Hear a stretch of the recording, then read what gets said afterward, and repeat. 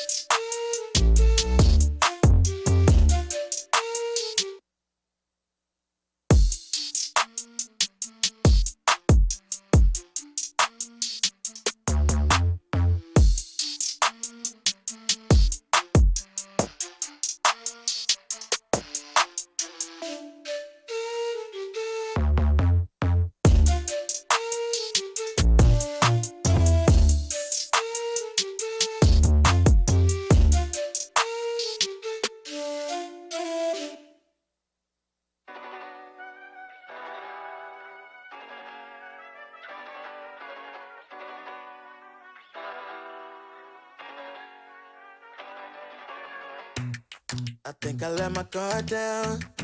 Certain things ain't the same now. Hard to navigate these problems. I'm by myself, you're not around. I tried to open up, it wasn't good enough. Put in my all and got nothing back. Now I'm stuck in the rain, dealing with all this pain. Why you gotta do me like that? Don't say you love me, then go and leave me. It can't get ugly, trust and believe me. Saying to myself, looks so deceiving. Trying to fight back, this far from easy. I've seen your hands. Delilah, don't you know I've seen your hands.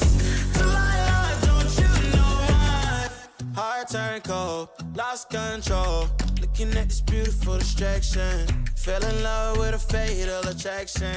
I really let my guard down, now relaxing. Why did I open up? She taking way too much. Put in my all and got nothing back. I'm feeling so ashamed, I fell into your game.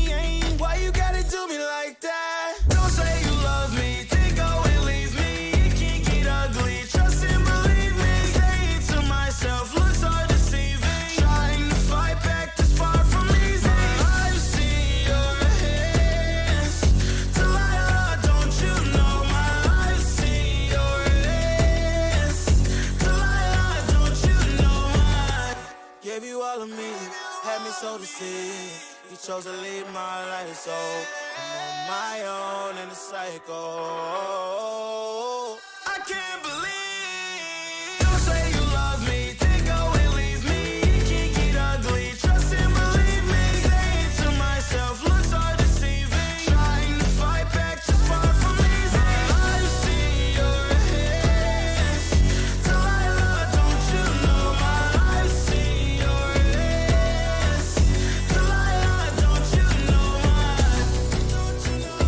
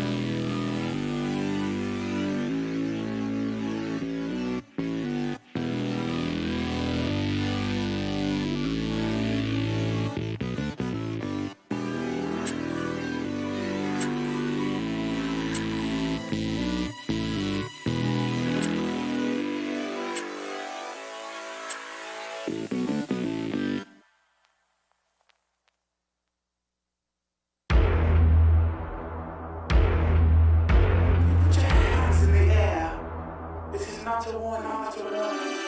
think that I'm running in place? Y'all really testing my patience. Right before I blow up the spot, I had to get back to the basics. What if my talent is wasted? You see what I'm lacking to placement. Thought since I rap in the basement, but my come up is legend, is greatness. I don't care now, it's pedal to the metal. I can never quit now, I will never settle. Puppet to the game, I'm pulling strings like Geppetto. We in the same game, but I'm on a different level. I passed it. Gotta keep grinding till I'm laid up in the casket. No fake round me, you feeling too plastic. Yeah, y'all feeling too plastic. They say my style crazy, but then it's straight jacket. Wow. Why you still testing my patience? Trying to turn me into something I ain't trying to be. All the hate is in heavy rotation. You gon' lose yourself, quit testing me. Don't make me lose my mind. Don't make me lose my mind. Don't make me lose my mind, cause I'm looking like Wesley, test me. Don't make me lose my mind. Don't make me lose my mind. Don't make me lose my mind, cause I'm looking like Wesley, test me.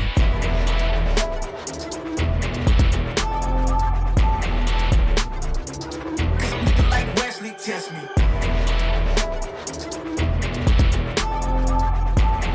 Don't make me lose my mind, cause I'm looking like Wesley, test me. Yeah, guess I know no better. I ain't got no chill, so they call me a devil, I know. Look, I am just a man on a mission. If I want it, then I get it, I go. And if you're trying to test me a beast, you gon' need Liam Neeson. The chance that you taking is flagrant. You're testing your luck. If you think you'll make it out, then you're sadly mistaken. Careful what you putting your stake in, cause I ain't got no patience and no limitations. You trying to figure me out, and I know I don't make sense. But no one's there when you call like you trapped in the Matrix. You need to take a break from it. I think you should take 6. Cause yes, I hold a throne and no one else can replace this. The pain will only go deeper the harder you chase it. I'm the greatest that you ever made. It's time that you face it. So tell me, why you still testing my patience? Trying to turn me into something I ain't trying to be. All the hate is in heavy rotation. You gon' lose yourself, quit testing me. Don't make me lose my mind. Don't make me lose my mind. Don't make me lose my mind, cause I'm looking like Wesley, test me. Don't make me lose my mind. Don't make me lose my mind. Don't make me lose my mind, cause I'm looking like Wesley, test me.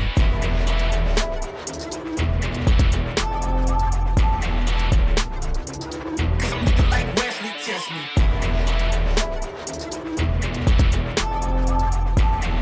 Don't make me lose my mind, cause I'm looking like Wesley, test me.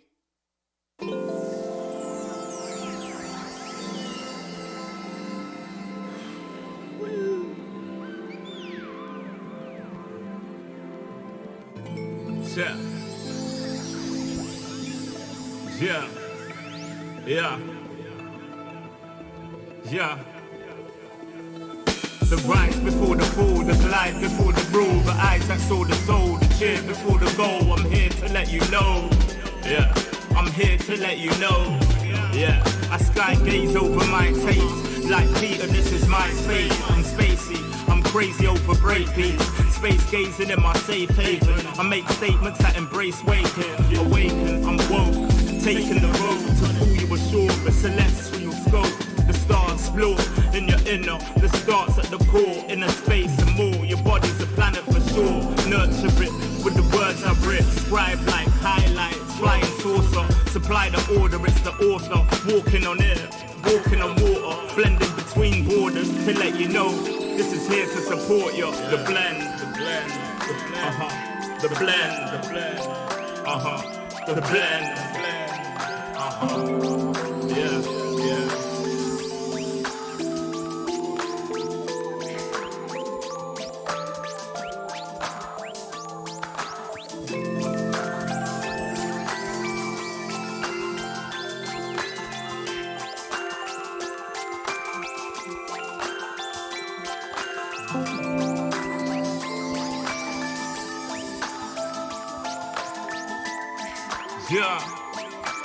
yeah.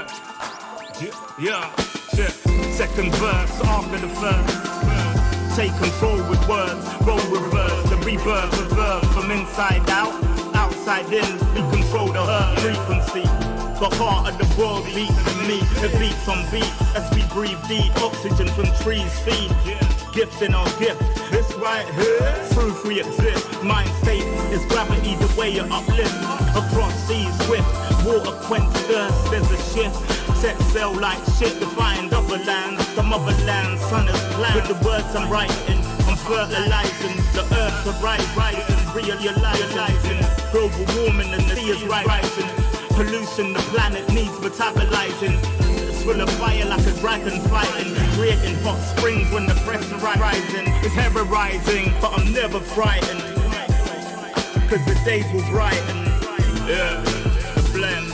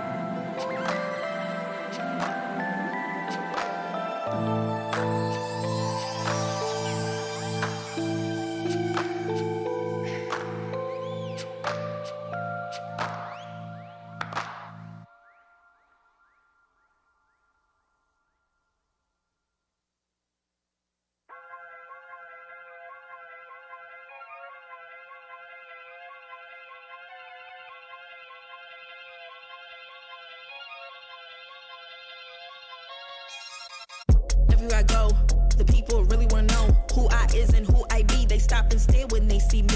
If it's said it once, no need to repeat. Run up on me, watch you fall to your knees. Tip my hat when it's time for the kill. Ain't no beast when you're really real. I am the boss, I am the Don. I am the one they call Lucky Charm. Got my own shit, I don't need your farm. Life was so hard, it made me weak. Built to last, this girl ain't weak. Sturdy and still when I plant my feet. Got it out the mud, now it's racks in my sleep. Look to God, he supplies my needs. Endless faith is what brought me next level prosperity.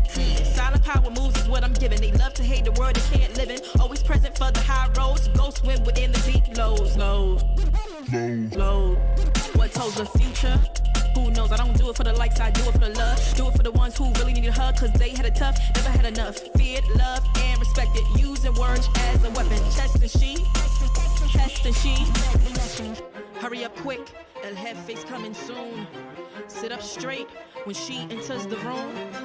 Be enthused, but don't look too amused. This is her queendom, please respect her rule. Hurry up quick, El Jefe's coming soon. Sit up straight when she enters the room.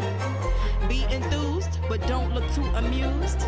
This is her queendom, please respect her rule. Smile in my face, Woody in my place, but act gully on cyberspace. Let's pump brakes, let's be frank. Running after him when you're the chase. You are the catch and he's the net. How quickly do we all forget to honor these small policies, my darling? You are the empress queen. Man, respect or he'll neglect. You are the wind beneath his wings.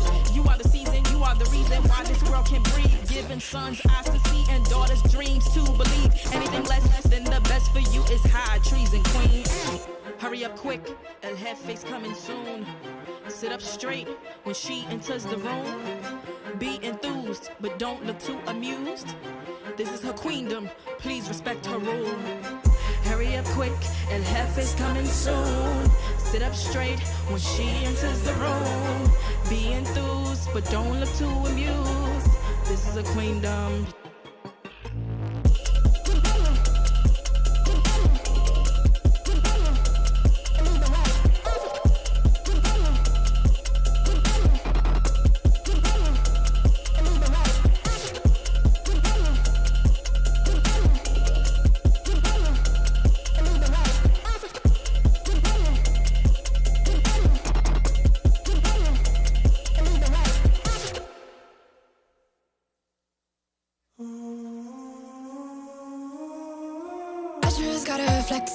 Flex on the lean. I just wanna rap to the beat. I just wanna back, cause I'm mean. I just gotta go back, I'm a freak.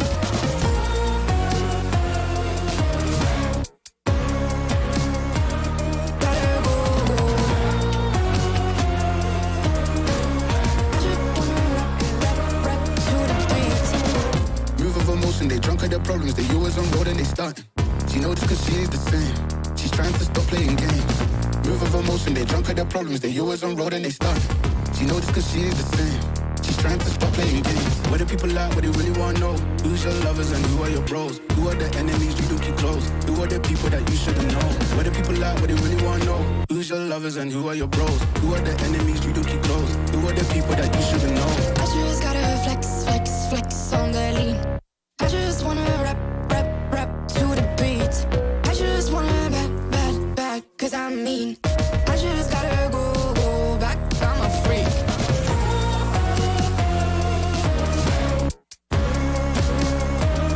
Gotta go. I just wanna rap to the beat.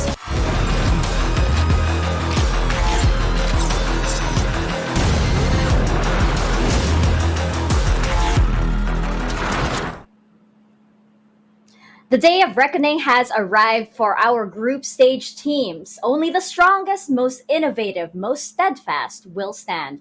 After all the hard work and sacrifice, the fact remains, the clocks run out. 6 will remain and 2 will end their journey here today. This is VCTPH Stage 2 Challengers Philippines.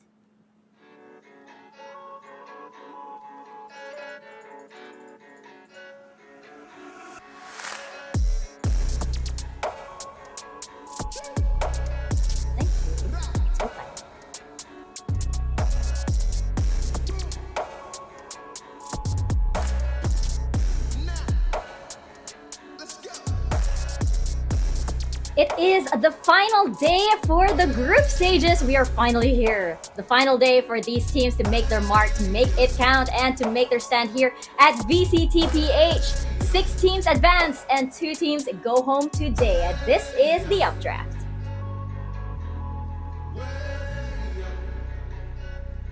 Welcome, ladies and gentlemen. It is the last day of the group stages, and by today's end, we find out who our top 6 teams will be. My name is Mika Fabs here leading the panel alongside Fluffy and G10 as usual. Gentlemen, how are you guys feeling? Last day of the group stages.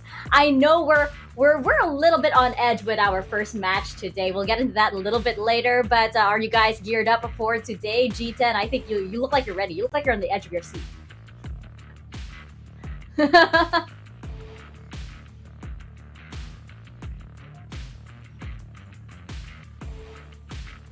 It happens in excitement. It happens in excitement when we forget what buttons to press.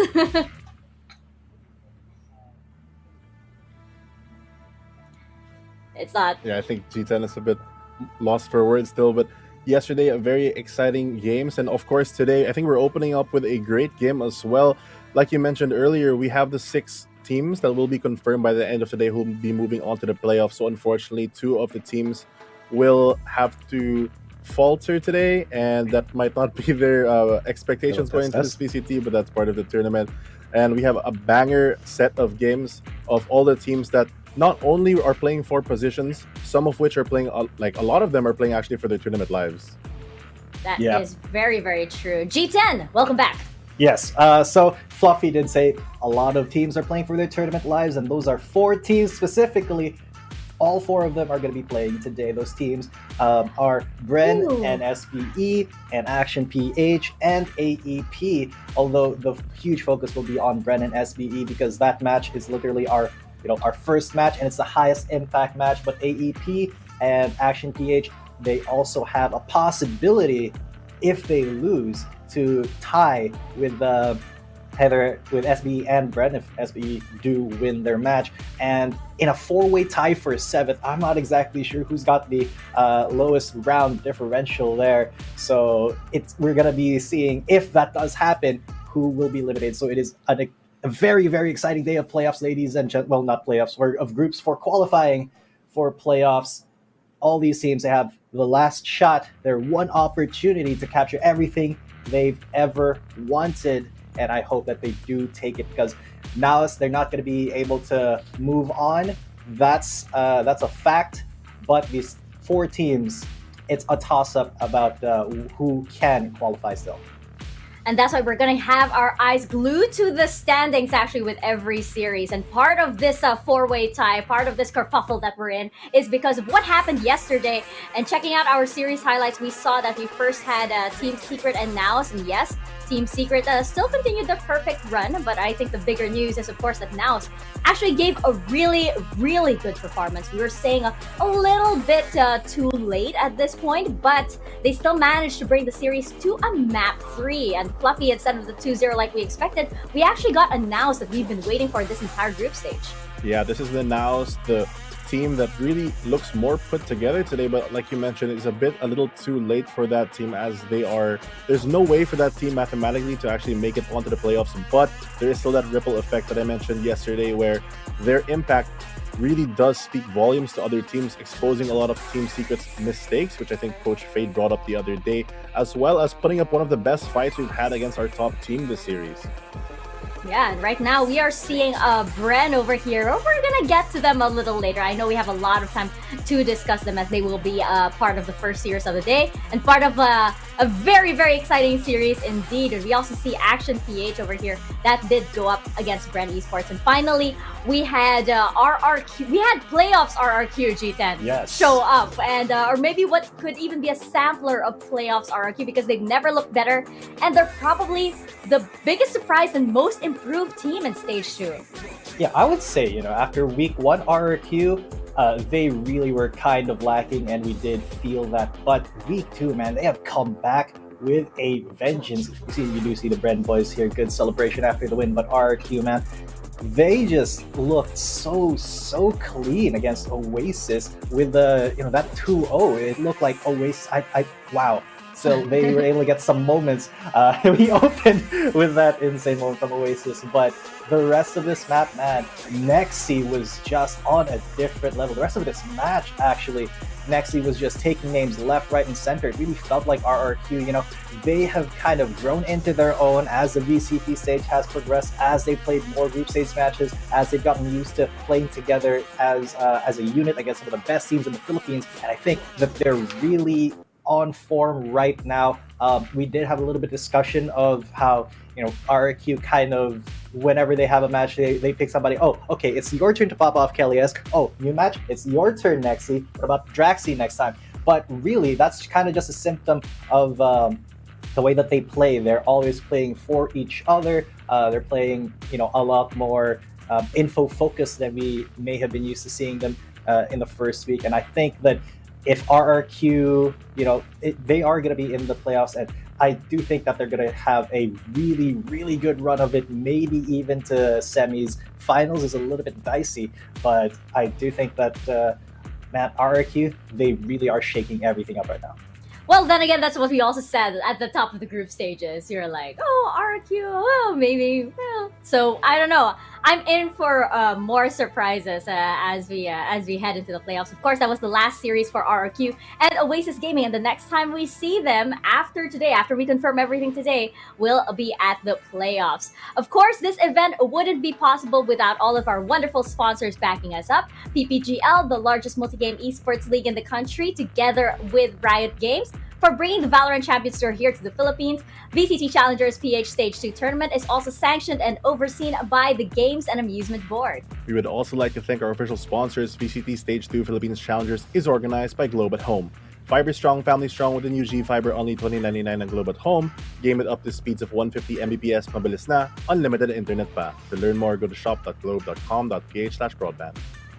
And finally, VCT 2022 is brought to you by the Asus Republic of Gamers. The Gladius 3 Wireless is ROG's top FPS sidearm. It's highly accurate, lightweight, and ergonomic. What's more, its switches are hot swappable. I haven't seen that on a mouse in a while, so you don't need to replace your favorite mouse mold ever again. If this fits your hand, you'll be able to use it almost forever. Go to ph.rog.gg/ROGXVCT2022 for more information about the ROG Gladius 3 wireless gaming mouse.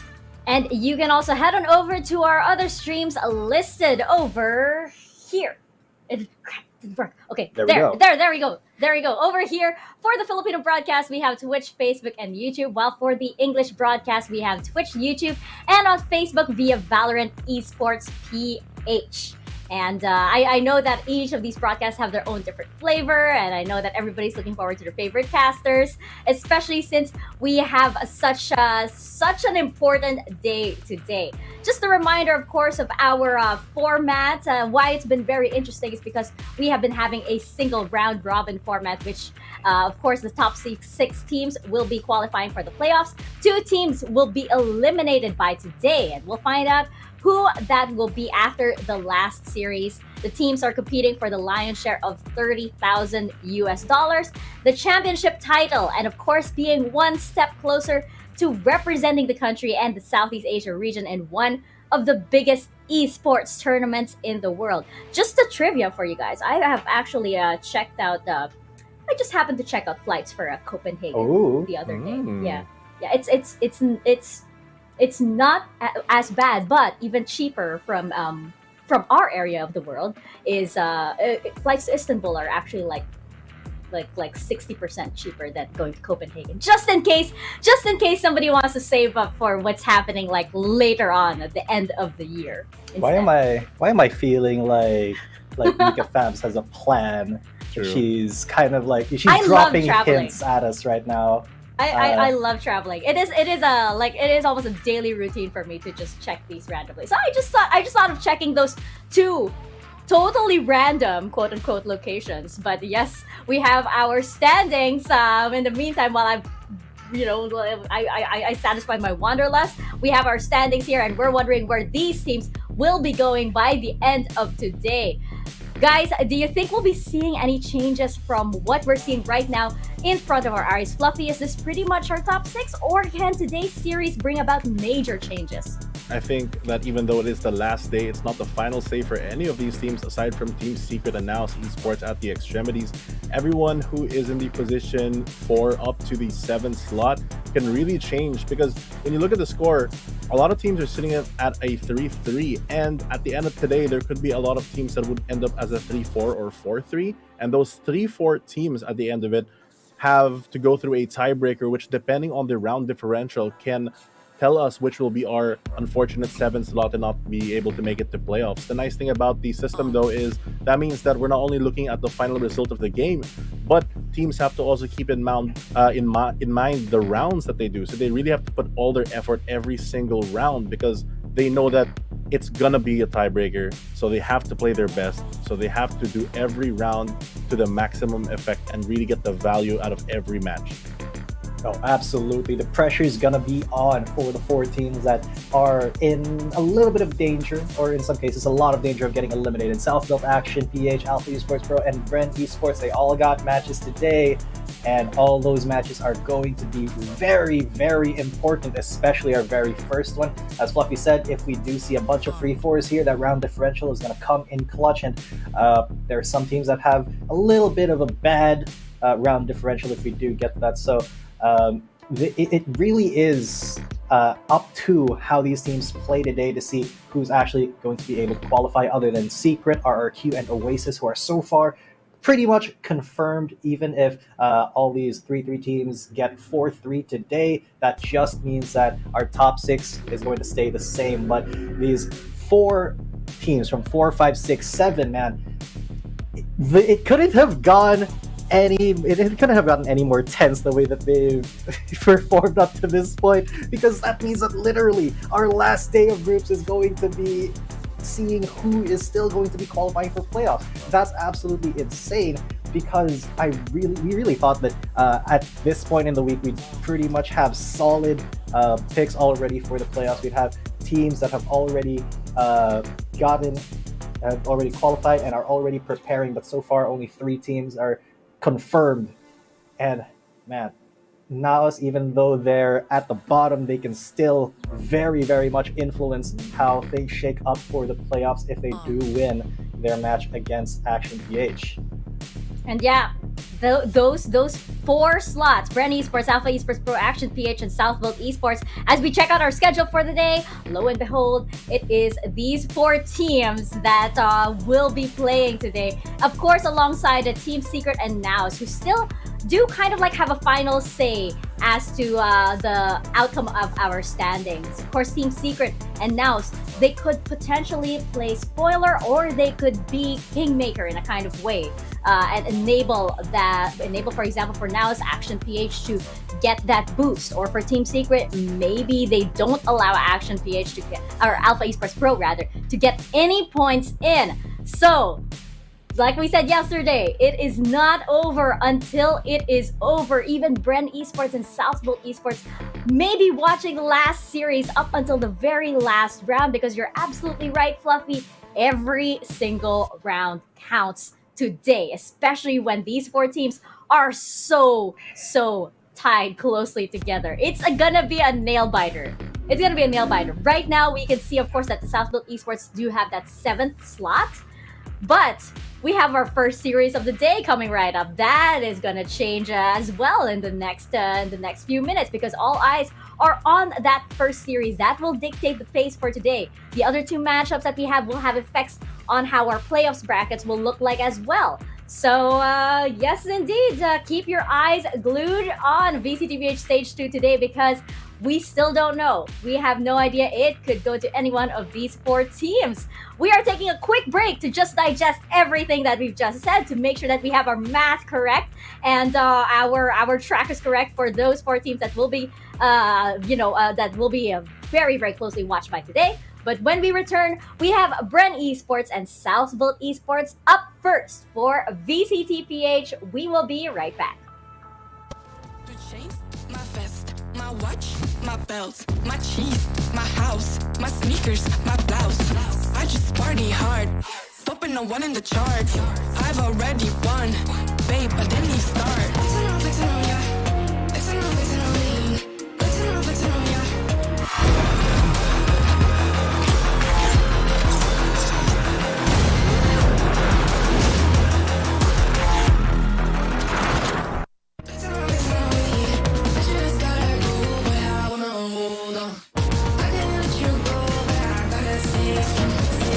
Unless you heard it from me, then you ain't heard it from me. Got it from me, all the energy extra.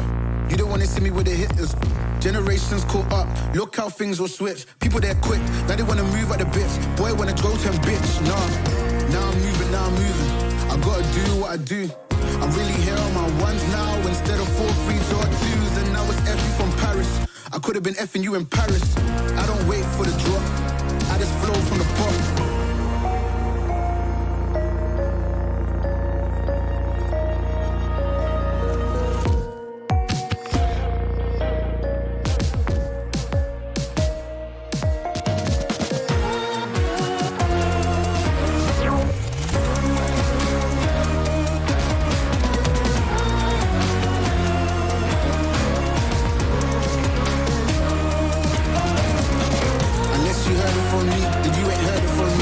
From me, all the energy extra.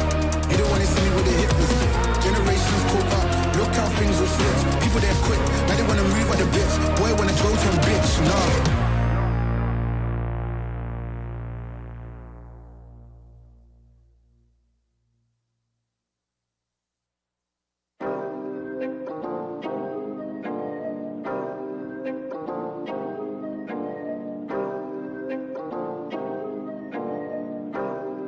Yeah. Nobody did it right, I had to show them how to grind. I had to beat the odds, this is the life I live for God. Taking a step at a time, we going up, we headed to Mars. Taking them chances, making decisions, you know I'm never gonna lie. Till you let go, I'm copying all them, who you gonna be inside. I cannot fake it, I gotta face it, I gotta do the time. You gotta wait, make for a great pay, make sure you're doing your job. Gotta deal with the patience, 200 at every occasion.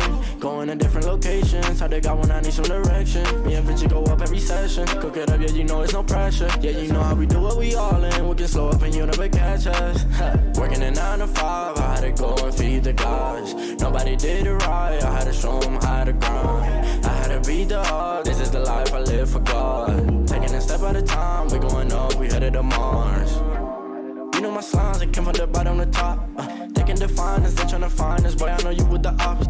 We're not the same, no, you can't compare me. I don't belong in the box. Don't try to play me, no, I'm not friendly. This is everything I got. Ain't no playing around, this is no playground. And no matter I do what I say now, I'ma go give them something to say now. Got them stuck on my back like a spray ground. Sees these, don't gotta complain. I'm a shooter, got eyes in my vein. They said that I would never make it, they thought I was crazy. They said I'm insane. Working a 9 to 5, I had to go and feed the guys. Nobody did it right, I had to show them how to grind. I had to beat the odds.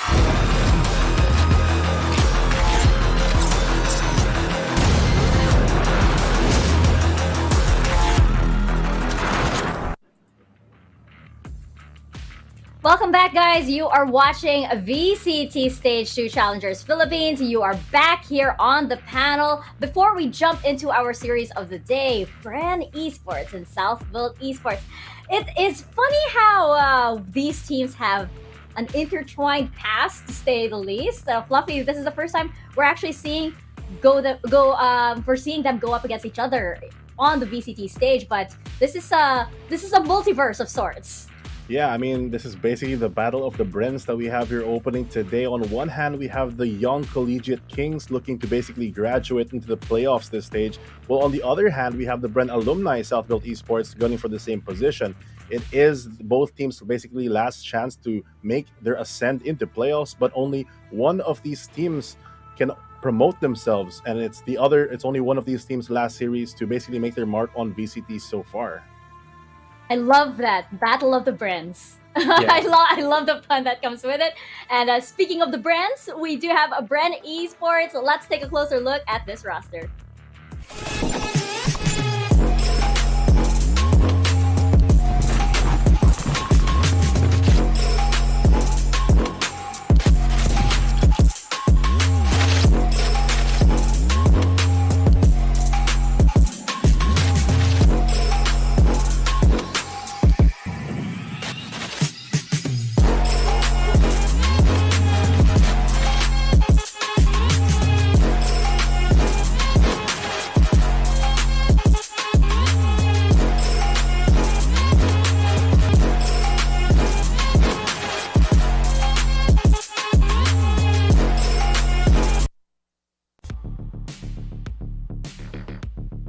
Coming off of a stellar performance against Action PH yesterday, Bren Esports looks to be on the top of their game. Fluffy, we saw what can happen when a player like EJ catches fire. The energy spreads like wildfire throughout the team, and Bren becomes the powerhouse we know they can be.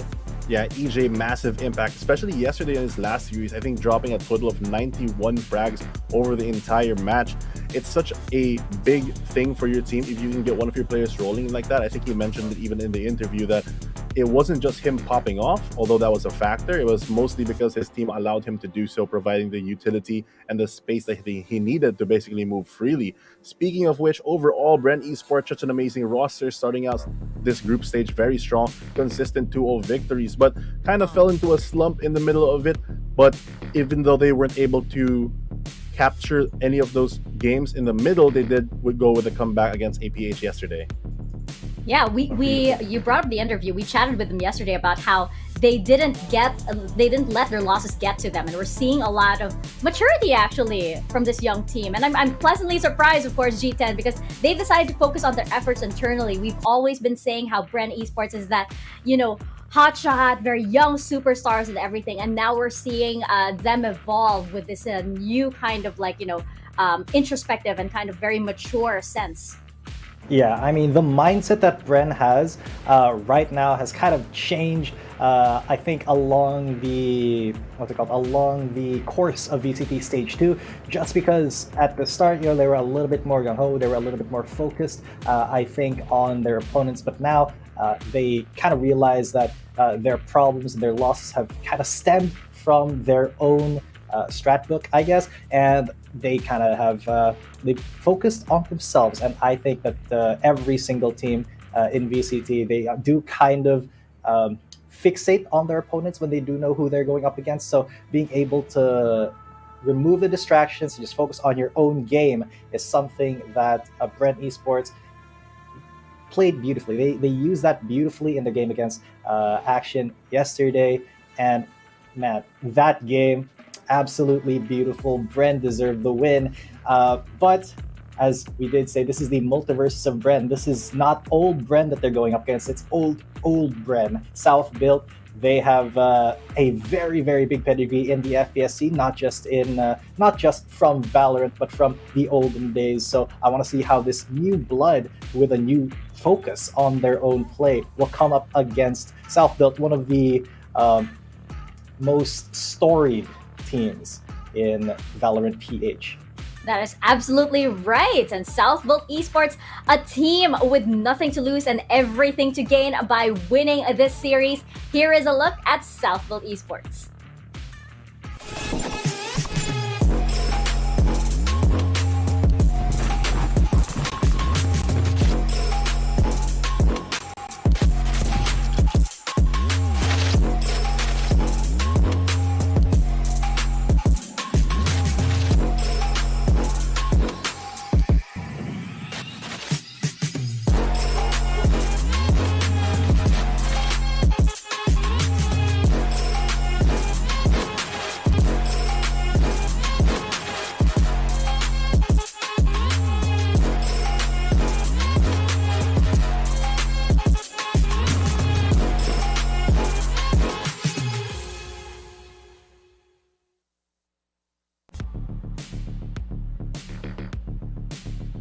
The former Stage 1 champions now at the brink of elimination. That is, unless they can dig deep and manage to pull out a miracle win in this series. G10, there is so much riding on the series, but this isn't South Built Esports' first rodeo. They've done this before. Can they do it again?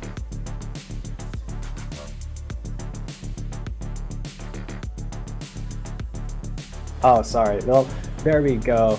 I was a little bit lost for words there. South built. It's a big question. Yeah, it is a big question. We've been asking this question for the past, I think, 4 or 5 matches. 4 matches ever since they went up against Team Secret and got that.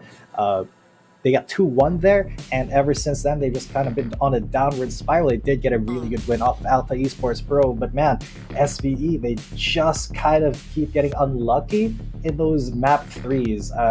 So far, every single one of their matches, except for Naos, has been a 3-game match, and they've been close. They have been close, incredibly close at times, but they just can't seem to close out the game when they are ahead, and they can't seem to mount a real comeback in the latter half of the game 3s that we've seen so far. But we have seen this before. We have called it the group stage South built, and we are, if history stands to reason, then if South built does enter into the playoffs, they're going to absolutely beast through the entire bracket. But that is a huge if, because there's a huge obstacle standing in their way. I would say that this is a fight between something like an immovable force and an unstoppable force and an immovable object. The classic back and forth between 2 amazing teams, and I really don't know who is going to win. I know who I want to win. I know what drama I want in the standings, but it really is, I think, a true 50-50 here. Both teams have been really looking good, especially lately, even with the losses of South built. Again, they've been performing incredibly well in those matches. And Bren, of course, they did just get the win yesterday. So the momentum is on the side of the young guns. Yeah, and speaking of which, we saw some amazing performances from the side of Bren Esports yesterday. Let's take a look at our head-to-head right now, because now we're shining the spotlight on two players that sort of I feel like they're the players that, you know, once you've exhausted the likes of EJ and Savvy and stuff, then you have Hot Sauce in the back line as the one bringing up the rear, as that safety net and that security blanket that your opponent will not take this round. Ja is also that on the side of Southfield Esports. And Fluffy, we know that these players, I mean, like, when the safety net is indeed here, like, this is the time to make sure that, you know, you have to secure all of those rounds. These players are that security for this team. Yeah, speaking of security, you know, these two players basically, from the stats alone, amazing, but out of the statistics are the pillars of every competitive esports team that ideally you'd want. You know, both of these players having such high impact during rounds, being the stalwart defender sometimes solo on sites, mainly playing that sentinel role. I think Ja does flex into that controller from time to time, but regardless, they are both two players that consistently not only provide utility for their team, but also frag out from time to time. They consistently are from the first to third top frags off the ladder for their team. So having a player that can do both gives the rest of the team just the freedom to just express themselves and make bigger and better plays. You might be even inclined to risk certain areas of the map knowing that you have a player like that on your team that can retake it. Yeah, G10, anything to add to this head-to-head that we have between Hot Sauce and Ja? Well, you have seen the stats, they're very close together, but I would say that Hot Sauce has had more defining performances in Bren this stage than Ja may have had in SBE, because SBE, it does look like, you know, they're a little bit more balanced as a team, and while they do have some clutch moments, they don't exactly have too many of them. They don't exactly rely on them, except for, I think, in their last match against Oasis, where they were trying to, keep themselves in the game by clutching, but Oasis just had a little bit of too much of a stronghold on the game.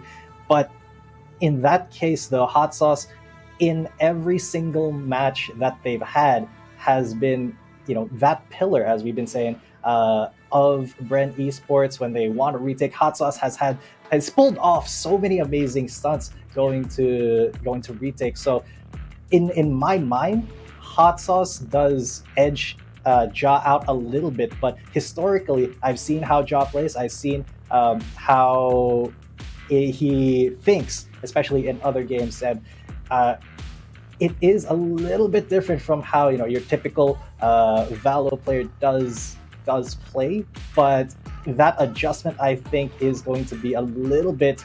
I wouldn't say lacking, but it's they need something more to beat Bren here, I would say.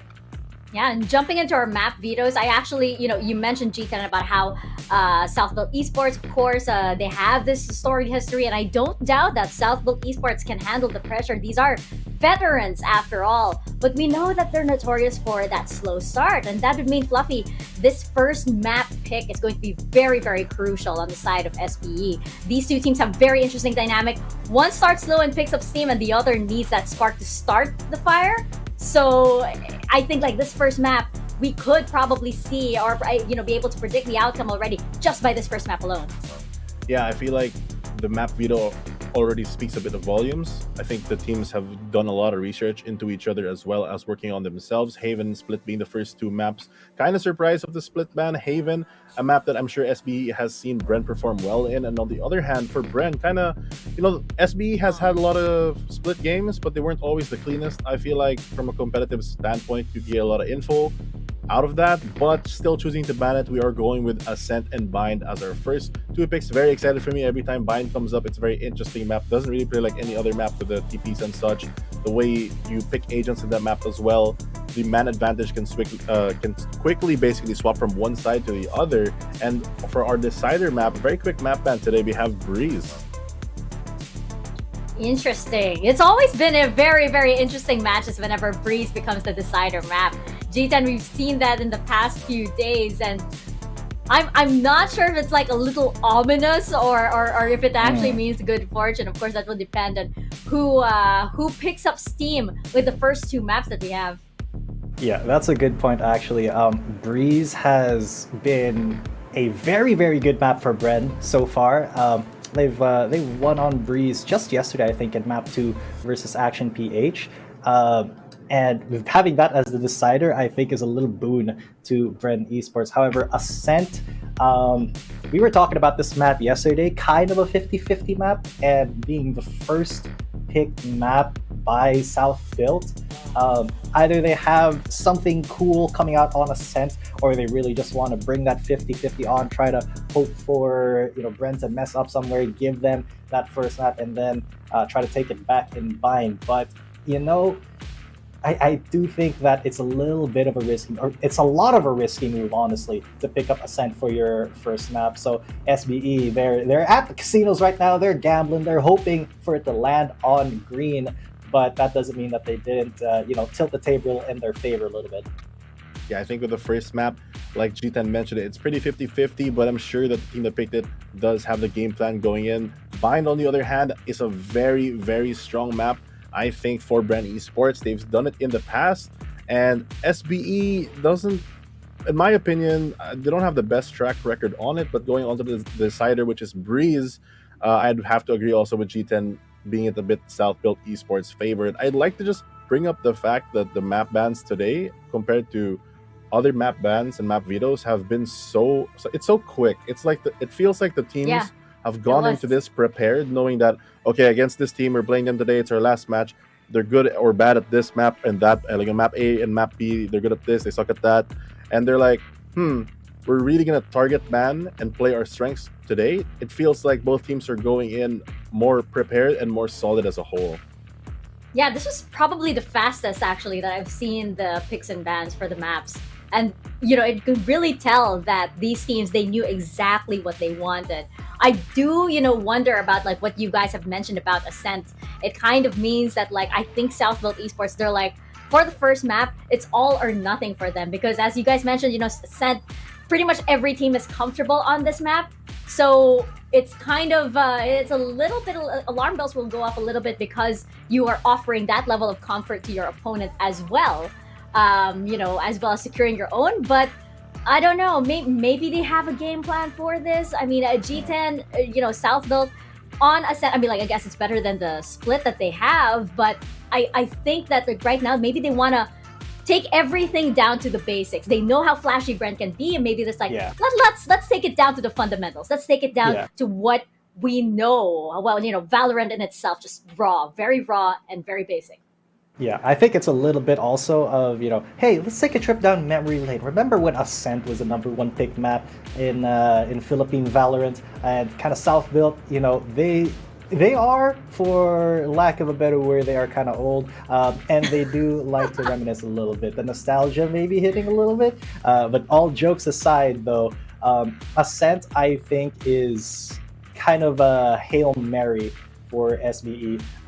They do want to play at 50-50, but they also have a little bit of surprises in for Bren there. But in my opinion, it's still going to be a 50-50. Now, Bind, I think, is where we're going to see the most interesting match, because that, honestly, is execution dependent. And if your game plan is not on point, if your attack and your retake are not on point, Bind is going to be the most difficult map. So I'm interested to see in map 2 who has a more solid game plan.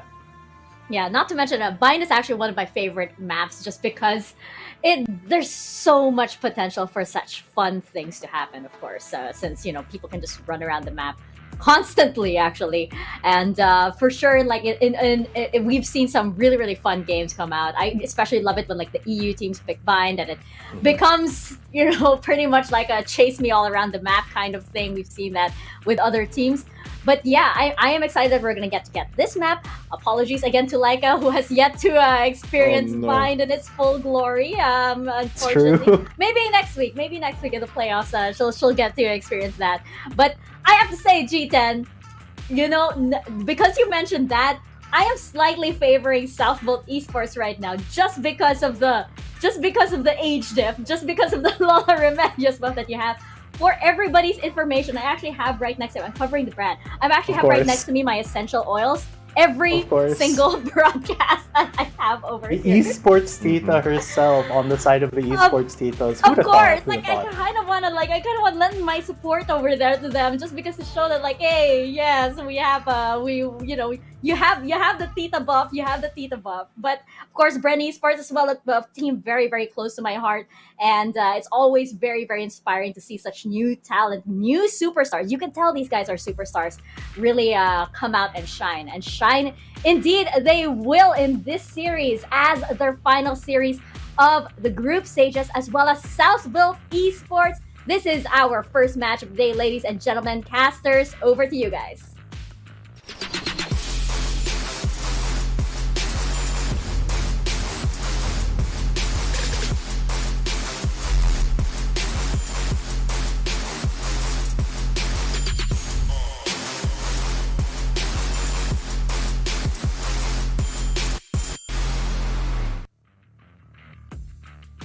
You know, I really don't understand why they keep saying SBE is that old. Guys, they're really not that old. I don't get it. But welcome back, guys, to, the fun side of things. I'm kidding. Everything is fun. The panel has been fantastic.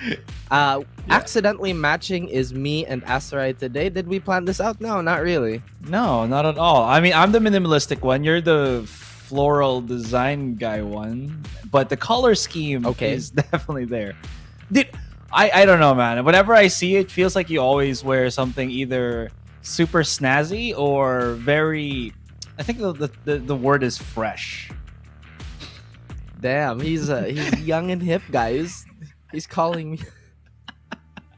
Why are our intros always so many pot shots at each? Oh no, those are lovely compliments. Thank you very much. Exactly. But, why are they pop shots? I was calling you hip and young and fresh, as the kids say. But speaking of kids, we will be seeing. Yeah. All right. I really also don't know why we always shoot the shot against SBE with what their really maturity in terms of physical stature is. But yeah, let's go into talking about this Bren versus Southfield Esports matchup, which is going to be starting in just a bit. Now, the panel did brush up on the specifics of the pick and bans, as Ascent looked like a very strong map for SBE. That being said, though, I think it's still not as scary as if they would have gone possibly for split. We have seen some incredibly polarizing games from SBE in this particular map, where they can just get incredibly dominant split games and then incredibly not so dominant split games. So it's a real toss-up, but when they get it on a good day, I think Bren just do not want to touch that hot potato. That being said, I still really do think that this entire map, except for maybe Bind, is still very much a toss-up between these two teams. Bren really have an idea on Bind. I think the only problem here for SBE is that they do lack that setup execution that might make it very difficult for them to take Bind, which I think Bren specialized more in this particular best of 3. I think, if I'm not mistaken, it's actually SBE that plays double controller on Bind the most. Well, at least recently, right? Yeah. But let's go back to map 1, which is Ascent. Let me just check my notes. Yes, it is Ascent. Yeah, I'll talk about Ascent, right? I feel like this is leaning towards SB just a little bit more. We've seen some shaky performances from them, as you mentioned, but there is that fabled Papi Chulo spot, basically holding early, I think it's shallow fast lane. But in any case, Bren has been on a bit of a tear. They do fight to survive. Actually, both these teams are fighting for survival. I kind of also want to go back on group stage SBE, which, I don't know, man. I hope we get to see the chance to actually see SBE when we hit the playoffs, is what I'm saying. Yeah, I get you. Again, we've always started each and every discussion about SBE that they have their group stage phase. They have their playoffs phase.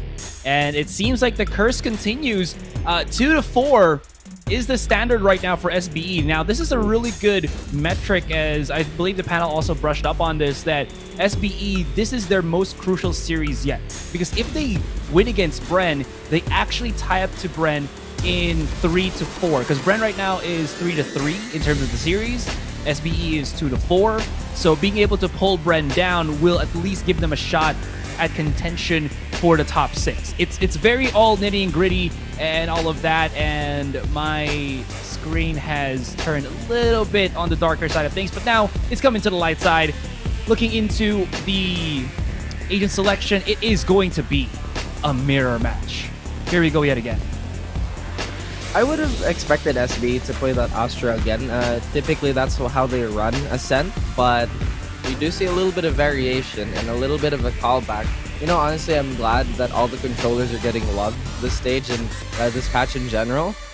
As much as I wouldn't necessarily say as much as I love the Astra meta. As much as I didn't mind the Astra meta, yeah, it did really feel like if you were playing anyone else, but it was a bit of a throw.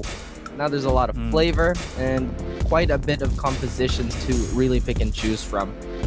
Bren, this is somewhat hard to tell, right? Because as Mika mentioned, Bren need a little bit of that Tinder for their flame to fully flourish. Meanwhile, SBE, they're a little more constant. So the longer this match goes, I feel like SB have an edge. Bren, they kind of tend to burn themselves out. But this is a pretty fairly new and polished Bren, I would have to say.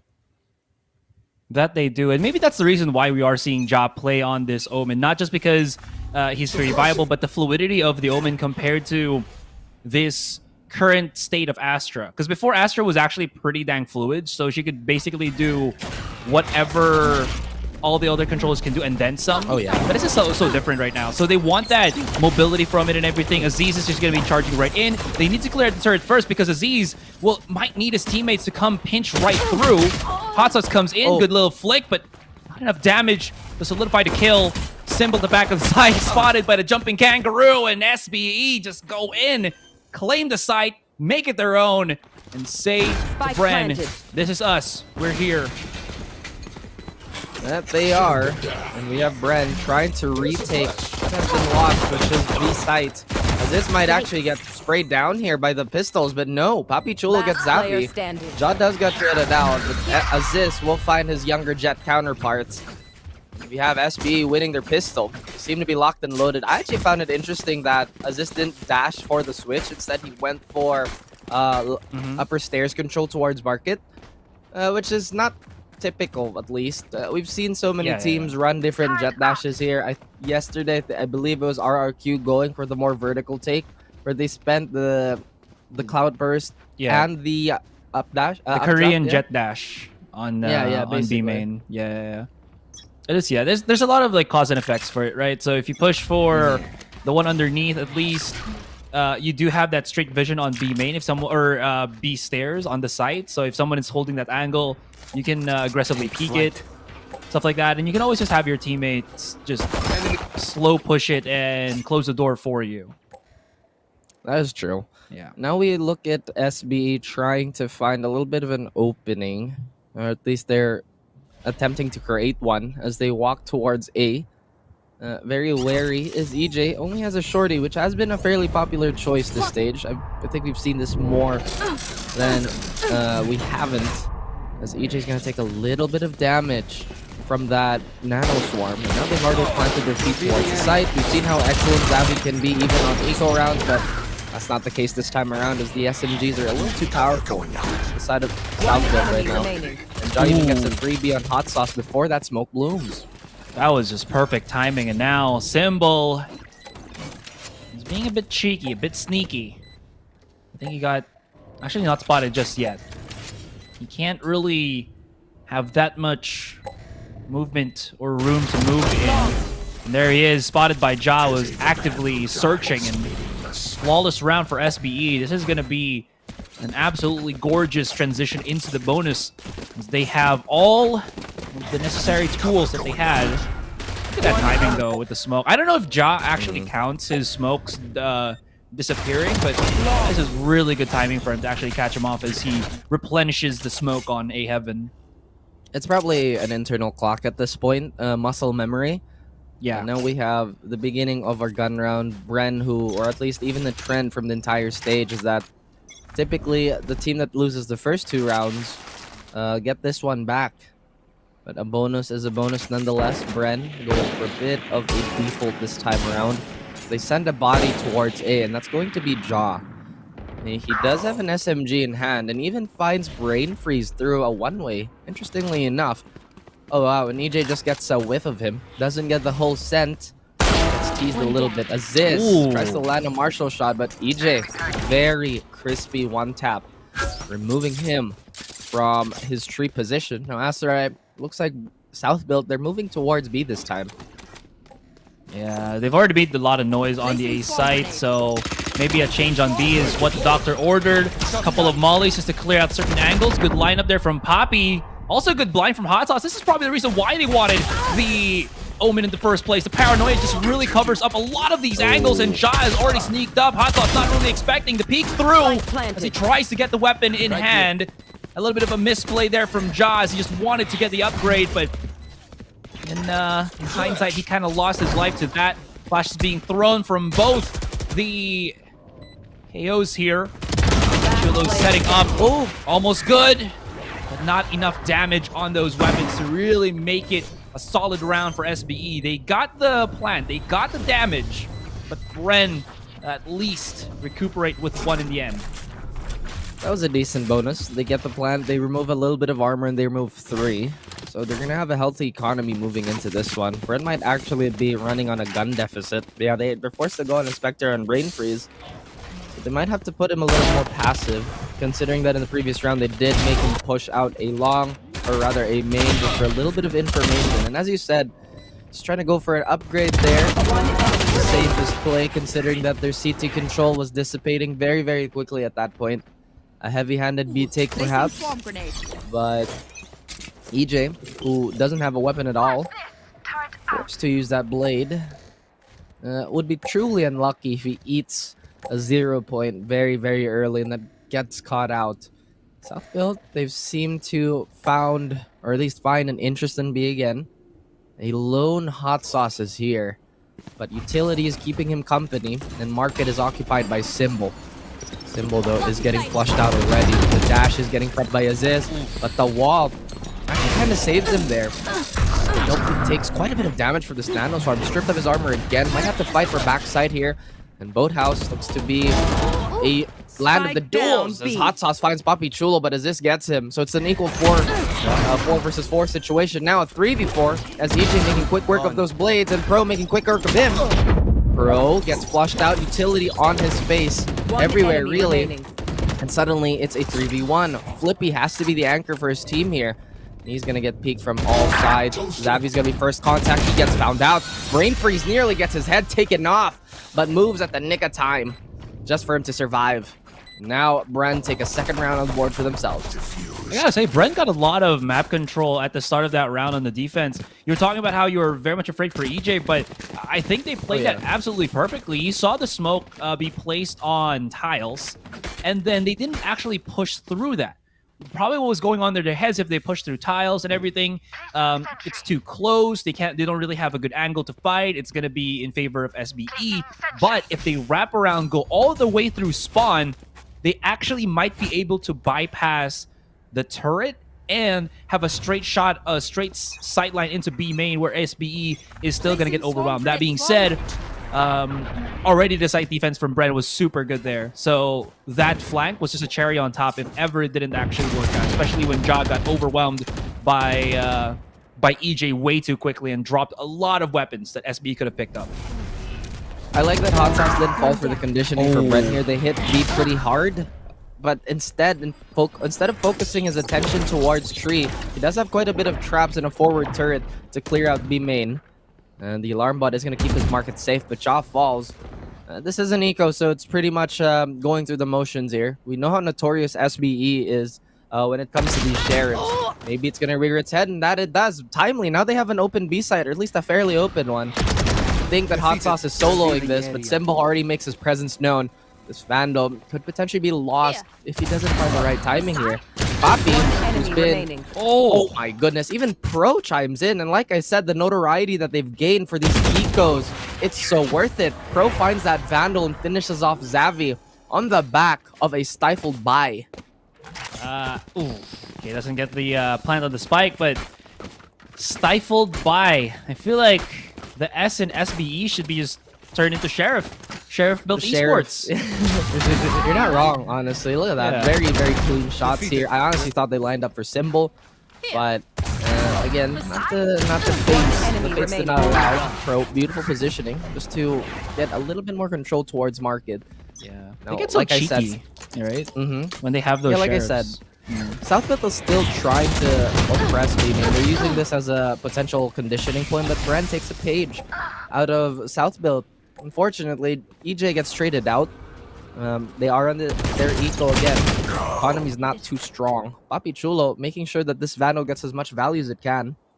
That's right. We are down to a 4v3. Oh. Okay, we equalized just a teeny tiny bit, but well, maybe not. We'll see. The hot sauce has made a bit of wave on B. Showed his presence there. He will not push. Ooh, what? Oh, Ja trying to mix things up. He's trying to get a rile out of anybody from Bren here. It somehow sort of works because he's made so much noise that Symbol actually peeks through. And now Hot Sauce, always on the alert.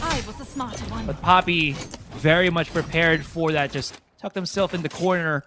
But he tucked. Hot Sauce, good night. Sleep well, good friends, and see you on the next round.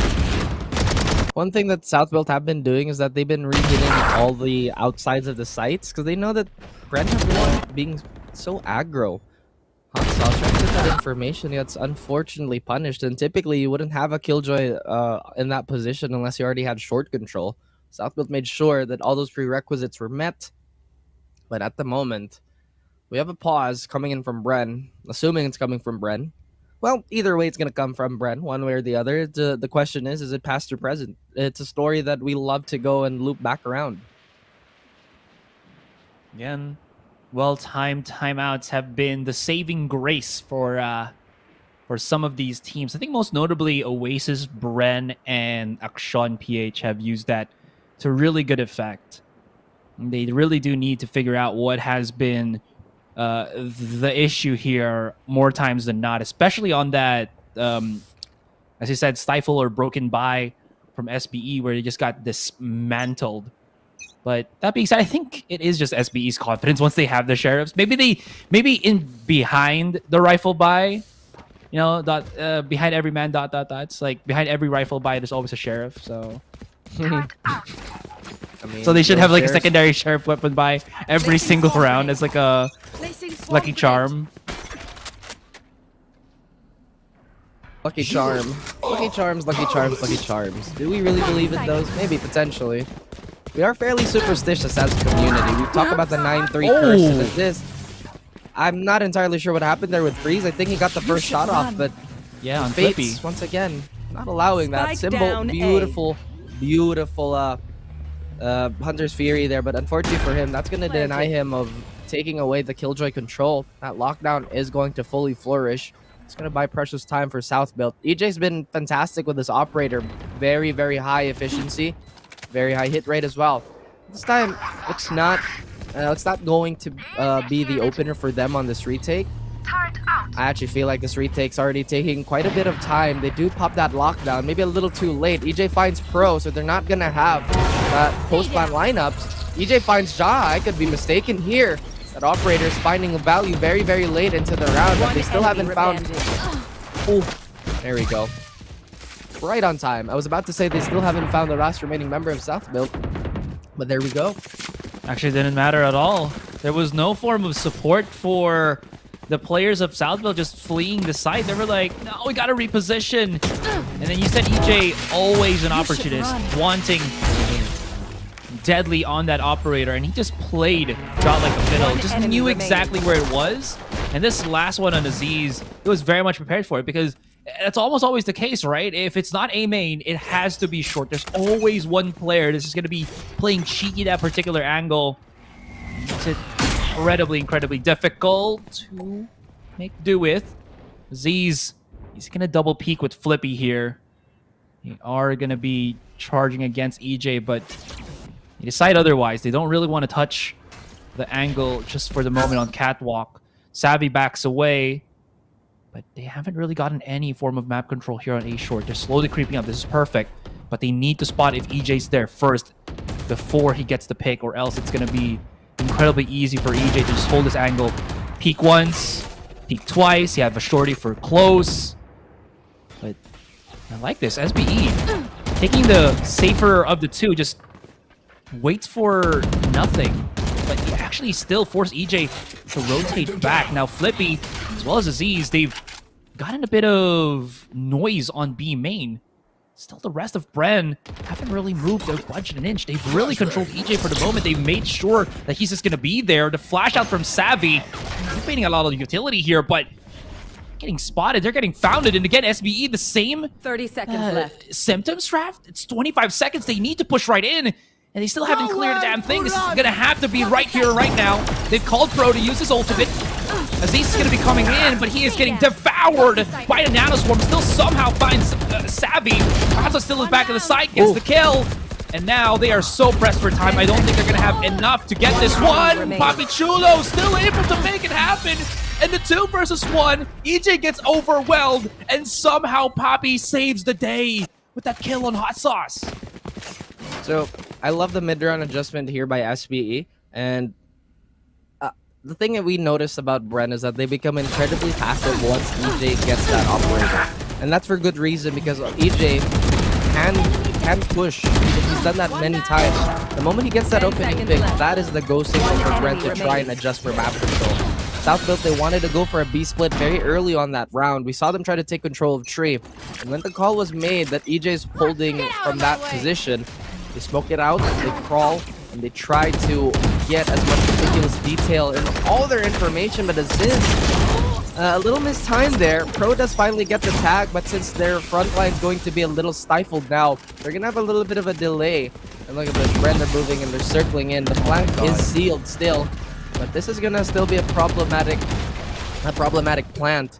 Not going to have a lot of post-plant positioning here, considering they have given up. Actually, no, they did give up A main. They do reposition. They have the Killjoy and the Sova here, both Pro and Papi, but look how ridiculously low they are. It is pretty ridiculous how much tag they got from Hot Sauce. EJ flies up to the skies. I show my fangs. Savvy 8K hits the huge counter on the lurk. He spots out Pro, and they're segregating the rest of SBE, who don't know what the plan was from Bren there. But it was just to close in on all cylinders, get the kills, get the picks, especially as you mentioned it. SBE were incredibly low in terms of HP. That they were. And still many, oh dear me, many questions to be answered for South build. Same as Bren. And they're both fighting for their lives here, so maybe potentially could be overthinking some of these rotations. They already had a foothold in Tree earlier, but decide to give it up. I can't believe Savvy actually found Papi Chulo there. Maybe if he just kind of stayed with Pro for the double stack, could have been a different story.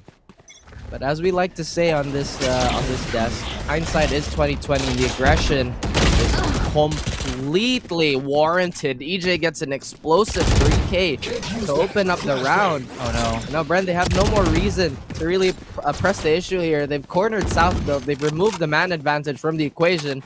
And they fall back on site. Very, very timely. Aziz and John and Papi, you know how clutch they are. Still have quite a bit of round to play out, but even more utility to wade through. Potentially a save call could be in mind, considering they don't have the bank to make, or rather the bank to fall back on. Sheriffs, again, very, very strong.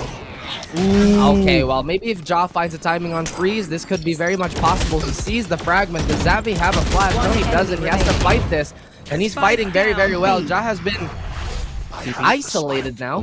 He's iced. Sauce versus Symbol. Does he have the TP? Oh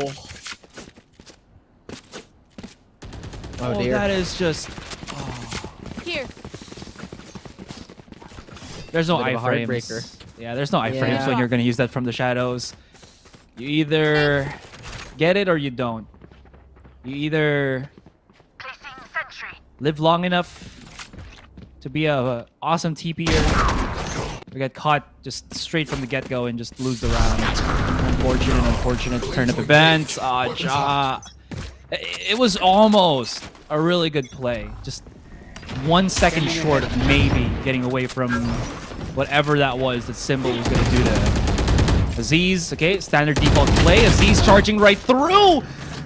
Losing his mind a little bit there, wanting to get the catch, wanting to get the map control, but they've left the pitch once again, and Symbol's still the back of the site. He's just going to handle that, anchor it, let the rest come through. And look at Symbol, just cool, calm, and collected, chilling at the back of things, and Last round becoming before the just switch. the absolute immovable anchor of the back of B. Ambitious and rambunctious. Not meant to be. No success on that eco round whatsoever. Bren, they know how to respect this, and Aziz nearly gets Zappy, but Zappy ducks all those bullets. It's one thing that you kind of hate looking at the Spectre, but what do you really expect from a stifled buy, from a lesser buy? Now Southfield, they are topped up and ready, but still an operator that they have to deal with. It's still in the hands of EJ, who's incredibly proficient. He positions himself towards A main now, which Southfield have been mostly avoiding. I feel like their higher success rate was when they were defaulting, leaning towards B. And especially early in the round, their mid-round call has been pretty patient, pretty conservative so far. But look how far deep Aziz is, but he does retract just a tiny bit. And now they group up, they rendezvous towards B lobby. Are they gonna call for Poppy to play a fake ultimate here? But the thing is, Brain Freeze is right there to spot this. Whether it's just to get a cheeky little position on A main or what, Poppy has to take down Brain Freeze first before he can create any form of threat, right? And being hit by that blade only makes it so that Bren Can't use that. won't really be fooled by this, but he still will do it. Okay. All right, I like this. So the Nano Swarm to help out. This will sizzle Brain Freeze, and he's about to go down! What is up with these Omens dying from their own ultimates and whatever? Anyways, Aziz, he kind of hits the top of the roof there, doesn't able to transition in. Oh no. Hey. What is happening? All these Omens, man! Nanos, I don't know. Maybe the mystical don't work with the technological. It is... Maybe. Anyways, let's not get coupled by that because we still have the retake to ensue from the rest of Bren. Aziz, able to get away from the pulse here, though. Poppy hides himself pretty well in B main, but the readdress from EJ gets spotted, but still wins the fight in the end. They do silence him very briefly, and a 2 versus 3 gives Bren a really, really strong angle to work with. The cover back into Flippy, but it's not going to happen. There is definitely enough time for Bren to get this, and they should be ending the half 7-5. Very, very good half by Bren here, but now this is where Southfield kind of gear up. We know them as a very defensive team. Sides. This time around, maybe their adjustments are going to be a little bit sharper, as Bren has proven to be quite an opponent, quite a book to really read upon. I'm not entirely sure why this flag didn't work out, especially when they moved towards B. And like you mentioned, the Omen's kind of dying. Feels like they were a bit of a blood sacrifice here. Poppy did get the timing, and he found one. He chose to reaggress, just kind of pinch like you mentioned. Hot Sauce really making a splash, making an impact, making waves. Bren on that retake. And we have a bit of a halftime pause. I'm glad that Bren have been adjusting as quickly as they have been. Because the moment that they've been, like I said, right, they've been anchoring on EJ's frags when it comes to aggression. Yeah. The moment they get their op picks, that's when they get the cue. Oh, maybe let's go fight for map control just a little bit, and then they move pretty cohesively when they're moving that defensive line. Now, the bigger task is at hand, and it is to keep this lead and potentially steal this map away from Southfield completely, especially on this attacking side. I think players from Brent also figure out that this is their, in certain terms, do or die, because they're not out of the hot water yet, or even at all. So both teams really relying on this series. I think this is, correct me if I'm wrong, Raph, this is like the series that is the most important out of all for today. Let me double check that. Well, both these teams are definitely contending for that spot to be in the playoffs. Yeah. I mean, the second one... Yeah, sorry, go ahead. they are at a pretty fragile position because let's just say one of them end up at the 7th seed. Moving into the playoffs, they're gonna be running into Team Secret immediately. So it's not a fun time. This stretch of games for whoever takes the position, but that is how competition is. It's ruthless, it's merciless, and it's very unforgiving. Swarm grenade.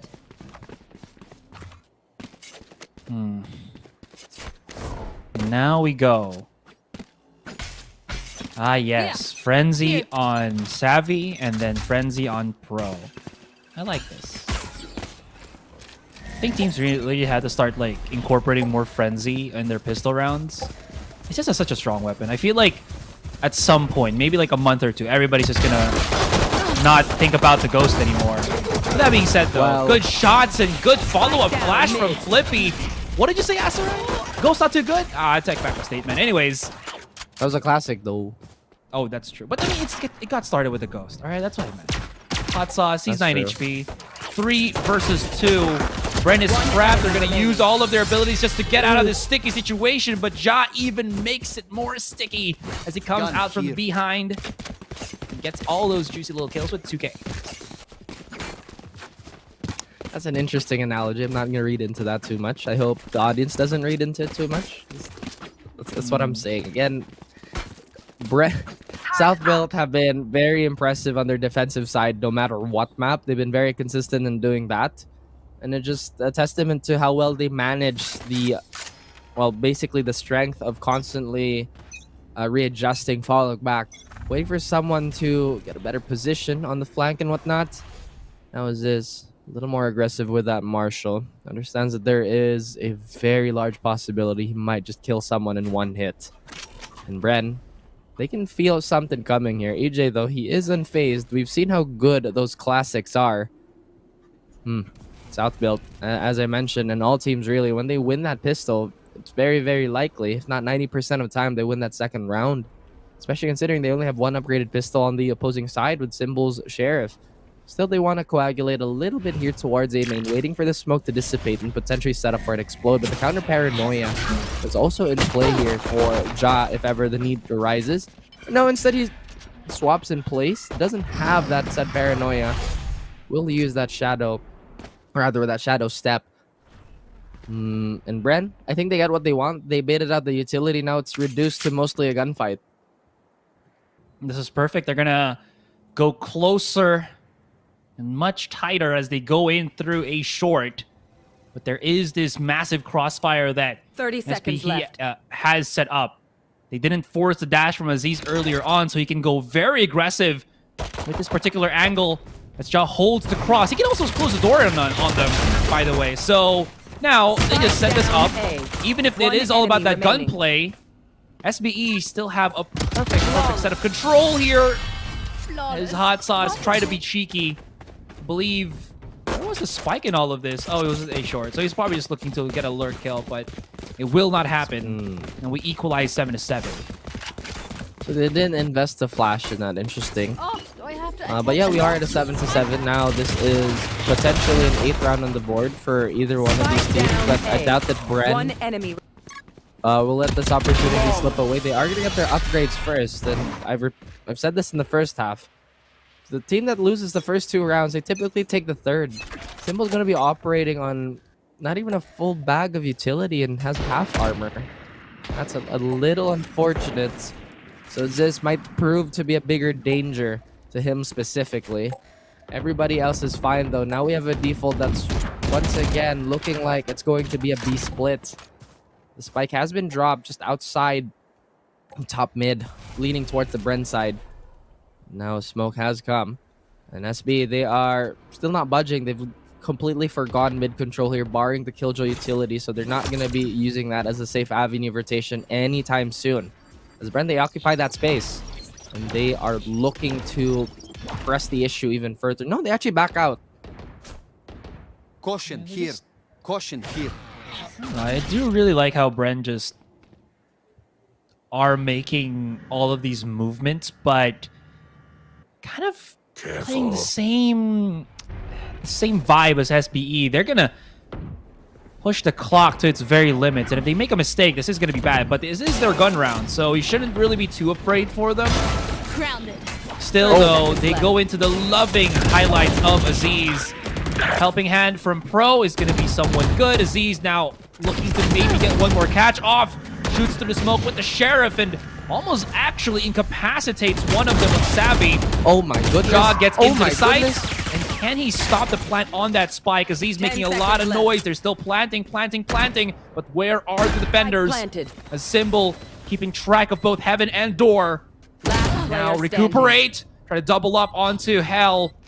And it is working. Can Poppy actually creep up? The Blade does find nothing. Look at the angles for Bren here. They knew he was going to come, and they weren't really afraid of what was about to, as they got that 2 versus 1 in the bag. Well, 2 versus 2, then 2 versus 1. And I was a little bit afraid, because Aziz was hitting his shots, but he only was good for the one, and he couldn't really reset for another. He did find, or rather, SB did find that blind spot and that timing in Jenny later on, or at least later in that round. Like you mentioned, it did look very, very precarious for Bren. Still a very expensive round for them nonetheless. They did win that round, but look how well, I wouldn't necessarily say inferior, but their armor is definitely lacking. They have a Spectre on Brain Freeze. And that operator is not going to work out for Aziz. Not for the meantime. They assume that he swapped out, but no, EJ's entry actually gets denied. Xavi now has to be careful. He does have that 0 point, but a little pointless, to be honest with you. Aziz doesn't have a dash anymore. I believe he's expended it. I think that's going to seal off the reset. At the very least, they're not going to get Cloud Bursted out. They try to sell the fake, but SBE, very, very hard team to crack when it comes to over-rotation and whatnot. They're going to be very patient about it. Look at this. They're already gearing up for it. They are leaving. Got to defend for himself, and Pro with a bait and switch. Xavi couldn't reset in time. Couldn't even get up in time. As South Build, they create a man advantage here. Symbol and Brain Freeze, they're still trying to push Papi Chulo out of tree, and they're very successful at it. They swing once. Aziz is so low, but he's tempting fate here. Brain Freeze swaps out to the Phantom. A little more ROF. Perfect. His timing, man, really has saved the bacon for Bren. More times than not, Jado was able to access B main. No utilities would be had here. Nanoswarms are being used. He's hearing all the rotations, all the drops. He's already showed his presence and cannot get any picks. Oh, shot. Unfortunate. That was his moment to shine, his moment to break the momentum for Bren in this round. And now, they've dropped the ball here, Raph. It's going to be a 2 versus 3 with Aziz being incredibly low. Flippy only having 1 flash. I don't know if this is going to be enough. We'll see how this goes. They need to break the recon first and not get tagged by it, which is a must. But the smoke coverage from Brain Freeze gonna make this an absolute nightmare for SBE to come right in. So prepared, so ready, and again, so outnumbered. SBE lose another, and Bren start to create some round advantages.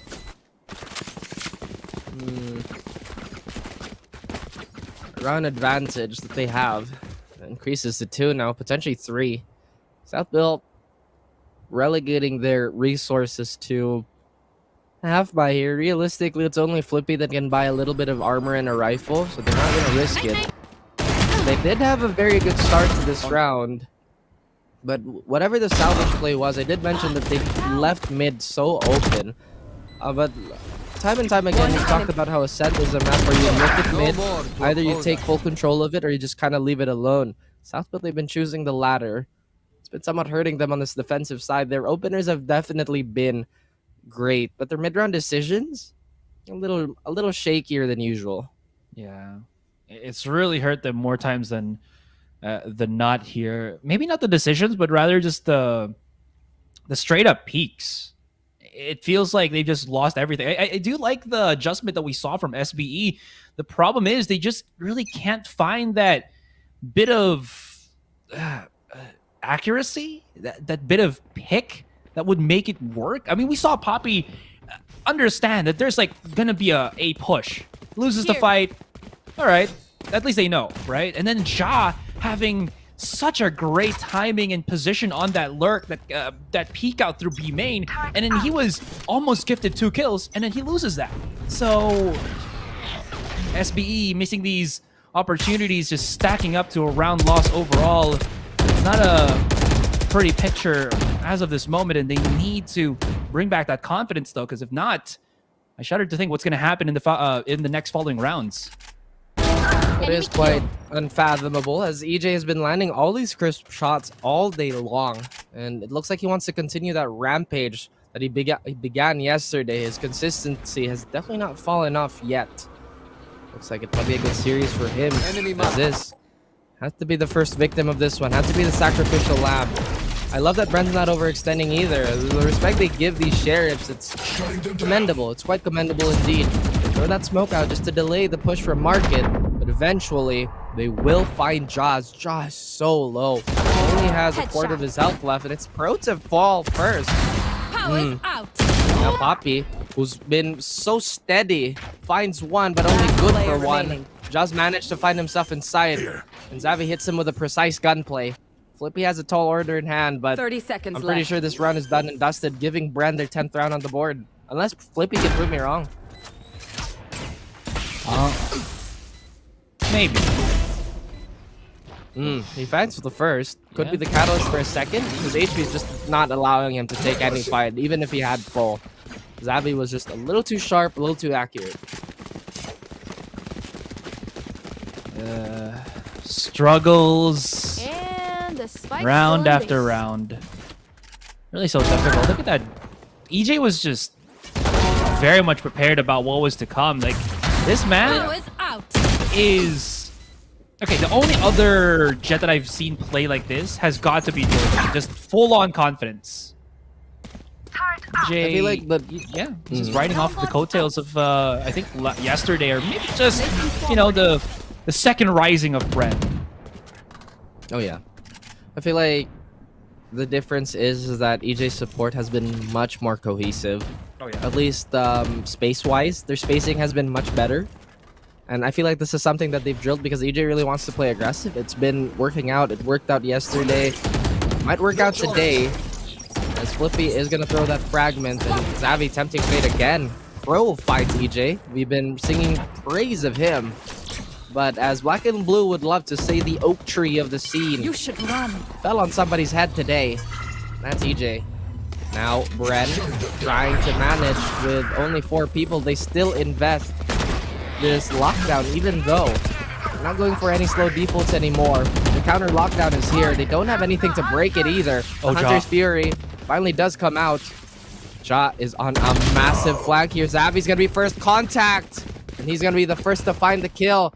Both Killjoy lockdowns have been used, and Hot Sauce tries to replicate the same trick, but this time he wants a little bit more success, but nobody's been pushing throughout tree. Nobody's taking Market from mid. So Bren, they have free reign here, and they go for the double wraparound. I love it. I love this play. 20 seconds, though. They do have only 20 seconds. They're going to get flashed out. They're going to get mollied out. And look, Southbuild, they're making a mad scramble now. They have to close this door. Flippy has to flash this. He's going to fight before he closes it. Oh! And oh no! Assist though! He's a little too strong and a little too accurate, like I said. He finds a 3. And now he has to fake this. All he has to do is to stay alive. And Papi Chulo closes out the round, giving Southbuild an extra life. But an economy to break. There's still a task at hand as Bren. They are looking healthy. They're looking feisty. They had the idea, the execution. Maybe not there yet, but Assist could not be flushed out in time. I gotta say, Poppy has got to be the savior of that round. Oh, yeah. The Nano Swarm, just to delay everybody, the perfect placement on it, just so that they can't really push. If they do, it's going to be easy pickings for Southbuild. That was just monumental. Now, here's the thing. The lurk from Ja was fine, but because they doubled up with the Killjoy ultimate and he committed to the From the Shadows flank on spawn, that was a natural giveaway. Yeah, natural logic or natural movement for SBE to, or for Bren, excuse me, to just back away on the spawn because they lose nothing and they make sure that they can find Ja if he's still lurking, which he tried to challenge like 5 people as they're coming out back into the rotation, right? So that was very much mistimed because they used like 3 ultimates from SBE, right? They used Pro's Hunter's Fury to break the Killjoy lockdown from the attackers. They used their own lockdown to stop the attack. So they're basically saying, guys, we're pushing you back with all of our utility. So if you push back, there's going to be the flank on Jaw, which sounded like a brilliant plan, but it was, again, a 1v5 as you saw what happened. Anyways, all right, Savvy's activated his null command. EJ follows through here onto Switch. Bren, bro's fighting back. Look at this from Ja. He's making things work. 30 seconds left. Still manages to get the crossfire. Hot Sauce alone in B main. Symbol alone in the site itself, but it doesn't matter now because Hot Sauce got you. Spicy, spicy shots overall. Now Symbol using this drone to get some recollection of where his opponent might be, but 14 seconds, he's got to peek out and start planting that spike. 10 seconds left. As he guessed correctly that he is on fast lane. He's baiting it, willing it, wanting to get peeked by it, but Papi Chulo times it perfectly and clutches the round with the 3K. How many clutches has Papi Chulo had on this map historically? Not entirely sure, but I know it's a lot. It's a high number as he is top fragging for his team, but the frag distribution is as even as it goes. Brain Freeze is the one that's having a bit of a slow start, but it hasn't hurt the performance of the team so far. Typically, we see him frag out a bit more, but his supportive role has brought them success still. The front line on Bren has been pretty impressive at La Papi. Actually, seeing him in the Phantom, it's a little unusual. Most of the time, we see him on the Vandal, but again, going back to the game, very, very close to equalizing now. As the Sheriffs are here, EJ, a little bit of deja vu. Gets completely blind by the paranoia, and that 0 point is going to find absolutely everybody, including their family tree.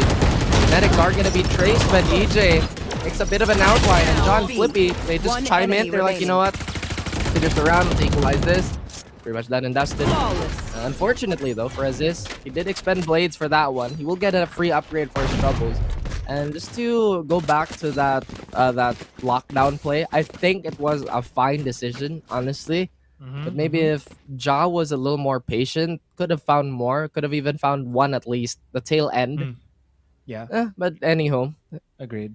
It is what it is. Now we do find a Bren time. And, you know, talking about the strategies and whatnot kind of makes me miss analytical work. But hey, that's life for another. That was a different time, and we're still doing it anyway, just in a different form. Now we do it live. Amazing. Incredible. That's outstanding.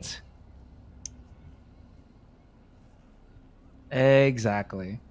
But now, Bren, I'm glad that they're taking this time out. A bit of a mental reset, most likely, and something to address. Why has their spear been dulled? Why has the edge? Why is it not as sharp on this attack? How did Southwood come back? Just many questions that they might be asking, could potentially be asking. Well, honestly, they've had good map movement. Like that double wrap round, the ideas are there. They really are there, but I feel like they're burning so much time, just churning out so much early map control that in the mid round, when the scramble does happen, well, it's shown. Yeah. I mean, doing that slightly earlier, right, would be ideal for them because it's been a good chunk of rounds where they've kind of just waited a good 10-20 seconds to see if anybody is going to peak aggressive. But now we know that SBE, they have setups that allow them to not really put themselves out in the open and, you know, get easily picked off by Bren. So since Bren keeps doing this every single round, as you mentioned, it has forced them to play the push game with about 20 seconds remaining, which is very much not ideal, especially when they haven't cleared out all of the delay utility that SBE have in store for them. So with this being clear out tree. With this being a little bit faster, they are forcing again these earlier mollies. So they're gonna just force Bren or SBE to go full contact, which is what Bren wants, especially when EJ just has been on fire. Pretty much it's been contact on contact just because they're running identical compositions. Their utility shuffle is equal. I feel like the only difference is how they're relegating their smokes and their paranoia. Ja has been absolutely accurate with his. Rain Freeze not really on the good end of things. EJ could potentially find a third, but Aziz, where do you find Symbol from? And it's top mid. The Jets are chiming in. It seems like it's a frag show for both of them. A 2v2. But EJ has to make a choice. He can still circle back. No, actually, no, he can't. There's only 10 seconds left. He has to stick this plant. Or maybe give it to Hot Sauce. But Hot Sauce instead has to play the front line. He can put the molly here just to buy a little bit more time. He's not using it for post plant as Flippy might go for a bit of an underhand flash here. The fragment just to clear out both house. Now 1v2. Aziz with an ace to win this out, or a 4K, sorry, but doesn't check the opposite corner. It's EJ to get the better of his fellow Jet player. 11-10, Southfield and Bren, incredibly competitive. Look at how that 30 seconds left. counter has happened. Dang, as I mentioned, just draw out the mollies. Gives EJ all this free space to go and fight and find basically everything. Doesn't leave anything to the imagination, as well as he just made sure that he waited for Aziz, who was very much had his sights locked and loaded the backside. Didn't even think about the close corner in the pocket there, or the small box on B site. SBE, they still have money. They will not, though, put Aziz on an operator, because they do know that Bren do love to go for their heavy contacts with multiple people. If Aziz gets smoked off or just hit by this KO blade from Savvy, his life would be an absolute living hell, as EJ, you know, will chase for that kill. Bren, once again, just making a bit of noise here on mid. This is allowing, again, Symbol to just lurk just teeny tiny bit on short. See if there's somebody that wants to peek out. But since that turret is placed by Poppy on short, they don't really have to second guess if someone is pushed there all the way through. And this defense from SBE, really good. They do not have a thing to counter this, unless there's an LMG on Pro. No, he does not. He's got a Vandal. So this lockdown is just going to full blast. B site will have to be exited, yielded. The rest of SBE and EJ's lurk is going to be incredibly timely. If he gets knocked out, this is going to be absolutely huge for SBE. Jai's at the back of the site, but he's making some noise here alongside Pro. Good pinch play, and it's still working in the end, but still somehow they lose the fight. Wow. EJ picks the 3, and his delayed lurk onto mid pushes them into match point. Whatever EJ has been doing these last few days, it's working out well, super well for him. That's back-to-back 4Ks. 30 seconds left. Pretty much been averaging 25. Oh my goodness, he might be smurfing in VCT. That's insane. He's doing so well. And like you said, that timely lurk. Oh my goodness, I didn't even see that most of the fight was happening on his end of the world, just pulling so much attention to him, so much care that had to be put by SBE. Now, yet another default is going to come into play for Bren. Spike is in the hands of Symbol. Southfield, they still have a bit of a buy, but they're operating with 3 Spectres. They might have to push the tempo up just a tiny bit. They've been putting so much attention towards main, when realistically, Bren only hit A, what, once or twice this half? At least successfully. Cover going out. The funny thing is, or not really funny thing, but the peculiar thing is they've been playing a lot of retake. They haven't been positioning. I think it's Flippy. It's Aziz. It's that much back. I feel like if they got the rotations a little quicker and occupied a little bit more space, then it could be a different story. Yeah. A minute left in the round, a lot to play. This patient approach by Bren has been agonizing on the side of Southfield. They've been getting run over in the last few rounds. If they can recover, then they're going to recover very well. Well, yeah, I was going to say, just EJ has activated his blades through the access to that Vandal of his. So they're going to just be straight up like looking for something explosive. Flippy's timing is absolutely perfect, but the thing is, that shouldn't really stop too much.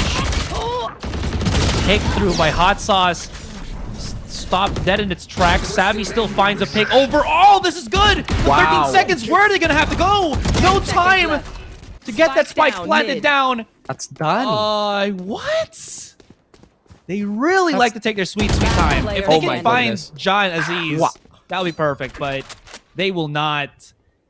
That is just awkward. Really just awkward. Keeps happening, awkward. Yeah. So they've been forcing this mid fight because well, again, we've said it too many times too, that Southwood, they just completely ignore mid barring Killjoy utility and choose to fight for spawn in case they rotate. So far it's been working out. Could have been more, but Ja has been so cold in this round. Ice cold, I mean. What the adjustment is for Bren, who knows? This time they finally put a little bit more attention to A main, and Aziz escapes. Doesn't want to deal with that. But Zavi with the stinger, attacking up just a tiny bit, but EJ, oh my goodness, not again! Could potentially drop 30 bomb here. Opening up the side for his teammates. His aim, his fighting has been immaculate. And everybody's setting him up. Has to feel very, very good considering how reliable he is. And now a 3v5. Not a lot of potential, not a lot of utility to retake this. It has to be a full-on contact play by Southbuild. Oh, and it's not looking too good, but Aziz steals one away from EJ. Gets brain freeze. The stinger by Zabi finally gets a little bit of value, but Pro gets taken down, and the last man alive is Papi Chulo. The weight of the world, too much on his shoulders, and the first map goes to Bren. Wow, they gave Bren a run for their money. But this is a team that does not falter, that does not back down away from a challenge. And boy, did they challenge themselves inside that lockdown pressure from Papi Chulo. They still hit all of their wonderful shots. And EJ, a completely different beast this weekend. I don't know what the weekend does to EJ, man, but Saturday and Sunday feels like his day to really rise to the occasion. Oh my goodness. What was just... He was just a demon possessed. That being said, though, oh yeah, I will say, as an entire team for Bren, those rounds were very kind of sus because they really pushed the timer on that, and I didn't really know what the adjustment was. But you did see in that last round when it was 12-11 that Bren finally decided, let's not really take our sweet time to clear out of all this utility. It seems like SBE are very hesitant, so why not just force their hand and see where it goes? And once they did that, you saw everything just fit perfectly into the Bren plan. The Bren plan, the Bren multiverse, it's something that we would love to see the entirety of the playoffs, really, but there can only be one, apparently, at least in this series, Asterai. You did mention that the slow play has not been working out for Bren, which Bren? Young Bren. Bren. This time, they were like, you know what? Let's hit it hard. We know that they're going to be in a very, very stifled buy. For SBE to not have objective wins, I think it's kind of out of character because they're typically a team that goes hyper objective at times. Like I mentioned, they can be disciplined to a fault, but this has been a very close game, a very Pyrrhic victory for Bren. EJ, again, 27 kills. Boy, you better stop. Not really, but it's a tear. It's a treat. Yeah, probably the next best stat to kind of look out for. Who has the most kills out of any series during Stage 2? And I'm pretty sure it's going to be EJ, as he's gotten, 91 kills from yesterday's series that they played. Just incredible stuff from EJ here.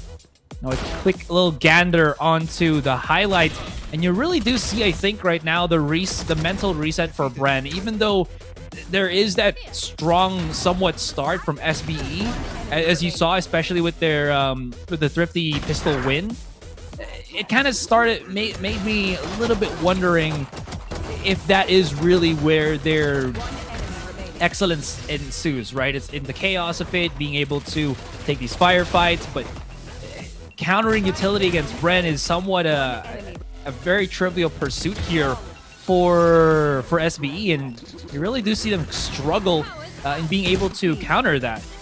Bren, especially at the heels of EJ, just made it look so easy.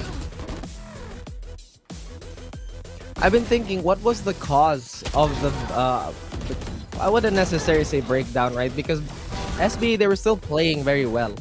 It's just EJ is just a different beast. He's an absolute animal this time around. Again, everybody has been contributing, but EJ with his consistent 4Ks, it's absolutely mind-boggling. So they have to find a way to ice him out. They have to find a little bit more of utility investment to... Oh man, look at that.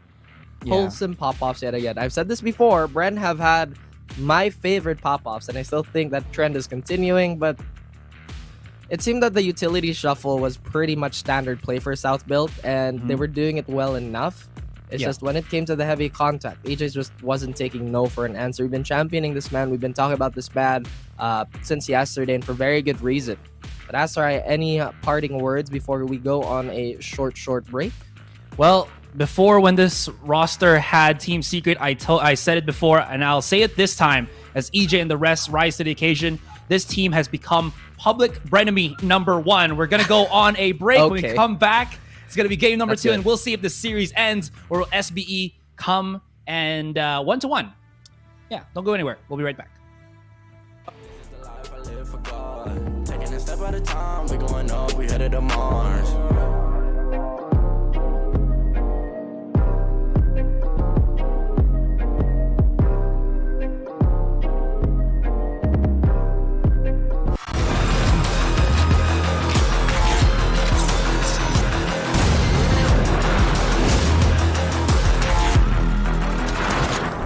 Undefined for life.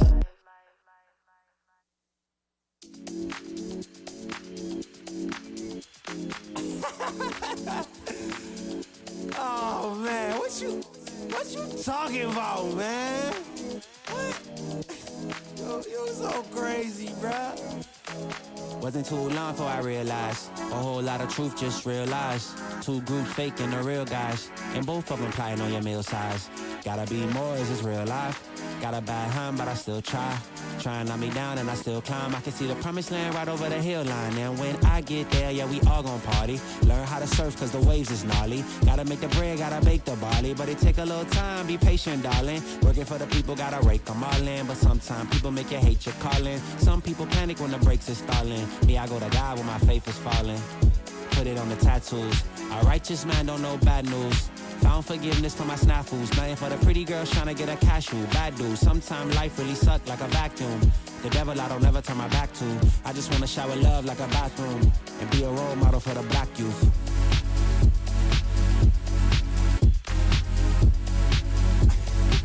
Oh, here you go. Here you go again. Talking all that. What? What are you talking about, man? Wasn't too long before I realized a whole lot of truth just realized. 2 groups faking the real guys, and both of them plotting on your meal size. Gotta be more, is this real life? Got a bad hand, but I still try. Trying on me down and I still climb. I can see the promised land right over the hill line. And I broke a lot of hearts in my lifetime, thinking that their heart wasn't like mine. Finally got through a lifeline, and I stumbled upon a right mind. Love showed up at the right time. Put her in a white dress, get the white wine. Some people do it for the nighttime, but I'm thinking more, make your life mine. Yeah. Is it possible we could last forever and ever and ever?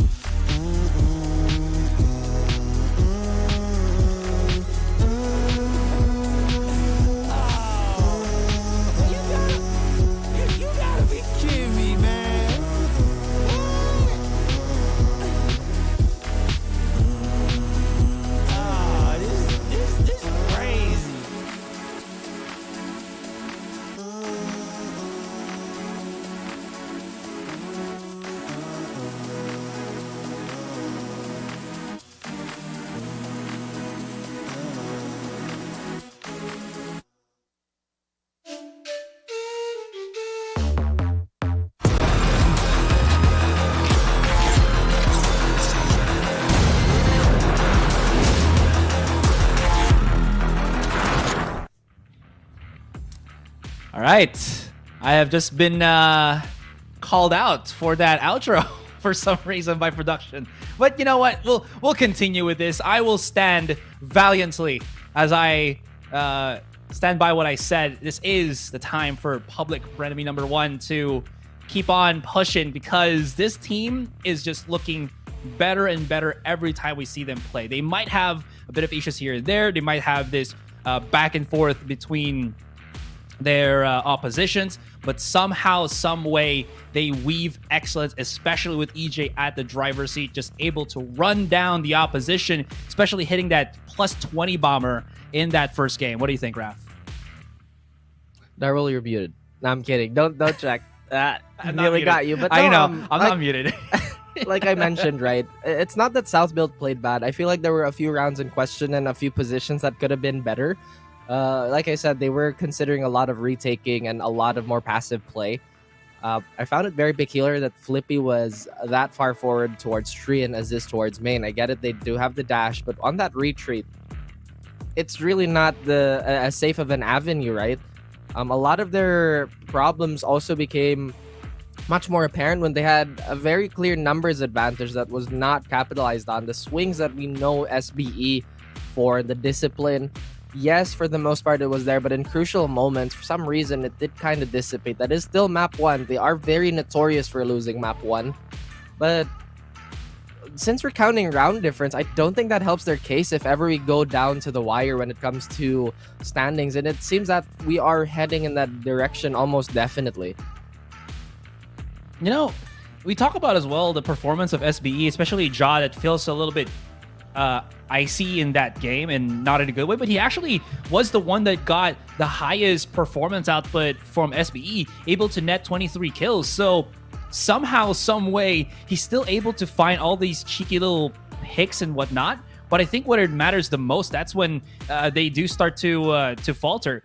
That being said, though, I think that we can't really always just sing the praise from Bren. They also had, I think, somewhat similar mistakes from SBE where they run a lot of these rounds down to like 20 seconds, which allows SBE a much easier time to just, they haven't cleared their utility. They haven't really done anything this round. So yeah, let's just let them come into the site. We still have a lot of delay tactics, and it just worked for 2 to 3 rounds, and that's what's pushed us into 11-11. But Bren, again, with EJ with those multi-kills in the last 3 rounds were absolutely amazing, which also allowed them to just get that win. But overall, if that's what we're going to see here in Bind, there is still a very plausible or a viable option here, or a viable outcome for SBE to push this into a game number 3 and again keep the dream alive for them, because both teams do not want to lose this series. I think potentially we might see Alacined anti-strat, because EJ's been pretty much unstoppable. We talked about the utility shuffle, right? And you did touch on it. A lot of the round and a lot of the time it was invested to try and inch each other out. I feel like that was, I wouldn't necessarily say the correct play to do, but it only made sense because they were in a mirror match. But man, I feel like those flashes could have been better on both sides. Some of it you saw Flippy nearly had a good flash, but I forget which round it was specifically, but he swung off switch. I think he flashed 3 people, but still couldn't win out the gunfight. It's one of those things where I feel like he kind of has to be supported. Typically speaking, we don't see SBE leave their initiators alone like that. So maybe that's one of the more meticulous things that our watchful eyes out there really did notice. Now we are on Bind, which is a map that SBE tends to play very fast if they have a breach.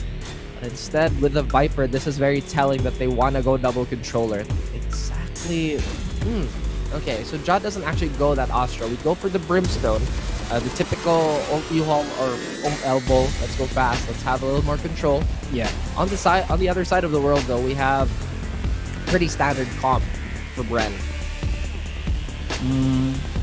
The double controller for SBE and the double Senti for Bren here for a lot more control.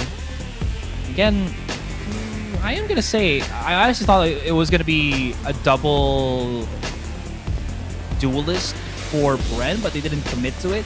I would have wanted to see that, but I think they are expecting that SBE will just go for their default of this double control. We have seen this in the past previously. I don't think we...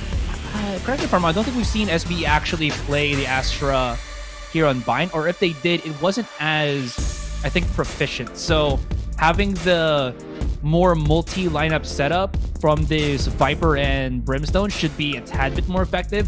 This will put a lot of emphasis, though, for their race player to very much be excellent in the push.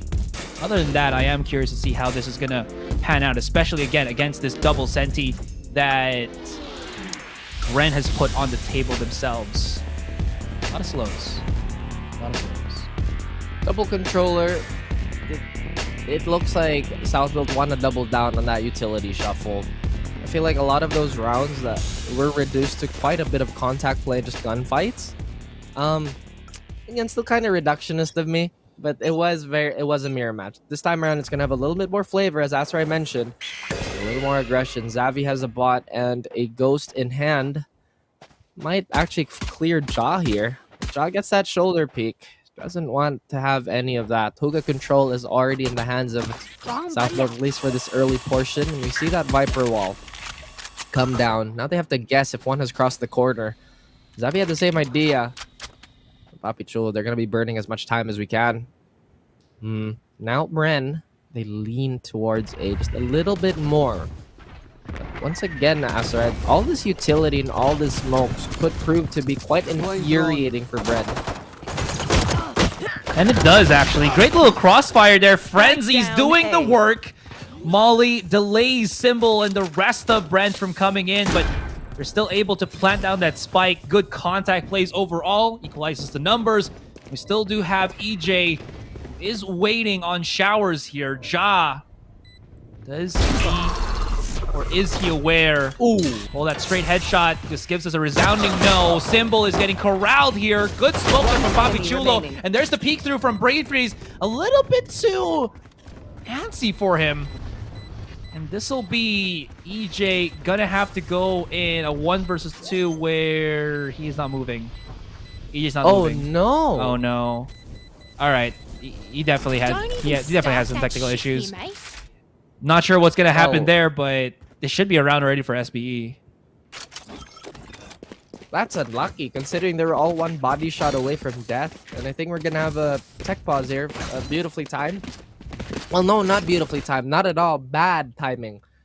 Bad tech pause. Bad tech pause. Go back. But yeah, I feel like that's truly unfortunate for EJ. Not the right time to return some videotapes. If you get the American Psycho reference, you are old. Or you're very cultured. One or the other. I have not yet watched. It's one of the movies that I will. You're old, but actually you should watch that. It's really good. I know. I feel like it's devolved into a dark comedy, though. It's supposedly a thriller,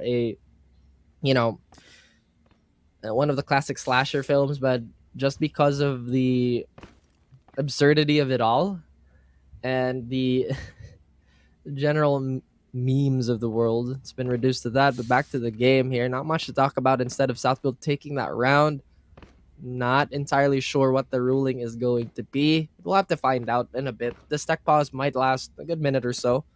So, Asra, what do you think how this match is going to go? Again, thematically, right? We have double controller. And Southfield, they have a good grasp of what they want to do with it. We saw quite a bit of the smokes come down. I feel like the rotations were just a tad bit slower in comparison to what we see usually from Southfield.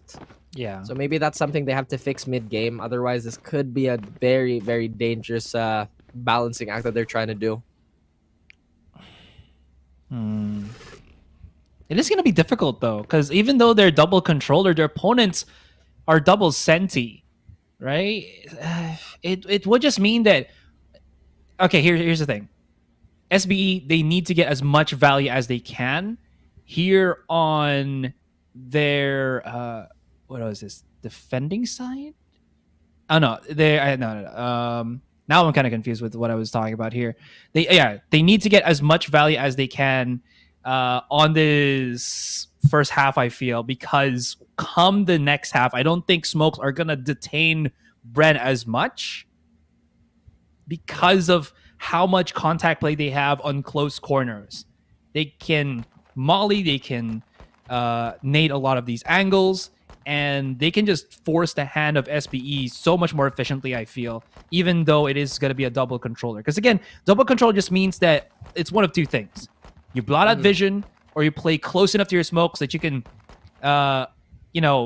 stress out your opponents. But with Bren having so much utility to be able to clear that, i.e. the nades, i.e. the Sova drone, it is going to be very difficult, at least at, again, this utility standpoint for SBE to get much value out of this double controller. That being said, I am still very curious how they will utilize this, because that's why we haven't seen too much double controller like this in a while, because it does get a little bit pushed back, like the composition that Bren has now to utilize against it. I mean, I think we're missing an important piece here, right? Considering the matchup, Bren have no flashes. Southbuilt have a Sky, so that could honestly be True. the X factor that they need. So again, a lot of smokes that they can potentially push because of the flash, and a lot of smokes that Bren can't push because of the risk of being counter flashed. And just kind of walking the smokes in general, getting shot, not a fun time. As this technical pause is still on the way, I assume. I hope everybody's had their lunch. It is prime lunchtime. Hope you guys are ordering whatever you want to eat, wherever, I assume. Well, it is a Sunday. Yeah, so... Oh dear. It is a Sunday. Yeah. We've been casting for about 5 days in a row now. How about that? That's like at least 2. I think aside from this tech pause, as they're fixing, whatever happened to EJ of all things, we should be getting a decision soon as well if we're gonna reset the round or not. But I think we will not, because it happened mid-round. Too late, yeah, too late in the round already. Yeah, too late. Unfortunately, there. But who knows? Just a quick reminder, guys. It's not up to me and Asarai. It's up to the marshals. There is a hierarchy. There's a system for all the uninitiated out there. We're just here to talk about the game. At the moment, not much to talk about. Pretty much talking about anything under the sun as of the moment. So, speaking of which, have you seen that there's a cameo of Oh, I know exactly what you're about to talk about. Yeah. Yeah, nice, yeah. nice. One brain cell. All right, we got it. Yes, unified. I think we can talk about it anyways here on broadcast. That is it a spoiler? I don't think so, right? I mean, they've been showing a lot of. You know what? Never mind. I kind of don't want to spoil, just in case somebody actually watched that and is so adamantly no spoiler to a non-Marvel movie, but still a Disney movie. That is. I feel like it's funny because hey, that's a very lighthearted approach to the character and like acknowledging the mistakes, and I feel like that's a very mature take. True, it's very funny, but at the same time, man, that do not look good for the. That's why they call him ugly. Yeah, for the blue hog, the blue hedgehog. Yeah. We were talking about the same thing. Exactly, dude. I already know. Like, what else has been on? And like, if guys are like, "Oh, casters start the game," shut up, man. I already told you it's not up to us. How many times do I have to tell you? How many times does it have to be said? Yeah, we don't have that magic button, guys. Sorry. I wish we did. I really wish we did. Oh, everything is fine and dandy. Fix world hunger. Boom, magic button. But we don't. Yeah. So. I mean, in an ideal world, right? We at least for Valorant PH, we'd have our own LAN event already. We'll have all the players just be in front of each other. If they have that banter, sure, why not? Banter in front of each other, perfect. Yeah, exactly that. And we'll be there in the sidelines on our booths, also talking about everything. Yes. Yeah, that would have been great. I do miss the studio setup. It is very true. Feels like it's a world away now. It's a different lifetime away. But hopefully we get things back on track, and maybe I'll relocate to somewhere closer as the number one agenda. Come to Metro Manila. I understand that a lot of you guys are probably like, what are they talking about? Well, again, guys, it's a tech pause and it happened on round 1. What is there to talk about? We've talked about it, how SB potentially will approach this, how Bren could potentially engage in counterplay. how difficult this resource, or rather this utility dump or this utility shuffle might be, because considering how good Hot Sauce is on Sage, I feel like a KJ would have been better if they really wanted to go double Sentinel, but you don't really see Sage as a Sentinel anyway. She's kind of put in a spot that, at least in high level play, right? She's more of a main rifler than anything else. True. It does feel like she's a controller in some way, right? Yeah, because as a Sentinel, you can play very far back. With Sage, you kind of can if you throw the slow orb and everything, but you also want to be somehow close, get kills, get trades, get value, heal, reset, wall up. Feels like what a controller does more than anything. But anyways, agent role aside, you know what? If you're an agent, you can be whatever role you want. It's a freebie here in Valorant. That's how this world works. What? Yeah. Anyways. I still really do enjoy seeing Hot Sauce on a stage, because I think if you put him on a KJ, it does give them that control. You get all that nice utility for proximity alerts and everything with Alarm Bot. But what the Sage gives that isn't really given to any other player is just that comfort of heal. That is true. Yeah. Because I don't think this... I mean, EJ, we know how insane he is, but on paper, let's put this on a... How do I put this? A more direct matchup point of view, right? Let's put EJ on, or at least let's put Hot Sauce on Killjoy. That way, if you want to attack a site, you don't have to deal with as many smokes. And if you do, they decide to hide in the smoke while they're in the site, then they're going to eat a lot of trouble when that lockdown does come. But yeah, but with double controller, it's really hard to take meaningful space sometimes as a Jet, because who knows, there might be a cheeky Viper orb somewhere, a Viper smoke screen, and whatnot. Lineup wise, I think SBE might have a bit of an advantage, honestly. It's very difficult to kind of really put the value of Chamber, because again, contact heavy, it all comes down to aim. That's very subjective to who's playing what and who's playing who.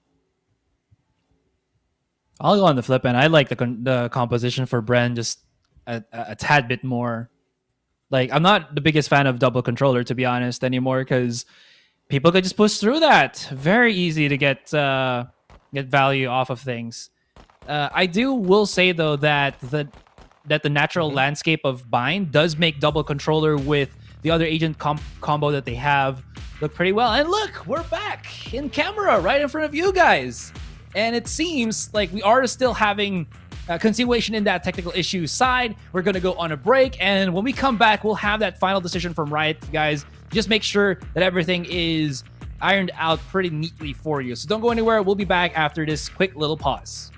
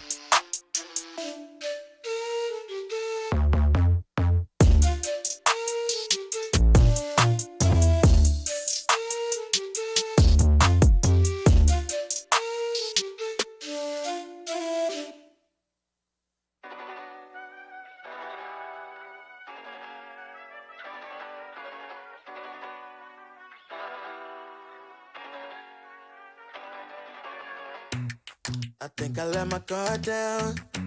Certain things ain't the same now. Hard to navigate these problems. I'm by myself, you're not around. I tried to open up, it wasn't good enough. Put in my all and got nothing back. Now I'm stuck in the rain, dealing with all this pain.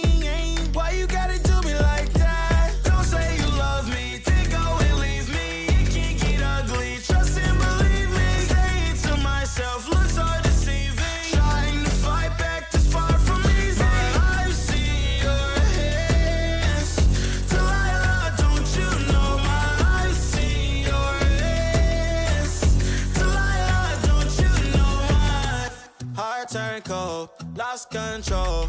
Looking at this beautiful distraction. Fell in love with a fatal attraction. I really let my guard down, now relaxing. Why did I open up? She taking way too much. Put in my all and got nothing back. I'm feeling so ashamed, I fell into your game. Why you gotta do me like that? Don't say you love me, then go and leave me. It can't get ugly, trust and believe me. Saying to myself, looks so deceiving. Trying to fight back, this far from easy. I've seen your hands. Delilah, don't you know my I've seen your hands. Delilah, don't you know my gave you all of me, had me so deceived. You chose to leave my life, so I'm on my own in the cycle. I can't believe. Don't say you love me, then go and leave me. It can't get ugly, trust and believe me. Saying to myself, looks so deceiving. Trying to fight back, too far from easy. I've seen your hands. Delilah, don't you know my I've seen your hands. Delilah, don't you know my don't you know?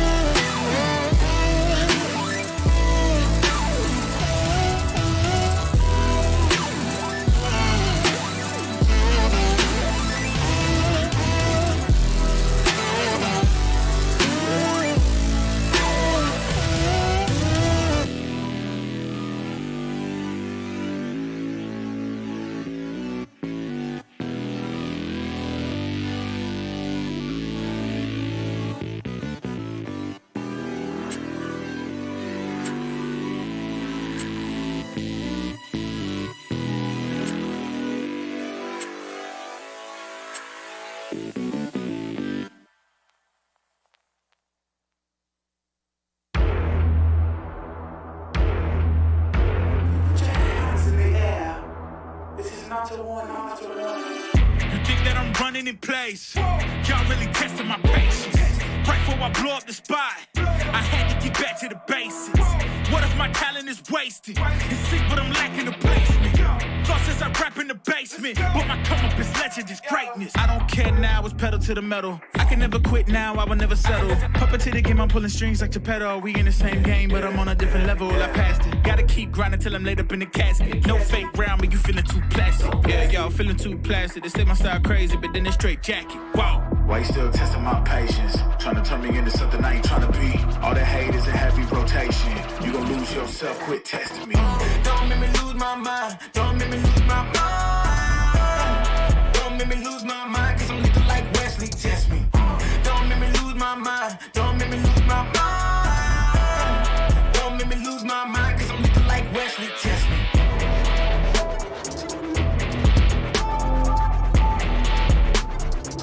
Cause I'm looking like Wesley, test me.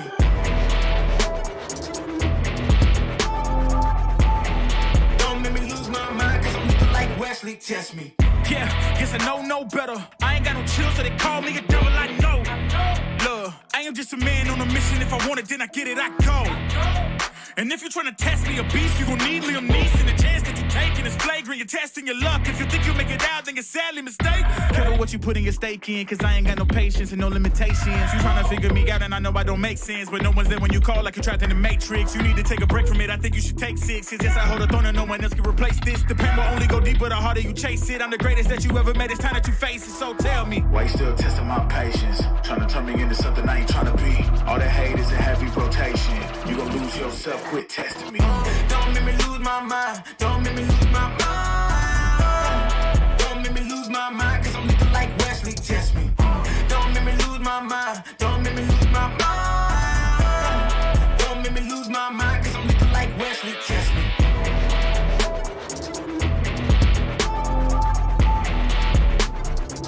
Cause I'm looking like Wesley, test me.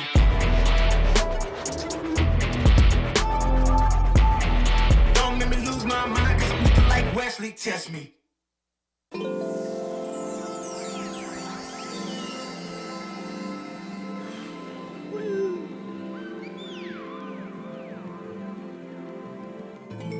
Yeah. Yeah. Yeah. Yeah.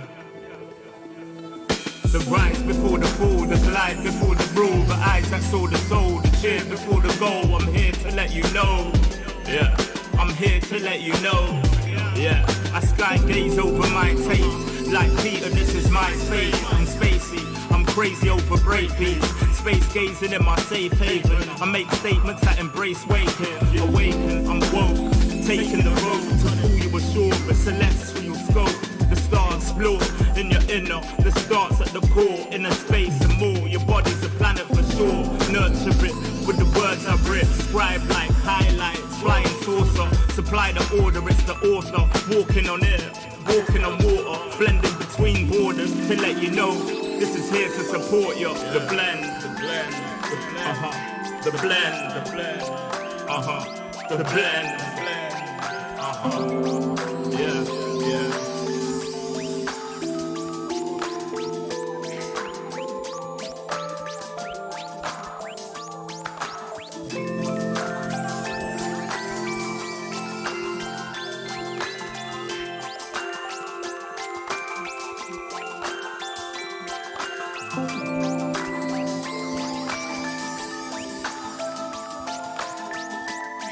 Yeah. Yeah. Yeah. Second verse after the first. Take control with words, roll reverse, the rebirth of verb from inside out, outside in. We control the hurt frequency. The heart of the world beats in me. It beats on beat as we breathe deep. Oxygen from trees feed. Gift in our gift. This right here, proof we exist. Mind state is gravity, the way you uplift. Across seas swift, water quench thirst. There's a shift. Set sail like shit to find other lands. The motherland, sun is planned. With the words I'm writing, I'm fertilizing. The earth to rising, realizing. Global warming and the sea is rising. Pollution, the planet needs metabolizing. It's full of fire like a dragon fighting. creating hot springs when the pressure rising. It's ever rising, but I'm never frightened. Cause the days will brighten. Yeah, the blend.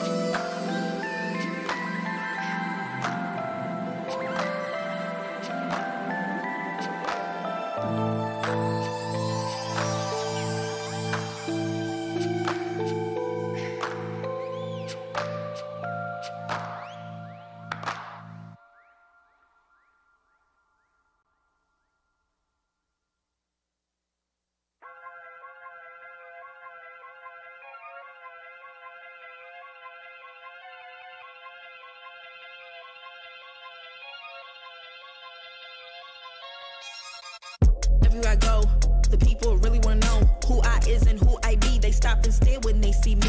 If it's said it once, no need to repeat. Run up on me, watch you fall to your knees. Tip my hat when it's time for the kill. Ain't no beast when you're really real. I am the boss, I am the Don. I am the one they call Lucky Charm. Got my own shit, I don't need your farm. Life was so hard, it made me weak. Built to last, this girl ain't weak. Sturdy and still when I plant my feet. Got it out the mud, now it's racks in my sleep. Look to God, he supplies my needs. Endless faith is what brought me next level prosperity. Silent power moves is what I'm giving. They love to hate the world they can't live in. Always present for the high roads. Go swim within the deep lows. Low. What told the future? Who knows? I don't do it for the likes, I do it for the love. Do it for the ones who really needed a hug, cause they had it tough, never had enough. Feared, loved, and respected. Using words as a weapon. Test and she.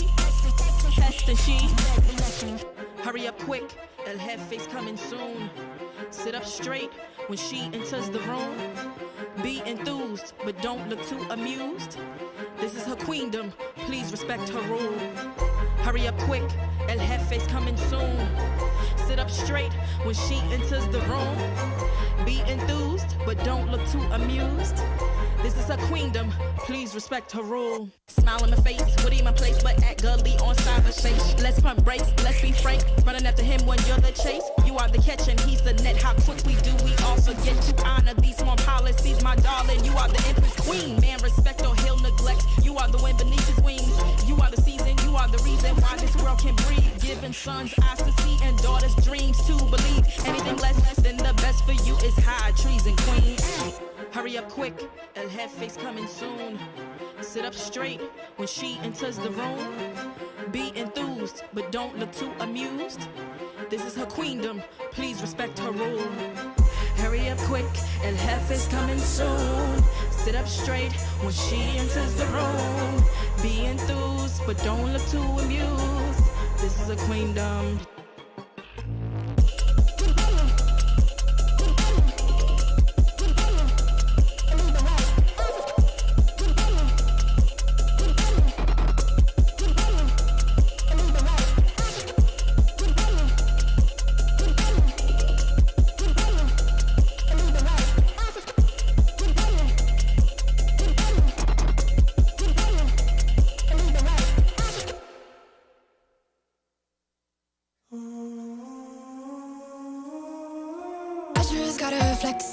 Flex on the lean. I just wanna rap to the beat. I just wanna back, cause I mean, I just gotta go back, I'm a freak.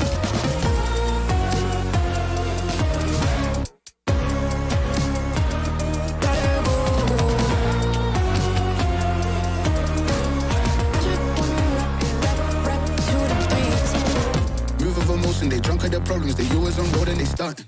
She knows just cause she's the same. She's trying to stop playing games. Move of emotion, they drunk at their problems. They always on road and they start. She knows just cause she's the same. She's trying to stop playing games. Where the people at, what they really want to know. Who's your lovers and who are your bros? Who are the enemies you do keep close? Who are the people that you shouldn't know? Where the people at, what they really want to know. Who's your lovers and who are your bros? Who are the enemies you do keep close? Who are the people that you shouldn't know? I just gotta flex on the lean. I just wanna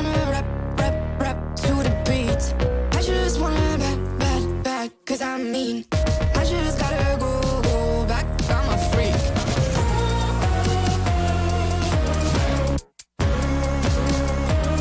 Gotta go. I just wanna rap to the beat. The chains, my vest, my watch, my belt, my cheese, my house, my sneakers, my blouse.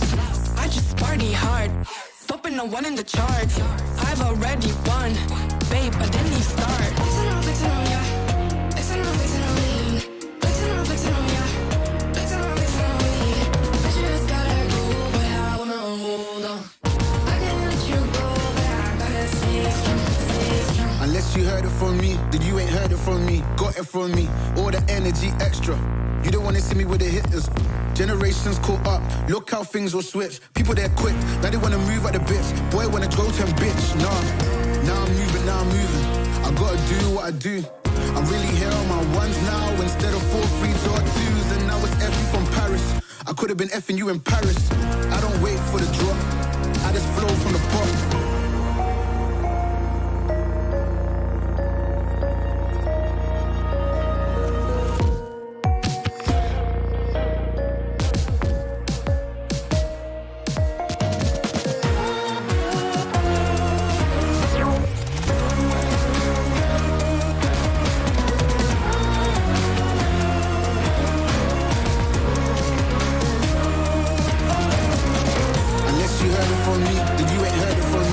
From me, all the energy extra.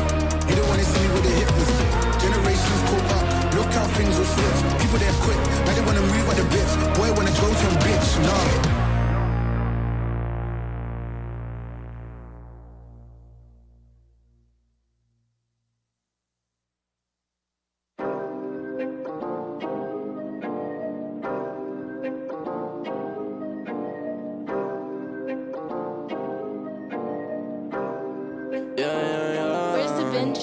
Working a 9 to 5, I had to go and feed the guys. Nobody did it right, I had to show them how to grind. I had to beat the odds, this is the life I live for God. Taking a step at a time, we going up, we headed to Mars. Taking them chances, making decisions, you know I'm never gonna lie. Till you let go, I'm copying all.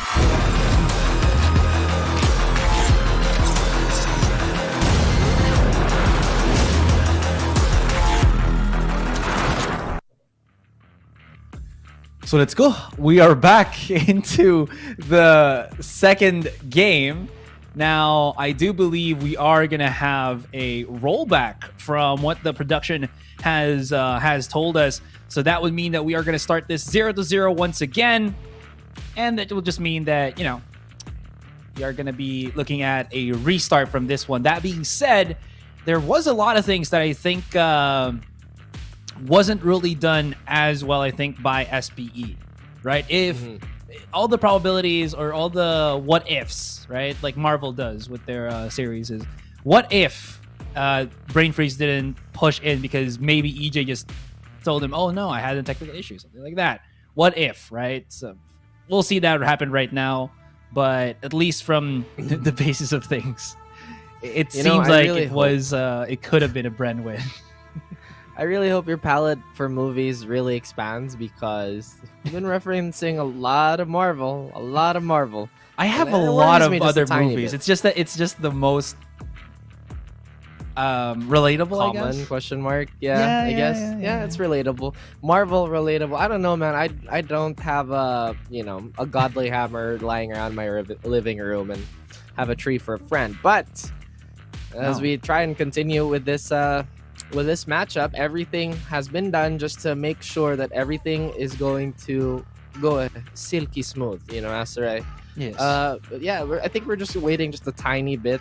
There, as Asarai mentioned, there is going to be a rollback, so this is pretty much just a start over. Again, thankfully though, we weren't that late into the game and it happened early.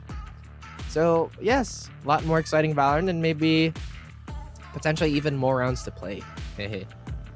Very much so. Again, we were talking about this off stream as well, that this particular best of 3 series, it's not the final map that I'm very much worried for SBE in particular here. It has to be this bind map. Whenever we see them play on bind, whatever the stats may tell, it doesn't feel like SBE are very cohesive in this particular stage here. They have really struggled in certain aspects of the bind map, and even though they do have a somewhat positive win rate against other teams, it hasn't really transitioned, I think, as well as they would have wanted to, at least during the group stage. And this is where they really need to shine, because again, we always go back to that saying that SBE, they have two phases, the group stage and the playoffs phase, and it seems like they've brought their first phase here, and it's not as what we were kind of hoping for, especially when they came out in that first game at the start of week 1 with such amazing wins. Now they are still very much dead last alongside Naos Esports, and a win like this against Bren will definitely bolster their chances in getting into the top 6, the final 6 that will be facing off in the playoffs.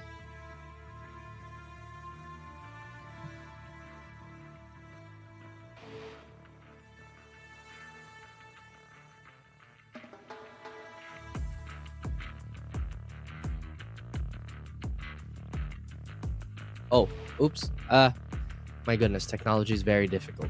As I mentioned, it is very hard to place South Built to really describe what's happening right now, because it does seem like they're going into a bit of a hibernation period again. Yeah. We would really, really love to see South Built play. I'm not entirely sure if it's completely fair for us to, separate them. This is group stage South Built and this is playoff South Built, but that's just been the case. That's what we've seen from the eye test. I feel like this is still something that they have to conquer, because it's really not fun when the position in the scoreboard, even if they win this, right, it's still really not completely up to them. They are technically not masters of their own destiny, even if they take this W over Bren. Well, at least if they do get this W over Bren, again, they do still have a shot at getting into that later stage where maybe they can find redemption and whatnot. But again, I think we were taken off track, or I was taken off track when I was talking about the particulars about the compositions and whatnot. I really do prefer the lineup that Bren has created specifically for bind. I do believe that double sentinel with a raise is just a much more much more fluid and flexible compared to the double controller, because here's the thing again, Raph, it's a double controller with a Viper and a Brimstone. These are literally your two agents that don't really have a double back with their util, right? So compared to, like, let's say the Astra or the Omen, you can refund your smokes or refresh your smokes with the Omen, or the Astra, you can just refund it, right? For this one, if you set your wall, if you put down those satellite smokes, it is going to be blatantly obvious that they're going to push in. And more times than not, we should be seeing SBE push with their utility than to fake with their utility, because it's so strong not to go with it. And with that would just be a straight up, let's say, signal to Bren that this team, whenever they set their utils on, that's where we're going to set our sights on. And what's kind of scary about this is they do have a lot of post-plan capabilities to punish SBE without even seeing Bren. And we've seen that happen on Icebox, so we could see that happen again here on Bind. I feel like that's also one of the conditioning tools that Bren can use. I mean, it's a bit of a Pavlovian response, right? You see the Brimstone smokes, you see the Viper wall, so automatically you assume, oh, they might push here. Does look like we're going to have a very similar setup as our, if not the exact same, and maybe potentially a similar outcome in this initial fight towards mid. They know Xavi's there. They don't push it out, so they tend to be a little more patient this time around. Just, again, bit of contact. Jog gets the first. And SBE, they're not messing about. Savvy tries to back away, but as he tries to go through that smoke, gets that extra dinkage. It was not to his favor. Now, Hot Toss and Savvy being knocked off their block does allow the rest of SBE, for this clear-cut push on a short. Isolates, more control for Symbol and teammate. Now, speaking of Symbol, he's on an island here, and Papi Chulo right-click does 3 bullets off. He had one more to remain, and he just donked ahead, secured the round. And it seems like we are not brushed at all. SBE still taken in the end. That was actually a way better round. They deny the spike. They deny any ult orb. And Papi Chulo even gets 3. Arguably one of the most important ults they have on the side of South build. Viper's Pit's going to make so much of a difference, especially taking control of really any points of interest here. You're going to see a pretty typical chamber setup here where you can TP from between sites and whatnot. Now, Bren, not entirely sure what they want to do here. They save up completely. They do want to challenge Hook. It seems like the position that would make the most sense when you have 5 classics. But no, instead they put 2 bodies towards 3 bodies now towards a short. That is going to trigger the chamber trap, potentially. And that it does. I think they remove it. So far, SB's not biting. They're not budging whatsoever. They're holding down the fort. And patience is key. They're waiting for a bit more. SBE already want to get this round from it seems like done. They are being careful. They know that there is some cheekiness here, some probabilities that Bren is a very scary team to go up against. And EJ, he's not even on a duelist. He's playing on this chamber and he still hits the shot. Allows him that access to the Spectre. Papi Chulo's already looking at the Lurk, but he is just going to be only on the Classic, and somehow Bren is making this a very expensive round for, or rather, other way around. Yeah, Bren is making this a very expensive round for SBE. And speaking of which, it's not done just yet. Pro is actually pretty low. If Simple could have hit that flick, that might have been something. Almost woulda, coulda, shoulda, but not gonna happen this time as Aziz finds EJ on the TP. I was about to say that the scoreboard wasn't updating, but now it is, and everything's been sorted out fine and dandy. As some of the people might be wondering, what happened? Why do they have SMGs pistol? What kind of magic is this? And no, it's not magic. But now moving on to the game, in typical fashion of winning the pistol, they get the follow-up round. Brimstone down. I feel like Biden actually one of the maps where it's really, really good to force in, just because of the initial points of contact, barring B main, of course. Are very, very claustrophobic, potentially even shower. And we actually see Bren go for the rifles now. South build. They might just kind of have to chill on this one. They only have a bunch of Spectres and a Sheriff. Of course, the Headhunter on Ja. Feel like Bren might take this round again. This has been a recurring theme over and over, no matter who you put on. Third round typically goes to the team that has superior buys. Very much so. Set up here for Bren. Just to poke and prod. See what's in the close quarter and then make up some free space where they're gonna set things up, right? That's always been the standard for attacks is you clear Puka, clear up onto a short, make sure that there's no extra utility there to stop you from rushing right in, especially when you do only have the Raze and will be charging into the sides as that entry duelist. Josh gonna be at the close encounter here. I don't think Savvy will know about this. They're still gonna hit the site, but Savvy's read the situation so well. I'm pretty sure he did not spot John there. That was just an absolute 100% read. And it works out. Bren just spun it up. Aziz going to be coming into the cross here. Savvy might not be prepared for it, which he does not. And SBE give themselves a fighting chance. Hold on to the phone as Papi Chulo is the only one to remain stuck at elbow. And with that bit of ice just making him slip up, he's gonna have to wrap around through the hole. Yeah, that they do, and yeah, just this classic. I feel like that was a good sure. read, knowing that they have to play the range. They have the Viper orb to do that initial decay damage almost immediately. But Bren, like we mentioned, right, it's really a recurring theme, and nothing unusual here. They take the third round, potentially could equalize. It's out the cheeky judge that Bren would love to avoid almost immediately. The moment they hear this pit pop, they're like, yeah, no. One enemy remaining. That was such a good read though from Savvy. Let's make some chaos. Like he really loves his Raze, and he plays the most comfortable with this particular agent, right? It kind of goes to show with that. Now, Papi Chulo has actually purchased a judge in his hands. Just immediately backs away from B long. Now, they see all of this big utility from SBE, especially that Viper's pit on B. So I wonder if they're going to just try to maybe just bypass this altogether.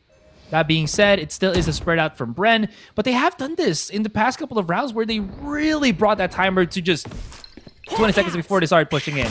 Now, just a bit of control here and there. They start moving through. As you can see, they're about to hit A really quickly. It's only Micro and Aziz to remain, and they're only really looking at showers, where A site or A short is where it's going to be at. That's exactly what might happen, but they've already invaded the site. The double controller setup will give no vision whatsoever to Bren, but they're going to take quite a bit of unconfirmed damage here.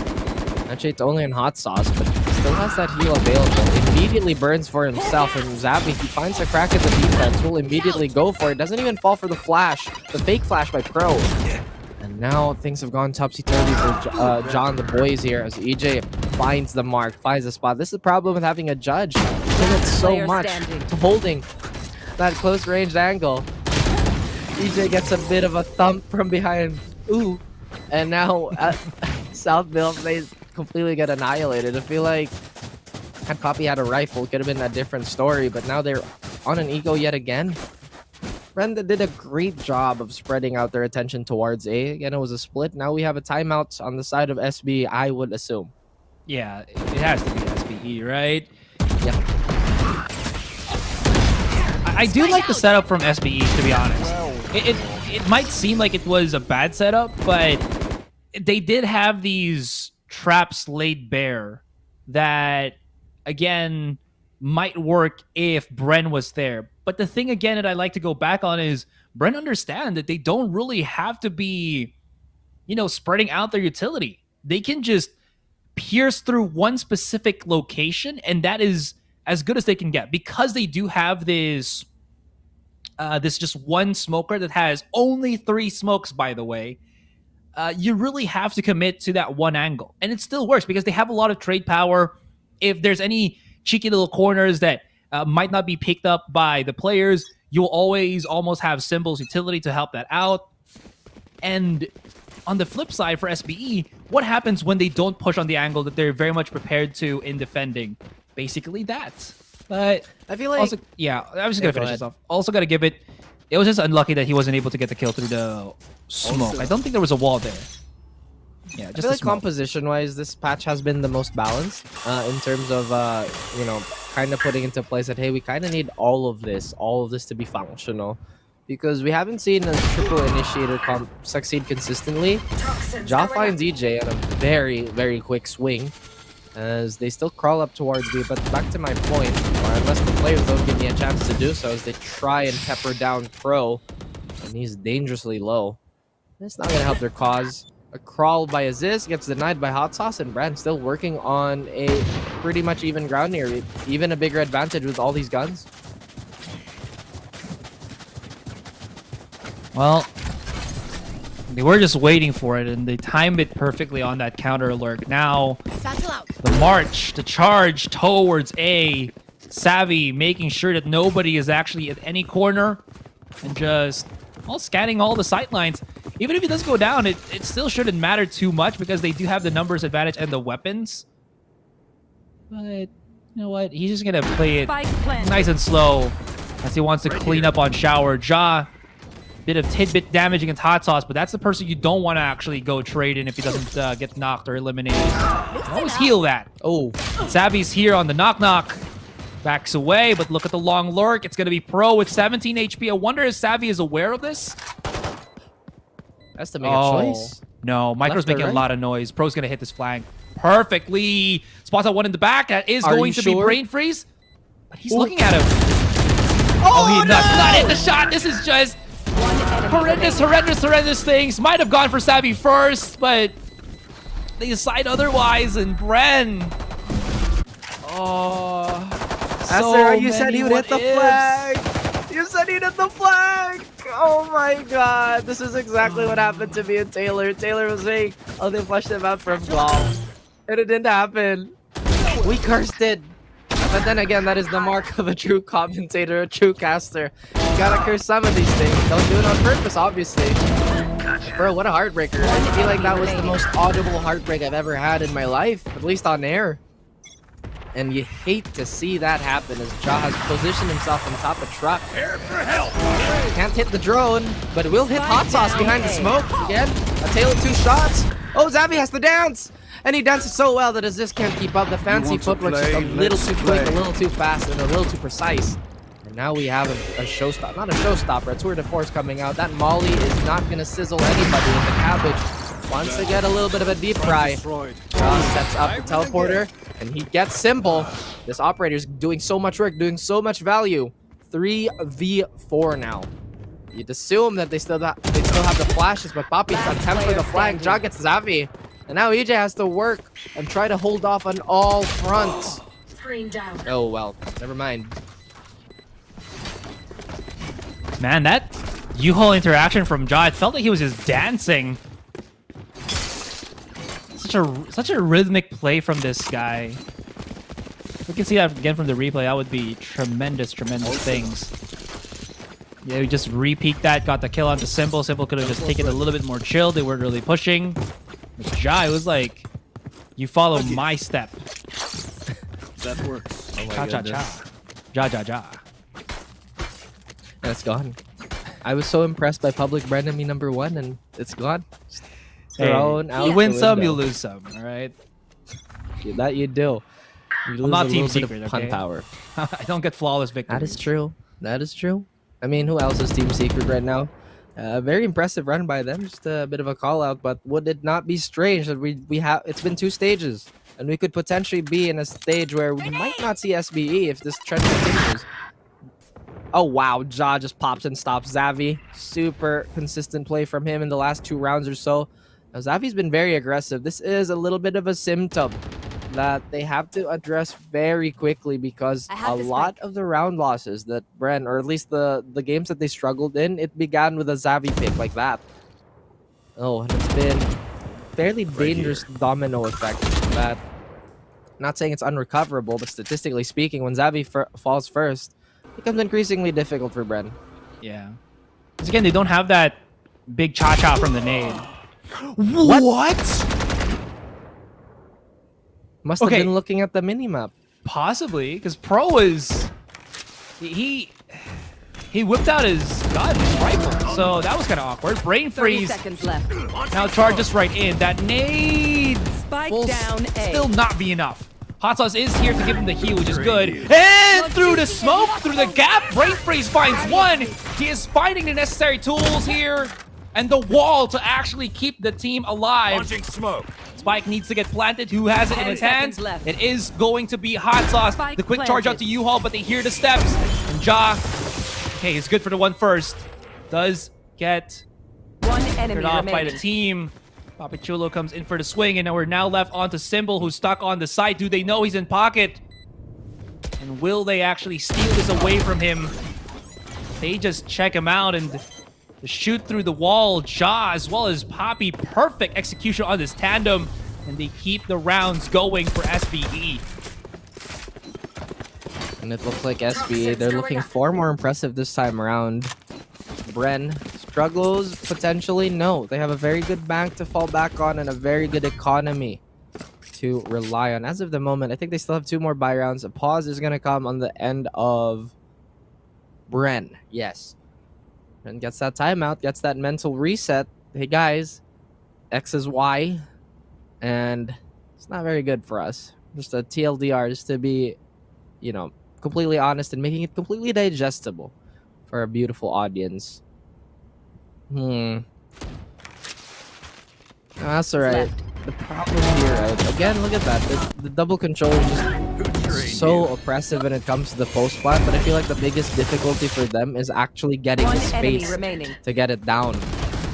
Because like we mentioned, right? Like you mentioned, since there's no duelist, or they do have a duelist in Aziz, but it's far more riskier than having an entry jet. And Aziz is far better as a main rifling Raze anywho. Yeah, I mean, if you're going to put a rifle in his hands, have him on a jet. I think that's the better option, right? He does hit those shots, but I think the safety of the dash just makes him even more confident. But with Ja, put him on anything with an operator and it works. I think we've seen him as well with like an op on a controller and it still looks incredibly scary. Micro's not having the greatest game in terms of raw numbers, but hasn't bothered the success of the team too much yet. I'm very sure that they would love for him to be online, though. Yeah, it's understandable. He did start off pretty cold. I think this is his first game of the day as well. Yeah. Bren. They do go for another slow default Asarai, and I feel like this is only playing to the strength of South Built. Well, they are clearing up a lot of positioning here. So Bren are getting somewhat that control, but they haven't flushed out or haven't scouted out that Ja does have the operator in hand. I love the double up here with Poppy. He's going to sell the fact that it's just him holding the site, which is good. And Ja repeats the angle. He does have that flash, that fadeaway. Another flash from his teammate Pro would be absolutely perfect right now if he wants to go even more aggressive. But Bren, they figure it out. They spot out the one first big smoke. They spot out the flasher. And now they're more confident. No more blinds on the A site. It's the big hit. And the... Oh no! Oh. Picture's thrown out by Aziz all the way through. Beautiful, beautiful use on that orbital plus the satchel. And somehow, Bren, they're separated from each other. Pro still has the angle on Waterfall. There's going to be Ja to supplement it. Hits another shot. They are... I am so confused where this is going to be coming from. It has to be B. There's the spike already. But they are just segregated, separated from each other. They cannot find the ability to hold hands and push the site anymore. No kumbayas here. And it seems like... Bren just forfeit the round. I actually thought it was going to be a good A push, but Aziz gets the pick, uses the satchel to boot them back into the orbital, and Bren was like... That was so smart. Yeah, that was... They just got pushed back into very, very unoptimal situation. Unoptimal indeed. Nobody likes getting burned to a crisp from an orbital strike. And Bren, they make it very clear that they're not interested in that too. They do manage to save quite a bit of weapons, and EJ's back on that operator, hopefully to get him starting. This is the first time we've seen him in quite a bit to not really pop off early. Now South Build, they're trying to contain this mess. Bren, they want to edge this out just a tiny bit. Now they do take yet another slower approach here. They're waiting for any members on South Build to overheat. I feel like South Build are the team that's most unlikely to overheat when it comes to that, or at least individually. Well, as soon as I say that, Pro gets caught out, and maybe a little bit of a jinx. Hot Sauce gets that frag, and more importantly, he gets one more orb to his resurrection cause. Papi Chula has to leave Hookah now. He has to be reliant on Aziz to chuck a few nades here and there.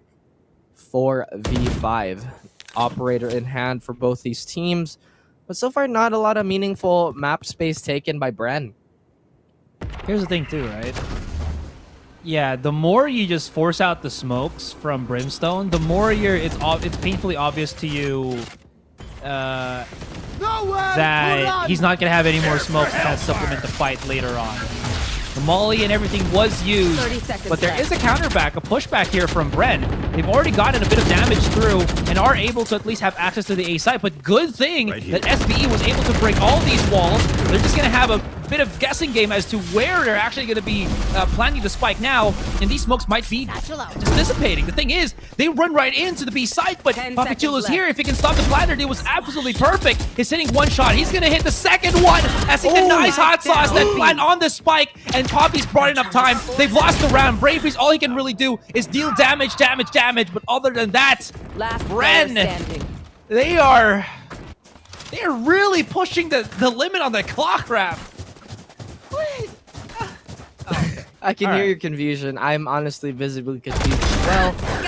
But like I said, if you play slow, you're kind of playing into the hands of SBE. Actually, in general, if you're playing slow, you're playing into the hands of the Viper player on the defensive side. Papi Chulo needs not his utility, and only his trusty aim to lock that down.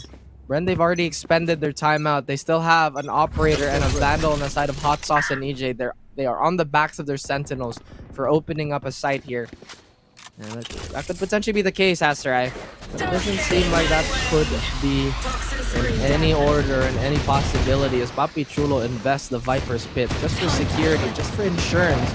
But look how far Xavi has made it into Hookah. You might find an unsuspecting Southfield player, but Aziz might have the most beautiful timing in the world. Manages to hold on for a tiny bit. Imagine if he jumped out with Aziz still holding elbow. Now imagine if that smoke dissipates, but we don't have to imagine as Aziz gets that kill. EJ finds value with that operator, gets chunked, but the heal is still there. And now Hot Sauce swinging, trying to provide some cover fire. Bro, in the very corner of this Viper's Pit, doesn't have to do anything too fancy except capitalize on that.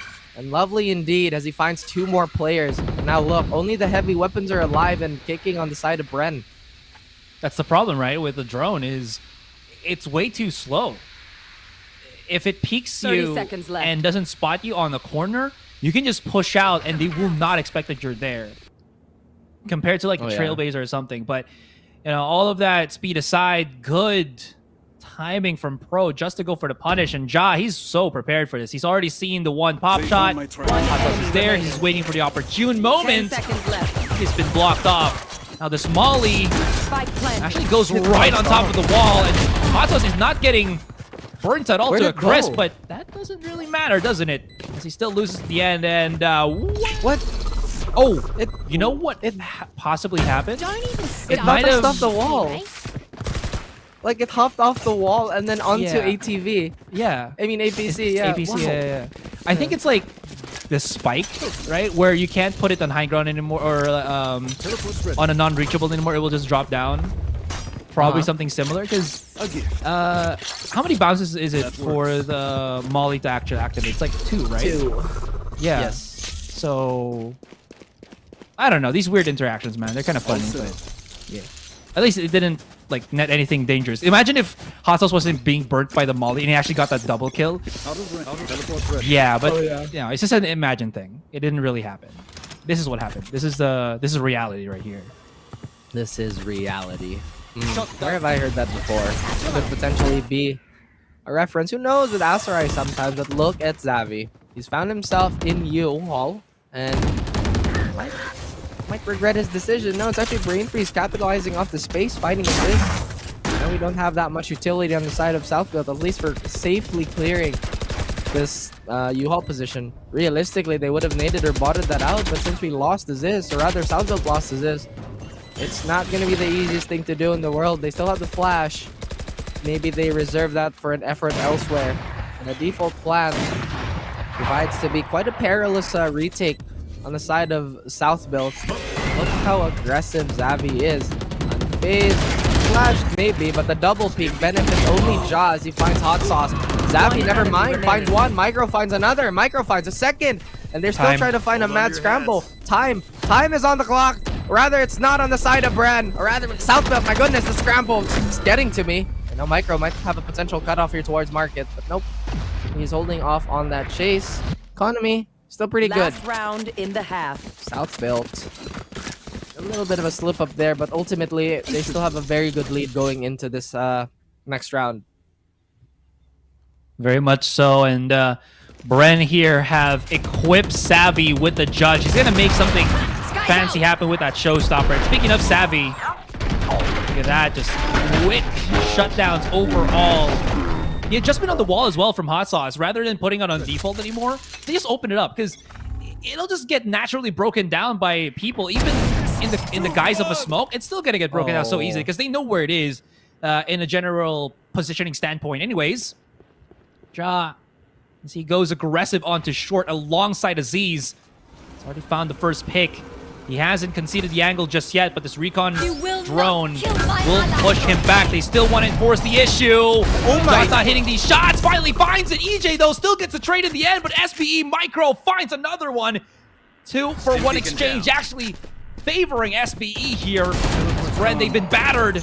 Ja backs away, has to reposition first, but he still does have the support of their Brimstone. He's still fine here, Raf. they make Bren work for this angle control. Fine, but for how long? As they've been pushed back 4v4. They choose to rotate to B, then they're going to be walking into the hands of Poppy. They've tried that a few times. Hasn't really been working out. Did get a successful plant towards A, so that's still on their mind. It's lingering. They want to run that snowball. But Ja, do they expect them to play this close? Nobody else is really pulling attention here. Micro's being very patient on that crouch walk from Hookah. And like I said, this utility stagger is going to be insane! And Ja gets a third kill for himself. Spike is down. Micro has to hold the fort, but cannot. The gates are open. The gates have been invaded. Brain Freeze is left to 4 HP. He's going to be hobbling on for as long as he can. Symbol still has a full bag. No, he doesn't have a full bag of tricks. He only has a shock dart. Poppy and Pro, they're rotating from the opposite sides of the world. Poppy Chulo has a little bit of elevation here, anticipating aggression from U-Haul. That's not the case. It's actually Pro that might get caught off guard. But so far, Symbol might show himself, and that he does. He's exposed, he's revealed, and been eliminated. A smoke coming down on Freeze. No, he's prepping the ulti. The orbital strike could come any moment here, but they're gonna stick this to half. It doesn't matter if that spike hits him. Ah, well. Yeah. Didn't have to, as they clean it up. That was good that they got it to half. That was perfect. If not, I think there might have been enough time for Poppy to reach there. 6 seconds. You're right. You're absolutely correct. If they didn't have to, they would have lost the round.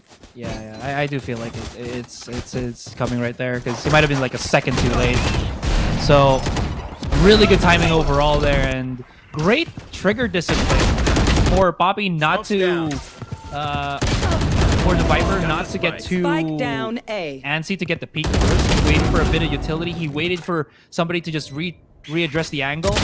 So like that. So that was absolutely perfect. Good use into the snake bite, just making sure nobody's gonna push him on the left side. Clears out the right.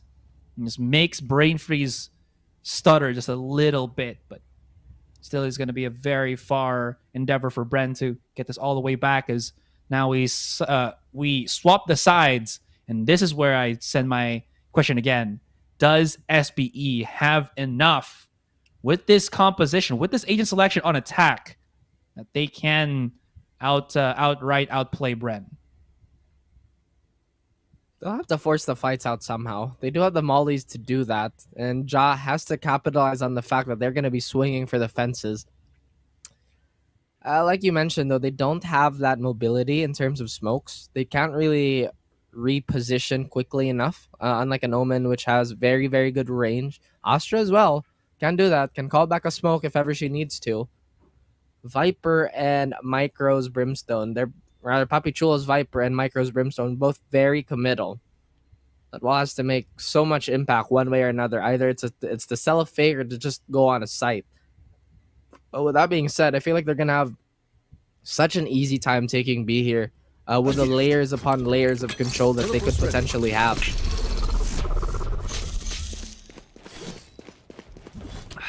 Yes. Layers. I love layers. Yeah. It makes you onions. I was gonna say it's what keeps you toasty during the winter nights, but right, we're in the Philippines. There is no winter nights here. Only onions. Yeah, we love our onions. Shout out to the red onions out there and the shallots. And the shallots. So how are you shallots, bro?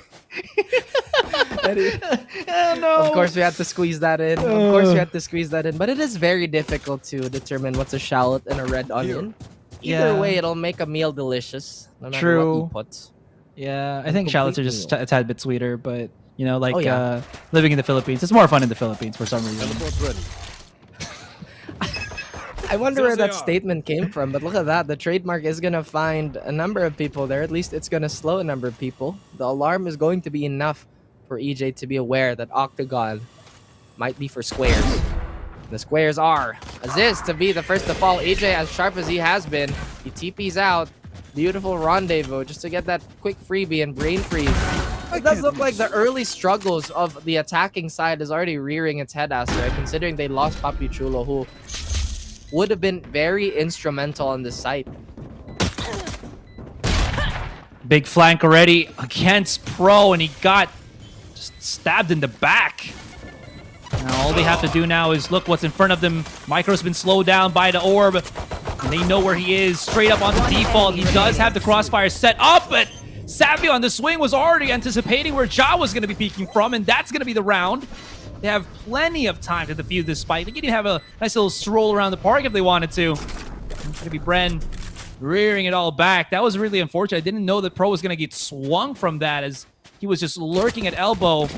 Somehow he got his behind exposed, and you never want your backhand exposed to the elements. That's right. It's very unhealthy for both you and the people watching, or in the immediate area, really. And that's why, guys, public decency is the thing. 8 rounds on the board for South Built, 3 rounds up. Could potentially be narrowed even more so now as Bren. They have the weaponry, and they look to run this over, but they cannot discount the fact that Viper Wall, the toxic screen, is gonna do considerable amounts of damage if they try and force anything. South Built, the woes of the double controller could be a little too much to handle unless Ja can find an overextending player. Doesn't seem to be the case as they try and go for the more patient approach to the site. Nobody has been found and nobody wants to take any unnecessary peeks, it seems. Why did I say that? Xavi gets popped in the head for swinging. Doesn't lose the weapon though, but now they're unaware of if U-Haul has been spotted or what. Really good angle control there from Ja. Now, they don't have an E-Hilo in Pro, so the damage done by that nade from Savvy still does make SBE supposedly flinch, even in this 4 versus 5. That being said, they only do have really the classics in hand. Hot Sauce feeling out showers. Here. The wall nearing breakage. And they're about to explode on this. Is he ready for it? Is he still looking through short? Where all the surprise comes in through the bats. There's the peek through. He gets overwhelmed as that is going to be the concuss. They try to retake the Spectre. But again, the trades efficiently done by SBE. And we're left with Symbol and Brain Freeze. And they don't even have time to set up lineups. They don't even have time to set up smokes. And now, they're going to be in 2 versus 4. Where Pro and Papichulo have found themselves a couple of nice little SMGs to make work with. Brain Freeze just not knowing what utility he wants to use. He's just throwing everything here at the start now as they try to retake the site. A triple stack onto U-Haul, 1 onto bench. It's going to be a very daunting task to dismantle this crossfire. They somehow make it work first. There still is the 3-2 on short here. He spotted the last one. No, one more on the flank. Excuse me, Ja's still alive.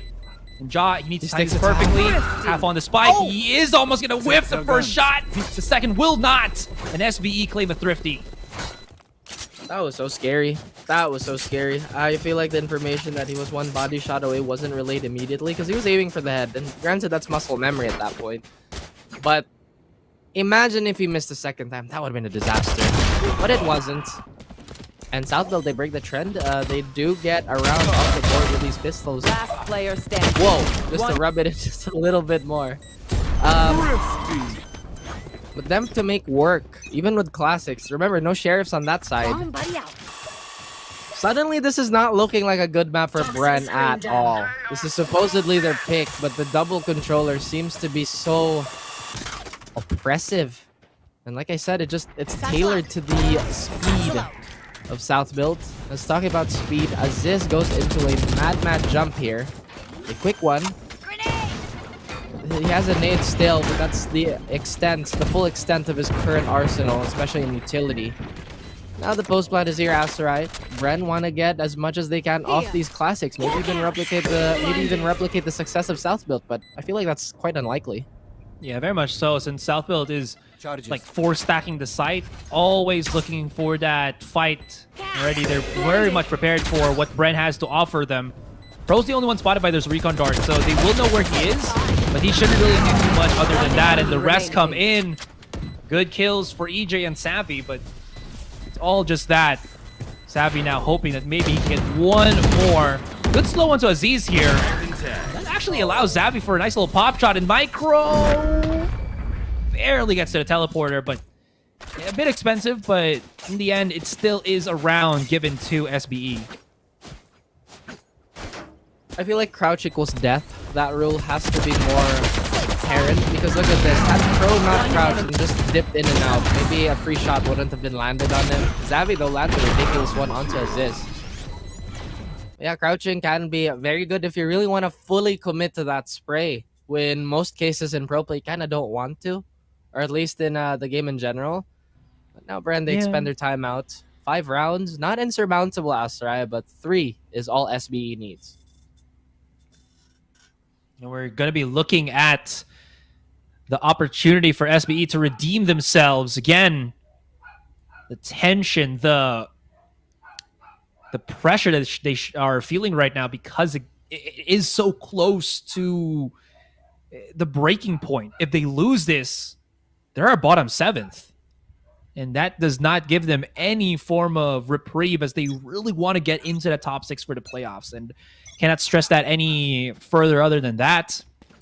And, well, this does give them hope. If they get those 3 rounds, Raf, they do make an argument to go into Breeze and also make an argument that they have a shot to not get eliminated just yet here, as we are looking to end this day again for stage 2. You want to play? AJ, Let's relatively play. speaking, having a fairly quiet game, especially for the standards that he's set for himself as a monster. Ja, who's been very, very keen with his snipers, with his operators, with his tour de force. He's always found value, quite a bit of it actually. And now Xavi's curious what's going on over there, but decides not to explore and implores a consideration. A reconsideration, in fact. And another slow and dull part of the round, waiting as South build. But the setup is here, the set play has come into fruition, and Aziz jumps, but only a mere few feet away from his team. Now the orbital strike comes, the retaliation is here, Xavi is going to be discovered. Aziz tries to fight. Do they know he's still this far forward? Hot Sauce, thankfully for Bren, had the trade there. Denies of any freebies, any doubles, any collats. Papi Chulo plants. He thinks about it. They haven't cleared shower yet, but little do they know that the forces of Bren are stacked on one side. There is a very eager peeker in the form of EJ, but this time he chooses discipline. Papi, or rather EJ and the rest of the Bren boys, they want to take this away. The momentum that Southfield have made for themselves is just a little too dangerous. John makes it even more so. Gets a double. And that slowing field is enough of a deterrent for Symbol to maybe fall back, but they are not phased as Ja gets a 3rd and Micro gets the finishing kill. 11 rounds for South build.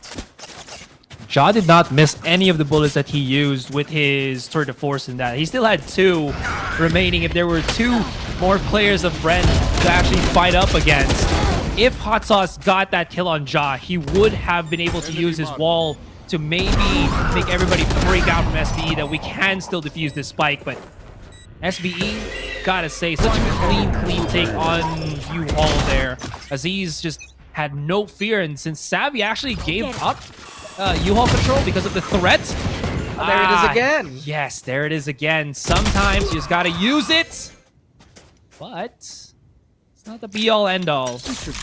You only get the 1 pick, and again, this is SBE not having Bren not having the proper weapons. Hot Sauce does get the shutdown for Ja, yeah, but they don't win this round as they are saving. That will mean it is going to be match point for SBE. I would have thought they would have forced. I mean, when 11 comes, then that's your cue. But it does look like Bren have the confidence to go for that overtime, Master, right? But yeah, I think that's fairly decent. They already got 2 frags down. More than enough, really, for a bonus. Anything after that is just more icing, more sprinkles, whatever you want to mix with your soft serve. I want soft serve if it's not apparent enough. But look at this. A pinch play, as you would like to mention, and a free Vandal. Hot Sauce has retrieved. This could not be good for South build. They don't have enough, Last player or at least the standing. spacing somewhat. It was somewhat suspicious, but now Brain Freeze is gone, so Hot Sauce, he has to land those shots of his life as Pro removes it from this earthly server, at least in that moment. Point. Now we have yet another round on the board for our boys in South built Esports. What do Bren have right now? So they got Hot Sauce, Savvy AK, Symbol, all nearing their ultimates, except for Hot Sauce, who already has it. That's not the problem that lies amiss. The problem is SBE has just been really far dominant with this, and well, all of my statements about double controller taking a miss here. They're gonna be brute forcing their way on B long. I think they want to get maybe the ultimate for Savvy, but he doesn't need it. He just gets the kill. He just gets demolished by Aziz here, who now has his own showstopper. Wants to look for a fight. This might be the end already, and we might already be looking at a straight-up shot onto Breeze. Brain freeze, luckily enough, doesn't get smothered by that showstopper. The nade to delay them even further. The clock is ticking, and this 3 versus 5 has yet to get a deduction on the side of SBE. Somehow, Bren just cannot find any form of opening. This is just going to the wayside. Micro hits the shot. Can he get the second on Hot Sauce and already put us to game number 3? The res comes in for Brain Freeze. He's going to wall to the corner here. Brain Freeze does get the shot off, but there's no more time. He has to run out. There's 2 on Hookah, 1 on the site. Attackers One in win. between his eyes, and we are going to go to game number 3 as SBE commanding decisive victory here on Bind. And that dreaded first map loss has not bothered Southbuilt whatsoever. Now, Bren, it's their turn to rally back. It's their turn to keep calm and dig deep. Third map, Aserai, do give me a quick refresher. Actually, I'm just going to check my notes so I don't inconvenience you. I said I was going to check my notes. But anyway, Southbuilt very proficient on that map. Bren, we've seen them pull away on that too. So, is this a toss-up? Potentially. I don't think we've seen Southbuilt play Breeze, have we? Do refresh my memory. At least the stage yet. Yeah, I think they were able to play 1. I remember they played Fracture. But Breeze, I'm not entirely sure if they have any combat they're going to try and run. But either way, again, the double controller just gives so much denial on the side of Southbuilt. They really could not give EJ nor Xavi the space to really bloom on that map. Yeah. The idea was there. The execution was right. Aserai, have we seen Southbuilt on Breeze? Not entirely sure, right? We have seen them actually. One time against Team Secret back in week 1. Was it Secret? Yeah, the first day. Oh, was it the first day? I'm not sure if it's the first day, but it was the first week. True. That ended in favor of Secret, but it was 13-10. And again, I do want to go back on my sentiments about if they are able to win Bind, which I don't feel SB has done as convincingly, but I will retract my statement there. They do it so well here on this one. Breeze is, for lack of a better term, much more breezy than it is compared to Bind. So we could be seeing Bren actually get knocked off by SBE here, who are rallying from the second game. Oh yeah, Bren still having a little bit of shakiness in some of their players. 5 rounds, and all of them are only in the first half, Aserai. Was this a clean skunk on the attacking side? Looked like it was, to be honest. Yeah, they got skunked on the attacking side, huh? Oh, right, because I was just talking about how they would potentially lose the third round to superior weapons, but Bren, they pull it out with classics, and we were also talking about how that orb, or I think that read, was so smart considering that, yeah, they want to capitalize on the decay damage. In turn, it was for their own demise. Lots of standout moments, quite honestly, for both teams. Bren had, once again, those flashes of brilliance that could make them a potential king of the mountain, per se. Yeah. We'll add, though, that there have been an incredible amount of rounds where the flank from SBE actually just works so fantastically for them. I think it's because EJ dies too early, because Ja dies too early. That's why there's a couple of flanks that did work out in the favor of each team. I think it's more especially for SBE here. But honestly, their side pushes have been absolutely well thought of. Like, Bren just does not want to fight anymore. And I was wondering, I was going to point out as well that it did feel like Bren should be able to use like lineups and everything, but we didn't really see that. I think they got forced their hand too often, or they didn't have the capabilities or comfortability to do it. Anyways, with that, we are gonna be looking at a game number 3, and SBE's tournament life on the line is still up for grabs. We'll see how that goes. Don't go anywhere. We'll be right back. I gotta face it, I gotta do the time. You gotta wait, make for a great pay, make sure you're doing your job. Gotta deal with the patience, 200 every occasion. Going to different locations, how they got one, I need some direction. Me and Vinci go up every session. Cook it up, yeah, you know it's no pressure.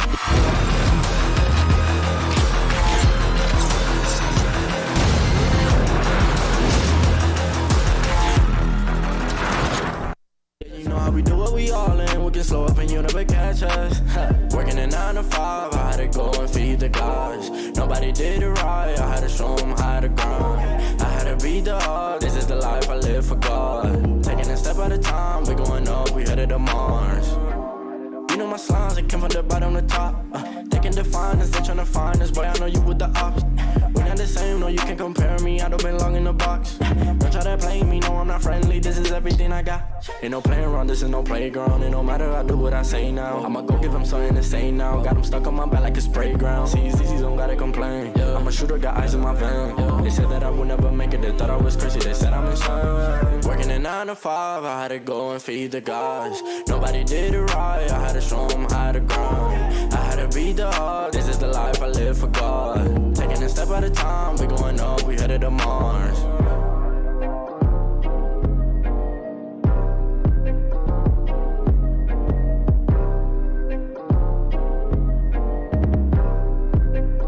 Undefined for life.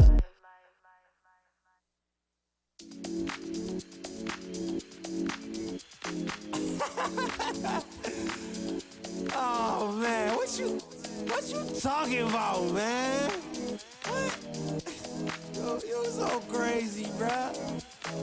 Wasn't too long before I realized a whole lot of truth, just realized. 2 groups faking the real guys, and both of them plotting on your meal size. Gotta be more, is this real life? Got a bad hand, but I still try. Try and knock me down and I still climb. I can see the promised land right over the hill line. And when I get there, yeah, we all gon' party. Learn how to surf cause the waves is gnarly. Gotta make the bread, gotta bake the barley. But it take a little time, be patient, darling. Working for the people, gotta rake them all in. But sometimes people make you hate your calling. Some people panic when the brakes is stalling. Me, I go to God when my faith is falling. Put it on the tattoos. A righteous man don't know bad news. Found forgiveness for my snafus. Nothing for the pretty girls trying to get a cashew. Bad dude. Sometimes life really suck like a vacuum. The devil I don't never turn my back to. I just wanna shower love like a bathroom. And be a role model for the black youth.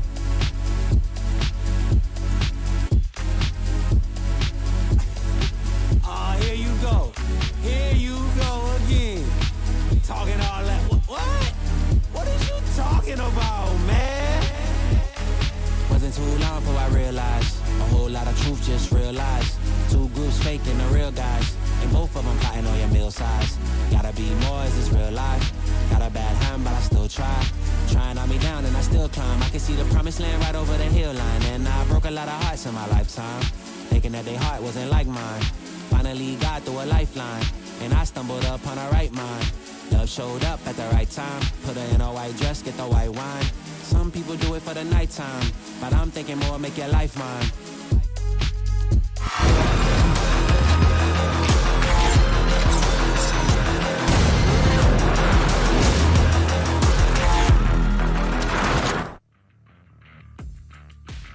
Hello again, ladies and gentlemen. Hopefully you've enjoyed those first 2 maps because once again, in the words of Asarai here, they're fighting for their lives. Yeah. So let's go. As Asarai also mentioned in our first intro. And my goodness, another 3-map series for me and him. It's been very, very interesting to see really 2 different games. On Haven, or rather on Ascent, it was so tightly contested and EJ was doing EJ things, but maybe we've finally seen his cooldown point. But hey, it's Breeze. Bren have been pretty explosive on Breeze, but SBE, they have that stability. Well, with all that being set aside, there have been some really good performance outputs from both of these teams on this particular map. So we could be in for a long one again. The last time that we did see SBE play on Breeze was that first week, stage 2, when they went up against Team Secret. It still ended the way of Team Secret, but it's a 13-10 where Ja on a Jet was able to procure 27 kills. So we know that there is some fight in SBE in this particular layout of land. And on the side of Bren, same thing could be said. EJ, wherever you put him, as long as he's on that Jet, he is just unstoppable. Maybe that's the reason why Bren did struggle a little bit. They needed that explosive EJ. Savvy, he's a good entry fragger. He's a good supporter, but I think they really did need that extra explosiveness from EJ. They might have relied a little bit too much on the utility of the Rays and not really have gotten that map control that they were wanting. But now, you know what? Erase all of that. This is the final straw of this series. Again, so many lives on the tournament lives on the line just for specificity there. And Astra never fails to bring a smile on my face for a multitude of reasons. Ridicule is one of them. Nah, I'm kidding. But yeah, like you said, right, there's a lot of bite going into Breeze. I think at one point, again, SBE was considered the Breeze team here in our local region. But and times have changed. People have caught up. The strategies have been developed. And we've seen so many powerhouses in a much more clear-cut default layout for a lot of our teams. Bren is no stranger to that, adding to the firepower. And of course, the very recent Xavi clip with that Marshall was so impressive, by the way. Maybe it's his time to pop off, but maybe you have a point there too, and you say maybe they've been somewhat relying on EJ's performance lately. I mean, it would never hurt for somebody to average 25 on your team. But he maybe put on that Jet again, and maybe that's exactly what he needs. That chamber, maybe go take a lap. Jet in. Yeah. So the last time that we saw them, it actually was pretty recent for Bren on Breeze. They went up in that match against APAC PH, where we did see EJ just absolutely pop off. He had 26 kills in that series, or in that game alone, and just had so much, I think, fighting power against Georgie. This was the game that Georgie actually had only 10 kills, and it was because he lost to EJ almost every single time in their 1v1 meetups. So if EJ can do that against Ja, that is going to be such a deterrent against SBE. Because, okay, let's put aside the fact that, you know, these Jets will be very crucial for both teams. Just having that threat of EJ pop off can also be such a big strain for SBE, especially if they keep losing Ja. There still is a lot to be answered if Ja can really play against that. That being said, this does feel like a 1v1 matchup against both of these guys. I don't think we'll see anything different other than, again, just who will be playing the Jet for SBE. But to be honest, it should be Ja again. But yeah, we'll see how this goes. That is a statement that we really love to toss around, because stage 1, it's topsy-turvy. Stage 2, there's a little bit more semblance of who's dominant, who's not. But when you hit that bottom half of our standings, it's topsy-turvy again. So the chaos, it's never really left us. It's a little more reserved this time around. The Breeze, we might be getting into it very, very soon. Any ideas on what compositions they might run? I feel like KO might be left on the table, but I feel like teams have been sort of straying away from him. Or actually, no, that might not be the case. We saw KO yesterday on the side of Bren and Action. I feel like the only team that didn't run the KO was Secret, I believe. Wits was on the old reliable Sky. They had Sova. They had the Sovash in their arsenal. Maybe we'll see a similar trend here. I'm not entirely sure if Southbuild might do the same thing, actually. Well, that been put on a pin first. Let's put a pin on that. We could be seeing... Okay, we're just gonna... or we have a little bit of delay before we do get into the this final game. But I do want to talk about that. We shouldn't be seeing too much deviation from that. Maybe Aziz will be bringing out his...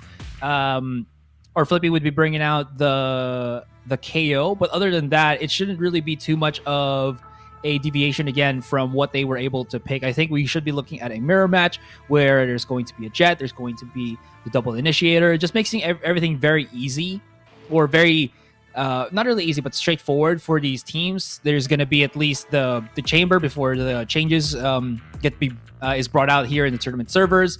So with all of that being said, it really is just going to rely on more the control and just who gets who first, because we did see how much commitment and how much presence Bren do put for that mid play, even when they're attacking or defending side. So with all that being said, really shouldn't look too much into the composition, but I could be wrong. Potentially, you could be wrong. Don't worry. Every time you're wrong, I'm here to say you're wrong. Actually, for anyone in that case, I will say you are wrong. But for now, we are in a bit of a waiting game, guys. Again, thanks for the patience. I hope everybody, and I mean everybody's had their lunch, because it's been a pretty long first series again. Typically, we're not super late in the day, but yeah, it's been a banger. The first game, as tight as it would have been, and then the dominance reestablished on Bind by SBE. Just a quick recap for all the folks out there who maybe missed most of what happened. Well, again, as we are just waiting, anticipation, I think, is the best word for me to describe what I'm feeling right now, because I am just so anxious. I'm such a big fan of both teams, but because they're put in this position where they're not safe just yet, there really is, again, so much pressure on either side to really perform, and whether that allows them to be excellent or not, we will have to witness in this final game. But at least if we are just looking at the series themselves, it feels like SBE are starting to rile things up again. This is, I believe, their last game before we do get into the playoffs, and then whatever gets dictated into how they get into this would be what happens in the next 1 or 2 series that we have for today. So again, if they lose, at least all the other teams we know will be in the top 6. If they do not, if they do win, they again still have that shot, and it is so difficult not to keep pressing that issue, because it is so crucial for them to be able to win this match already. Oh yeah, and just how much more emphasis can we really put on it, folks? We're still watching teams pretty much play with fire, play with literal tournament death. And if this is not the day they're going to bring their A game, then they're probably never going to bring their A game at all. It's the biggest stage we have in the country so far, or actually in the region. And if you ain't bringing your thunder now, when is it going to come, is basically what I'm saying. Oh boy. Anticipation, quite a bit of it. Quite a lot of it, actually, guys. Well, that's all we can really do for the moment. I do believe we are already setting something, and we should be getting into the Agent Select already. Now, again, we have mentioned how in the Agent Select, we are going to be just expecting the compositions that they've used in the past previously. So nothing to deviate. Actually, the big possibility of a mirror match as well. But I am also looking to have maybe just an inkling, as you were mentioning it again, with that KO. I think it is a good toss-up into the mix. It does disrupt a lot of the offense, and because there are Vipers that play very near the site, if they do have that null command, it is going to look so well to just help them push onto the sites. And of course, Blade and Recon Dart, I really do like it. And since it's still KO, you still do have the ability to use that flash of yours, but it seems like they are not going to go for that. It is a straight up mirror. If we have both sofas, yeah, there it is. Now let's see who does have control of these particular agents. No changes whatsoever. It's as clear as night and day from what they've played in the previous times they've also competed in Breeze. So no KO on both sides. Color me surprised, potentially. I don't know, actually.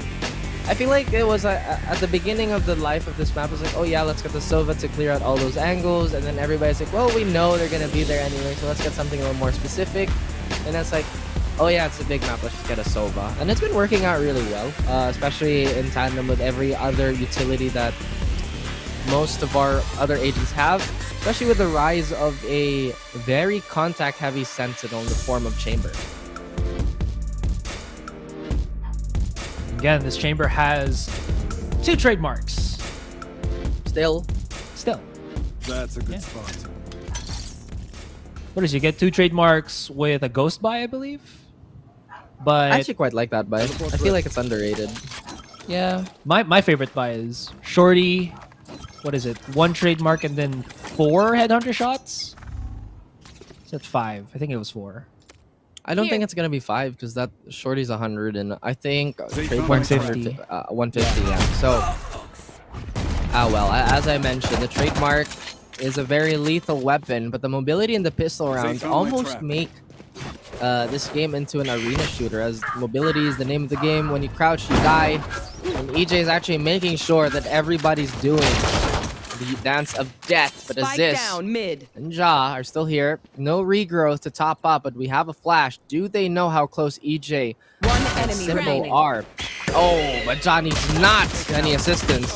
But Symbol might actually clutch this one out. Papi Chulo is also fairly low, so they have to coordinate this as well as they can. A spike is down, so they really don't have a reason to over-aggress here. They could actually just allow him to get the spike and then just play a crossfire or rotate elsewhere. This will force Symbol to second guess a whole lot more. And I think that's what Ja was probably anticipating. Symbol still has not gotten the spike just yet. It's way out in no man's land. Sucked. And he checks every single near corner, but Ja was so far away, not able to react in the nick of things. Great start for SBE. Ja with the 3, Aziz with the 2. They're working their magic here, Raf, to get things started. Ajax had a pretty good start too. He was the bringer of misfortune to whoever those 2 kills were. And it seems that this Jet is truly his comfort pick, despite how similar Chamber can be with slipperiness. Home is home, no matter how similar other places can be. It can't be replaced, as Ja finds a 3rd for himself too. Yet another standout map for them. And Xavi's like, well, yeah, I don't think that's a good idea, Chief. You don't work that way. It don't. It really don't. Look at this, Tried. Asray. Yeah. Look, imagine if they push that. They got all mowed down by Aziz. And Aziz even flashes himself. Wow. Everything that could have gone wrong there just went wrong. It's fine. It's fine. They try to recover as beautifully as they can. Murphy's Law, guys. Murphy's Law. If it can go wrong, it will go wrong. And it happened to Brain Freeze this time. Yeah, but still, it's an eco, so the trend of always winning that 2nd round still very much present on this map too. Okay, just again, Bren just a little bit lost on where they need to go. They do find some footing on mid. The shock dart from Flippy actually timed well enough, but EJ, always the start of the show, always hitting the shot. They find Micro, can't really plant the spike just yet. They find a little bit of a pocket here of safety. This Micro only finds 1. Afraid of what's on the site. Both of them actually be playing in there. I don't think he knows. Spotted out Savvy. Last player Trying to find a good angle here, but the window of opportunity is very, very small. And EJ is up against 4. It's going to be the knockdown. The plan for Bren is good. But the saving for SBE should at least allow them even more of a threat coming into the bonus. I like how we're going back to more generalist comps that are more well-rounded, right? Because we've seen so many comps be geared towards, as we mentioned, specialization. It hasn't been working out all that well. Hot Sauce, once again, was an unfortunate spectacle of Xavi over there. Micro did a great job of holding this down too, after, right? Enemy remaining. 3rd round on the board, though. I wonder who's gonna get the ace this time on Bren. We saw EJ get the ace, and then we saw... Was it Brain Freeze who got an ace here too, or was it Xavi? For some reason, I can't seem to remember who that 2nd ace was. I think it was Brain Freeze. Was it Freeze? We'll just have to scrub through the VODs, as we always do. Look at this now. Quite a bit of harassment coming from the elbow here. EJ very confident with this Vandal. Even dodges the flash, gets rid of that trademark, and that is a feels bad for Papi Chulo there. As not only signals them, but doesn't really give them any concrete information. Take flight. The Viper, as well as the Sova on the defending end, is now looking to just get around. EJ looking to fight, but good follow-up flashes from Aziz, though. Hold on. It's always the B side. It's always the Marshall that becomes the absolute threat for attackers here. Good use onto the snake bite. Nobody pushes the elbow just yet. Symbol trying to finally shut down Papi Chulo. It's not going to work. EJ to the rescue. Flippy and Ja, they still have plenty to talk about. Right here. You know that Flippy is at spawn.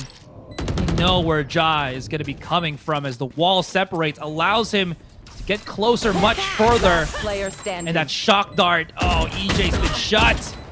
There he is. Brain freeze now coming around the corner. Good on the first. Ja knows what's going to be coming, but brain freeze. An assassin in the wall just gone up. He's like a gopher, man. Oh my goodness. Just popped out of nowhere. Would that be a groundhog? Are gophers and groundhogs the same? I don't think so. I don't think But so. either But way. so what's the difference between in brain One freeze? enemy remaining. He can clutch. I cannot. I was about to say you're in the desk and he's playing. Okay. All right, smart guy. All right. He called me smart. I can sense Astor's. I'm so done. But in any case, again, guys, the dedication that is required to be a pro is not something to scoff about, as this is going to be an equal buy. Ja has been very reliable on that operator. Has been on bind. Looks to do so on Breeze. We haven't really seen a pattern form for Bren here, at least on the attacking side, but they've spread out their efforts all throughout the map.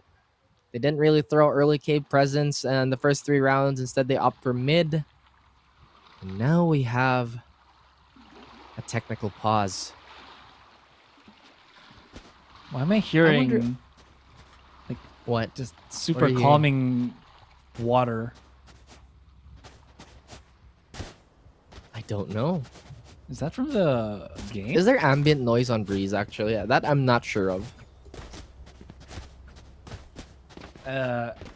There might be if you're close enough, but I'm always at war with the other what? 5 people. With the other 5 people in the team. On the your enemy team or their team? Enemy team. Enemy team. Oh dear. Now I'm curious. What's the difference between a groundhog? Funny and you a should gopher? ask. A gopher is a burrowing rodent with fur-lined pouches on the outside of the cheeks found in North and Central America. A groundhog is a small North American mammal with short legs, rough red-brown fur. Do you want to subscribe to Gopher versus Groundhog? Say yes now. Gophers versus groundhogs.com. I mean, okay. Wait, what? Okay. So, this might be... Should I really explain I mean, it's a tech pause. But again, guys, the tech pause happened so early that there's really not much we can talk about. Okay, here's Yes, the we big see the operator. Here's the big difference. Sorry, I just wanted to finish that gopher groundhog statement.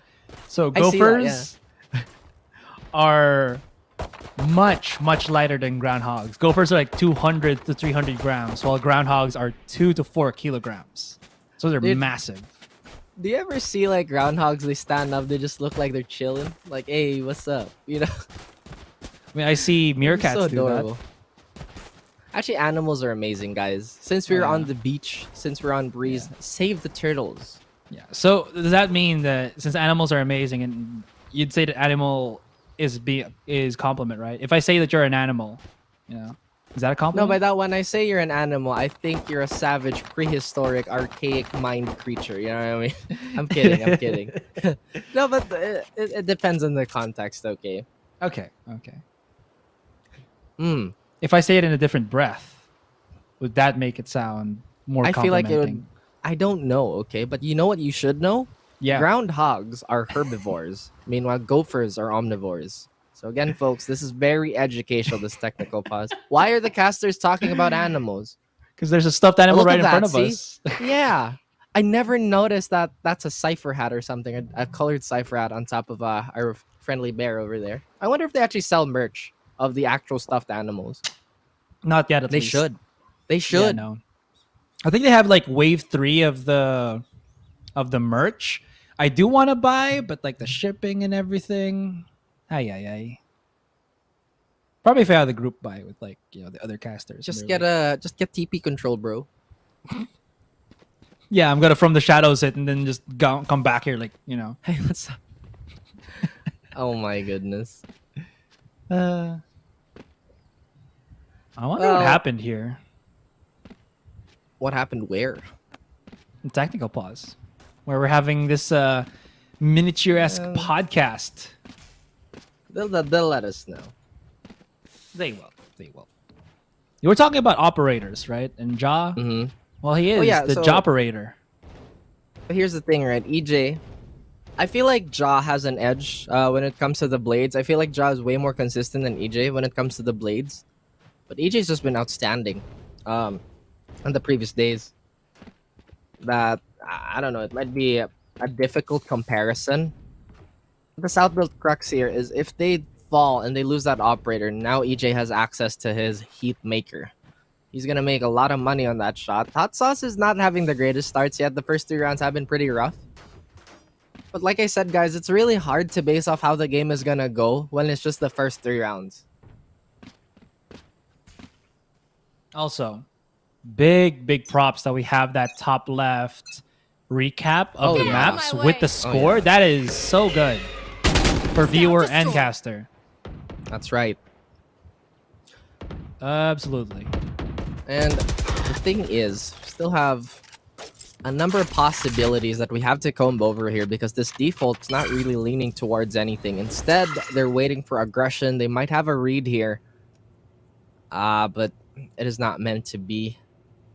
Quite a lot of time is going to be burnt here.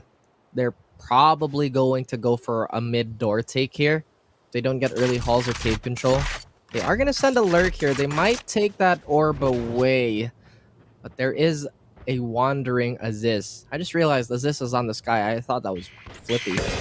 And the guiding light is going to be there for Brain Freeze. Brain Freeze is going to get shooed away just very quickly. And like I said, they might take mid here. Double doors might be the position that they want to occupy the most, as they want to avoid whatever crossfire that might come their way from cave. 35 seconds left, Aster. They've done this. So far, every single time Bren has waited sub 30 to push. It's been a bit of a disaster for them. Hopefully they can rectify that now, as this has a counter flash ready. Ja doesn't even need it. The collateral. Another Ja collat, by the way. The first of the stage, as Hot Sauce finds Aziz before he finds Brain Freeze. And that's 13 seconds on the board. EJ, he has to make a miracle happen. 8 seconds. 2 players alive on each side. They even get the plant down. Papi Chulo has to move. But where on earth is Micro? And there he is. He's been found. He's been moving, or at least he's rotating towards CT. The Blade Storm by EJ has been causing so many problems despite an early double for Ja. Last player standing. SBE, they were on a good advantage here, but suddenly Hot Sauce has the operator. 1 hit is all it takes. The wall's gonna go up. He finds Papi Chulo. A dangerous 3K now. Oh, he burns! The turn to force, but he misses the first shot. Micro finally finds that Vandal. Does he stick? Does he fake? There's no sound cue, so this is a bit of a mix-up. Oh dear me. Remember, it's 1 hit is all it takes for both players. And Micro, does he have time? The time! No. Oh! Point 20? Oh my god. What a clutch from Hot Sauce. The ROG clutch at that. Oh my goodness. He had Brain Freeze guessing. Or rather, he got Brain Freeze, but Micro guessing for the longest time. EJ spotted out 2. This was absolutely phenomenal. I wonder why he activated that. Maybe a mispress or something. But you know what? If it works, it works. And Bren, by the skin of their teeth, find advantage. Ja still has those blades up and running for him. He's done messing around. They are waiting for a bit more cohesion here. If he jumps, if he updrafts for mid info right now, he's going to get spotted by 4 people. He's got to be careful. 4 people, 4 guns. I've got Not the your best. trail. Still as lethal as it could possibly be.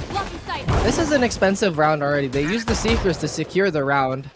A owl drone has been spent, and I think that's Flippy getting chased by a cabbage. That was a little humorous, but Hot Sauce takes no jokes. Finds Jaw. Simple finds Poppy. Flippy does find one, and where did Micro come from? It's a 2v2, but the gun's still very much in favor of Bren. Looking far more impressive. One enemy remaining. They are still One trying to enemy up. remaining. Wait a minute, what's happening? Now Flippy and Hot Sauce. Hot Sauce has been on so many 1v1s. This map alone, 2 in a row. He has a chance to get this Vandal. And this is something that Hot Sauce is banking on, but Hot Sauce misses a crucial shot. He has to play time. Doesn't really need to peek this out, but Flippy, he's pretty tired of it. He's gonna have this. He has no angle! Oh my goodness! Is he gonna stick? He gets baited out, but no! Hot Sauce, he secures the round with a 3K. Oh my goodness, that was not good for anybody's heart, dude. That was not good for anybody's heart. Not at all. Not at all. Recon Dart not really giving information as to where Hot Sauce was initially. That's where Flippy got those 2 kills. 3 kills at that, and got that hit off Hot Sauce. He would have actually won that. He already got the tag on the body, so a headshot would have just sufficed if ever. Hot Sauce somehow manages to save the day, and he's starting to heat up. 6 kills. This very, very gruesome start to the 3rd game. 3 players from Bren now just marching it on to Halls. And they're decking the Halls. With random stuff in Jolly. They're all here, the seriousness abound. EJ now just charging in with the dog. Excuse me, Tasmanian Tiger, if you're being a bit antsy about it. Now, Bren, what is this? They're just going through Nest here, and they're just sandwiching whatever of the defense there is on the site. There is one on the Poppy. He's already popped a shot with the operator, and it's given away his position. The wall will separate him, and he still has not hit a shot after 3. This is not too good for Poppy. If he tries to push through the smoke, through this wall, EJ is very much waiting for him. Gotta wait for Micro and Flippy to come back into play. EJ gets tagged, but no big follow-through, no big punish. There is going to be a delayed lurk from Hot Sauce, spotting out Micro, lowering the chances of success of SBE even further. Here. And both players are stuck on Here. Donald, and EJ, he knows. One They're enemy retreating. He's well aware. He's taken away at the 1. They will take away at the 2 weapons that was trying to be saved by SBE. And there you have it. Bren, another point on the board. Bren recovering beautifully, even losing after those first 2 rounds. And I think their mid-round has been far more impressive than Southbuild. But then again, like you mentioned, there's just a lot of explosiveness being utilized right now. Doesn't help that EJ is online again. One enemy remaining. The operator has found some value. When it's denied, it just becomes such an expensive liability. Southbuild have to go off the back of, I would say, a bit of a light buy here. They could potentially force. They have 3 ultis. But that would be a bit of a big gamble, really. They're going to be pretty light on utility if they choose to do that, Asarai. EJ's back on top of the leaderboard, at least on his side of the world. Frag distribution's fairly even on both sides, really. A timeout just to get their bearings set, their minds relaxed, and a plan hopefully being mapped out.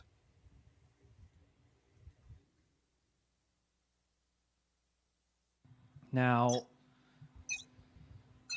with timeout ending here, we shouldn't be really seeing a force buy, to be honest. Maybe just a half.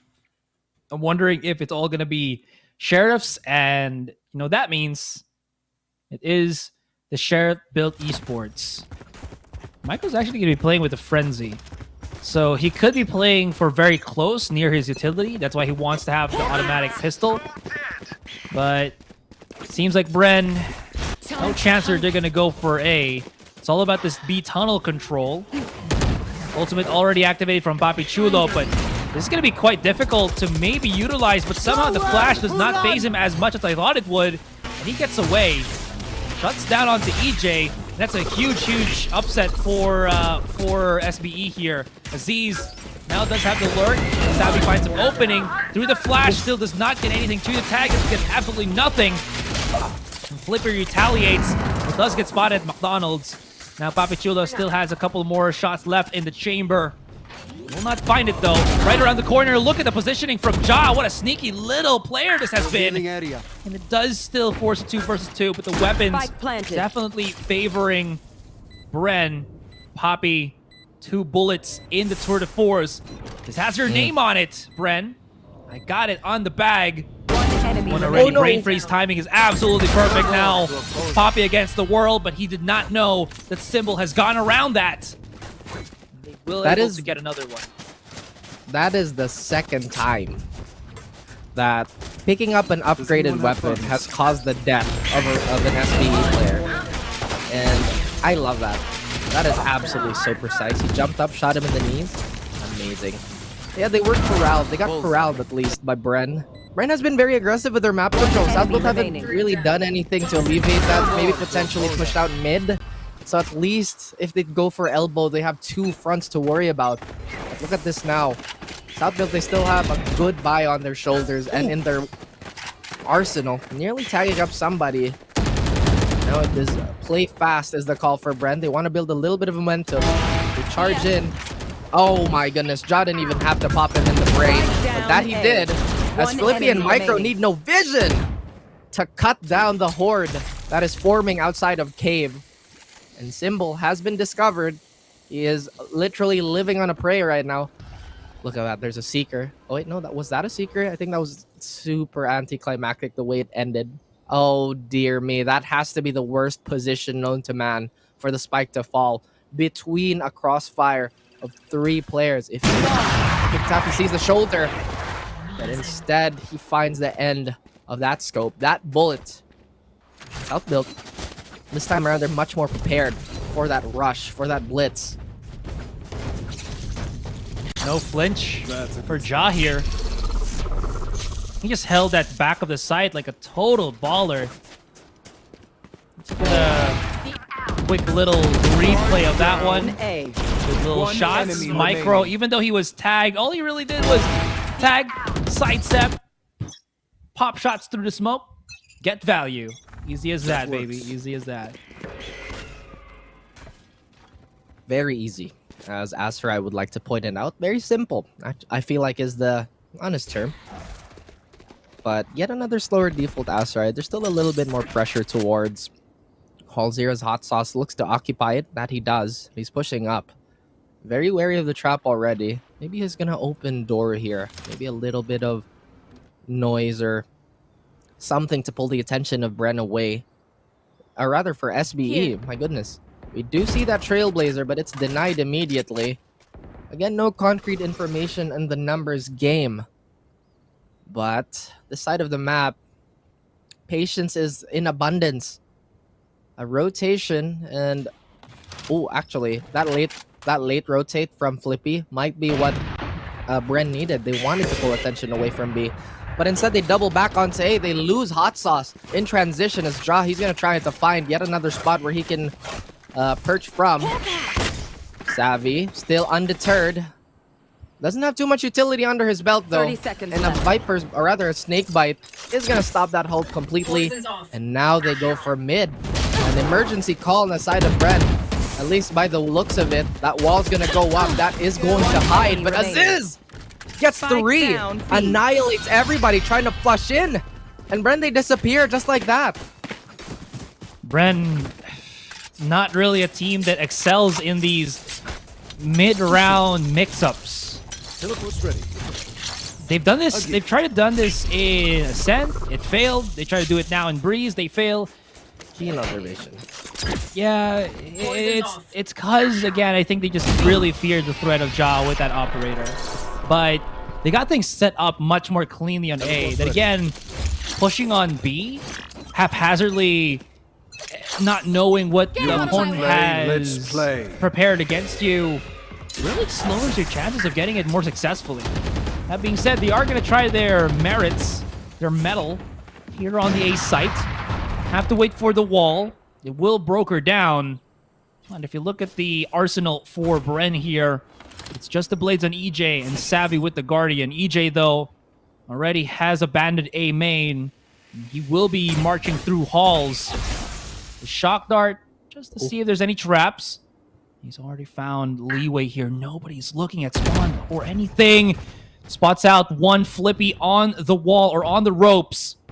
They're waiting for these off angles, but they're still trapped. They still are not better in terms of the weapons, so they have to find something somehow. And EJ gets one. It's still not going to be enough. Aziz and Ja find two in tandem. Now one is going to be coming through A main.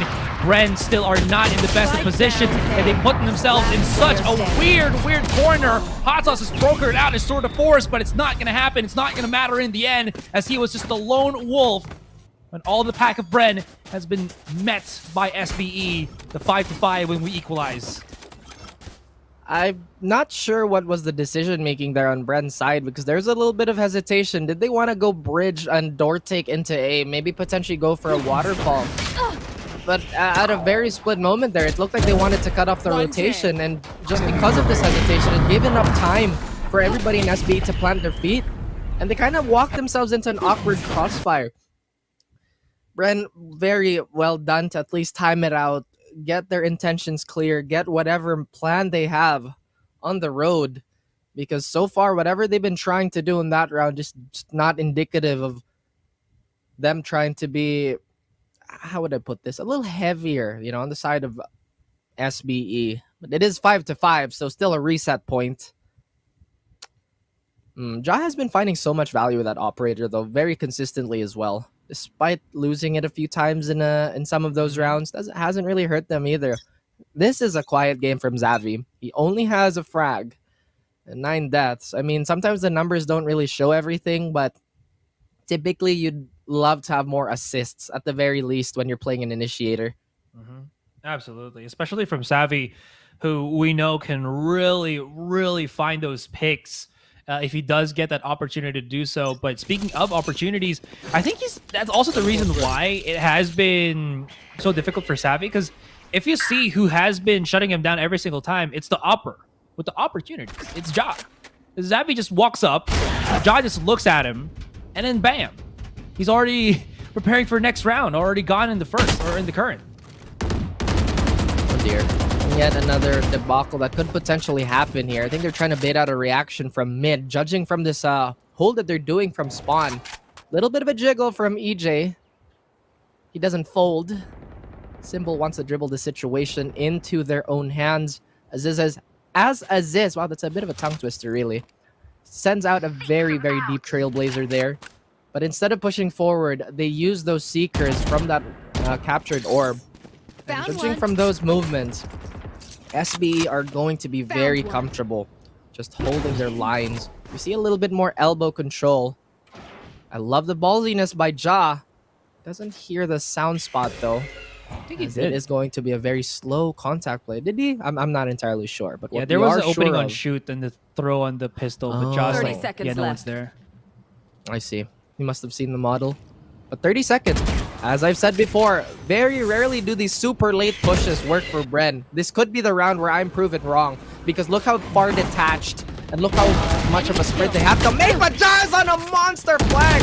He has an off. Can't find a shot, but this round, this push has been hobbled enough. They are crippled. They have to crawl onto the site, and this is as good as done already. Oh my goodness. Filipino time. Last round before the switch. Huh? Oh, yes. You know, it's late on the push, late on arriving at the acquired destination. Right? Dude, you gotta meet up later.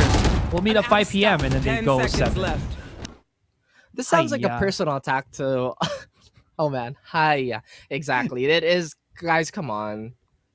When people say 8 p.m., it's 8 p.m.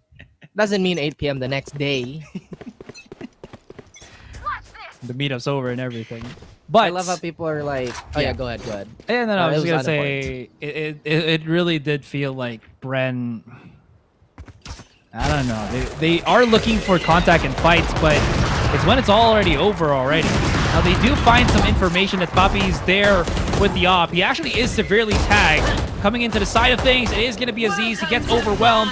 And look at that. If Bren push with a lot of time on the clock, they're not as pressured, they're not as pressed.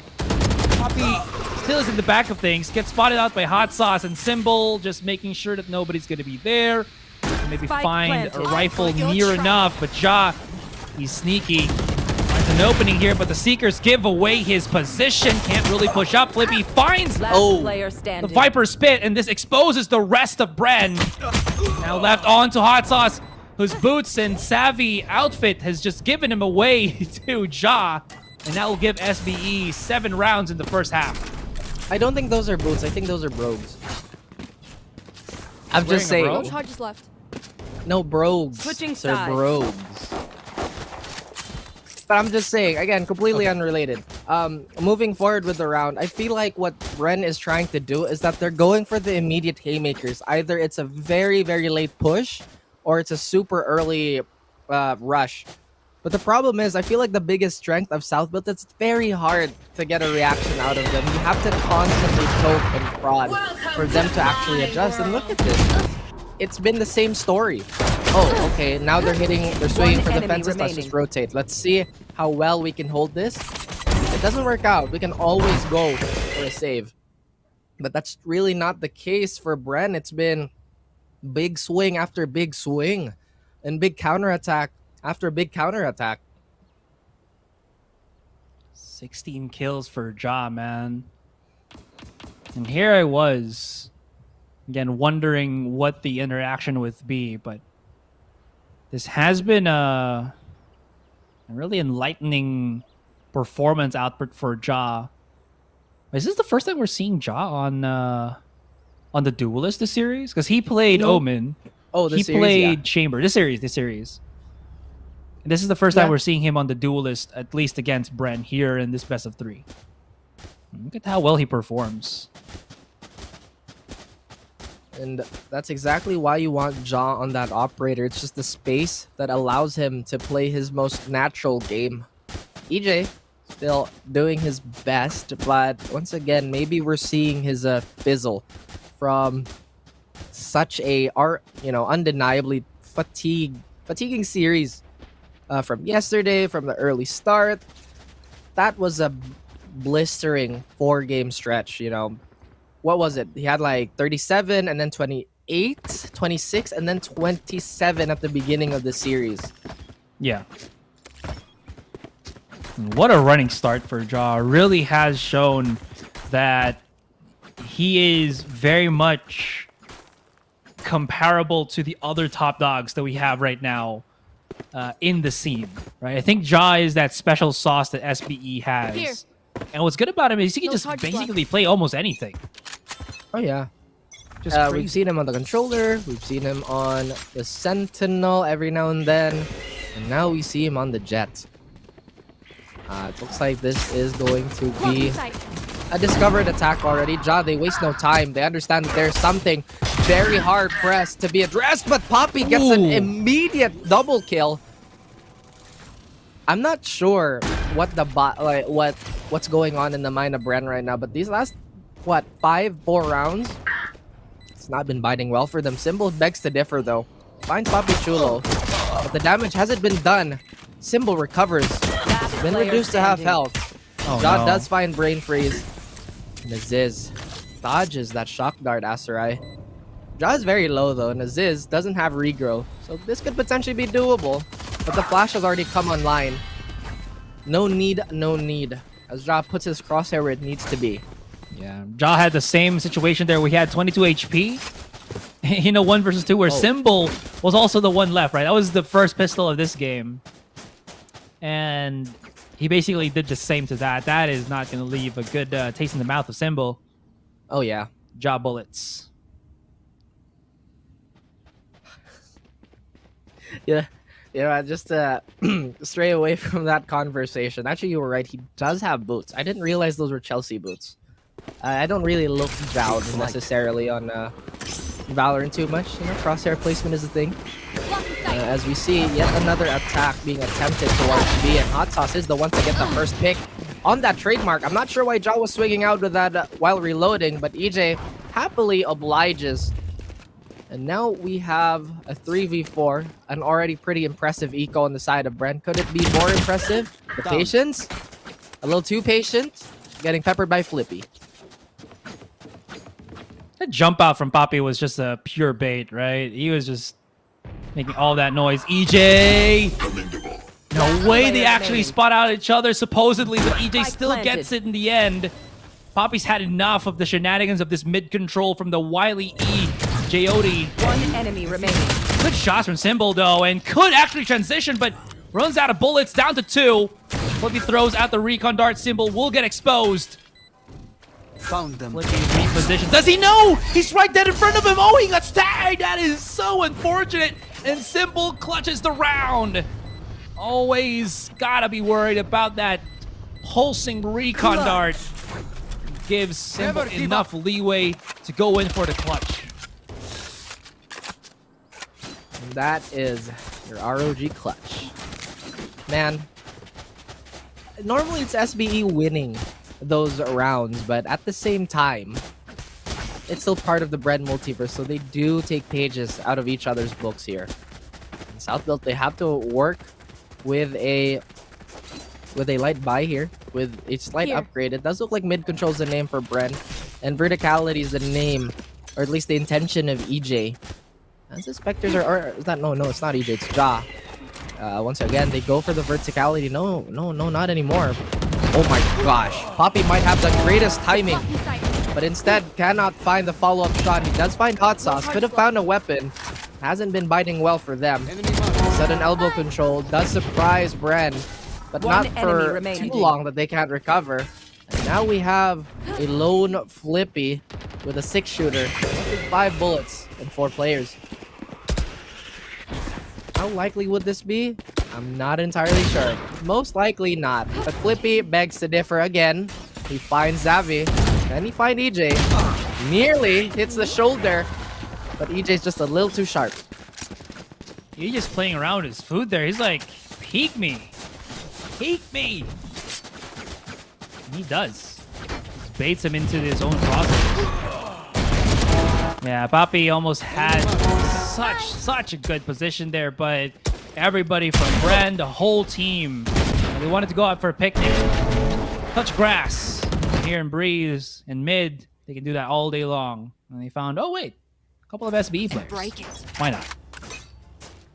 Wet their beak a little bit. Wet their beak just a tiny bit. Get their axes soaked in blood. Bren and SBE go for a little more patience this time, and Halls is the name of the game. EJ might get a free kill here on Aziz, and that he does. Not anticipated. Even gets a second. Can he get a third? Ooh. Yes, he does. And this is the Nightmare Hall for South Built. They are not allowed whatsoever. And suddenly this round has fallen apart that quickly. Uh-oh. Not looking too good as Flippy and Micro, the initiator controller duo, have to salvage the situation. I am in somewhat disbelief that they still choose to fight this despite seeing 3 of their teammates get absolutely mauled. But you know what? They remain undeterred, unfazed. But you know what? It's the Bren EJ Ace Denial. Oh dear. South Built. They're a little wobbly right now. Maybe this is the Eye of the Storm phenomenon where they had a surging set of rounds and now suddenly it's almost stopped to a halt. Once you reach that center point, it all becomes deadly still, deadly silent. EJ mounting for his ace in this game. Gets shut down by Micro. And how many times has he gone for that clutch?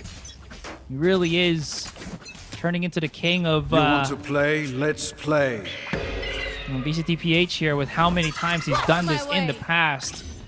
They found my now, Ja, he's gonna make a fair bit of challenge to that claim as he activates the Blade Storm, waiting for Poppy or somebody to peek the angle. The wall is there. EJ, as you can see, hiding his rifle into the corner. Wall is good. Hot sauce misses the flick, but look at the position from EJ once again.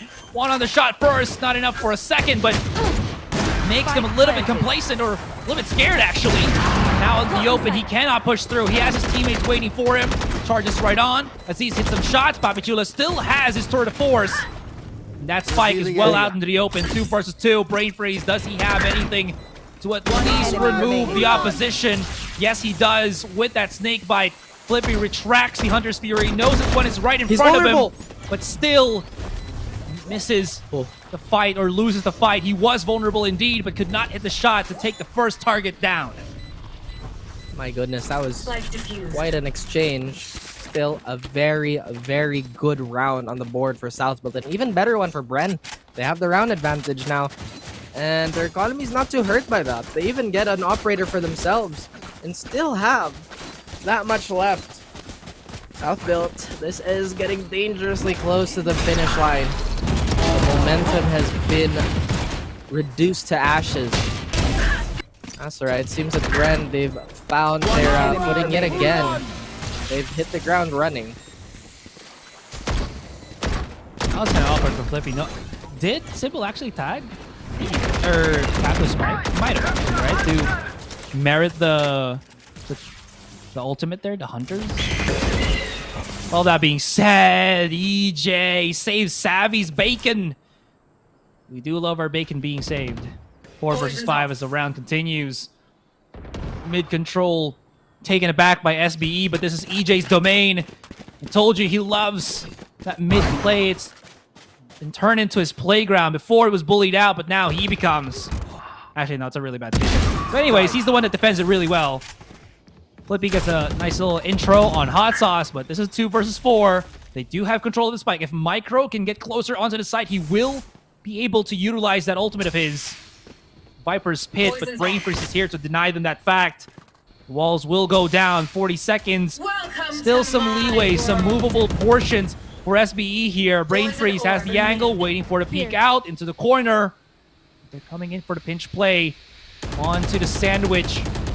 Somebody's going to have to tap the spike, but they're so close onto the contact. Are they even prepared for what's about to come? They are not. One is already down. Wow, that's the open. And the Viper's Pit just diminishes, exposing Flippy to the elements, and EJ again denied the ace, but picks up the 4K. And EJ has come alive. Suddenly, he's 24 and 15. In the blink of an eye, he gains all that momentum and energy again. And SB, they really needed that round. They really needed that kill. Otherwise, they might just have to settle for someone with a broken bye again. Oh dear me, they had the right idea. But how risky was that? To try and fight again was pretty much a prerequisite.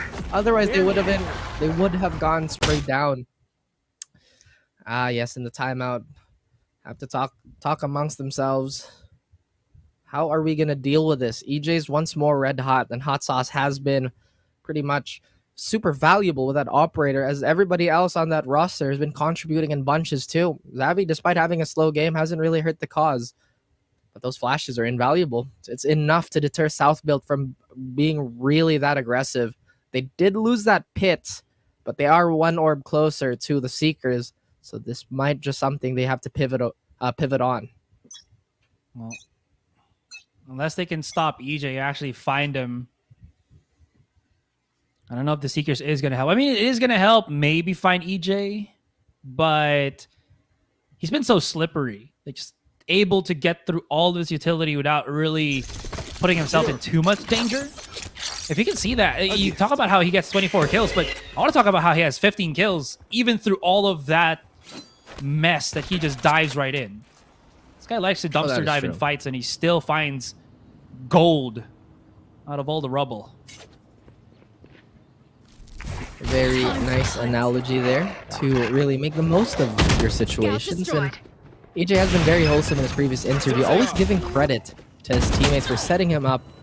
And Zavi is trying to hold the line against SBE. Papi Chulo does fall, but Aziz gets a quick trade. Now Aziz, very wary of that window position. He does pop the Seekers. Will get a specific, or at least a very accurate approximation of where the defenders are. Hot Sauce is thinking about it, and they go shoulder to shoulder, but no, Aziz has been so good at fighting those second in frags. 3v2. Brain freeze and Symbol. They don't have that recon dart available. I don't think it's I don't think it's available for this retake. And ooh is the right reaction. That was for backside. That was for Zombs. It was supposedly to help Symbol, but since he could not get flushed away, what a heartbreaker. Could save the op though, if he wanted to do so. He is neck and neck against another player right behind him. Wrapping around possibly for a backstab with the blade, but yeah, there it is. All-encompassing deity of Valorant, the Unico god, the unicorn, and he smiles upon SBE. Good round. He equalized just a teeny tiny bit, 9-10. Southfield, they have one more buy after this. Although they'll have to settle for one inferior weapon, one light weapon. Bren, on the other hand, they're fine. They're completely fine. They still have the Tour de Force available for Hot Sauce in case he needs to drop. The Viper's Pit is there, and no ultimates whatsoever to speak of on the side of South Built. And it is fair to say that they're kind of on their last legs right now. This attacking scheme, this attacking side in general has just not been too kind to them no matter what series. I wonder what the cause would be. Is it their slow play? Is it the way that they take the map control? Is it the prioritization? There's so many things and so many factors and variables to take into account, but elbow control is going to be the number 1 priority as of the moment. Now they try to invade that mid-tunnel position. They do get pushed out. The wall has been set. It does look like they are attempting to force the issue here, but this Viper's Pit by Brain Freeze is too much of a wall to scale, so they're forced to funnel over elbow again. Luckily for them, Bren hasn't taken forward control of this position just yet, but it is EJ waiting around the corner. He has an operator though, so he might be good for one. Is he gonna swing on this tag? He might get baited, but no, it's Papi Chulo to fall. That's their anti-flank on, leaving them a little warier, a little more worried about that opening. Symbol and the rest of the Bren boys, they still try to hold down the fort, but Micro, he finds a very important frag. As this gets one too, Ja gets traded out. There's only 13 seconds. Brain Freeze has to make a decision. He has to be the hero here. Nearly sprays down Micro. The tracers come out, but he has to stick the plan. Oh no. Aziz doesn't have an idea. Oh my goodness, that's right. Oh my goodness indeed. Yeah, well, he plummets that spike to the ground, but it was all just a ploy. The pressure to plant it because there was no time, leaving Aziz just by his lonesome, and Brain Freeze plays that beautifully. You do not have to be in your Viper's Pit the entire time. You can keep your opponents guessing. If they stay there long enough, they're one bullet away from dying. You don't even have to be accurate. Just run and gun, and it just will work. That should have been an SBE fight, but since they could not clear Brain Freeze off his position, since they still wanted to fight, take that B site, it all went to the wayside and just slipped through the fingers to the hands of SBE. It is this position, this situation we're in, it is literally so close, yet so far away. Ja's had enough. He's just going to be charging in on this. Pseudo damage on him. Oh, this is big trades. Actually still favoring SBE somewhat.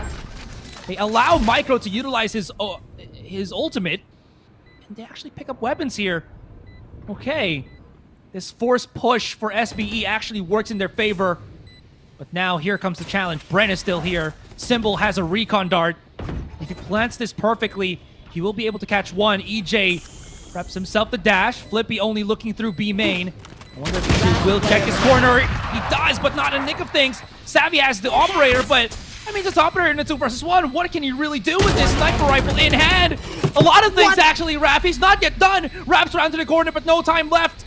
He will make this a very expensive round for SBE regardless, but he shouldn't be able to clear this off, and SBE should be able to survive for another one. SBE Savvy. What an absolute demon in B site on Breeze once again with the sniper. Not enough time, but the damage be done against SBE. Savvy the Savage. That first shot on that operator was unbelievable. And now Bren, they're rallying. They are all fired up. SBE can't let this phase them. This is also a very fragile point for Bren. If this momentum gets a sudden halt, then what happens next? Are we gonna see an overtime? Again, Xavi with that beautiful shot, making a bit of a statement here. And third time's the charm, potentially. Oh, they even set that wall immediately. The rotations haven't come. They see quite a bit of utility getting thrown out. They already prepped their lineup. Backside is going to be hit with a vulnerability. Brain Freeze, he positions himself in such an aggressive way, but Micro, no. he is going to be the Ouroboros, finds and consumes his tail. Now Job finds Hot Sauce. Papi Chulo is very worried for this flank, and for right reasons, as there is the raid boss EJ, the back end of things, as phase 2 has been so difficult for South Build to deliver upon just because of said raid boss.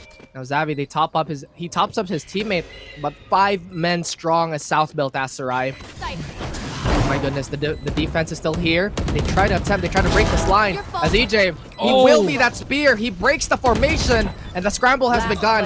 Do they have shock darts? Papi Cholo needs none, as the Guardian will provide a little bit of cover and an execution onto Simple. He tries to make this expensive and even finds Aziz, but Flippy is quick on the trade. And now we have an equal scoreline yet again. Talk about the raid boss, but it's not gonna be enough. SBE, they're just coming back into this with full confidence into Jaw. Jaw's like, give me the sight. Let me push in, and I'll show you how far we can go. But what do they reach? Round after round after round, and equalize against Bren here into the 11-11. This is crucial. Yeah, crucial as crucial can be. This is you watching a drag race, right? And both cars are just neck and neck. Now we'll see if somebody nearing the finish line has some NOS in them, just to, you know, that final big sprint. I think what could happen now is, Bren, they have to consider doing a stack, because look at this. They don't have the blades. They don't have any utility, or at least they don't have any ultimates in their pockets. So the stacking is the only thing that makes sense for them, because SBE, they've been tearing this economy apart. They have to guess now, are they going to attack B again? Their B has been pretty strong, but Brain Freeze could go for a surprise play here. Hot Sauce on that hero Vandal. Yet again, we might see an overtime here, Asrai. Remember, the day is not complete without an overtime, apparently. Look at this. This could be an explode, potentially for South Built.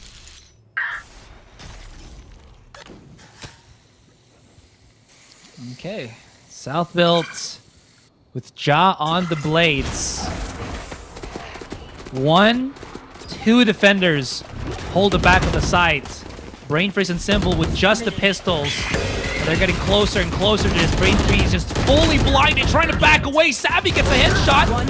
Hot Sauce is here, but look at the shots from Micro. 3 down. Hot Sauce left, playing around the stairs, but he slips up, cracks his head, and Micro gets the 4. Match point. Please don't put that image in my head. Just a random agent slipping on the stairs. But still, cannot laugh at the gravity of the situation. Literally a round away from cutting up yet a Bren multiverse member into bits, into pieces, and Micro. Just a quick recap onto that disgusting spray down. That's right, this is it. This is where Bren have to make a stand. They are fully, or at least mostly, equipped with weapons now. It's only really Symbol that doesn't have full armor. Doesn't matter. It's not gonna be in the front line anywho. An aggressive wall coming in from Bren. But it does look like they're gonna double back immediately towards A. I think they can feel it. But look at the patience by SBE. This is where they thrive. This is where they are potentially leagues above most of the competition. They do not crack. They do not, well, they don't crumble at all. Especially in the clutch, especially in tense situations. Oh dear. Hall's control. This has not gone well for Bren. Rather for SBE, by the way. If they give themselves enough time, or at least give Bren enough time to reposition, then this could be a repeat. No matter where they go, if this is a waterfall, they're still going to be running into a very patient fighter player in the form of Brain Freeze. A little bit of spam is coming, and a turret has been set towards bridge. They use the cabbages for cover, they use the seekers, but Symbol, like I said, an absolute turret is good for one. As this finds a trade, 18 seconds left for that flash, but Papi Chulo finds Brain Freeze. What a check, even finds a second. Hot Sauce finds his. Hot Sauce finds Papi. Hot Sauce has to be the hero here. 2v2 now. Similar situation. Spike has been planted, and they're still ways away from fully clearing this. The double snake bite is still there, the double shot. SBE need not to take a fight, and they are as cautious in being. Is this it, Asarai? Is this the blade to the jugular? Or is Bren, are they still resisting? Do they have enough fight left in them? Zavi certainly has. Oh dear. It's mounting Micro! Oh! Is there enough time? Barely. It is. Overtime. We're gonna go to overtime. Why did SBE back away? There's no one tapping the spike. Why do they keep throwing Switching utilities? sides. Overtime. With the shock dart and the they had a crossfire, but then somehow Micro goes back on the spawn after he uses both of his snake bites, so no lineup plays. So what was that about? Look at this.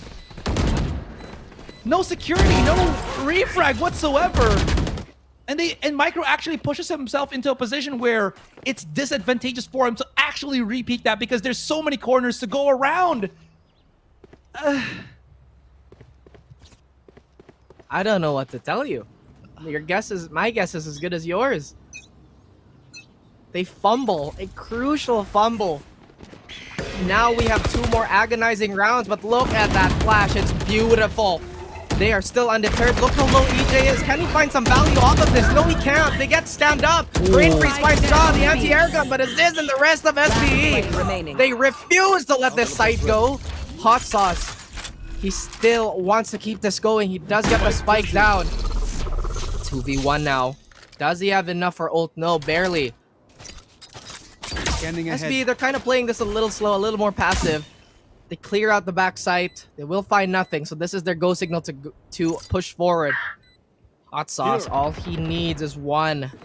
Maybe the other will potentially fall. The wall was used by Micro on Tunnel. Hot Sauce has the perfect angle here to just look straight at the spike. And SBE, you're right. They're taking their sweet time. They need to fight this right here and now. Oh, wow. And they spot Hot Sauce. They might just have enough to defuse that spike. More than enough. 4 seconds, 4.5. And they are spitting at victory here, Raph. They can almost lick that win Match over point. Bren. This is making all these players find the willpower to keep going. Bren, they're the young hopefuls. EJ is almost about to drop 30. Xavi has not that many frags, but every single one has been as impactful can be. SBE, all they have to do now is hold on. Everybody has come alive on that side. Their attack has been suspicious. Their attack is something that they have to really refine. The lineups are coming. Is it the speed? Is it the rush? Bren, are they going to be shaken? They completely forgo elbow control here, but they are going to toss a guiding light there, or rather a trailblazer. Will this be enough? It's going to stun up the Sova, but what does that achieve? Now they get funneled towards mid and CT. Micro very aware of a flank that could potentially happen, but the timing has been unkind yet again. Get this post plan, but EJ, all eyes are on him. He is literally the one to disjoint this, and they remove Flippy. EJ finding volume, finding impact.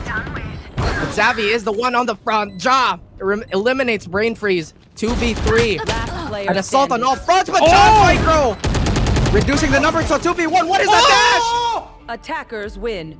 And it's the one to end all. SBE, they stay alive. Yeah. Classic in hand. That's all he needs to clutch the round. The crossfire. There was a moment that the pinch could have worked for Bren, but then SBE turned it around in their heads with Micro helping out Ja on that pinch. EJ did not spot the other one holding on to the lurk. He thought it was just Papi Chulo, but somehow they made it happen. I honestly thought that we were going to go to a second overtime there, Raph. But Ja and his bullets, man, it's too good. You could have picked any other word. His weapons, his arsenal, his personal armory. But it is the bullets. In conjunction to his name. That brings in the collaterals. Oh yeah, of course. The very elusive Jacolap. We've seen it once. And I think we saw it twice last stage. We've seen it once now. And it came in such a timely fashion to show that SBE are still very much in this race. But Bren, can we say the same? Oh dear. All right, I just want to like check a gander at the recap of those points of ours. So this would again mean that SBE are 3-4. They're still technically 7th place, but if Alpha Esports Pro loses against Team Secret later, and Action PH lose to Naos, there is still a really good chance that SBE can still get into the playoffs. And at least for that second series, we have like a 90% prediction that probably it's going to be Team Secret, but we'll see how that goes. But there is now a fighting chance for SBE to still get into those playoffs. Unbelievable series. What a way to start the day. And it's already 3 o'clock. Wow, I didn't even realize time just went boom, just like that. Yeah. It's been a bit of a doozy. My goodness, I bit my tongue. Ouch. That is painful. It's okay, do. Scooby-Dooby-Doo.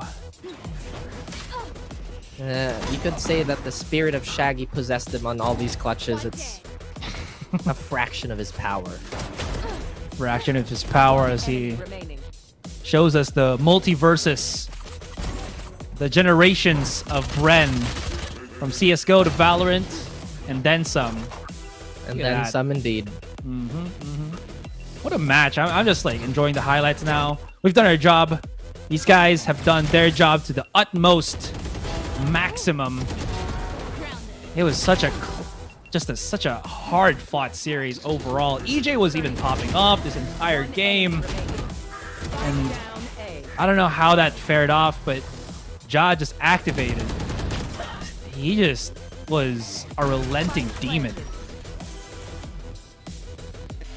I feel like we've said all that could possibly be said. Goodness me, what a shot by Xavi. Still very, very breathtaking. Literally breathtaking, Esther. I feel like I've screamed. Actually, I feel like I shouted quite a bit in that match. Not even intentionally, just happened. Ah, well. You okay? Yeah. It seems like you're also taking time. Yeah, I'm still like just dazed at what happened here. But you know what? That's it. Series is done. SBE, they have a shot now. Bren also still have a shot to get into the playoffs. This was all about what the points can do from them. Gotta say, from SBE, this was really Ja's calling. So guys, with all of that, we're gonna go on a break. When we come back, it's the interview and the panel to give you guys all the juicy deets and again, the breakdown of what has happened. Don't go anywhere. We'll be right back. Is it possible we could last forever and ever and ever?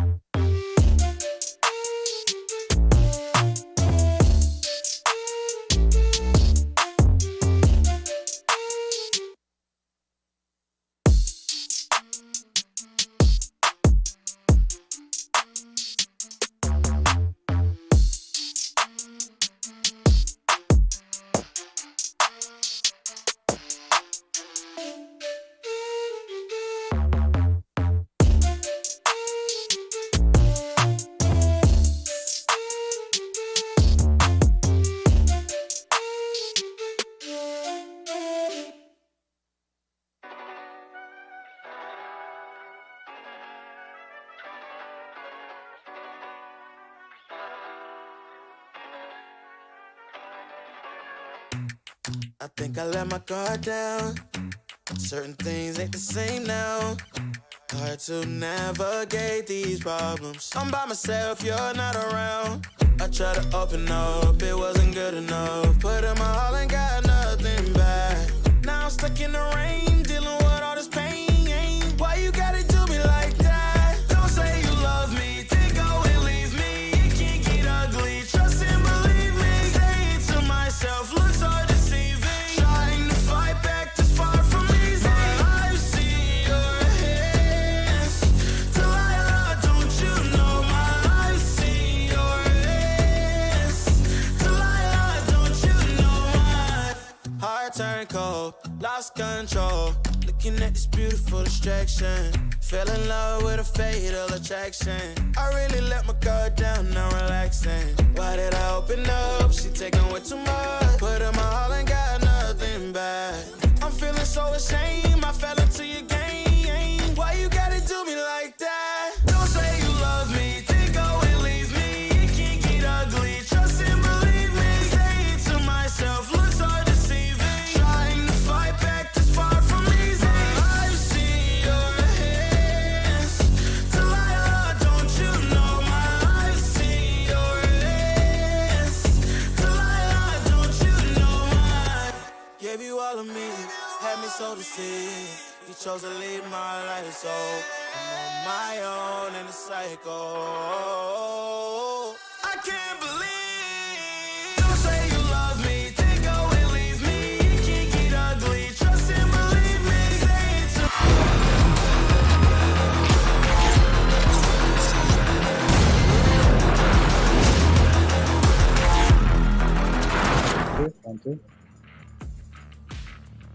Welcome back. You are watching VCTPH Stage 2, where South-built Esports stays alive in the tournament. They win a very close series against Bren Esports with a 2-1 score. Let's jump into the series highlights right now, because I don't think I've seen a series so far in Stage 2 wherein it was like almost every single frag mattered. It wasn't just, each round. It was every single frag. It was every single second. It came down to the wire for this. And I know, Fluffy, we were on the edges. Everybody was on the edges of their seat. I saw the chat. Like, everybody was like really, really intense and almost couldn't breathe throughout this whole thing. Yeah, I feel like this entire series was so intense. Like you mentioned, every frag could really turn the tide for either team. So you really had to watch out this entire match, as all the players were very explosive. We saw previously in the highlights the Ascent game, but now moving on to Bind, which I believe SBE took. They really showed their mastery of Bind here. SBE getting that commanding first half, but the dominating second half really sealing the deal for the dreams of Bren Esports. Ja also insane in this game on that chamber this time. The first game, I believe he also played the Omen. So it's very rare to find a player like that can go from the controller role to the sentinel role, and I believe even on the last map he played the duelist role. Speaking of which, we have here on your screen Breeze. Breeze, I think this is where EJ kind of fell back into form from the first game. You know, a lot of these rounds had a lot of clutches from him and his team. So Brain Freeze especially playing so well with the time in the Viper spit, and even right now we can see on the opposite side Ja and Flippy making the plays of their own. This game is one of the games that pushed into OT, and the way it ended, I was so scared. I really thought it would go either way, but Ja does end the game with a classic dash at the end of overtime. Yeah, that was the most stylish dash classic kill I've ever seen.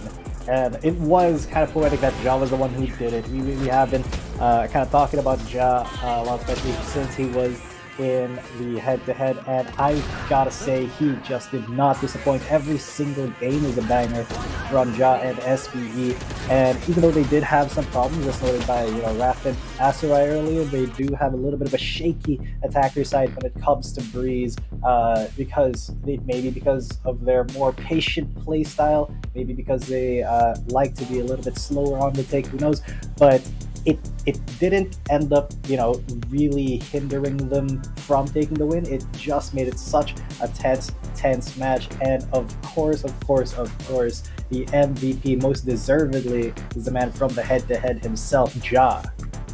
Yeah, I love that they highlighted this player. And it also felt like, South Built Esports, they were really just holding the door, we knew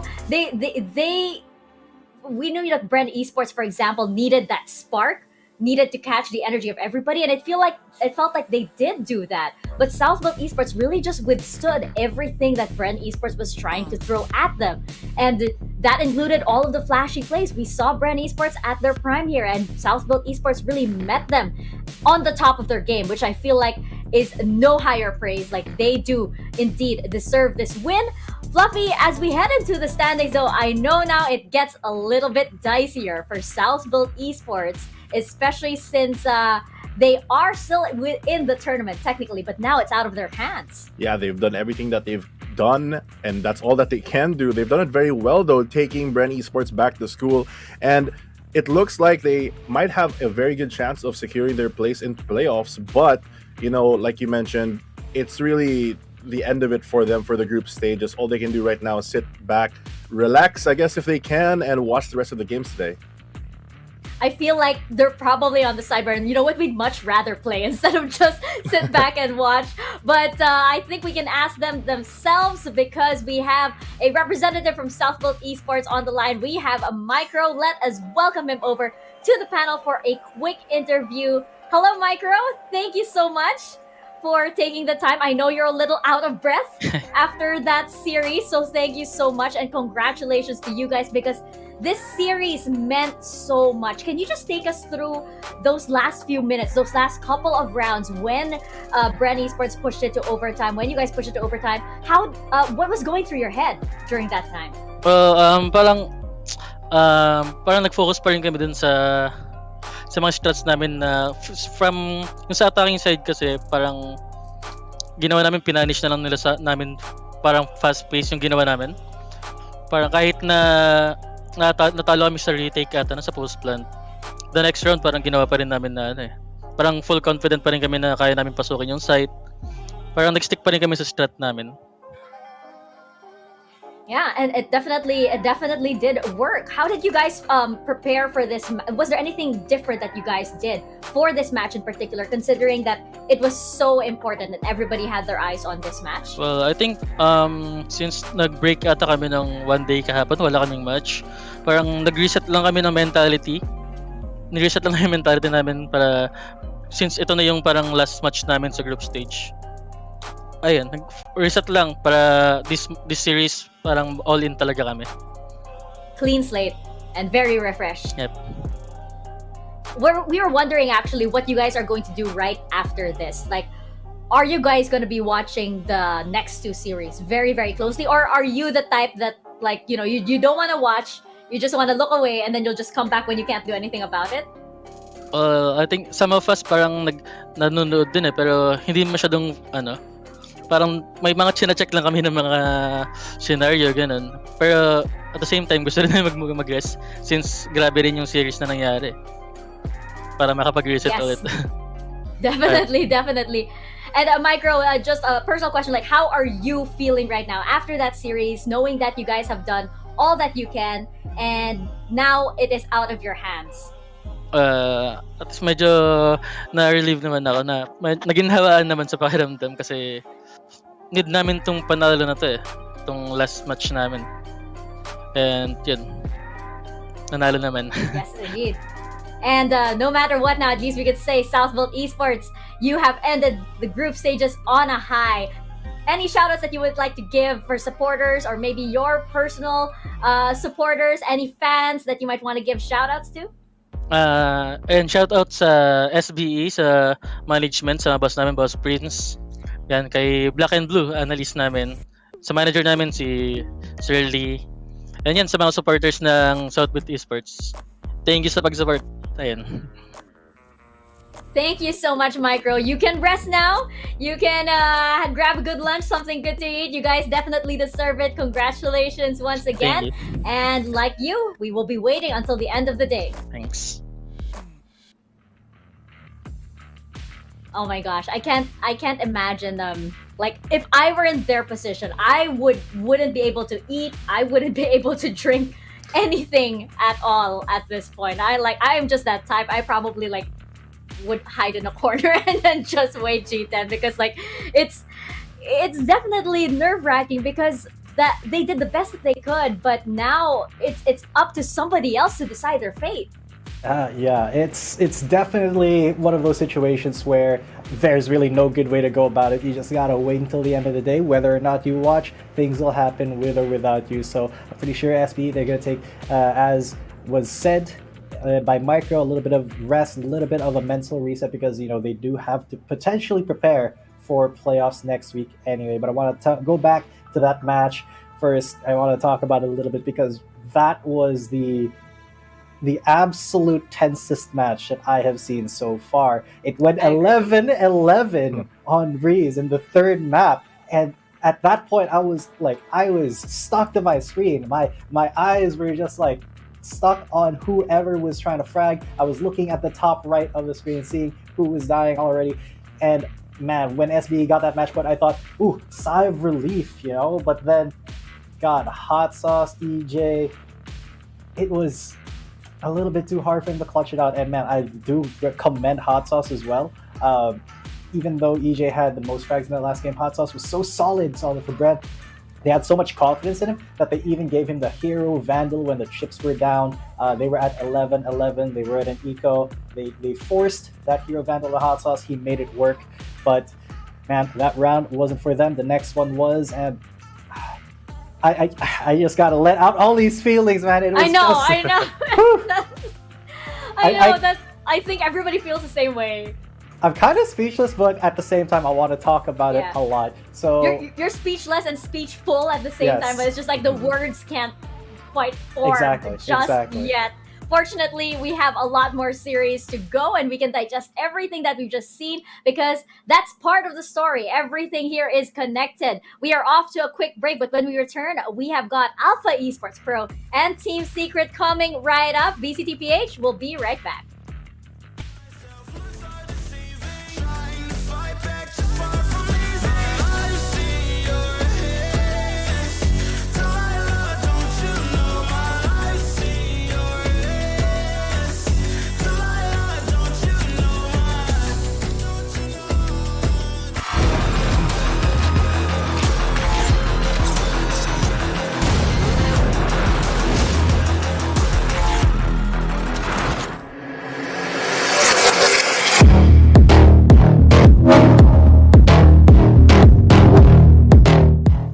Hi, my name is Pampang Gin, aka Gin I19 from APAC Esports Pro. Hi, this is Christian Mariel or Skillio, aka Chris M from Alpha Esports Pro. I look forward to play against the top teams in PH. As we all know, there's like top 8 teams and we're part of them. The other 7 teams have different play style and stuff, so I want to learn a lot against them. Em mong chờ mình sẽ vô địch được VCT Philippines Stage 2. Team của em khá là khác biệt so với các team khác ở một điểm là team em chơi khá là aggressive. My team stands out probably for our love with each other. We treat ourselves as a brotherhood, not just as workmates. So probably that's why we overcome the obstacles and challenges that we faced before the VCT happens. I'm looking forward to play against SBE because as we all know, they're the current top one in the PH right now. So I would like to play against them and see what playstyle do they have and try to gain experience from them. Giải lần này em muốn đối đầu nhất đấy là team APAC, bởi vì team đấy có một người bạn của em nên em khá là mong chờ. I think the team that I want to beat aside from SBE is probably APH because we never win against them even a series. So I think beating them is gonna make me satisfied and make me feel awesome. Em nghĩ là em sẽ đánh bại được team SBE tại vì em khá là tự tin.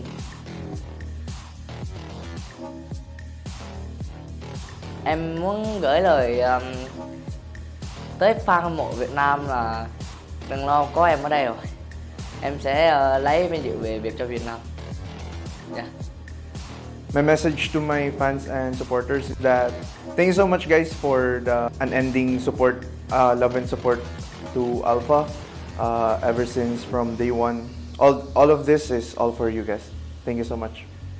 Again, this is Chris M from Alpha Esports Pro. Watch us on VCT Stage 2 on PPGL. See you guys.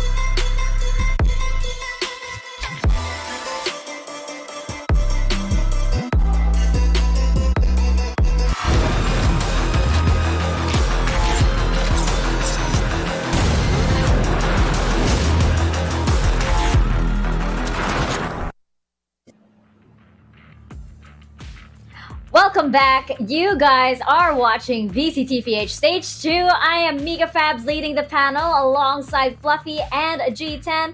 And we just saw an intense match between Bren Esports and Southbuilt Esports where both teams stay alive, still breathing. But Southbuilt Esports takes the series with a 2-1. Now they're both still waiting for the final verdict. We're going to come back to them a little bit later. But in order for that story to continue, we need to find out what happens in our second match of the day and find out what Alpha Esports Pro has against Team Secret, the kings of the Valorant PH scene. Let's start off with Alpha Esports Pro.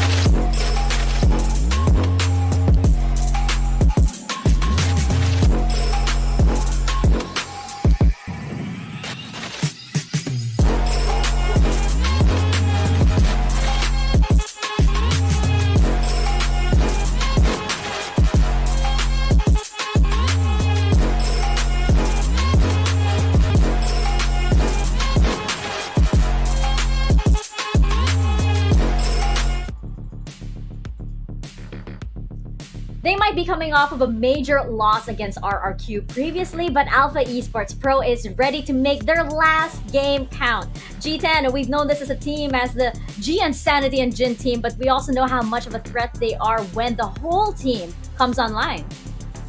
Yeah, I mean, Alpha Esports Pro, at the start of this stage, we did say, oh, they're kind of, they have two stars. We have G Insanity and Jin, the two tips of the spears, and everybody else supports. But no, lately, we've been seeing quite a few of these other members step up. Chris M, notably, has had stellar performances as of late. Ching has been stepping up as well, especially when Ian does the most stellar game, and Ryu just very, very solid, dependable brick for Alpha Esports Pro all around. Now, the thing about AE Pro is that we thought they were really, really good, really consistent coming into this week.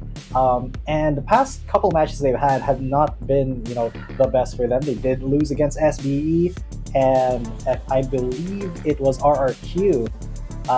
And now their own playoff standing is in question in this last match versus Team Secret, who are 6-0 right now. AE Pro, they have to win in order to secure their spot. Yeah, it's gonna get really interesting because I believe if we have the standings or the effect rather on the standings correct, if Alpha Esports Pro loses this like 2-0 against Team Secret, which is possible, then that actually is better for Southbuilt Esports and Bren Esports, and Alpha Esports Pro will be in a lot of danger, and then that is connected to our final series of the day. Hence the domino effect that is happening with each of these series. So all eyes will be on Alpha Esports Pro, but standing in their way is none other than Team Secret. One hell of a gatekeeper, as pretty much the entire world knows. So let's take one more look at this championship roster.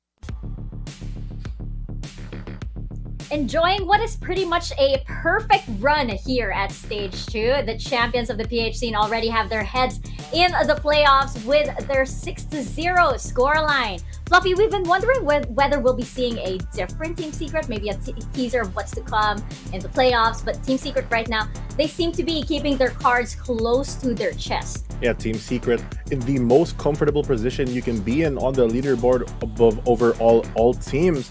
There's not much more that can be said about this team, the team that is synonymous with world championships. the team that has almost dominated for an entire year before, had a slow slump in stage 1, but now in stage 2, I think the results basically speak for themselves. Every single player here insanely cracked, as you can see on the screen. All the players, they have, I believe, the highest average ACS individually than any other team in the competition right now in VCTPH. They entered with the mindset of being challengers, but it looks like, based from their matches, that every other team is basically the challenger against them. They didn't really lose that champion mindset that they had back in 2021, and now in 2022, it looks like they're trying to get back into that international roots. As I think even in interviews, you can really hear it from the mindset of the team when Fade talks. They rarely speak about playoffs. They talk about how they want to be a great APAC team, already aiming for that higher echelon of goals, trying to move into what I believe is a great mindset, saying, okay, we're one of the best teams, we've done it before, how are we going to do it again? And it really shows already so far. Yeah, I was just a little distracted with how Dubstep was being so meticulous with his hair, parting it perfectly right down the middle. But yes, going into our head-to-head, these two teams, they have a little bit of that history, because looking at our head-to-head right now, we have Ching versus Borkum. And you asked this question to us maybe about a few years ago, and we would have thought, hey, these two guys, J10, they came from that same team.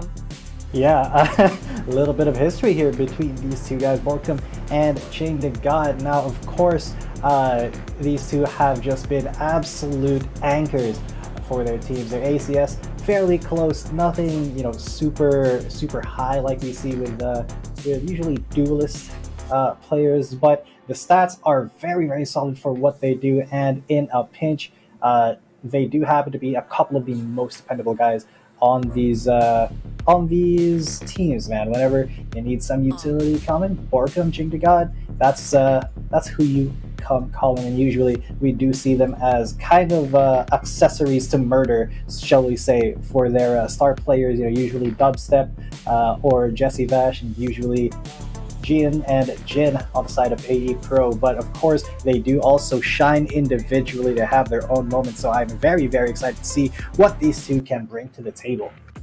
Oh yes, and I did notice a tweet from I think it was Secret, I think it was the team itself, where I think it was Wit saying that we the audience, the fans, we haven't seen anything yet. So I bet Team Secret are up to something. I think that was just released last night, and I think it was to address, of course, everybody wondering what kind of Team Secret we'd be seeing at the playoffs. But with saying that we haven't seen anything yet, I really do think that these guys are up to something. I don't think we're gonna see it here, maybe, because judging from how they played against Naos Esports last time, they were a little bit more conservative, I would say, of a Team Secret. Nothing too fancy, nothing too out of the box or too out there, but Team Secret nonetheless. Let's jump into our map vetoes right now, because as we know, Alpha Esports Pro, again, another team that needs to get that spark and that momentum, hence their first map being very, very important. Once they can get the ball rolling, there is a possibility they can triumph, but of course, looking at the Team Secret eye over there glaring at everybody, it's gonna be really, really difficult. So right now, Fluffy, we're seeing the first ban, which is gonna be Ascent. No more Ascent once again. It was good while it lasted over there in the first series, but Icebox as well. Right, it makes sense that AAP is going to take out that Ascent from Team Secret. They played it pretty aggressively the last time they did on this stage, and Team Secret, on the other hand, taking out the Icebox, another very aim-heavy reliant map, and we know that AAP has that as their strength. I also just wanted to add earlier to what you were saying about innovation. I feel like Team Secret, I think Fade, their coach, alluded to it a bit, that there's still also a lot more comps that he wanted to try. So maybe we're going to see that today. But what we do see for sure is the first two maps of this series. We have Haven as our first map. I think it's a very strong map for both. But in my opinion, it's a little leaning towards the AEP side. They have a lot of things there, especially with that Fade combo on the Insanity. And the second map being Team Secret on Bind. A very, very strong map for them historically. Next, we have Fracture and Split, already removed from the equation, leaving our decider map as Breeze again. Ooh, once again, I feel like this has been happening many, many, many times lately. I feel like yesterday, I think it was, so I'll have to revisit it. But definitely for today, it seems like Breeze is the end all be all of all of these series, especially with a lot bearing on this match as well. As we mentioned again earlier, all of these series today do have some kind of domino effect. And right now, if you look at our standings, those are in final until we actually finish all of these series. Because if Alpha Esports Pro loses this, then G10, if our math is right, then they shift it. They suddenly come tumbling down to the danger zone, and the same also for Ash and PH later on. Yeah, it's such an exciting time in VCTPH Stage 2 because honestly, every single match now, every map, every round matters teams, because who knows if you are secure in the playoffs. Only 3 teams right now have their slot secured. Everything else is up in the air, especially after that picture perfect win by SBE over Bren Esports earlier. So now everything can come tumbling down for both for either Action PH or Alpha Esports Pro. So when the chips are down, it's time to see what they're made of. Yeah, and as we mentioned, every single round counts. And when you look at the round differential, it's like it's not a big amount at all. And hence, that's why we'll be looking at every map, every single series, all the way until the end. But for now, it is the second series of the day. It is Alpha Esports Pro and Team Secret. Casters, over to you guys.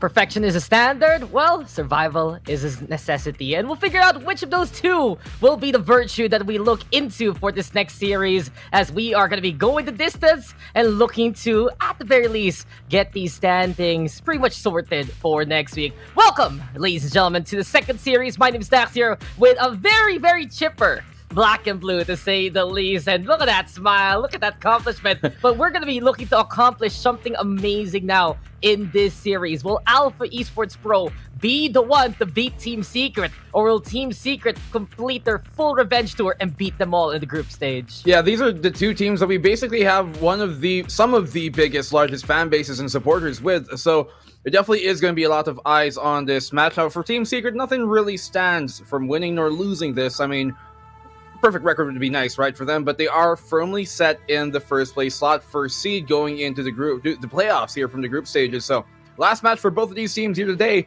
final day, excuse me, for our group stages. And I mean, you have a tale of just some very, very contrasting ideas, but with very important players as well. We got Yen Sandy and Alpha's Esports side. We have Jin as well to support that. And we've been seeing a bit of a flex on the opposing side here in Team Secret from when we last saw them on Haven, with Dubstep being on that Reyna and the Jet being pulled out by Wit. So will they continue that same trend is the question. Yeah, I wonder if they want to make it as dynamic as possible, because you got Dubstep now actually playing the KO. So Team Secret, different plan, different day, and a different way to go against Alpha Esports Pro. And in actuality, this is a competition that they run normally. It was a bit of an outlier there versus Naos Esports. On the other side though, Alpha! They were expecting a fight here, man. Look at that. Gian, Sandy, and Gin both have gone the double duelist. The composition that Team Secret ran against Naos Esports, now it's Alpha Esports going for that gamble. And I feel like this is honestly the best call here for Alpha. Yes, the Fate is amazing, big Prowler, pretty, not the ability, full skill set, really, really strong to give you those wins. But sometimes, especially in a do or die scenario, you have to bring out what you know works best for your squad. And for a combo like Ian, Santi, and Gin, these guys, you give them that double duelist, you look for them to pop off, and we'll see if Alpha Esports Pro can do what Team Secret did yesterday versus Naos Esports, just get so much speed in and so many takedowns along the way. Well, we did see them pull that Fade out the last time around, didn't we, Dax, versus RRQ. It didn't work for them, though. It almost seems like now that they've kind of realized, oh, the team has been able to find how to demolish this, let's try something out differently. But I do like the KO pick here coming from Team Secret. It does seem like they really kind of specialize and, point their comp towards whichever team they're going up against. You don't normally see them play the exact same comps too often, at least in this group stages,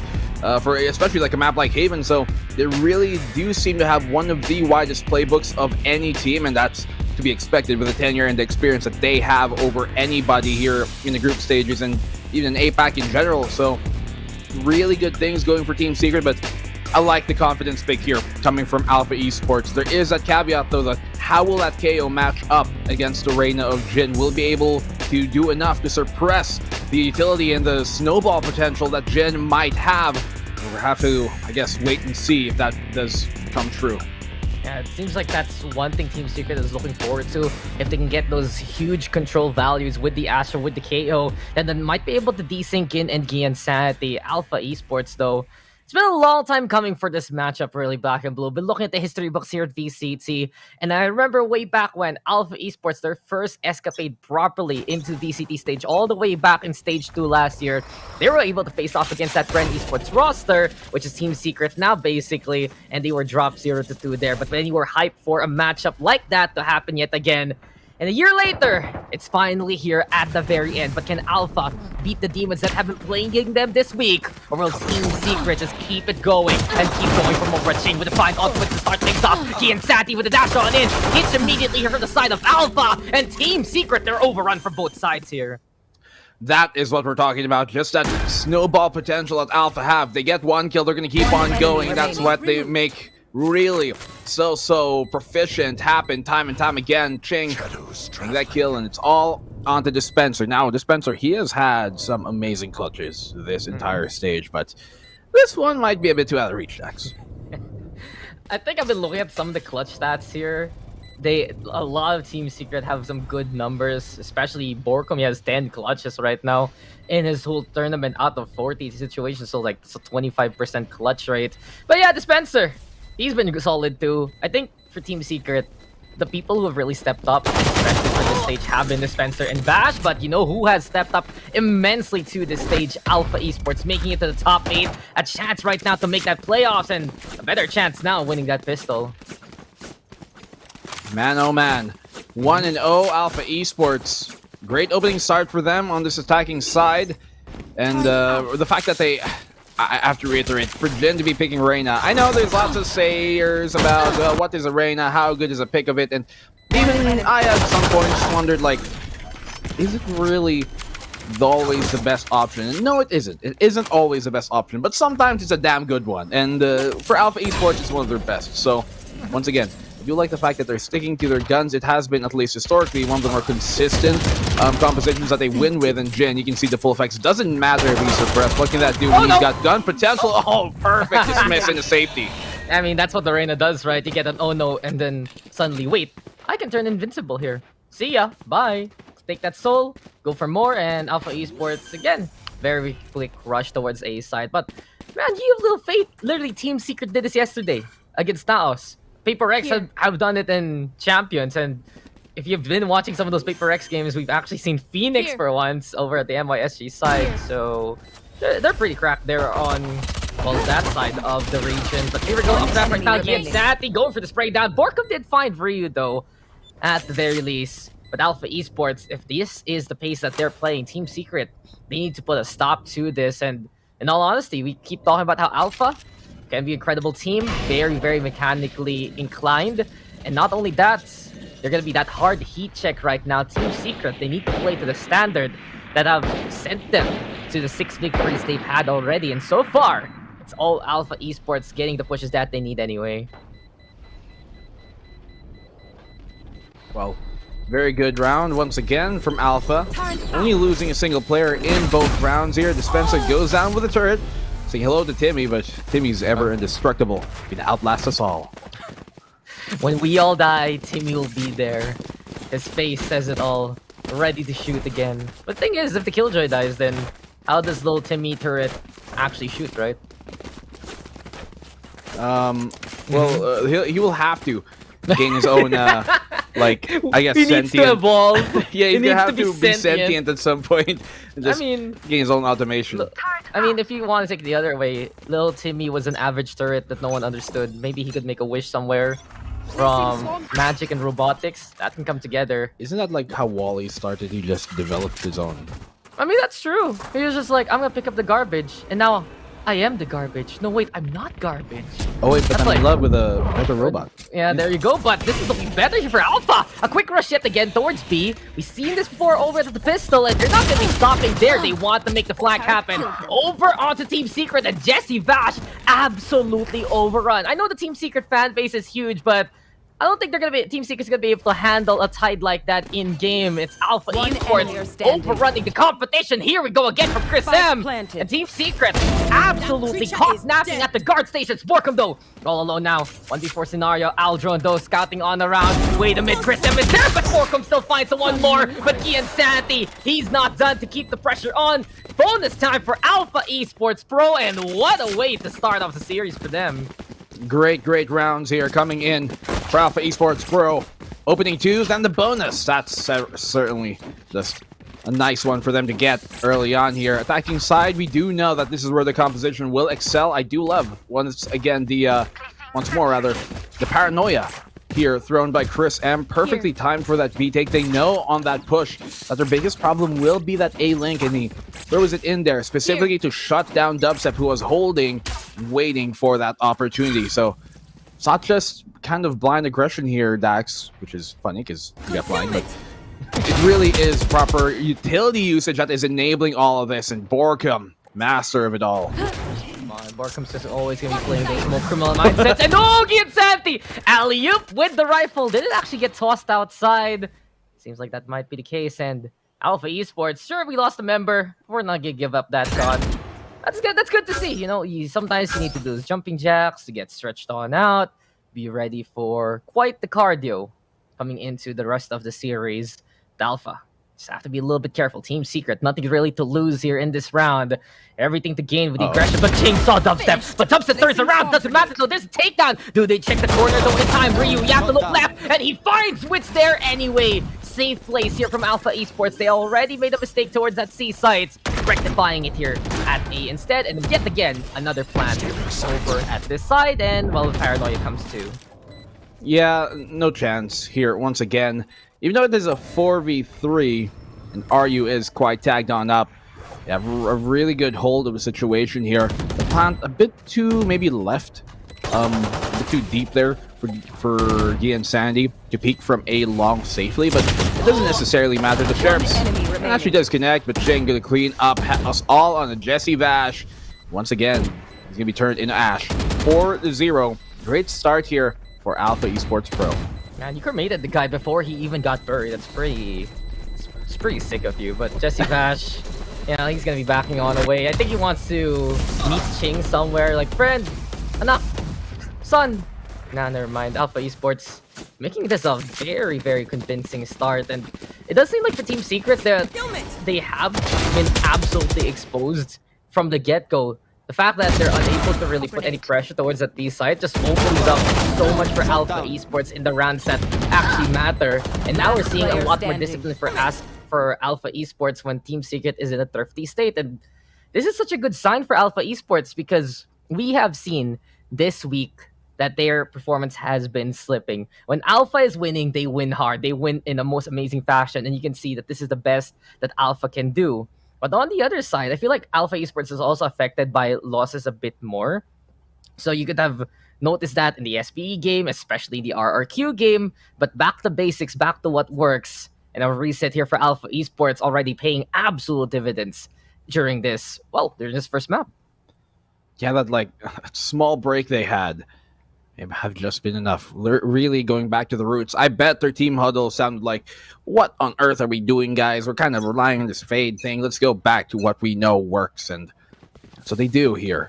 For the meantime, it is paying off, Dax. Although I do still have questions on how effective it really will be on the defensive side. A lot of the defense does rely on, a bit more utility shuffling and having a bit more stopping power. In that stead, yeah, they do have the paranoia and they do have the killjoy to help lock things down, but especially on a map that can be heavy to really win on the defender's side, it really does at least spark a curious thought in my mind. Wits letting that shot ring out, nothing really connecting for the most part. Jin moving up here towards that garage, Dax, and seems like they're gonna take it for free. They have a star here to try and stall things, but it's not really one they can fight with. Yeah, but you know what they say, curiosity killed the cat, and Gin right now trying to get a scratch towards the garage. Luckily for him though, Spencer not gonna be playing any of those aggressions. Window right now being held by Team Secret, even though there's a smoke in the way. And Alpha Esports, this is really such an interesting scenario for them. If they win this, then that puts them into the playoffs. But if Team Secret is the one who gets that victory, it's all about those tiebreakers that will be absolutely contended by calculators at the end of this day. But Spencer now, timing is just read by Ching there. Gin right now with the frontal. Gian Sati going for more. And really the vanguard here of Alpha Esports, as potent as can be. But you know what's even better? It's a sleeper agent, Ching the God though, slain now by Dubstep. At least he has protected the push there all throughout. Left now in the 2v3 scenario, Vash over by the link. We'll see if that Vash can go for more. Giansanti though on top of the box right now. Ryu gonna be there as well. Silong though might be the vulnerability, but Giansanti finding Vash anyway. Now turn around, go for the takedown. Giansanti wanting more. Dubstep though on the other side. Battle of some of the most amazing Jet players here, even though one is on the KO. And Alpha Esports, they're just on an absolute rampage right now. They are first ones in, first ones to get points. There we have the flash, but even the 1-8 is not enough for Dubstep to handle Gian Santi. 3 for the Jet, and the Pinoy Jet himself looking to frag out for more.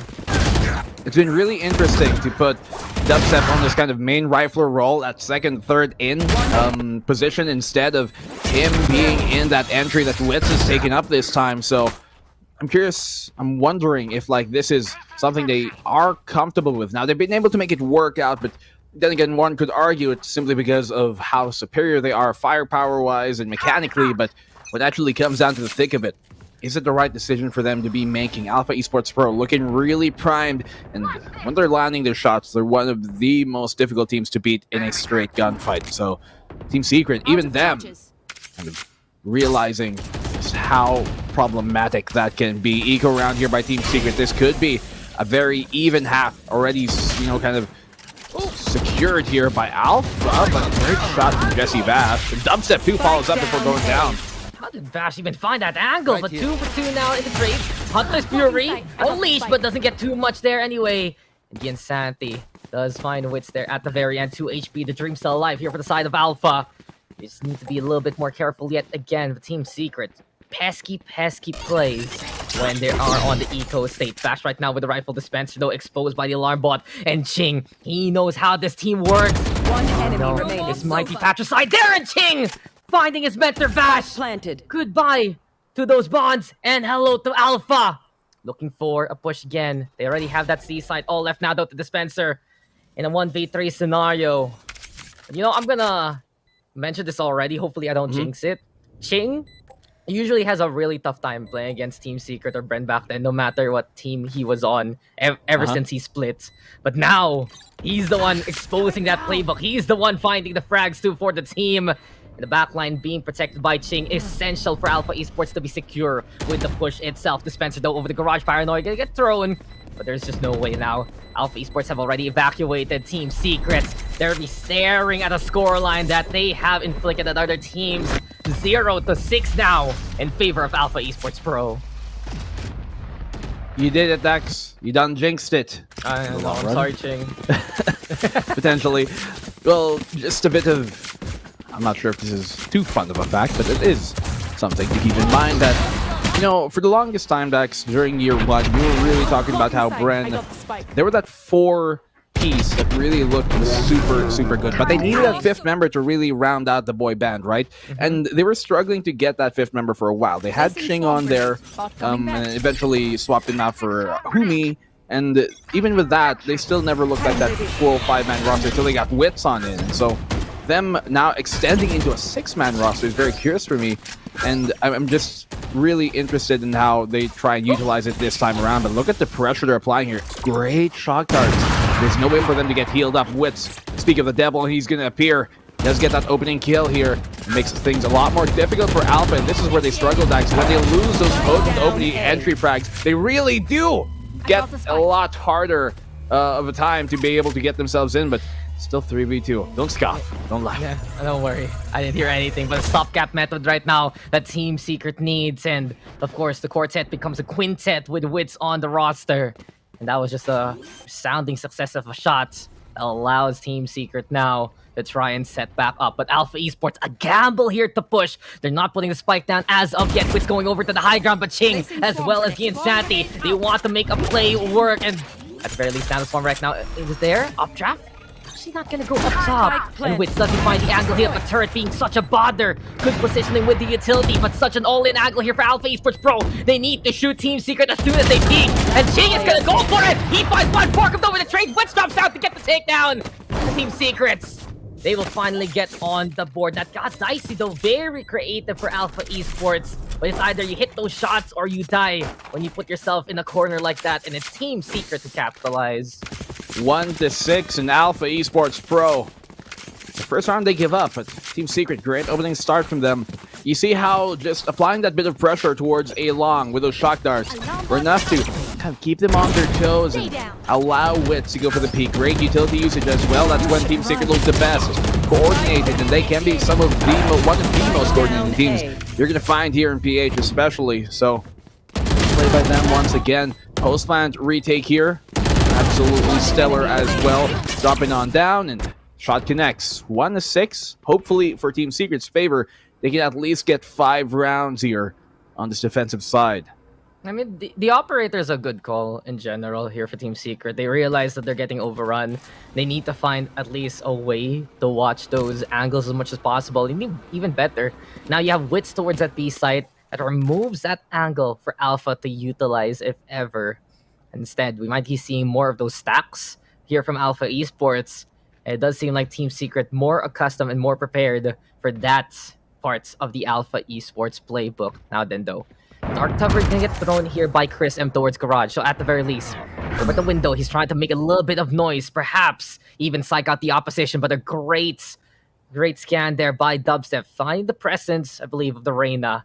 The Team Secret now know that, okay, they have to prepare for all sides of the map. This A side can be essential here, but Jesse Vash, Guardian Gaming at its finest. That's GG to Gin, and he go for more. There we have the stun. He's looking for the tap. Splash though, able to back on away. And Team Secret cheeky with a shot. Jesse Vash again getting the hits there. But then again, Chris M ready for the trade. This time, Dubstep though, looking to make a play happen. Fragment thrown. This pressures Chris M immensely. Ching though with a find on Dubstep. At least Alpha trading here. Could maybe peeked after his nade, but is wary of that long position, rightfully so. Wits able to bail out of that fight. Borkum, look at the double dip here. Look at the bait and switch, but Insanity holding down that flank from A-Long. Dispenser, though, going big, but Ching is going to go even bigger. 7-1, and Ching showing Dispenser how it's done with a tactical teabag at the end. Oh man, that is just some family matters in different scenarios. Oof. Great shot. Great chance there taken by Ching. Not only with that initial frag towards, well, the short defenders, but really because they had that confidence that Insanity would call all that attention towards A-Long. He had the operator as soon as Borkum got spotted. It was Team Secret putting the resources there, and unfortunately for Wits and Dispenser, lining up too easily for Ching the God, Ching the Great, and Ching, well, the one that got away. So Alpha Esports now, they only have given one towards Team Secret. They're going for C-side. It's all about the hard push here. Hero Bulldog for Jesse Bash, but there are no heroes here whatsoever. These capes are falling tattered right now for Team Secret, but the pistols finding at the very least a little bit damaged now. 3v3 scenario. Vandal scrounged even by Wits. And Alpha Esports, they can't be too hasty right now. And look at this, it's all a matter of timing. Ching, does he find Dubstep? Will Dubstep get the back of Ching here? It's perfect right now for Dubstep instead. Ching unfortunately takes the step a little too far off. And even easier right now for Wits. The TP from Chris M, a little too ambitious. All left now to Ryu Ryu, but you're very, very dead, good sir. Dubstep is there to take you down. Thrifty win, Team Secret, always a threat anyway. Great eco here coming from Team Secret, really using their expertise to lock things on down. And even when they don't have that operator that they really kind of circle their entire defensive setups towards and for, make it happen with these freaky angles. Dubstep. Enemy remaining. We're talking about veteran experience on what to do and where to place themselves super well in that eco of theirs. Well, Alpha Esports, they walk into the trap. Bulldog on Vash, but no matter what he's got in his hands, he's always been so potent. these type of situations. Waiting for much presence here, Alpha Esports Pro, but they're looking to commit towards A. Yeah, well, Alpha Esports, hard commit, a little bit dangerous. We've seen how effective the multi-prong approach has been effective for them. But right now, Alpha Esports, they want to just go for the overrun. Santi, though, with the operator. King, does he get the find here? Dispenser, though, nice hold on site already. Good start. And an even better flash into a takedown. Dubstep. This doesn't even give Ching a chance whatsoever. Perhaps a second time here to peek it out. Chris M, though, right behind him. Luckily, the turret will see him. And Dubstep can fight it anyway. Doesn't matter. The firefly is there. The nearsightedness will psych him out. Dispenser, though, with the protection. Eventually able to make that trade work. But really, the setup by Dispenser, so crucial for that hold. Finding the shot, which, though, doesn't get it. Santi stuck here right now in Alpha Esports. They're absolutely in the clutches of Team Secret by this point. 4v2, Giansanti's going to have to go big here. He does pop his blades, but the operator could go out without much done. Spencer, great angles he's holding, and he keeps him safely and firmly in the lead of this specific round with that man advantage. 3-7, they're building upon this stack slowly but surely. And it just seems like for Team Secret, that's when they really step up as a whole. That effective use of teamwork of those angles, the D&D connection always strong from the flashes of the KO with the turret getting the spot. That effective spot essential for him to even contend and, you know, an immediate trade, knowing that they had the frags already, knowing that they could just hold towards shorts and make that pinch work towards wits. Team Secret, that overall teamwork, that overall chemistry is what makes the boy band of the PH scene just be absolutely getting those hits again and again and again. So we're not done right now. Even though it's a 7-3 scoreline, Team Secret getting that forward momentum to try and reach at least a 5-round, well, score here at the end of the first half. In Alpha Esports, we've seen some creativity. We've seen some amazing angles and opportunities taken by the likes of Ching and Santi especially. But what else is there in the Alpha playbook? Because they're going to need to change something up since Team Secret has already adjusted accordingly. Adjustments being made here by Team Secret on the defensive side. Being a bit more proactive has been a bigger bane here. The Alpha Esports is, well, Bruce. 7-3. The Stingers on that Giansanti's got to work with, but he gets the collateral with 2 birds with 1 stone. Oh man, I knew it was gonna be good, but that good? That's a dish. Absolutely piping hot right now, served to perfection. And Team Secrets, they already shattered whatever plan Alpha had for this round here. It's a desperate scenario. You have a rifle, yeah, but you only have Spectre and a Stinger for everyone else. And Alpha Esports walking now into a potential main that more from Kenfield doesn't even bother with the stars, but you'll be seeing stars there after a crack shot from Giansanti. Witsto finding another one here. 3 already for Witsy here. Giansanti still fighting back. Ready go with the short ability. But Wits with a 4K! Can he actually get the takedown? Giansanti did not deny all of the ace, but Dispenser is there to just throw Giansanti off the side. 4-7, but from the start of the round, it was already looking to be Team Secrets. Was that a quick scope or a no scope? That 4th kill there coming from Wits. I was thinking for a while. I'm pretty sure he bought a shorty, so why not pull it out? But he doesn't even need the shot. He's Barrett. He's just using the operator here. They're really hitting every shot. He already has one of He already has. That's He already has one of the best shots. No, the no scope! Oh my goodness! Single button on the mouse, and that's all he presses. Oh. Well, best aim. Best aim. No need for the scope. Just go for the takedowns, and look, no fear for Wits whatsoever. Doesn't care that the Naos arm was there. Unfortunately for him, just takes the brunt of the damage, loses the armor. Still gonna get broken, and Wits right now trying to call a lot of attention to him because this is a heavy stack without Secret 2 over at A-Long. Wits though does not disappoint. Giansanti goes down before Ryu makes that shot start count. With the lockdown now broken, CS trying to go for the aggress, but Chris M will clock 2 there. Dispenser and Dubstep did not even see that coming that way. And as it stands now, it's Alpha Esports finding the overrun, and this boutique is having a fire sale here at Team Secret, going out of business towards that A site. All Borkum's gonna have to pull out the hat trick and a half here. You know, he's infamous for that Borkum time of his and has some of the most exciting clutches under his belt. Kill sealed for Team Secret, even before they were, well, the ninjas that they are right now. Borkum, this Emperor's gonna be so hard to stop. He goes for the wide swing, but it's a guy right behind him that secures a round. Great half here coming from Alpha Esports Pro on their attacking side. If that went 7-5, things would have been a lot more dicey, but get those 8 rounds on the attack good enough. Can they lock it down here on the defense? Wits was looking so good for a moment, but the instant trade from the shot guard and this A-long hold just being shut down single-handedly by Chris M. Huge play. That was the bread and butter of Team Secret round there. That fact that Wits was calling a lot of attention towards short. The fact that he could still get a takedown before he dies. That could have been Dispenser Dubstep getting a very, very strong flank with the overrun over A-long. But what happens? Chris M happens. And look at him. 777. He hit the jackpots in that round, man. It is just lucky stars. It is it's just pouring perfect out. place. You're just seeing all the Chris M chips basically scattered all over the floor. But this What is would those really look like? I mean, have you seen his photo op, right? It's probably that. It's just his face, and then there's like a thumbs up. And probably a controller icon on the other side. How about you? If you had like a Maybe black with, and blue some coin. snake eyes or something. Yeah, that'd be cool. Like if you had a black and blue coin, what would it look like? Probably be 2 colors, and that's about it. Like literally. That's about it. It's like black on one side, blue on one side. With That's glasses okay. on or something. Mine I would don't just be basically. Yeah, no, never mind. I know Never what you're mind, thinking. moving on. I know what you're thinking, but that's not actually what I would decide my coin to be. What would it be? I'll probably put it like it's that cat that goes with the arm. You know that one?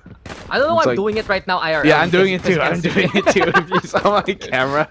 Yeah, it's like the fortune cat, and that's just Yeah. pretty much it. Anyway, though, our coins that will not go to the moon aside, Team Secrets, they were trying to get to the moon there with that last one bit of momentum. Alpha Esports, though, just finding the clutch in them again and again, and that's really one thing that Alpha would love to pick on up. Just again, that backline, getting even more frags, even more impact. Chris M especially, one of the biggest, I'd say, surprises of the tournament in terms of absolute performance. Yeah. And really goes to show for Alpha Esports, if they need to rely less on the Insanity and Gin and more of the whole roster, and we're going to be seeing the week 1 Alpha that really made those waves and got to the top of the scoreboard back then. Totally. He is one of my picks for if we ever had the Most Improved Player award. He'd certainly be one of them. Especially coming from Stage 1 or especially Year 1, more importantly, to this. But look at this deep hold being held here by Alpha Esports. Great reaction to put that pull, the gravity well, but still Jin able to find himself out of it. The Insanity still as well. Let's get the kill on the Spencer. Things are crumbling here when it seems like it should go Secret's way. But Alpha, they say, hey, this round is ours for the taking. Vash, last one left alive, could maybe get a sneaky kill here on the Ching. He's like, kid, I know what your tricks are. I taught you all I know, but Chris M, he will teach Vash a different kind of lesson. The paranoia into the takedown in Alpha Esports. In the scramble, they scrap, they fight, and they basically win. So this is such a good sign for Alpha Esports. Not only the fact that you mentioned a while ago where they got 8-4, so they had that buffer. Now, that buffer becomes a bonus. That bonus becomes a big lead, and basically 9-4, very likely to turn to 10-4 here if Alpha just gets such a good hold against the Team Secret onslaught. And then Team Secret will be in quite a predicament, to say the least. Alpha Esports playing their A game. And let's see now, as Team Secret decide to go for that mid push instead. Alarm bot, though, still deactivated. Seems like Ching wanted to time things right. Wits, though, and we tagged a little bit by the darts of Vash. Clear out the angles, clear out the utilities. Vash, though, ready again for that Secret Santa gift. Over onto Ching.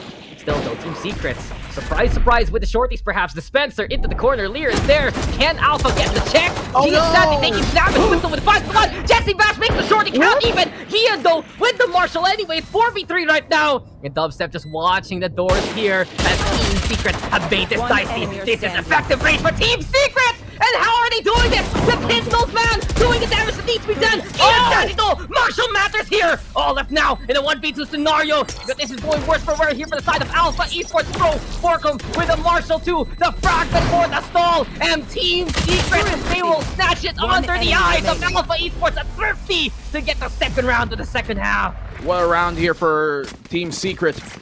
Really pulling no punches, and you saw how like they had one shorty addressed towards either link, one towards A link, one towards C link from Dispenser and Jesse Vash respectively, and somehow Dispenser, he let 4 shells ring out, 4 shots with that shorty, and none of them really killed anybody, but he was still alive. I don't know how he does it, how he backed off. Actually, no, I do, because his teammates were there to trade, and that really was the most important thing. When you don't have the advantage in terms of, well, firepower, use the advantage of the numbers you've got on that site. They take it smartly to that B site, which is really close, up close. And Wits really extending this even further with that range he's got from the upgraded rifle. Vandal, such a crucial thing to have in this moment. I think what's even more for Alpha is really that recovery. Maybe a bit of time to breathe right now as they go for the full eco. Didn't expect both links to be set up there with the shorty. Man, this Bash really a father who I'd say just loves a little bit differently, apparently, to his long gone son. And Insanity now finding Borkum, and he fixes it a second. The knives are out. Dispenser though, okay, no one's gonna get part of the Thunder Club this time. Dispenser dubstep on the board. Insanity still fighting here though to the bitter end. He does have a rifle in hand, but Team Secret already evacuating towards that A side. Dubstep though, does he get that timing here versus the Insanity? Here's the shot, here's the steps, and the bullets will ring through as Dubstep will do the nicely set up cover there. 6-9 right now. Team Secrets getting back into, well, their momentum here. I'm wondering to see if Team Secret will pull out the operator here on the attacking side, especially once they figure out that, hey, Alpha are doing it on the defense, let's try and find some way to counter-snipe him. And it does make sense, especially for them to do it, knowing how this team that they've got, and it's the reason why they center their defense around the operator a lot, because they have, arguably, even before Valorant especially, during CS, 2 of the top 3 oppers on the same team in Wits and Dubstep. So there really is a good reason for them to be doing this. Insanity though, very potent with his, but Wits has always been such an incredible entry! He finds Ryu and Jin, shutting them down here in that A-long position. Insanity though, not found, looking to get a peek and try and equalize the odds. Yeah, Insanity though, can he make this shot count? Timing is everything versus Borkum! Able to just scroll to the right-hand side, and despite the box, doesn't matter, no protection whatsoever. As this happens, Cloudburst now to just bait out the movement here of Alpha Esports Team Secret, setting up a trap yet again, and Insanity! Just never saw it coming in Team Dubstep net now. Last surprise to the corner. Fragment now gonna get thrown in Team Secret. They're still not fully committing towards the A-side. Now they do decide to rotate towards that short angle. And Chris M and Ching just off-site, offshore.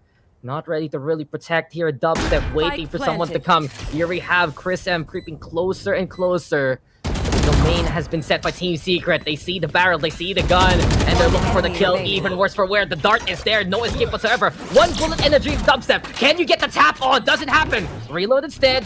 But Ching has to back on the way. There we have the updraft. There we have the chase. And Dubstep will just step on the opposition again and again and again. 7-9 Team Secret. The rally is coming from them. Goodness. Team Secret. We've seen incredible comebacks from this squad. Everybody knows that, but Alpha Esports do not want to have to find out firsthand.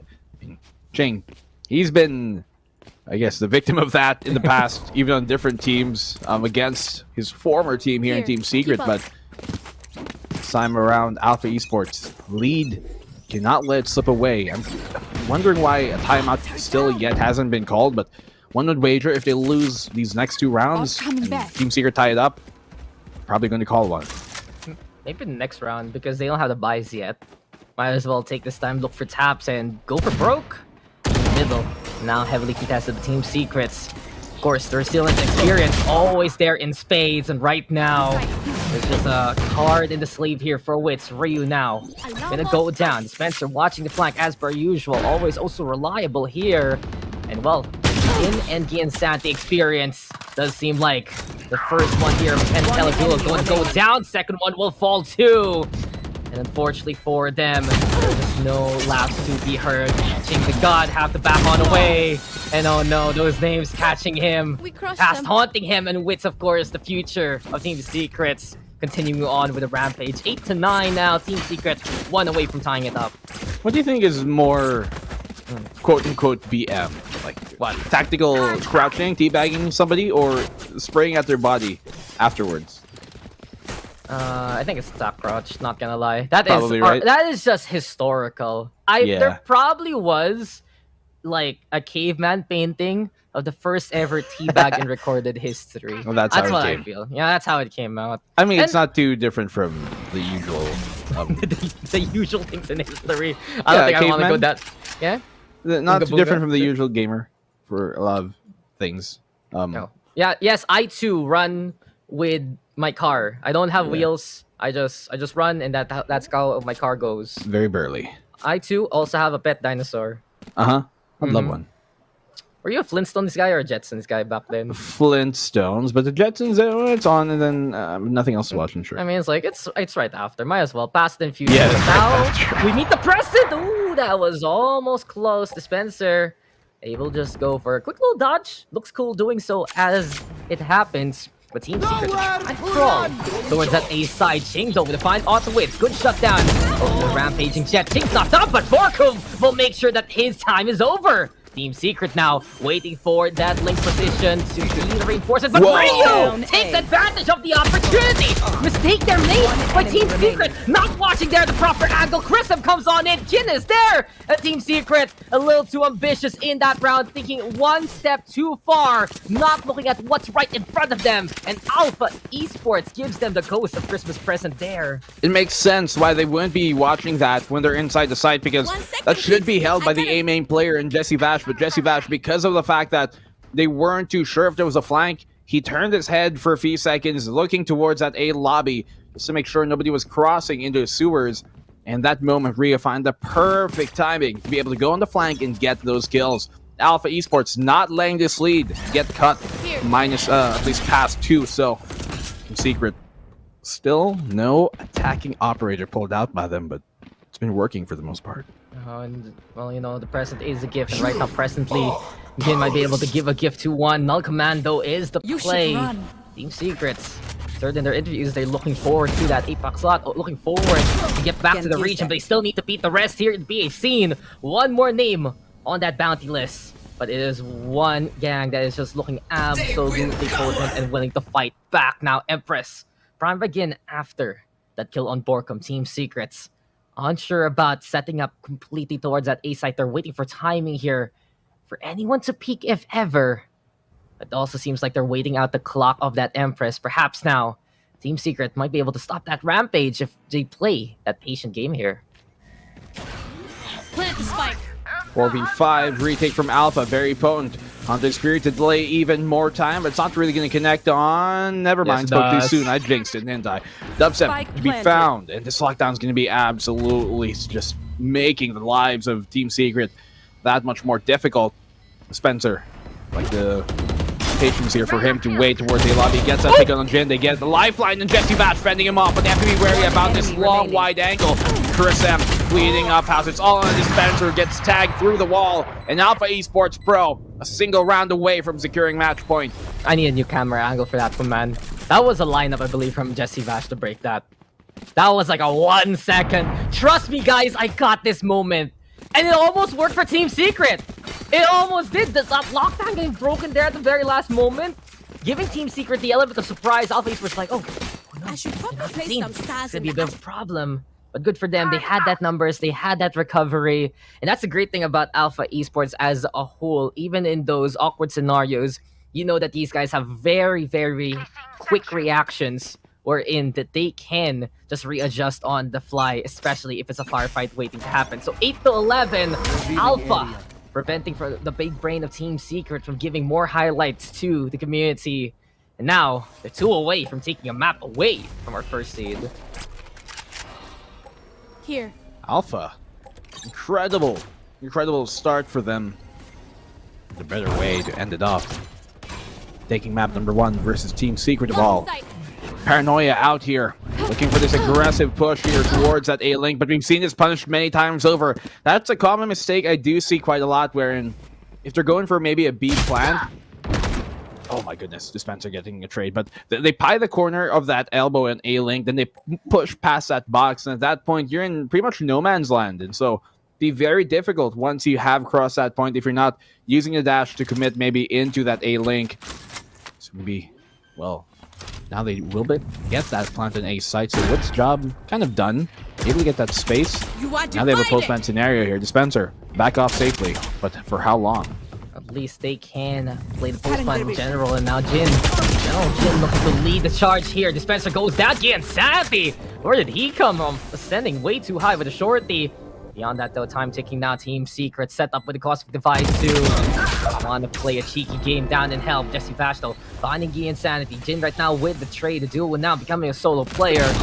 Here we go. Ryu dropping down just to die yet again. Borkum Bro ready with the angle, ready with the crate. This is his stage. This is his moment. Jin, though, tries to break this one down. And Jin right now with a 4K anyway. But does he have enough time? Yep. Seems like it will be the case. It's close, but not close enough for Team Secret. Alpha Esports now on map points. 8-12, 4 rounds here. Far lead. Really, Team Secret, a bit out of reach for them. Do have a gun round to use up here. Plant helping them out a bit, but so difficult to win those individual situations because of the constant double peek that Alpha Esports really know how to utilize, and that's really the thing that they're doing here. A lot of times, you know, there might be a bunch of ill-advised things that Alpha Esports does, but the important thing is they do it together. They really understand how much manpower can really sway the tide of the battle here, and Jin, he almost counts for 2 players, so just they have some amazing pieces to utilize. No, that's the thing. To sync the chemistry off the charts right now for Alpha Esports Pro. Here we go. Can they finish the job off? It's Team Secret. Still gonna have the buys anyway. Bladestorm and the Hunter's Fury, both available right now for Wits and Bash. Absolutely impactful if they can find those targets anyway. But you can see here for Alpha, they're prepared already towards the C side. Jin already ready to reinforce 2 as Gi Insanity has gotten the intel. No one is playing towards that A side. A lot of angles now to be taken, but really it's a bit of a waiting game. Team Secret trying to find a way to psych out perhaps Alpha if they overcommit, but Alpha showing how much discipline they can be. Ryudo, just be careful. Around towards the B side, Team Secrets, they know they need to pull the trigger. They're going at it though. Already Wits leading the charge. Paranoia gonna get thrown on over. Nice scan onto 2, but Jin with the 5 off the board will start things off. A better dart right now here for the side of Alpha, and Ryu making sure that he's the one to intel here. Wits now caught that by Ryu again. Team Secret has back on the way. Hunter's Fury though is the chase. Jesse Vash trying to equalize the odds, but Team Secret, they're staring at Alpha Esports right now. They have been seeing these guys are going to be the bosses of this game, man. The ones to lead the series. If they can get the job done in the 4v2, Team Secret, last hurrah towards that A side. Barely enough time to get this plant off here. Dispenser has to play this aggressive position, but he's going to get found out, I think, by Chris M. Waiting, no, he finds Chris M. Here's the sound check, and that was the pick, the early pick that he needed and wanted. 3v2, things looking a lot more doable now. They have 1 orb away from that lockdown, but the thing is, he's not going to get that in time for this post plant. You can get another pick and back off then maybe, but oh, that's a big flub here from Jesse Vash. Shock dart giving himself away. Nano Swarm's going to catch Dispenser here. Jesse Vash be able to get that kill, but high ground advantage in the hands of Alpha Esports Pro, and they get map number 1 from Team Secret. That was convincing, man. They are the beginning of the series. And could they be the beginning of the end of Team Secret's streak? 30-8 Alpha Esports. I do believe this is the first time we've seen Team Secret lose in regulation, lose in a non-overtime scenario. And Alpha Esports, they're saying here, save the best for last.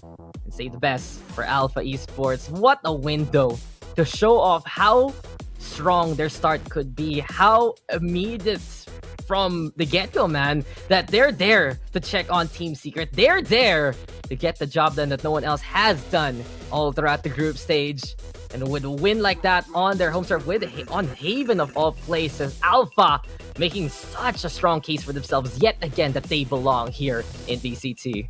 Yeah, you're right. The only times that they have lost in this group stage here, Team Secret have been in overtimes, especially that 7 overtime one we saw in Split once, and the other time was on Icebox. So 2 overtimes on Split, once on Icebox, but this time don't even need to extend the clock because Alpha can get the job done with what's given to them.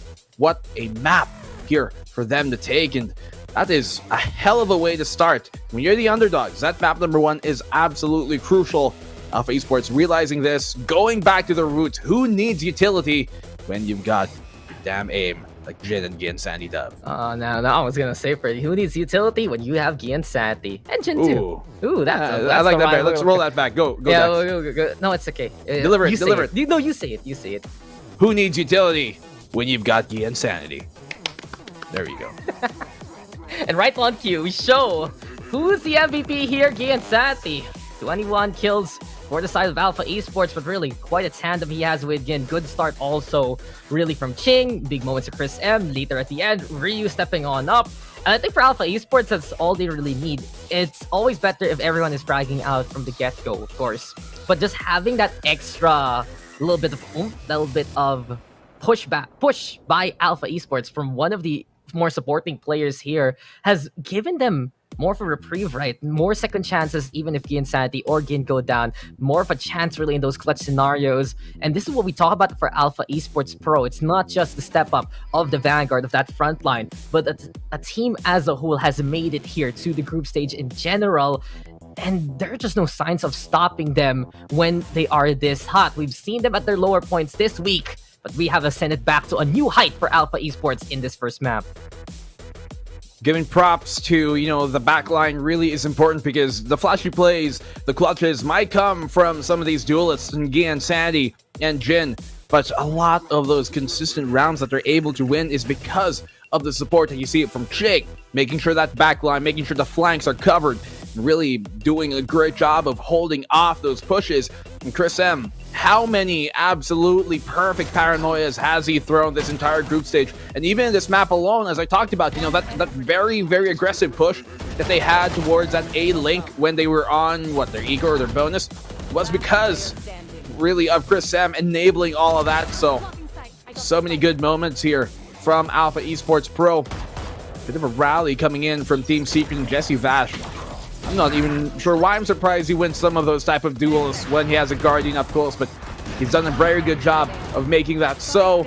Saw their defensive side here from Team Secret really a lot better than their attacking side was, especially because they really, kind of centralized themselves around the operators that they can bring. Once that was gone, it was a completely huge struggle for Team Secret to get back into the game on the second half. And Team Secret looking a little too far into the future, even in a round-to-round basis, right? They know the plan, they know how to go for the execute, but Alpha Esports, these guys are so speedy at getting in position, getting the contest. And there is always that chance that Alpha Esports can just out-clutch you, out-frag you. And Team Secret, they have been able to rely on that with everyone stepping up in the past 6 series that they've had. But Alpha Esports, a completely different beast to face off. You want to see the hard mechanics, you want to see the stellar shots, you want to see the highlights. Alpha Esports will bring it versus Team Secret, and you can see that this is a win that they're looking to get going, and perhaps something they're looking forward to if they can make it happen. Now, the question lies, can Team Secret bounce back after that loss? We saw there in that second half, they were finding that rally, they were finding those moments, especially with the shorties, but this time, they just need to be absolutely awake if they want to keep their standard absolutely set. Team Secret now, down by a map, Alpha Esports in the lead. We're taking a break though, and we'll be returned. We'll continue that series. Dax here with Black and Blue. We'll see you guys a bit more of VCTPH.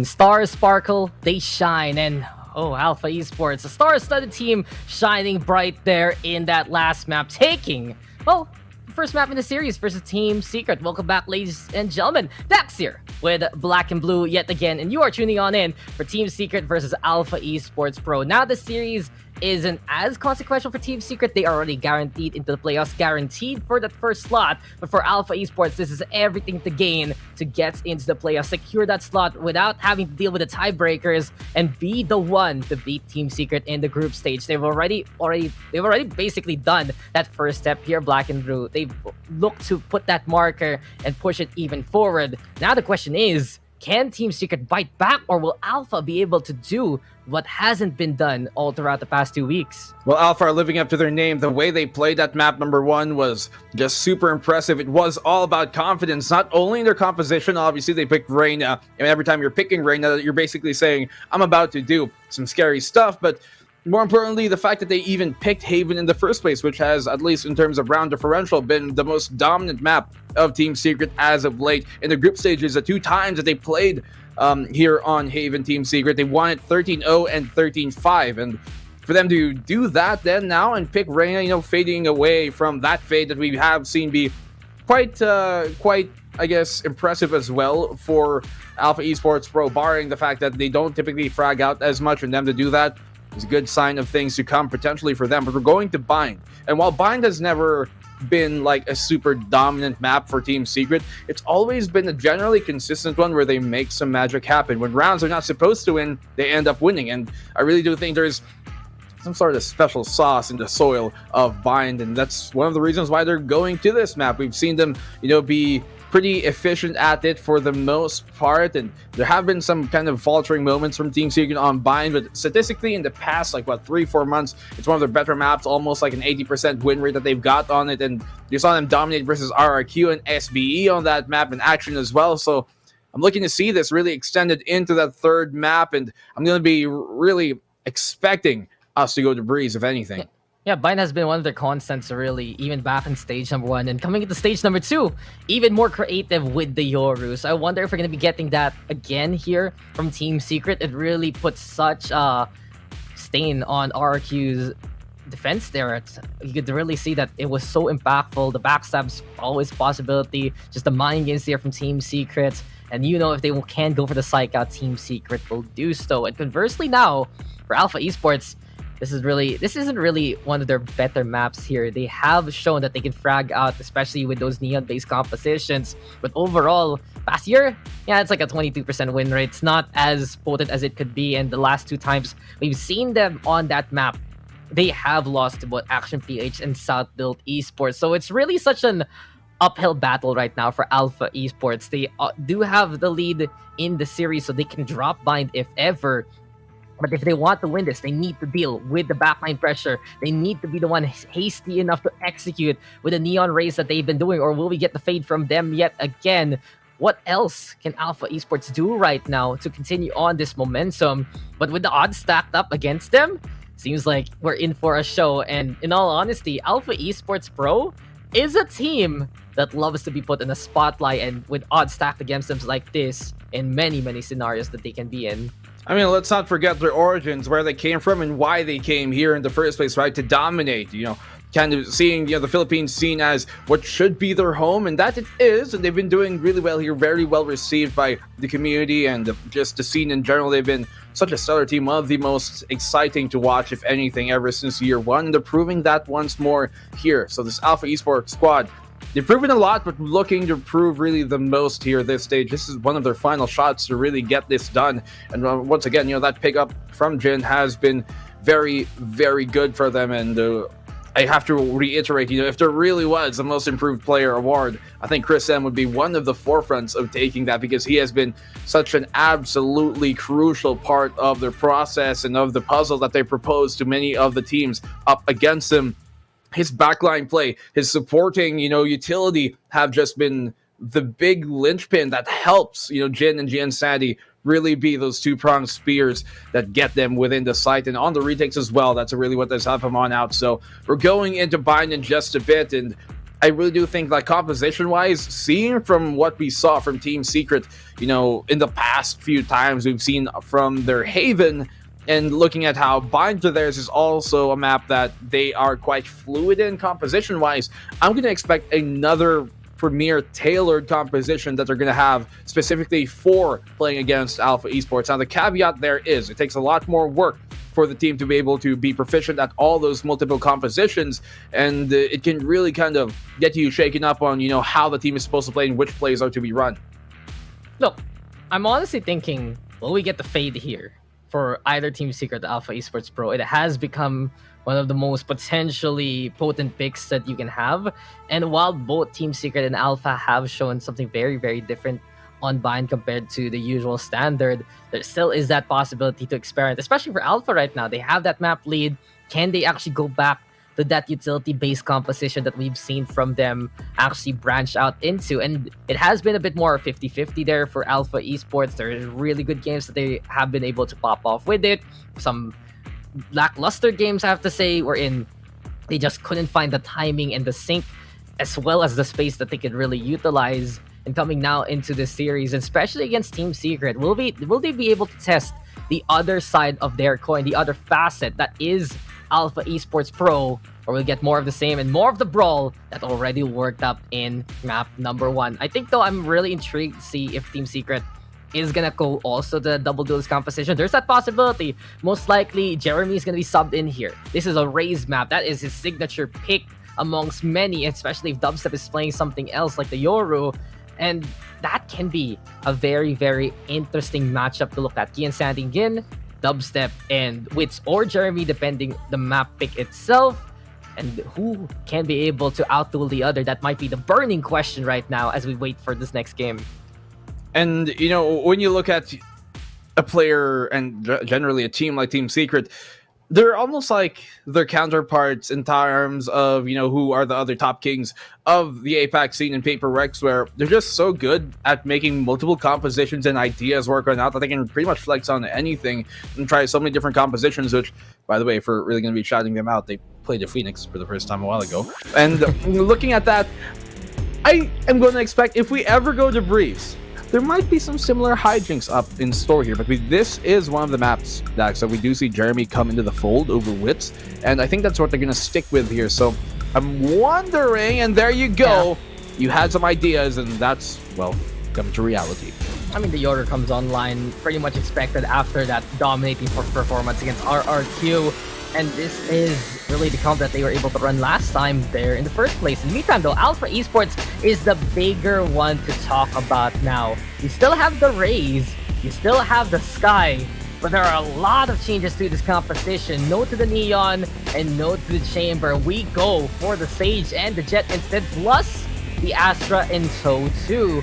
So it does feel like it's really such a back to basics set here for Alpha Esports. I think it's a little bit more predictable right now what they want to do here, especially once they get to the attacking side. Hard aggress, set up the wall, and go for the pushes with the potential duels that they can get there. In the meantime, though, Team Secret, subterfuge is key, and sneaky plays from Dubstep might be the real game changer here coming into this map. But I honestly like the fact that Alpha is just going all in with what Alpha does best, because they need to be on their A game against a team like Team Secret right now, and they proved it once already the last map. Maybe here a second time just to add continuity to their legacy. Well, round here is starting. Alpha Esports on the defending side this time around. This is where both teams kind of struggled a while ago. The Team Secret on their attack on Haven, but let's see if that's going to continue to remain untrue, as the composition would suggest otherwise. Their aggressiveness could be gets them to the finish line, at least over the hurdle of this map number 2 and into map number 3. Early contact made here towards that showers, but that wall was crucial. It's so difficult to burn a wall down, to melt that barrier with just pistols. You can't really. This is the perfect kind of wall. 4 segments to get in the way. At least 2 or 3 you need to shoot down depending on the angle. And Ching, I think that used to be a very, very old school Bren Team Secret situation and composition. Now, Nothing able to do it there towards that A side, but the brawl happening over at B instead. Game with the find onto Borkum. Jeremy though makes a quick trade anyway over to Ryu. Right hand side though still dangerous here for the side of Team Secret. They're trying to clear the Cubby. Dubstep with the find onto him, and Dubstep finding two, finding one more here. Dispenser does, and on top of the container, he's just trying to keep the quarantine on. Team Secret over to that B site, setting up that spike. Chris M all alone in a 1v3 scenario, but look at the setup from Team Secret. There is just no escape as soon as you peek. Pistol goes over to TS. That flash here from Ryu gave him a false sense of security, flashing left and peeking on right. What he flashed was for hookah, but peeks towards that long angle, that garden, that octagon. That's what really sealed him on in. Go for the wide swing, and Jeremy, not blind, able to keep Team Secret and his teammates at, in safety. So, at that point, man advantage too far, too hard for the retake to work on out. And if you look at the stats, actually, statistically, the B site here is one of the most difficult sites to retake in the entire game. And that just is showing in full effect in that round. But aggressive push here towards that B long position, Team Secret. And Jeremy, lead and charge. Well, never mind, as the clone is the one, and Ryu falls for it too. He just went at it, really giving it a sucker punch. Surprise, surprise though. It's like a little bit of ninjutsu there. Suddenly, it's a log in front of you. The flash from Team Secret. Now, exposing their intentions though.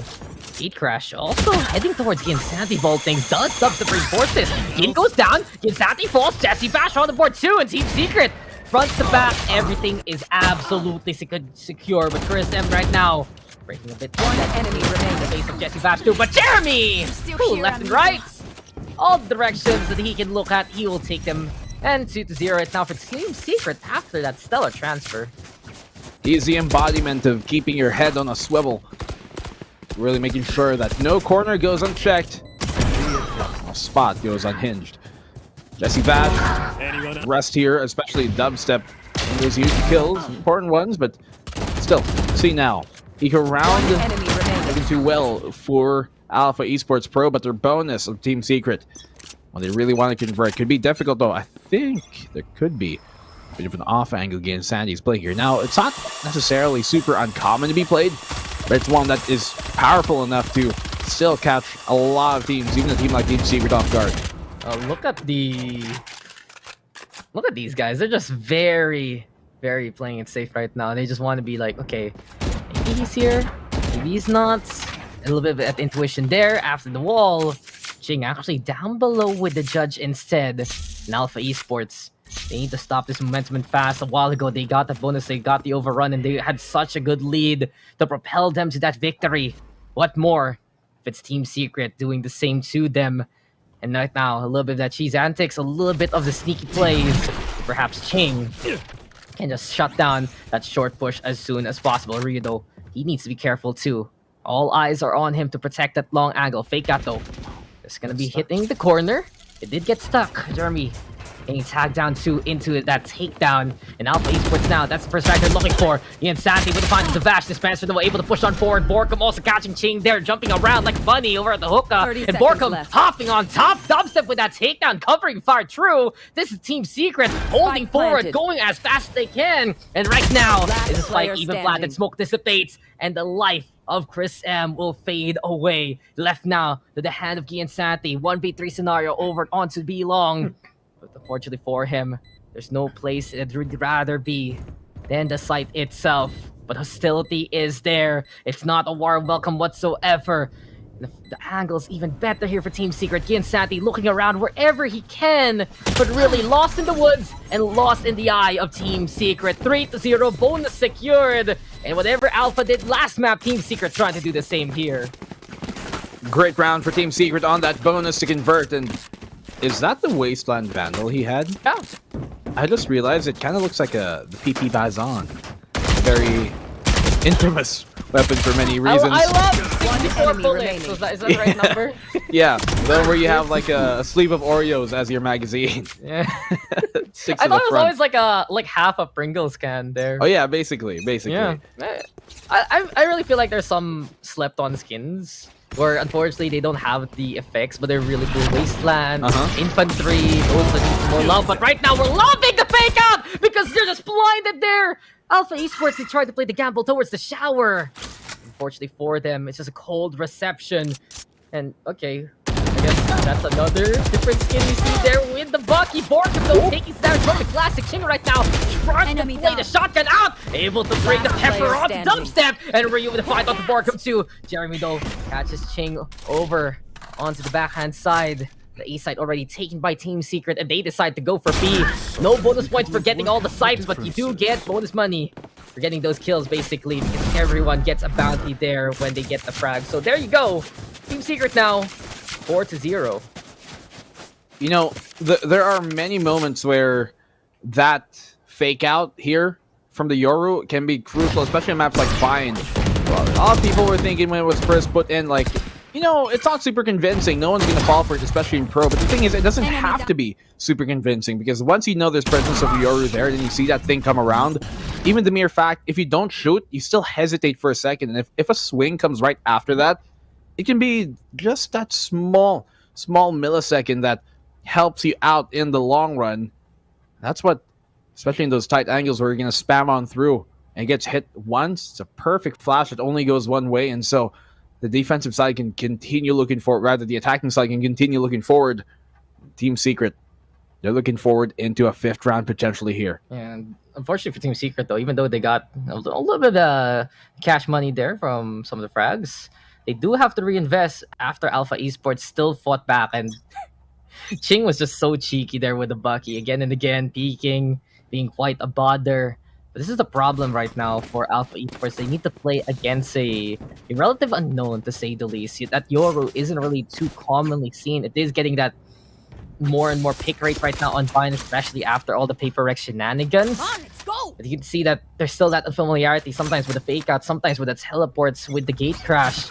In Alpha Esports, they need to be even more prepared for this, because Team Secret, they have a few flashes they can utilize, and especially in the hands of Dubstep there to lead the charge, that can be more effective. Fake out right now, and the blindside Jin. Does he even see this coming? Shooting down the fake out though before it gets into good position. Facials are there too, and Jin able to evacuate in time. That got close there. Very, very hairy for Alpha Esports, but Jin is still looking for courageous moments here. Borkum goes down. The hero moment from Jin does actually pan out. Jin getting in the way too. Dubstep with the dimensional drift, and Jin is not done. No fear whatsoever from the prime import of Alpha Esports, bro.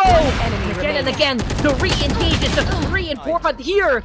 Jesse Bash though, the only one left. 1v4 scenario runs into Chris M. But this is truly confidence personified. Alpha Esports Pro showing why they're the alphas here. Great play by Jin, and we know that he can do that, but I really think the MVP of that round, the slow orb.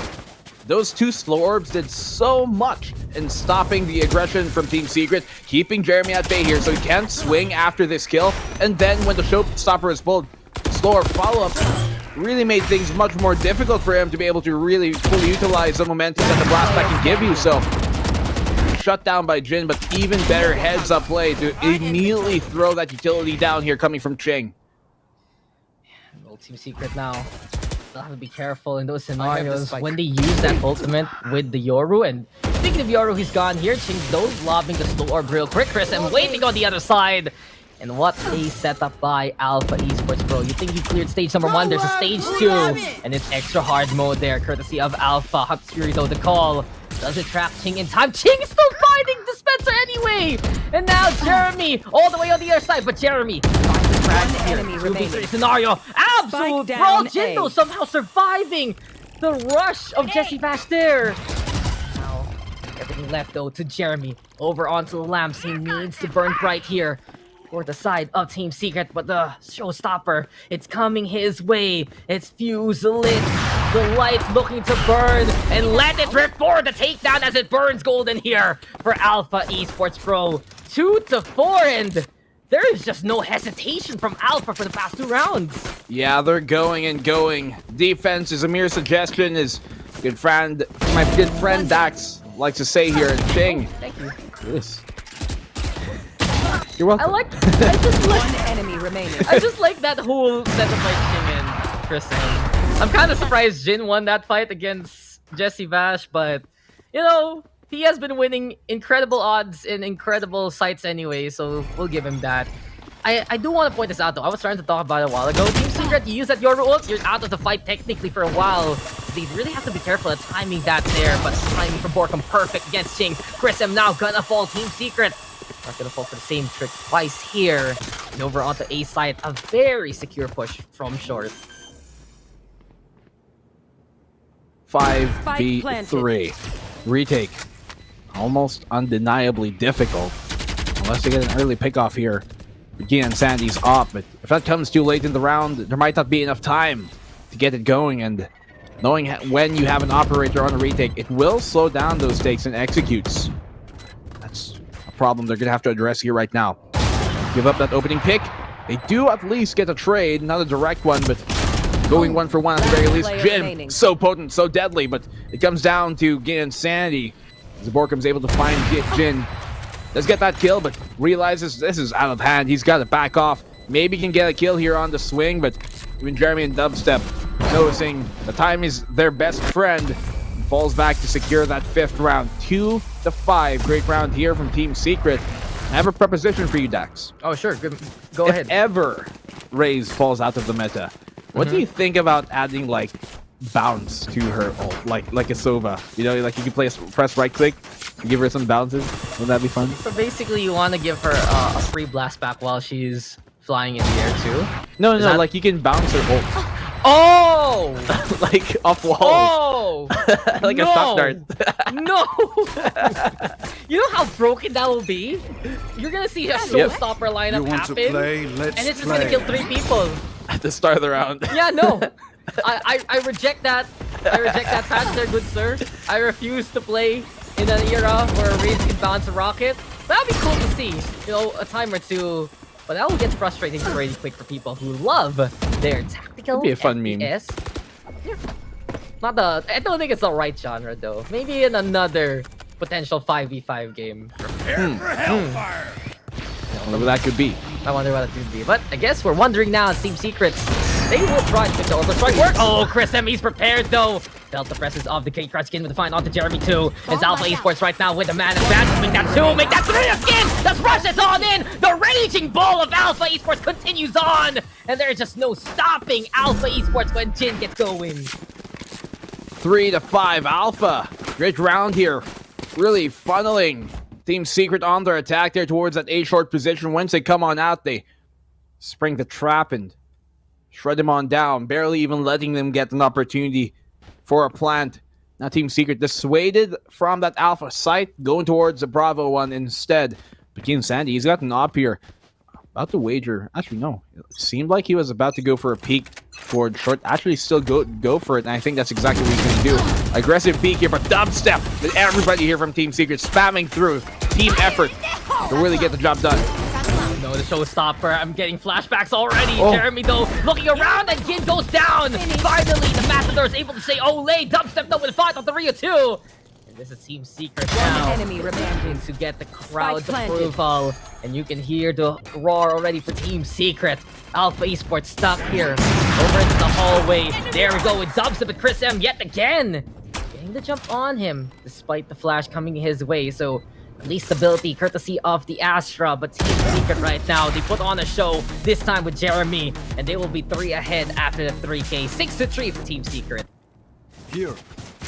Good round for Team Secret on that kind of force buy. Not really a full buy. They did have some rifles, yes, but like as we saw there, Jeremy only had the Spectre. This attacking side of there is looking a lot better than their Haven was. Blind ult. Gets a kill on the Jin. It's a good read from him that he'd be playing there. He did see him go towards that left side of the site. So either to the there or elbow. Chose, at least in that case, the better one. Great kills as well from Jeremy. Alpha Esports, when they lose those opening picks, well, on either side, attacking or defense, and especially if it's either Jin Sandy or Jin, it looks a lot more difficult for them to get going in the round. It's a little hard right now for Alpha Esports when they do want to find a bit more of that aggression.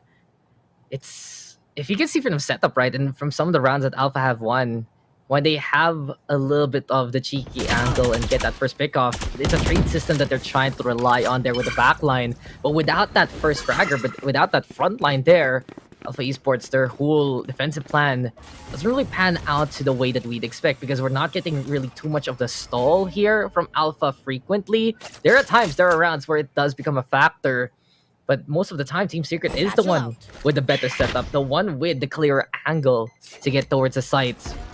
And as of now, TS gonna be playing it slow and steady. Perhaps a kill there towards the shower. Gonna be essential. Dispenser though. The chamber is ready versus Santi, but Santi still a stellar shots waiting to happen. Frag comes there, courtesy of Gian.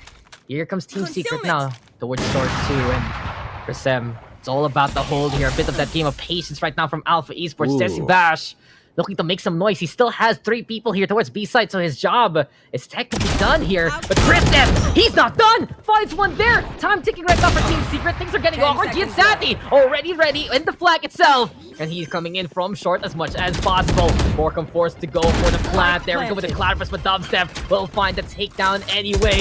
Team Secret giving themselves a fighting chance, and Dubstep is fighting back. You can hear already the dubs and the wubs. Dubstep going for more. Initial drift though has been popped. He's looking for a better angle here. All about though the mind games yet again, but this is the problem about the Yoru ultimate. It is heard. It can be sensed, and even worse, you cannot shoot out of it. Alpha Esports will take the round now. Good retake here from Alpha. One of the advantage in terms of man count was in Team Secret's favor. The fact that Chris M got that 1 kill, so important for them. He's always reliable to at least go down by taking one with him. Never really hops off the ship until he knows his job has been done. The Dubstep, one effort for him to give them a fighting chance in that smart plant by Borkum, yes. To do that within the smoke made it a bit more difficult for Alpha to read on the post-plant denial, but rather the pre-plant denial. But still, Ryu finding the timing, and Alpha Esports 2 rounds away from tying this up at the end of the half. Eco State forced upon Team Secret. You got to Marshall to work with, and not much else though. So this blast pack really trying to time it. Look at this. Chris M though shutting down any very hopeful intent that Jeremy had in the round. Dubstep so stable, and Dubstep though. Wow. Just doing Yoru things there against Sandy though, ready with the blades. He's looking for more. Dubstep though with a shutdown at the very least. Close range with the Phantom, very effective there. Seekers though for the track. Dubstep looking for another target, but Gin finds Borkum. All left the W now. 3 already for the Yoru. 3 more targets right in front of him after the resurrection. Fast though to get on away. Just get this situation this time. Nice retrieval of the spike.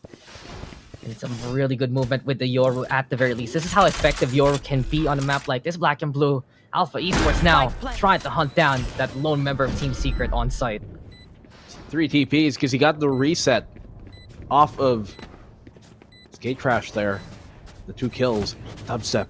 Oh, he's got to buy this time. He's circling around him, but doesn't even get that chance to get the shot off once again.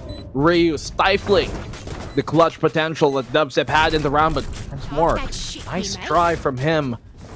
Alpha Esports Pro, though, get the round once again.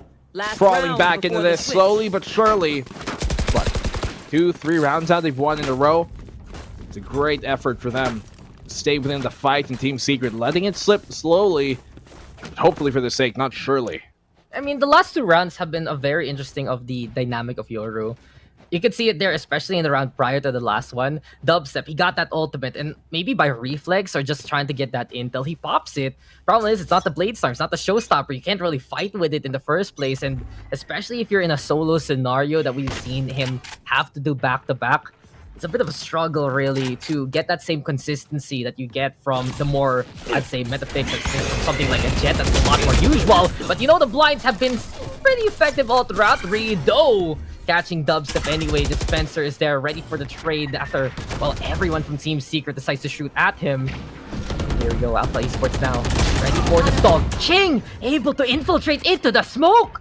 The stars, they shine perfectly for him. And now as it dissipates, Borkum though will get the takeout. Hunter's Fury though the call. Can he get the tracking on? Giansanti, one shot away from his own demise. But Alpha Esports able to stay alive now in a 3v3 scenario. A little bit of a problem here for Team Secret. They're a bit stuck toward B long. A chance though to go for the teleporter if ever. But Alpha Esports at least anticipating some angles here as of the moment.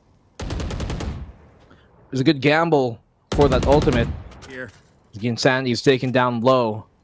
They've potentially gotten the man advantage through that, but both teams, 2 players, full HP, full armor, and 1 30 seconds slip left. away from death. They're actually like 32 and 33 HP, so literally just neck and neck in that regard. But they're biding their time here towards the B site. 2 players set up, and this is going to be still difficult, even though they do have Jin on the A site. They can get this pick. This is going to be great. But Chris M, he finds that kill onto the low HP board. It's still doable though by Team Secret, but he gets another kill. Chris M, such a reliable anchor. And Gian Sandy sinks the ship here for Team Secret. 6-6. They tie the game up at the half. Switching sides. Lead overboard there by this point. We are tied up. An Alpha Esports Pro looking to be at the end of Team Secret's run here. They can continue on. But the timings are just perfect right now from the side of Alpha. The anchor truly, that is Chris M. So stable. This ship is not leaving without any permit. And he's just not permitting any quarter here, basically. Many times we see Chris M get that value despite the angle that he's stuck in, despite the situation that he's put in. And we've really talked about giving him that award, but then because he has deserved it, he has shown so many times right now that he has been someone to talk about here for the side of Alpha Esports. But also, we can't forget about, again, how Gin would just take command of some of those rounds. When he would go on a rampage, it was all the Rays putting on a show. And while Team Secret have done a very effective job at the start, those first 4 rounds, absolutely on points, they're not really getting the immense value that you can actually get here from Dubstep especially and Dispenser, because there's so many ways right now for them to play some off angles, for them to try and bait out some movement here from the side of Alpha. But you can see that Alpha Esports, they have their own plan. They want to get that first contact too. And I do believe that messes up the timings of Team Secret. When they're preparing, it's already Alpha knocking on their door. They're the one who knocks, and seemingly Team Secret just can't find a way to keep that door closed, even as much as they want to. No lock, holding back Alpha Esports Pro on that attacking side, but this is where they're going to have to make sure those gates stay firmly closed. The castle wall is not to be breached on this defensive side of theirs. We've seen Team Secret really lock things down in their bind defense time on over in the past. This has to be one of those moments, Stacks, but I am worried for them about their composition if it's going to be the proper choice and really work on that on defense. Look at this, though. Going for that aggressive play, seemingly here towards the A short position to start the game off. Alpha Esports, all about that aggression. And this is looking to be a very quick engagement waiting to happen. We get a glimpse, but now it does become division. The Trailblazer can start things off. Chingdo! Very quick beat there over to Jeremy. He inside, he takes the corner. Dubstep's not going to go on down. And as quickly as they come, quickly they will fall. And Alpha Esports, they will stand tall after everything is said and done. 4v2. In a blink of an eye. Team Secret now scrambling to find a way to make the flank work even. And as we get the cave crawler, that is Dispenser. Jesse Bash taking attention in the front. Problem now is, though, still anyone's potential. And Dispenser moves over to the shower instead. A little bit of a problem here for Team Secret. They're expected already. Chris M waiting into the corner, but the Headhunter eventually finding its mark. With an upgrade, though, with the Ghost now in hand. Still 2 bullets for the chamber. And it's 2v1. Are those names ready on those bullets? The caliber here, though, of Dispenser is just not going to be up to stuff. And it's 7-6. Alpha Esports, a quick take and a quick win. This is what we're talking about. When you go back to that double duelist, you go for that stage, you fight the brawl, and you put the wall, then that's how you get the plant down. Could have been a better round there for Team Secret if that mid push of theirs, that A short push, really to be specific, was supported more with utility. They just dry walk on in, and the one utility that changed that was a single boombot that was thrown out there by Alpha Esports for once that was really making the engagement. They had to focus on the boombot, fell on back, and backpedaling, that's where they were caught off guard. So maybe a single flash, any sort of utility could have helped them out. Hell, even a smoke in that case. But bygones be bygones. It's going to be Vash facing the full spray effects of it. Spencer, though, gets a cheeky kill before backing off, and they regain hookah control for the meantime. But Chris M's looking to address this. He does spot Dispenser. His back turned, and Dubstep. Dispenser probably like, bro, I thought you had my back. I did, bro. I was looking there, bro. No, you weren't. And a little bit of a bad boys conversation there, but screw this insect repellent. Apparently, Spectres are all you need here for Alpha Esports. Spray gets, well, the Hail Mary there towards dubstep. Wallbangs do come. Left now, right. Here to Jeremy and Borkum. Borkum coming in from B-Long. Ryu, though, ready to put him in his place. And Alpha Esports now, they get the first 2 rounds of the second half, building that momentum, building that lead. And let's see if they can get this bonus away from Team Secret. Bonus round here could be just the nail in the coffin for this map.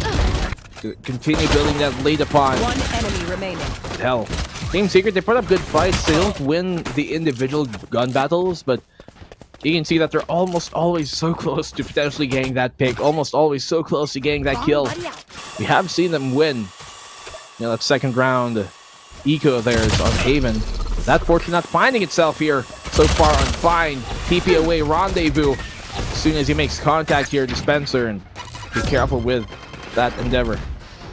What was up with Gin and Z Insanity there? They looked at each other longingly for quite a while. Now they play the engine together, and on top of the container, it's going to be Gin Insanity in position. Gin Insanity just going to take out the Dubstep, fighting to it along the way. Jesse Bash though on the 4-2, blindside is there, and here comes the judge, looking to be the executioner, but Ryu playing the protector there instead. Sentence has been postponed. Here we have the volley thrown on now. Team Secret still ready with 2. Jing has back on the way. Spike splatted, but Team Secret in the haste of the round, they find the frag anyway. Finally, bit of a slower pace here. Jingo over onto the elbow. Really, this location right now might be the isolation play here that Alpha Esports is looking for. Borkum trying to play protector halfway already with a defuse. Jeremy though with a spot. And Team Secrets, quite a mad dash up around. They will win thereby. It was very scrappy though. And that is an understatement there, Black and Blue. And in the end, Alpha Esports, they got 3 members of Team Secret, so relatively good bonus for them. And they got a spike down importantly, so 300 creds for you all around. Pass around the table. Looks like you need some salt. 8 to 7. Yeah. It was looking pretty dangerous there for Jesse Vash. He's like, he had good trigger discipline. He saw the Jet come by. He saw Jin on the Raze come by, and then he started shooting, but not really, you know, getting any of those kills early on. And he's about to think like maybe he might go down here without really getting much. But Boombot's gonna make things so much more difficult for Gian Sandy to be able to sustain that fight. Jeremy shuts him down with the quick trade immediately coming from Jin Dubstep.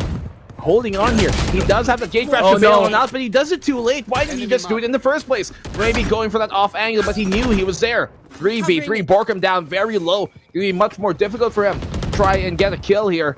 Jesse Vash for the judge.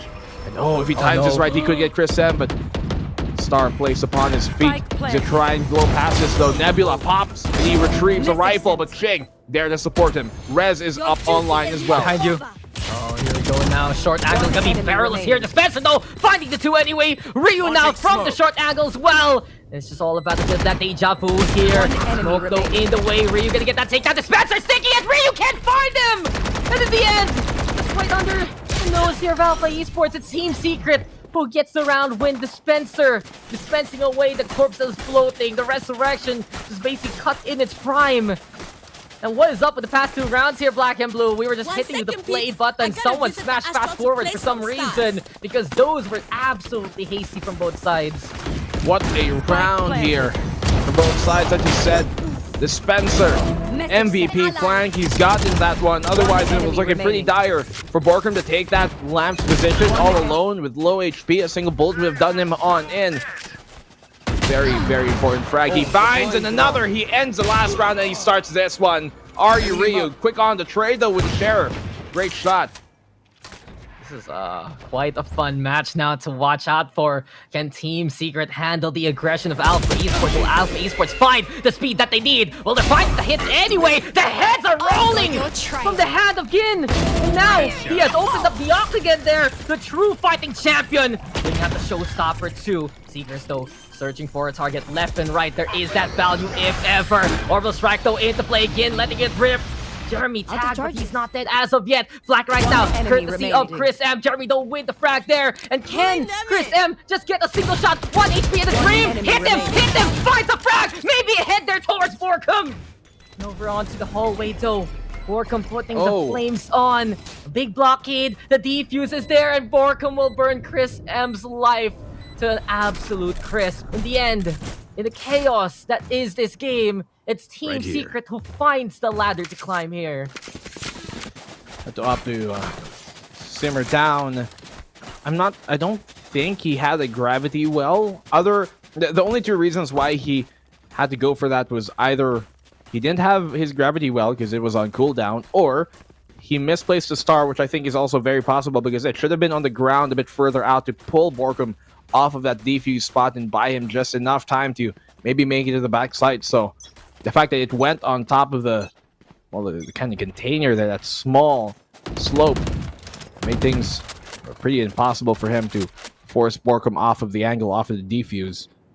So Alpha, they give up the lead here towards Team Secret, which they could have taken in the previous round, but that was a very expensive round that Alpha almost made happen in the eco. Gamble right now. Alpha is playing it, but can they go for broke right now? The dubs are breaking. The momentum of Gian Sandy though with a quick trade. Gian Sandy knocked done. Finding Borkum too. Ready with the dash. Sees Jeremy there, and he just couldn't stop him whatsoever. Gian Sanity. The infiltration is perfect right now. Absolute subterfuge by the Jet. Problem is though, that spike is a long way from home, and Alpha Esports now need to wait for the delivery. High ground though being taken by Team Secret, but what a chain of events courtely of Gian Santi. I love the fact that he went towards that shower and still checked it anyway versus Jeremy.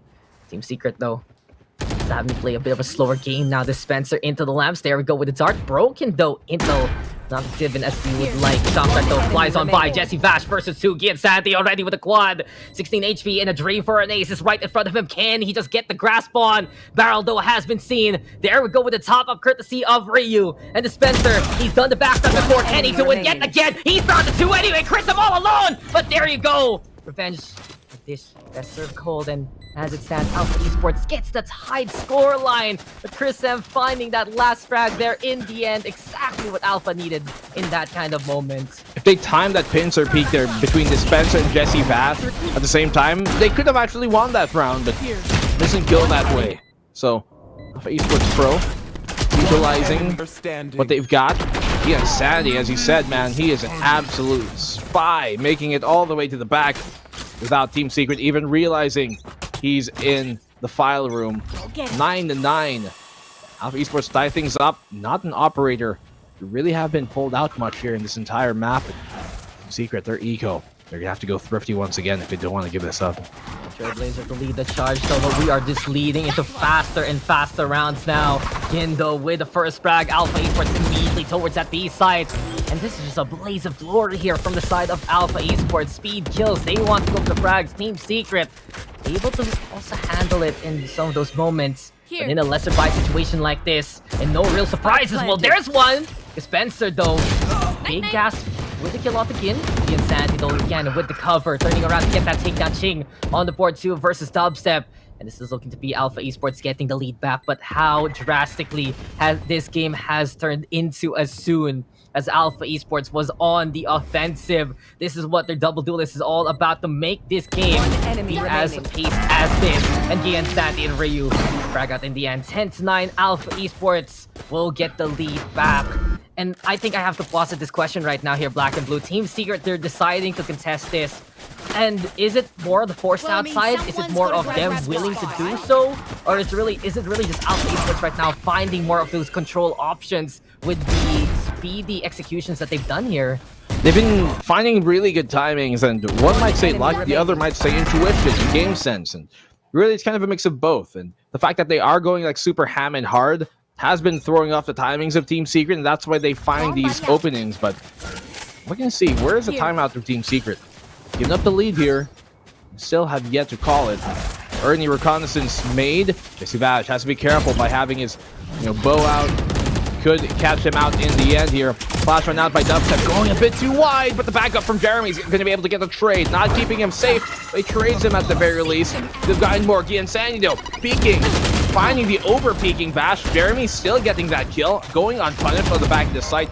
Down to 70 HP. Waiting inside the site. You're looking to get at least one. He now has Borkum to try and support him. Ching goes down. 3v2. They have the numbers advantage, but not for too long because Chris Sam's going to get that trade immediately.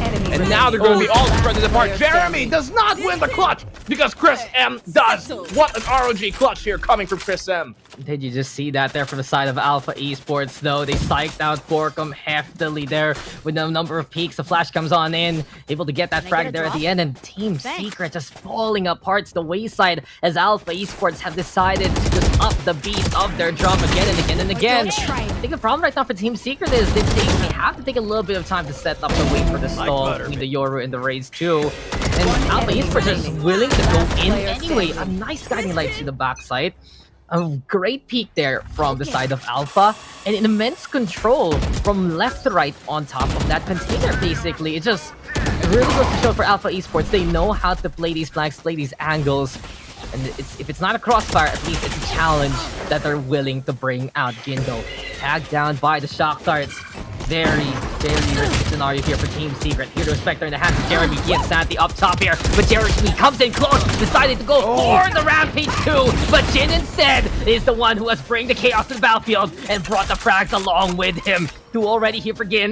You have the plant now here from Chingsu and Alpha Esports. They're hungry to make history here. 2 more rounds are all they need. And after this one, perhaps it can be won, as Jin is just looking to win here for the team again and again. Dispenser now with a tour de force. Borkum, though, finding the raise anyway.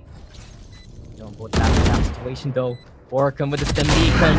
All about timings here. Dispenser gets the duel situation on. And here comes the big laser. But Ching still finds the frag anyway. 1v1 scenario. Frenzy versus the Vandal. And Ching, can he just slay the demons of the past? Yes, he does. To a better tomorrow here for Alpha Esports Pro. 12-9. And you see a next chapter ready for Alpha. You see there too, as soon as the Vandal came into sight, that small bit of hesitation, Borkum's eyes probably locked onto it for a split second, distracted him for the potential that could happen on the opposing, player here. That was so unfortunate for Jeremy because he was like half a second away from running through Jin in that situation. Could have gotten the kill on him, but it just doesn't pan out that way.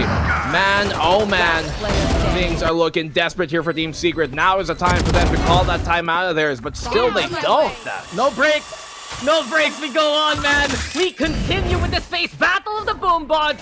As scrappy as this whole series has become after that side, but Jeremy finding 1, finding 2, Team Secret deciding, okay, if you guys are gonna bench press this way, we'll try to outmuscle you in another situation. Nice hold there from Jeremy. Dubstep though does get felled. And Team Secret now trying to play the flank here with Dispenser. Alpha, bit of a sticky situation now, stuck. Maybe an evacuate to the teleporter can help them out now. Waiting here. 4v3. A round they absolutely have to convert. Jesse Bash helps him with the odds even more so. Jeremy popping that, but I'm not too sure if that was the best idea. Now hindsight is 2020. It is 4v2. Could have potentially used that to secure match point after this round, but still, or at least 1 from match point. 4v2, as I talked about once again. They have that res. Ching didn't burn it in the last round, didn't need it for that clutch, but could come in handy here if they're able to get a few picks and equalize the odds up. Oh, the wall does get buried down, and Borkum leaving Ching alone. Even for a man of his caliber, this round is done. 12-10.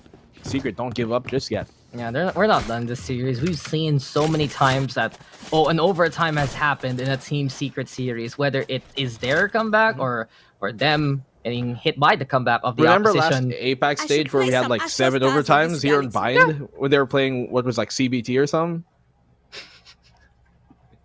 I think. Yeah. Yeah, I remember that name. I haven't heard that name in a while, man. Well. I mean, maybe you do, but you do you, bud. We finally get a break, though, after all these rounds. And Team Secrets, they need to, just find a way to assess what's going on here.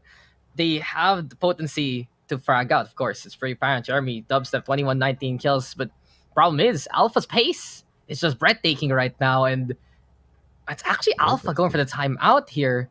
So what's interesting really is Team Secret can have that fight back, but it does seem like for Alpha, they just want to find a more secure way to finish the job off by this point.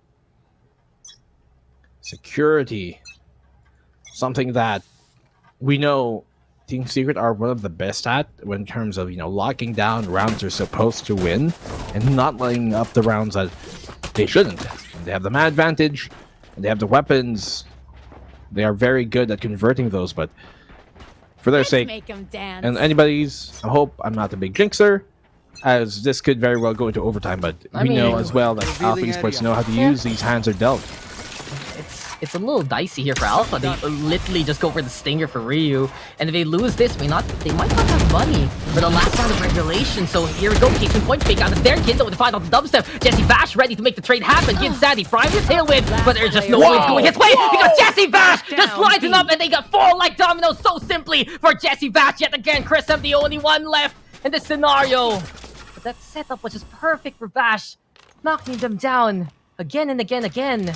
He just basically played bowling by that point. Chris M, the only one left here at Alpha Esports, man. I don't think they can find a way to fight back. Chris M has been essential, has been incredible. But you know what's even more of a sight? A moment here, the ace by Jesse Vash. One more, and we go to OT.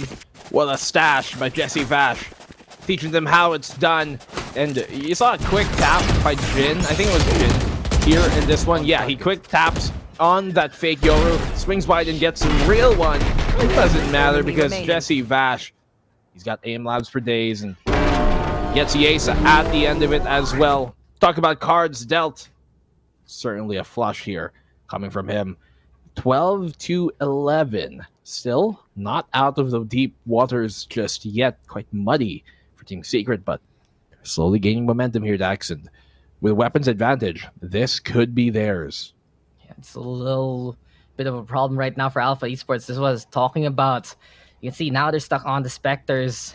Now they have just probably a Phantom in the hands of Gin, and that's pretty much it. But that was just so well played by Team Secret, basically. They used that fake out for that intel. Sure, Dubstep will die, but Jesse Vash, he just stepped up to the plate. That could have been a trade or two for Team Secret, and then they could have went for the rotation. But Vash just made their lives so much easier. 1, 2, 3, 4. Alpha Esports seeing the finish line, and I think that sometimes that's a problem when you're facing off against the team to beat here. Team Secret getting that accomplishment here for the side of Alpha Esports, get that win. It'll be the juiciest victory that they can get to secure themselves into the playoffs completely. And now, can they get the job done with a hand that they are dealt with? Not the best one to go in with big blind. Doesn't matter though. This is the last pot that you are going to try to get here in regulation. Bash, though, ready with the lineups, ready with Hunter's Fury. Keep an eye out for the lightning to crackle again here in these sands. Could be the final round of this series where Alpha Esports can secure themselves from that four-way tiebreaker that could happen in the groups. Plan to be put on down. No denial coming on here, but that Hunter's Fury is crucial coming from Jesse Vash. So you don't know. Vash, though, finding Gin anyway, and Team Secret. Good start, this Cosmic Divide gonna bring silence to the battlefield. Dubstep now, Dimensional Drift to try and infiltrate. Rez is there, defense over the final three, and defense finding two. Chico catching Dubstep anyway in that scenario. And Alpha Esports stuck in a 60 situation here. Team Secret now getting affected by the stars. Chris M, though, able to ally and towards Fork against Sandy Top. And there you go! Alpha Esports! They will be the one to break the streak of Team Secret! PH, are you ready for an Alpha Esports Pro enabled like this? Seems like that they will be able to beat the Kings at their own game. And what a way to end our group stages, ruining the perfect record that Team Secret otherwise could have pulled off here. 2-0 as well, a sweep on some of the best maps the Team Secret have ever played. And that is just an amazing win. You know they feel elated by that, dodging that four-way tie that could have happened in the group stages. Just what a win from this Alpha Esports squad, bouncing back from their previous losses in those series to come in and swing hard here for the final map, final game of these two teams in the groups. What a play here from Alpha Esports. Ultimately, still though, Team Secret in that #1 seed. But Alpha, I'm sure they're elated to spoil that run. Did you feel that shift though? Suddenly, right? Alpha Esports able to pull it together with the Astra. M, incredible again, just getting a little bit of that order in amidst all the chaos. And while that happens, getting Santi dropping on down to get the angle, going after basically that spike defuse if ever anyone was getting close. And really, that was such a quick end to the series there, courtesy of Alpha Esports. And I think it's just appropriate after what we saw from the second half, after how we saw how scrappy it can be. And this is going to be putting some question marks right now for Team Secret. We know in the APAC scene, there are a lot of very aggressive teams similar to Alpha Esports who have really frag on out. If Team Secret are going to make that case for the region, can they actually handle that moving forward? On the other side though, for Alpha Esports, this is just really a series win that they have been waiting for months. A series win to say that we can and we will beat Team Secrets. I feel like it's especially true for the likes of Kian Santi, for the likes of King, who were able to basically branch out from that kind of shadow in the first place, especially on Ching's side. But you can see it here. The newest face on the Alpha roster was that missing piece all along to bring them to greatness. Kin with 23 kills. Rounds he was able to dominate their support line yet again, so essential. And Alpha Esports, when they look comfortable on the composition, you will understand clearly what they're gonna do, but it doesn't matter what you try to do in contrast because they will still overrun you anyway. I love this series coming from Alpha. Them really going back to the roots and being like, whatever the meta is, it doesn't matter. We're going to play what we're comfortable with. Our agents that we know, our comfort picks, and where we feel at home the most, and that is why they bring this series home. How fitting it is for the last map, for the last game and series here of Team Secret. It's a team that was honestly the least expected to do this well in this group stages, taking them down when they've been taking name after name, dog tag after dog tag here, Team Secret, of every single team that came up against their way. This one doesn't even go to 2 maps because Alpha don't let it, shutting them on down. And Ching, against his former teammates, seemed to know what exactly the formula was, what exactly the solution was to really tear them apart. The Esports Pro have the right proper mix of just unpredictability and insanity in their name. I mean, come on, you have a guy named Gian Santi, makes absolute sense. Really goes to show, though, that here for Alpha Esports, opportunities made and taken. Many a time, it's not just that immediate scrap that becomes the way for Alpha Esports to win, and we've seen Team Secret be able to still outduel them in those scenarios, but when the sync is there from Gian Santi and Gin, when you have the control suddenly from the Astra, the Sage, and the Sky, and it's just all the moving parts of Alpha Esports right now, and I think it's really when Alpha Esports does well in a tournament, when the team plays, stays, and sticks together to the plan they want to have in motion. Because there are many times here for Alpha Esports that, sure, they got that opening courtesy of Gian Santi and Gin, but what happens when they die, what happens later on, there's just some perfectly timed peaks, perfectly timed utilities. Alpha Esports doing what no one else have done in this stage. They have beaten Team Secret. Even with how tough Team Secret are, even with how experienced and their tolerances, a mere shot of Jin was all that it needed for them to take the win. A bit too strong for them. In this case, so Team Secret finally faltering in the group stage 2-0, but they're secured for that #1 seed still in the playoffs, so nothing changing too much for them. It's Alpha Esports who secured their slot in the playoffs and are able to at least get 4 wins here in the group stages to really, avoid any kind of tiebreaker scenarios. So congratulations to Alpha. They make it into that playoff slot secured. But for now, we're going to have to go on a quick break. When we come back, we're going to be back with the final series of this entire tournament, Action PH versus Naos Esports. I am Black and Blue, and with me is Dax. We'll see you guys in a bit.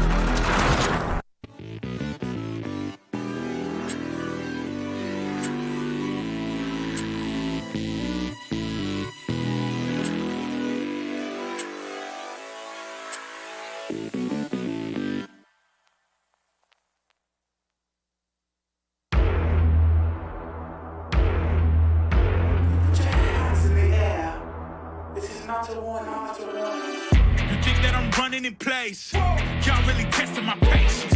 Right before I blow up the spot, I had to get back to the basics. What if my talent is wasted? It's sick, but I'm lacking the placement.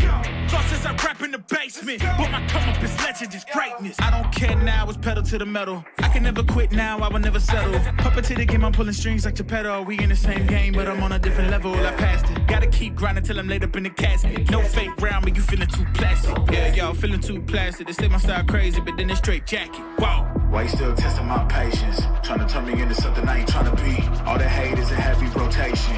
You gon' lose yourself, quit testing me. Don't make me lose my mind. Don't make me lose my mind. Don't make me lose my mind, cause I'm looking like Wesley, test me. Don't make me lose my mind. Don't make me lose my mind. Don't make me lose my mind, cause I'm looking like Wesley, test me.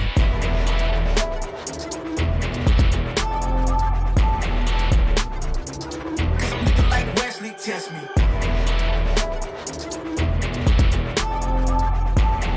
Don't make me lose my mind, cause I'm looking like Wesley, test me. Yeah, guess I know no better. I ain't got no chill, so they call me a devil, I know. Look, I am just a man on a mission. If I want it, then I get it, I go. And if you're trying to test me a beast, you gon' need Liam Neeson. The chance that you taking is flagrant. You're testing your luck. If you think you'll make it out, then you're sadly mistaken. Careful what you putting your stake in, cause I ain't got no patience and no limitations. You trying to figure me out, and I know I don't make sense, but no one's there when you call like you're trapped in the Matrix. You need to take a break from it. I think you should take 6. Cause yes, I hold a throne and no one else can replace this. The pain will only go deeper the harder you chase it. I'm the greatest that you ever met. It's time that you face it. So tell me, why you still testing my patience? Trying to turn me into something I ain't trying to be. All the hate is a heavy rotation. You gon' lose yourself, quit testing me. Don't make me lose my mind. Don't make me lose my mind. Don't make me lose my mind, cause I'm looking like Wesley, test me. Don't make me lose my mind. Don't make me lose my mind. Don't make me lose my mind, cause I'm looking like Wesley, test me.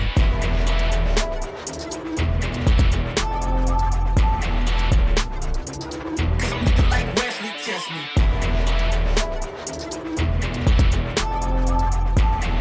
Don't make me lose my mind, cause I'm looking like Wesley, test me.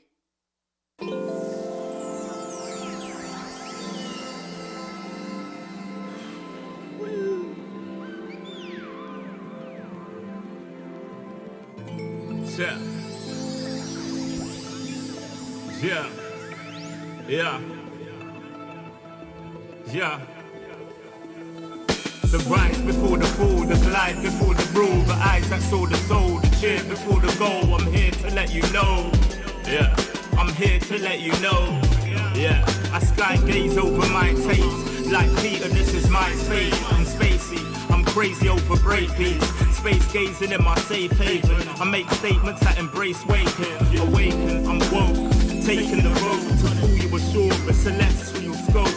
The stars explore in your inner. The starts at the core. Inner space and more. Your body's a planet for sure. Nurture it with the words I've written. Scribe like highlights. Flying saucer. Supply the order, it's the author. Walking on air.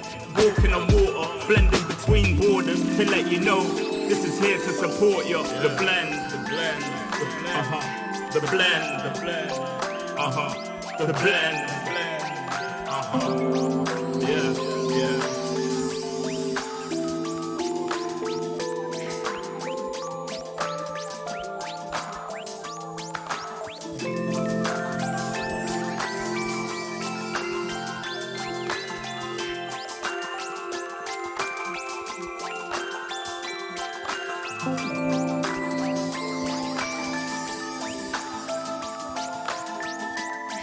Yeah. Yeah. Second verse after the first. Take control with words, roll reverse, the rebirth of verb from inside out, outside in. We control the hurt frequency. The heart of the world beats in me. It beats on beat as we breathe deep. Oxygen from trees feed. Gift in our gift. This right here, proof we exist. Mind state is gravity, the way you uplift. Across seas swift, water quench.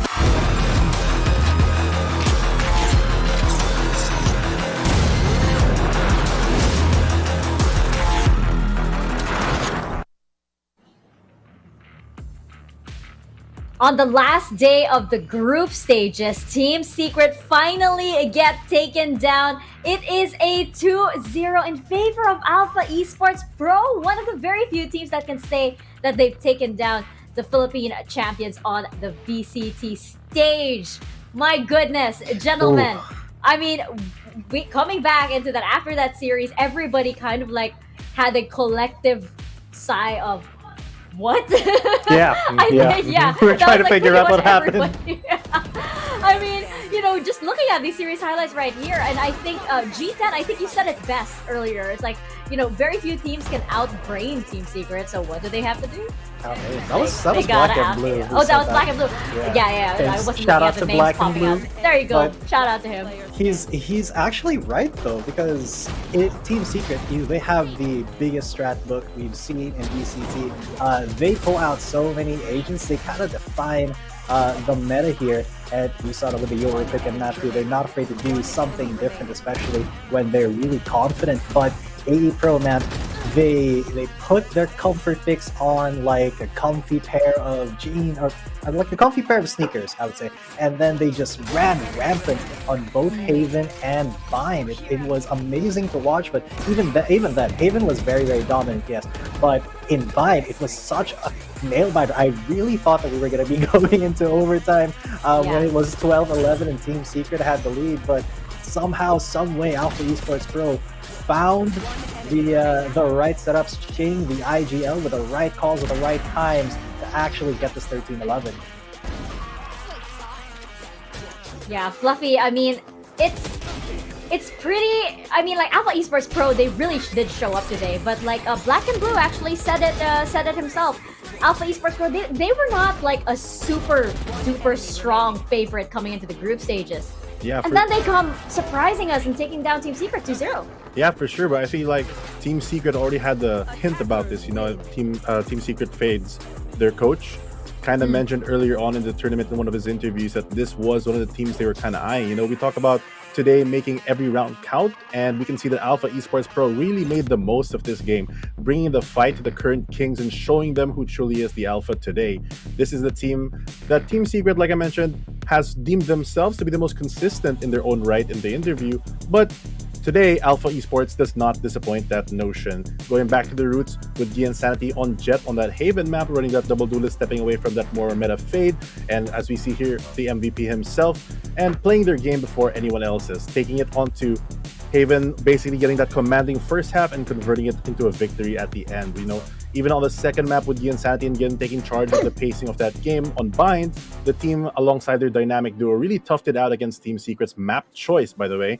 And they led for the later half, putting eyes not only on their solid game plan, but for the rest of the competitors out there, exposing the few mistakes that Team Secret does have, and really puts the spotlight on this game as one of the major moments, I feel like, throughout the VCTPH. A lot to learn and a lot to take away from this game. AEP at the end of it does draw first blood before the end of the group stages, destroying Team Secret's momentum as well as stopping their perfect run dreams, ending 13-11 after all is said and done.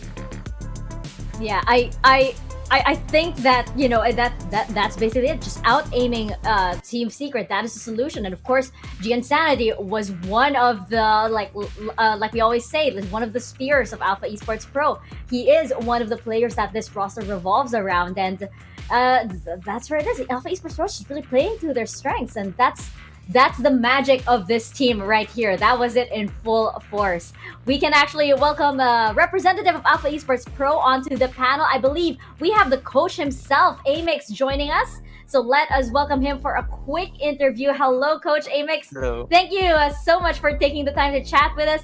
I know, I see from your smile that, of course, you guys are feeling really, really good. You guys have locked in the playoffs. So can you let us know, take us into the minds of the team right now. How are they feeling right now that you guys can breathe a collective sigh of relief? Sa ngayon, mas motivated sila. They are really proud of their hard work and their dedication to our practices. Ay, sorry, nag-English ako. Overall, sobrang saya nila as a team. Nag-pay off yung hard work nila. Tapos, step by step, inaayos namin every error, every previous matches, review namin, discuss namin, inaayos namin through scrims, and all. Ganun lang. So it's more of like a validation that all of that hard work is definitely going to pay off. Mm. Can you let us know actually how you approach this particular series? Because of course we know Team Secret, one of the best teams in the region, and it seems as though the team, like you just let them decide what they do best and to outfrag Team Secret? Yes, first of all, kailangan mo sila hanapin yung comfort zone nila. And then from that comfort zone, we improve that. Second, sa preparation namin din dito, dinidiscuss namin yung games sa kalaban. We watch the VODs for at least an hour, ganun. Tapos, yun lang.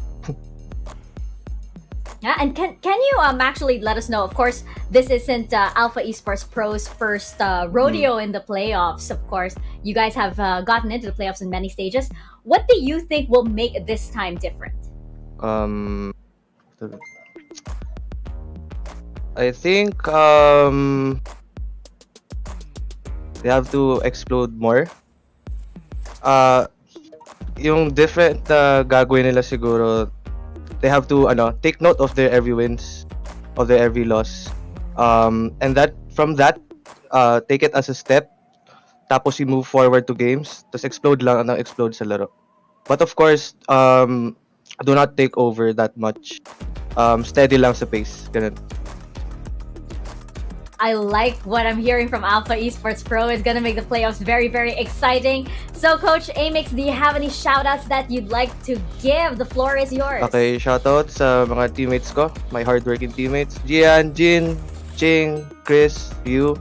Good job, good hard work. Sa mga boss namin, si Boss Al, si Kuya Nick, and the Alpha Esports ML team na nagsusupport din sa amin sa likod. And sa Alpha Esports fans, thank you for supporting us. Mobile Legends! Ayun, ayun nga, Mobile Legends. Kay Colin daw, sabi ni Ching. And kay Chase, bumili si Ching ng dog. Si Chase, lucky charm namin yun. Tapos, family ko. And then, of course, sa girlfriend ko, si Vinny Velasquez, for supporting me then and helping me. All right, thank you very much, Coach Amix. We can hear the rest of the team are very, very ready to celebrate. So we're going to let you get off and continue with the celebrations. Good luck, and we will see you in the playoffs. Thank you.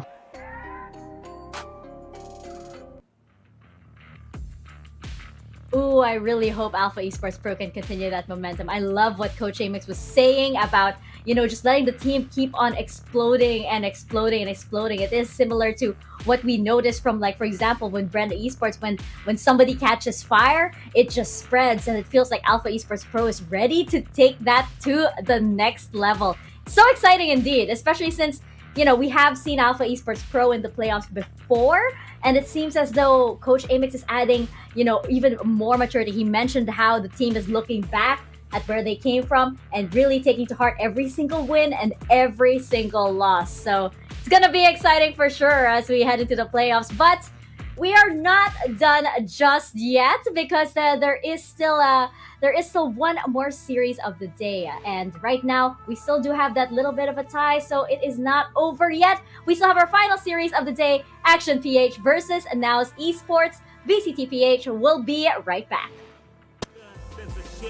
Set sail like shit to find other lands, the motherland, sun is land. With the words I'm writing, I'm fertilizing the earth to rise, realizing global warming and the sea is rising. Pollution, the planet needs metabolizing. It's full of fire like a dragon fighting, creating hot.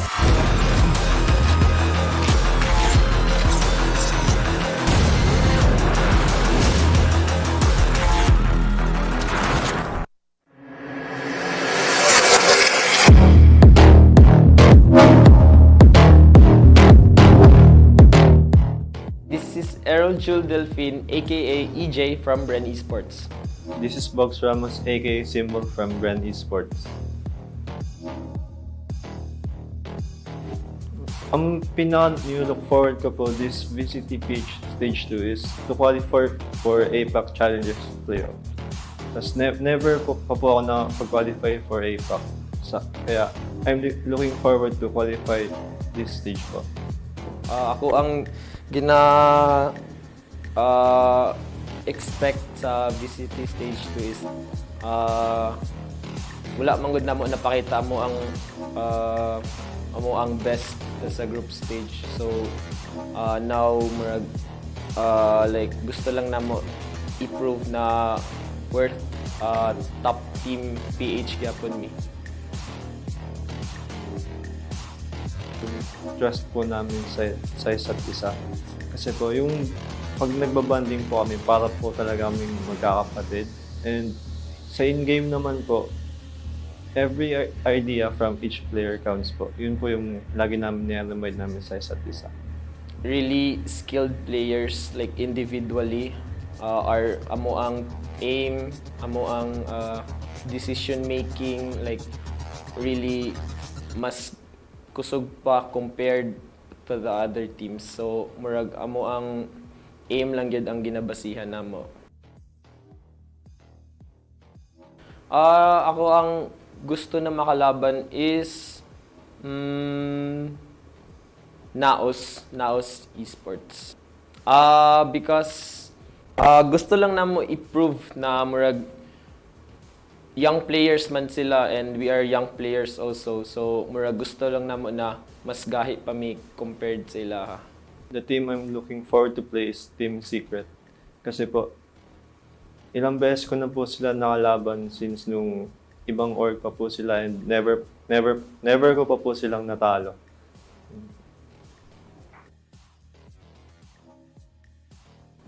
For me, it's Action PH po. Kasi sa previous tournaments po namin, sila po yung laging nag-eliminate sa amin. Kaya po, this stage po, gusto po namin bumawi sa kanila.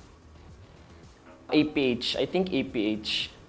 Because ilahang playstyle and aim kay murag mas confident sila and naapod sila like one of the best player sa APAC, si The Doctor. So cause like iprong na namo kami na team na murag mas kusog pa mi compared sila. Thank you guys for supporting us, believing in us, for helping us sa amo ang mga things like mga inspiration na inyo ang ginaingon. And don't worry guys, amo ang ihatag amo ang best para lang mapakita sa inyo na top teams gyapon mi sa PH. Thank you po sa pag-support niyo sa amin. It means a lot to us po and papakita po namin sa inyo why we deserve to be here. Again, this is Symbol from Bren Esports. Watch us on VCTPH Stage 2 on PPGL. See you guys.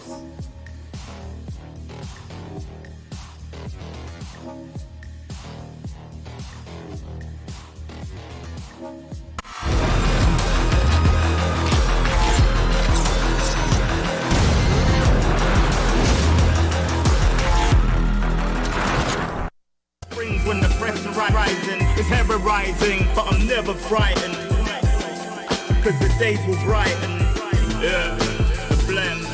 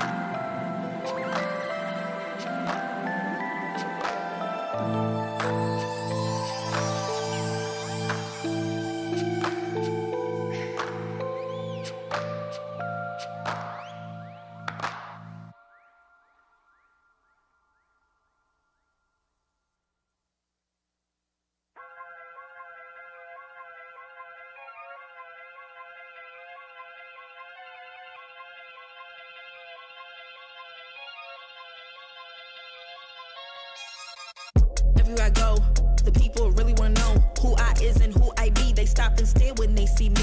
If it's little once, no need to repeat. Run up on me, watch you fall to your knees. Tip my hat when it's time for the kill. Ain't no beast when you're really real. I am the boss, I am the dawn. I am the one they call Lucky Charm. Got my own shit, I don't need your farm. Life was so hard, it made me weak. Built to last, this girl ain't weak. Sturdy and still when I plant my feet. Got it out the mud, now it's racks in my sleep. Look to God, he supplies my needs. Endless faith is what brought me next level prosperity.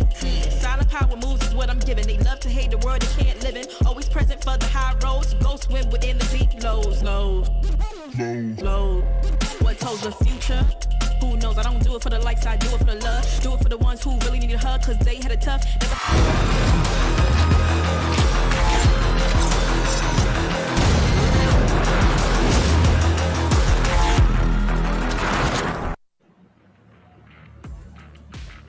Welcome back. You are watching a VCTPH Stage 2. You're back here with the panel. Mika Fabs here alongside Fluffy and a G10. And I realize that I'm the only one without a number in my name.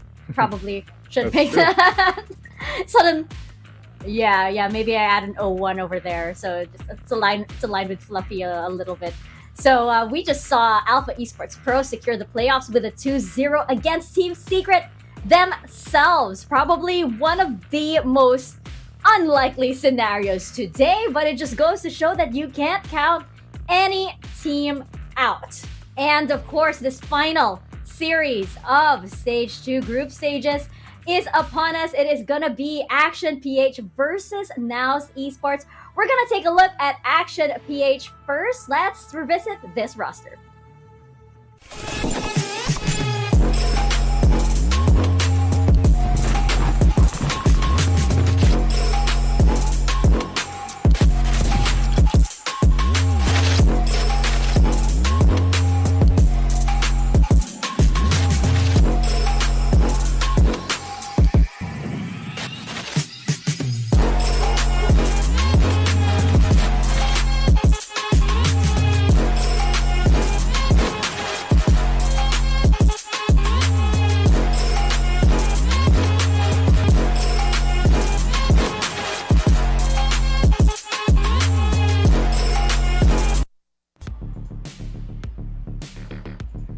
Action PH looking to sustain all the action they've given us the past days of the group stages, most especially now for their swan song. G10, all Action PH needs to do right now, I feel, just do what they do and not slip up. That's all they need to do. You just need to just keep driving straight and just keep walking straight, and everything should be fine, right? I mean, Exactly. after last series, I'm not sure.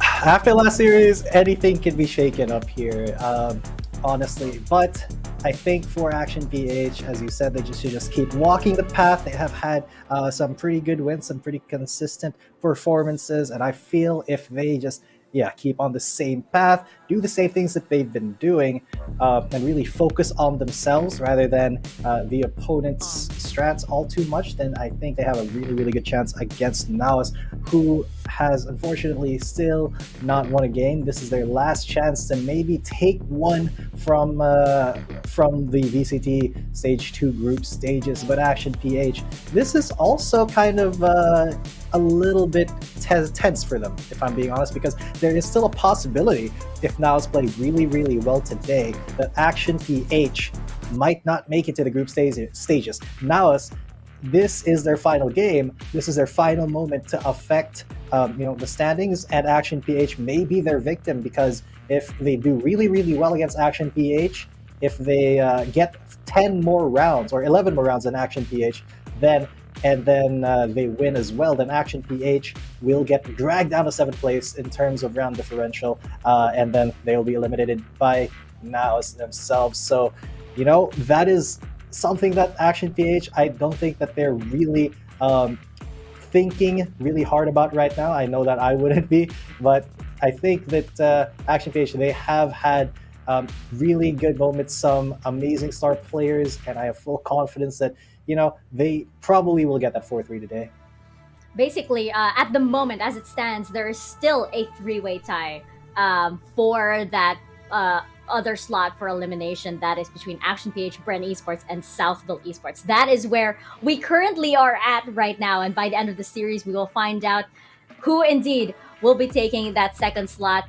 unfortunately going home, so to say. I say going home, but I like quote unquote because everybody's kind of like home right now because of course you want to stay True. safe.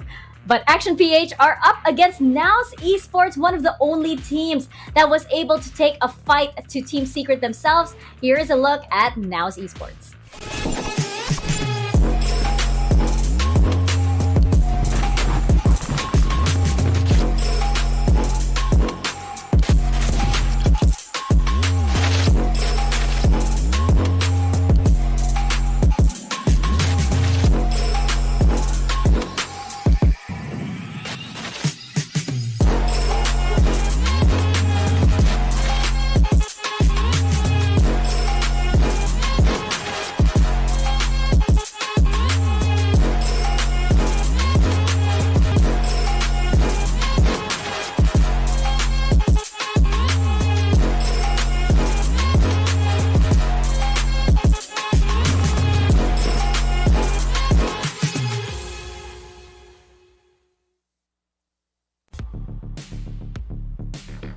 While Naos Esports may no longer be in the running, it is them that still gets the final say here on the last series.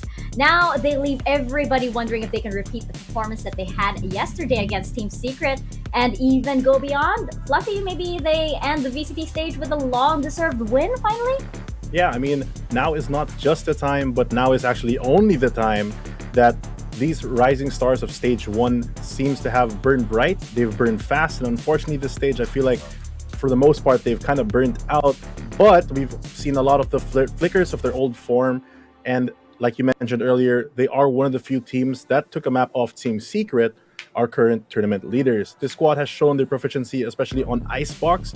They're saving grace essentially from the map pool, and though not, the Naos squad cannot be saved from elimination, they still have the final series to leave their mark on VCT, possibly taking their opponents, Action PH, down with them into elimination if they prove victorious today. Though they cannot save themselves, they may save others depending on how they show up today. So the real question is, now that all the cards are on the table, it's now Naos Esports' turn to play their hand. Yeah, and it should be. I still think that the moral victory kind of like went to Naos the other day versus Team Secret, whereas Action PH, they are on a little bit of a slump. So they have yet to get a win on the board for this week, having lost to Team Secret and then Bren Esports yesterday.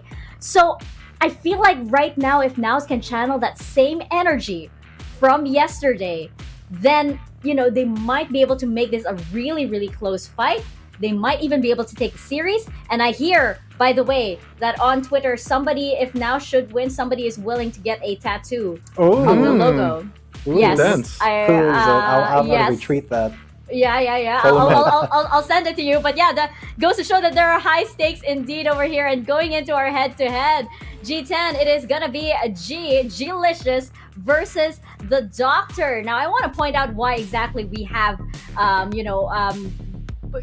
pick these two for their head-to-head, especially here on this last series of the day. As you guys mentioned around here, these are basically the anchor, so to say, of which these teams will rely on for these series. Yeah, pretty much. They're the controller players for their respective teams. The Doctor, insane pickup for Action PH. He has been pretty phenomenal, honestly, and pretty much any role and agent he plays, he does flex quite a few of them. And G-licious as well has been, I think, really good for Naos. It's just that Naos in general has not been performing up to the spec that they were last stage, but they were able to get that one map away from Team Secret yesterday, which, you know, I don't want to say it was kind of a heralding today's loss by Team Secret, but that may have given, you know, AE Pro a little bit of an insight into where Team Secret could be vulnerable. So now they definitely have, you know, some really good moments. They have some great potential as well. But again, the thing remains where Naos, it just feels like they've been read to hell and back by all of these other teams. So if they're able to come up with something creative like they did in that one map against Team Secret that they did win, I think that, you know, they as you said, they may be able to make this a very, very close series, if not outright win it still. I mean, they're still hungry for that first win in the stage. And Team Secret, they got their first loss. Maybe Naos can also mirror them in a 1-6 on the other side of the bracket. I like what you pointed out about Naos possibly, like, we mentioned about them kind of like chipping away at the armor of Team Secret, and then the win with Alpha Esports Pro suddenly, coming on today. It could be very interesting what kind of secrets were revealed from Team Secret because of those two series, which means that, Naos does still have a role to play, a part to play in all of this, especially in this series. Jumping into our map veto right now, Fluffy, you mentioned that Naos does favor Icebox quite a lot. I think this is a very obvious ban for the side of Action PH. Yeah, I'm sure that every team has done their research, and not even looking too hard into it, we can see that Naos Esports has had the best and only successes on the Icebox map. So I'd be very surprised if they let it through. Although APH has their own game plan and has their own successes on the map, I think it's fair to put that into consideration. But moving forward, we see Ascent and Split, the first two maps that will not be available for this series. Ascent, as we mentioned, a very 50-50 map for the most part, which a lot of competitive teams will not take. No one wants to take a 50-50 chance. They'd rather go with something they're more practiced in. And speaking of APH with the phenomenal bind, the first team to bring out also that Fade pick on this map specifically, and even before that, we're very, very proficient at this map. In my opinion, they're one of the best on bind, and on the other hand, we see Naos Esports picking the tried and true Icebox for them, the map that they've had the best and most success with this entire stage, with Breeze to follow as the next map ban, as well as Fracture, leaving Haven to being the decider. Haven, I think, is one of those maps that is 50-50. Naos Esports does not have the strongest showing on bind. For me, this series overall is going to go in the way of Action PH. I feel like, though, that Naos Esports can really win the Icebox game, so I'm expecting it to go 2-1 in favor of APH. Although anyone is open, welcome to surprise me. G10 just wondering about how this is going to go and how it's going to affect our what if scenarios for what may happen in the standings and all. All right, so I'm glad you actually brought that up, Mika, because right now these three maps, if we do get to a 2-1, there is a huge possibility of Naos actually getting a win on Haven, which is, as Fluffy said, for these two teams, kind of 50-50. And if Naos don't win, which is honestly the more likely case, then it will be just Bren and Southfield Esports who are fighting for that tiebreaker, that 7th spot. And because we prioritize, head-to-head results, SBE, they did win their match against Bren Esports, so Bren will be knocked out if Naos lose. But if Action PH lose, if Naos take it, and if they win 10 more rounds, 11 more rounds than Action PH, and Naos win again, then that means that Naos will have been able to pull their opponents down, to pull Action PH down with them into elimination. And I think that is a really strong motivator for Naos, even though they're not able to make it to the playoffs in their last game. It is still very, very contentious because they have the chance here to bring someone down with them, and there's no better motivator, I think, for a team that is kind of down in the dumps right now like Naos than to be able to still affect the standings with a really strong performance. It's so specific. I love it because it's like there's a scenario for each of them. If Action PH wins, then this happens. If Action PH wins 2-1, then this might happen. If Naos wins 2-0, then this might happen. If Naos wins 2-1, then this might happen. On top of all that, you have all of the rounds that count. I mean, what do you mention, G10, that Naos has to win 11? Was it? Yeah, Naos has to win 11 more rounds. So that means that, over a 3-map series, say, we can have Naos winning, say, 13-8, and then we have the Alpha win, 13-11, and then we have 13-5 by Naos, something like that. That would mean that they won 11 more rounds, quick maths, than Action PH. And because of the round differential stat, Right now, Alpha Esports is at -8 rounds. South Built is at -18, and Bren is at -1. So what that means, yeah, 3 scenarios. Number 1, Action PH win. That means that Bren is eliminated. Naos win, but they have won less than 10 rounds more. That means that South Built will be eliminated. And if Naos win and they have been able to win more than 11 rounds, that means that Action Page will be eliminated. So there's 3 distinct possibilities, 3 distinct multiverses here, and I can't wait to see which timeline we land into. Well, you won't need to wait too long, G10, because we are going into our final series of the day. Action PH versus Naos Esports casters. Over to you guys.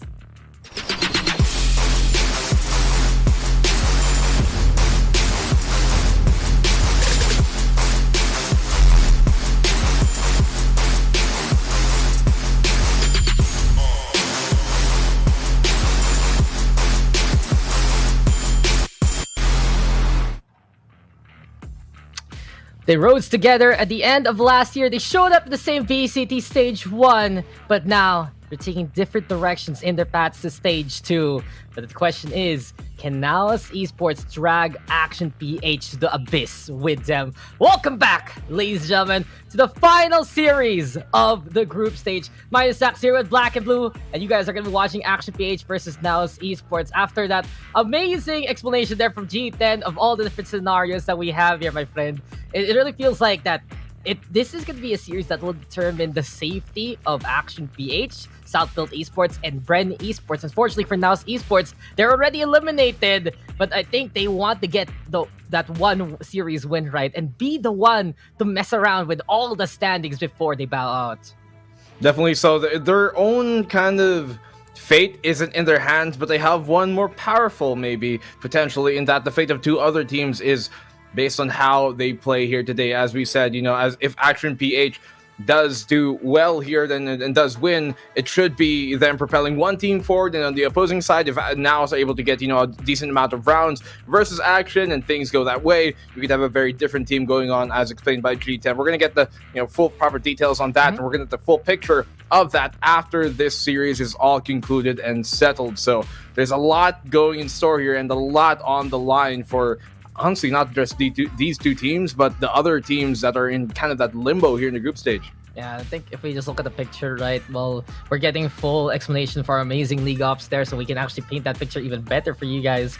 The biggest thing right now that's going on for those last 2 slots, like last 3 slots, basically, is the fact that South Built Esports beat Bren Esports a while ago. So in terms of the head-to-head, they have the advantage. If you can isolate that whole situation, if Alpha takes it, I think that's when really SBE just takes that 6th slot and moves on, and Bren Esports gets eliminated. But really, the question has to be, what will happen if APH loses? By how much? By how many rounds? How many maps? Really big implication that Naos Esports can bring to, well, this scoreboard. But enough about the possibilities that are absolutely endless that we can have right now. I think it's better if we look into this series as a whole. And as I mentioned, these were actually rival teams coming into Stage 1. APH and Naos Esports, then Fallen 5, came up together pretty much in the same month, proving similar results, being really the stalwarts of the community scene while everyone else was preparing for VCT. And now it's APH in a really good spot, still in the middle of pack, looking to get into the playoffs. Naos Esports, big struggles. But I think that, especially in a series like this, we're going to be getting the best that APH and Naos Esports has to offer, given the amount of history they've had over the past few months together. Yeah, and these 2 teams, as you talked about, they were kind of those rivals in different kind of groups. Yes, with Naos dominating Group B, then Action Camp doing the same towards Group A, if I'm correct. No, actually, both in Group B. But they were vying for kind of the top, as you talked about. I think my headset just got cut off. So yeah, there definitely is a lot for them to, I guess, really prove in this one. Action PH, I think it matters more to them this match, but I mean, going down, even though we were saying yesterday versus Secret that it would be a really nice win for them to, to come off of and end this group stage with here for Action PH. they can kind of do the same here versus Action. So if they can go down, gracefully and put up a good fight and hell even win the series, then that's gonna be really good here for Naos, at least moving on forward. While it might be the end of their VCT run, it's still going to be a better way to go down, at least without a whimper, and it just gives them a lot more confidence moving forward into the community and local scene here. So Naos, not maybe too much on the line for them. For the rest of the group stages, yes, as we talked about, in that limbo spot. But, I mean, I'm pretty sure that even though it's the final series, final map, final game here for Naos, they still want to get that win, even if it's only one. I mean, you were already right the first time. They were separate groups, but they found each other in the upper bracket final last stage. And because of Naos Esports, they're the ones that put Action PH in that spot in the lower bracket, wherein they had to play in the play-in, and we know how difficult their group was back in APAC Challengers 1. And not only that, Naos Esports also having their number in the recent community tournament that we've had here in the PH scene, winning that grand finals then. So Naos has had the upper hand over Action PH in relative recent history, and I really think it's because of sometimes the contrasting playstyles that these guys can bring, but more so it's just that understanding of one another. Action PH, they knew especially that when they were getting streaky that they can go for those kind of brawls, but Naos Esports would get in the way with players like Delicious playing that aggressive play. You'd have those kind of scenarios where Kevs and Kakura just really steps on up, and it was absolutely tit for tat again and again and again between these two teams. You can really see that this picture is not just this single standstill moment that we have right now at the very end of the group stage, but it's been a long time film that has been a big defining factor of what the PH scene actually looked like for quite a while. While everyone else was preparing, these guys were playing. And now, for the very last time, here at the group stage, and especially for the very last time for Naos Esports in VCTPH Stage 2, we will get the competition between Titans yet again. And look at it, immediately locked in, fades into play. We go into bind. You said we were able to talk about it last time. APH, the first ones to bring out the fade in VCTPH on this specific map. Kakura, though, doing the same thing as Naos has embraced the newest agent. We also have Kebs on the KO here for Naos Esports. Really trying to shake things up, aren't they? Realizing that that fade is one of the most potent kind of tools that they've employed, win or lose, especially there for Action PH, but more importantly for Naos, they've been one of those teams that really like to flex between multiple different compositions throughout this entire group stages. Unfortunately, haven't really found much rhyme to success, although the last showing versus Team Secret was arguably one of their best showings that they've had this entire group stage run. And so we're starting things off here on Bind, and composition-wise, we have seen that fade be pulled out from Action PH, as we talked about last time around versus Alpha Esports. And we have seen in general Naos pull out that fade in many other maps, but not yet here on Bind. The last time we did see them play against Action was in a very different tournament in the local scene, and that was actually a map that they did lose, but obviously that was before this whole fade debacle has kind of gotten into the meta. So thing is really up in the air here. To reiterate how the standings will go, if Action PH win this, that's South Build being confirmed into the top 6. If Naos wins this by only close margins, then that will be still Bren? Yes. Look. Going on. No, once the that other way happens, around. it's okay to say. Once that happens, let the calculators handle it. That's not our problem anymore, right? Right? Yeah. Yes. From what I understand, the only way they can't get in is if they have a bigger than 10 round differential at this point. Yeah, plus 10. I think it's like Naos absolutely dominance, right? I think those are Yeah. some interesting conundrums that we have here yet again in the group stage. Really tight in the PH scene. So many tiebreakers necessary for the seedings. And well, as we get now into the game, Naos Esports on an expedition towards the cave here. Georgie, though, already going to be on B side. Are you with the flash? But Naos Esports, they have the angles to peek on out anyway. So still a little bit dangerous here for APH. A Batman first to fall here. We're able to find out to argue. It's just a trap set up immensely by Naos Esports. Going for the frags right now. Clean up on aisle B side as well. We have Georgie all alone. Georgie gets two, but Blurred is there. And Naos is the time to get the pistol. Great opening round here coming from Naos on that retake. They get the plant, but it wasn't really a retake because they never fully lost control of that site, always keeping within the fight, and to get themselves going is a good start here for Naos. As I said, as the tournament has gone longer throughout the group stages, they've been getting better and better. Fortunately, a little too late for them to get into the top 6 as we talked about, but still, can go out here with really a good showing, and that's what they're at least putting on for this opening pistol round. After PH, kind of shaking off what has happened to them in their last series. They know they've had some struggles here in week number 2. Compared to Naos Esports, still no series win, but the rise to the occasion versus Team Secret, a bit of that positive momentum. And familiarity yet again brings a bit of contempt as Georgie will just spray it over to Zay to get that takedown. And APH, force by work, Delicious caught out here by the Doctor. This time APH clearing all the corners that they can do so. Spikes planted to start things off, and Action PH, a hasty execute towards his A side. It's a lot for them to do here. Not too sure if they're going to be able to dismantle this. They go for that force buy, and it's seemingly looking like it's going to work out for the meantime. Now Esports, they do bring it to a 3v5, maybe a 3v2, rather 2v5. Georgie getting that opening kill. Kakarot fending him off, but Kev's quick on that peak as well. Get the frag going his way. Aryu shuts down the opposing fade, and Kev's, he follows on suit. Force buy here for Action PH working out on the second round. Yeah, they just didn't expect him to now side. Not only that, Delicious is getting caught out there trying to play a bit of that flank action. Now it's this time seen, heard, and denied. That's Action PH for you. When you get that speed, they will get things going. And it really feels like there's a bit more gusto right now here for the APH roster here. We saw again in their last series, Georgie having some immense struggles there. Very, very consistent player all throughout his PH and APAC run. And I know that's the 1 game out of 10, 1 game out of 20 where he has those problems.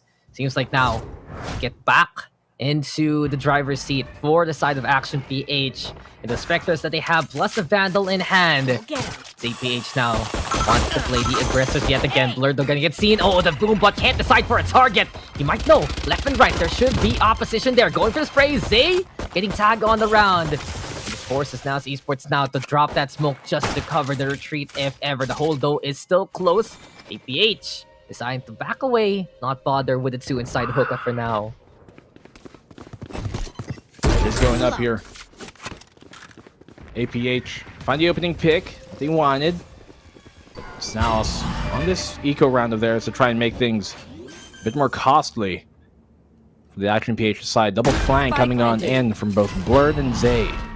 They can find these kills that they want here on the sky on Emon. It could work out, but man, he's been taking that very low. Blurred. The Lions are clear cut here. Full firepower advantage with Emon. And Georgie and Batman will close off the round. 1-2. Action PH take the lead here, but here comes the guns from Naos. Yeah, it's a pretty fast round. So from Action PH, threat assessment as its prime. And you can really see it there that here for APH, they just want to make it to the playoffs this time. They just want to be as secure as possible. I do wonder though what Naos is gonna bring now here to Bind, because recent history hasn't been the best versus Action PH. They would lose out in very close margins. And they used to run this breach-based composition with the Chamber, so it's a very different look, really, for Naos Esports. Such a wild card strategy to break out of nowhere. And just to have that initiator, the Fade, and the KO together. So we're looking for the advantages they want here. The Prowler, though, a little too late to help Zay there. Prowler and Mark's true. Are you also ready? Now we have the orb being taken. Naos Esports not gonna get baited by that. Even more critters though to send over here from Action PH. A lot of things pretty remote, honestly, between the Fade and the Sky. But now it's time to try and hold here for Kev. Get to move back on the way a little bit. Blurred aggressing though versus Georgie, and there's always a battle here on Bind right now between these two teams. Naos wanting some pockets of map control out of nowhere as Action PH is trying to set up towards the side here. Black and blue and the Doctor with a good start over to Kevs. 5v3, and as you said, really good bonus already looking here to retrieve the 2 rifles that were dropped. The Doctor and Aryu, they're capable of fully utilizing that. Blurred, good kill for him, trying to equalize the odds, but still, they do not have the man advantage. Timing doesn't work out in his favor. Aryu on the flank, catching them off guard, making sure their lines are protected. And Kakarot and Delicious, the last 2 remaining players here from Naos, think they're going to go for a save, realizing this round is done and dusted. Love to fight on another day. Yeah, it's a little difficult to completely understand that Naos game plan right now. There is that sense of unfamiliarity, but you can really see that they want to get those pockets of resistance all the way to the Alpha Action PH side, basically. And it's really interesting that Naos right now, we're not getting too much of that suppressed value as of yet. We're seeing Kakarot a little lagging behind versus RU. So in terms of finesse, seems like APH is the one who has the advantage as of yet. Delicious though, stuck by triple, and well, he doesn't get wallbang though, so at least that's a good sign for Naos. Beyond that, they drop another round. APH winning basically their bonus after everything is said and done. They have all the rifles in the world, all the momentum to keep things going here. It's looking pretty difficult for Naos here, Dax. They got these two rifles he talked about, yes. Blurred is one away from his showstopper to try and maybe change the channel, but I'm not too sure if he's going to get that orb within the round early enough for them to really secure that. A lot of the orbs here on bind. It can be difficult for those attacking sides to get early. Can go for showers, can go for long, but seemingly looking like that long, B-long orb to be well guarded for the meantime, not letting them take it just for free. And showers could be that avenue that they're looking for, but they're opting to go for the B side still. Georgie getting the kill on the Blur. Huge kill for him to find for the Vandal. He can get healed back up. Why does the Naos defense remind me of an expressway? Like, every one of these entrances, there's someone to try and watch out for it, but apparently, Georgie doesn't need to pay any tolls there. Already takes down Blurred. Towards B site now. Naos Esports. Set them up with two. A little awkward though. Sheriff's only in the hands of Zay and Kevs. So basically they're assigning a member each with a rifle. The Seekers though now coming out to fruition. Kakarot though with a fight onto Emma. Good protection there by Kakarot. Drop down though from Georgie. Satchel comes on into the left-hand side trying to buy him space, but through the fire in the furnace, Kakarot is just absolutely stuck there inside that tin can. No one can hear him scream, but Delicious now with a screech of his own, making some noise versus Georgie. Chance right now though for Naos to find the pinch yet again. 3v3 scenario though. Here we go with Kevs fighting a Batman who just wasn't ready for him. The Doctor though ready one. Medicine applied 2-2, and RU is there for the final kill. APH. Even with that pressure, they can find the frags and find the round. 1-4, and Action PH building upon their early lead here, but Naos, they put a stop to this right here, right now. They got the ultimates to do it. Null command important as well for whenever that Nightfall does commands coming from RU. You also have the showstopper to maybe get an early pick here. Hell, even two if things go their way. Georgie, absolutely stellar play we've seen from him. Entry there towards Hukan. Same on the B site. Delicious doing all as he can. This is what one of the things we know from Delicious, wasn't it, from that stage one, where super important frags that really are coming from those flanks that are very well timed. And in that case, it was one of those, but unfortunately did not have the numbers nor the health or the firepower. But really converted into a win. You don't get to see that too often. Flanking controller. I think him and probably on the side of Oasis, perhaps, so they're the ones who are willing to do it the most here. But for the two teams we haven't, for the 8 teams rather, we haven't really seen. But now, Brawl here, but Kevs catching both RU and Emman. So the KO is able to make the FireRage.exe work. This simply puts the fountain now going to be where the corpses of APH will be floating. They move over though towards that A site. Naos right now.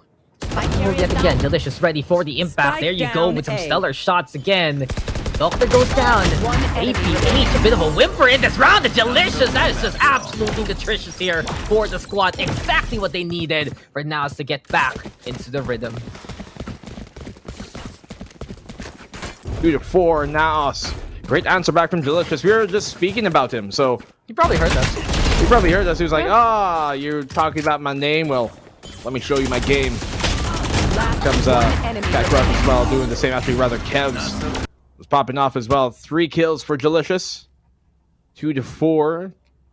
Really hurt the economy of Action PH in the long run if they get these next 2 rounds and force them on an eco. But Action, well enough economy here to continue buying on up. Doesn't find information directly from that knife of his, but Blur does get a kill on Georgie. Realizing the aggression here has to go punished, and there it does. Yeah, and you can see why Naos is basically playing Tollgate right now. If they get that first frag, Action PH and their push is absolutely stifled. These guys slow to an absolute crawl when they can't find that first target. And here we go, Kakarot The Doppler's walking on in. A Batman also lining up just to die, basically, after Kakarot resets himself. Say, what a shot there at the end! Flawless win here for Naos Esports for the round, and one away from tying things up. And what's going on in this game? Naos suddenly deciding to get on the driver's seat. Oh, this is very, very good coming from Naos now. Rallying themselves back 2 rounds in a row. One more to take to tie things up. Kakarot landing his shots. His last shot. Look at that. Look at that. Dirty. Absolute skill. Let's make them 100% red like a book. 100%. 110%. All part of the plan. It's crazy. Crazy sometimes when you get this kind of taps through the smoke. I think, you know, it's always good to get the Doctor Finds delicious. The Doctor Finds too, okay, so Action PH now big advantage into the round. But really, it's one thing to spam through the smoke, another to get such a secure shot. But security now key here for Action PH. They wall off save, but there's just no escape for the save.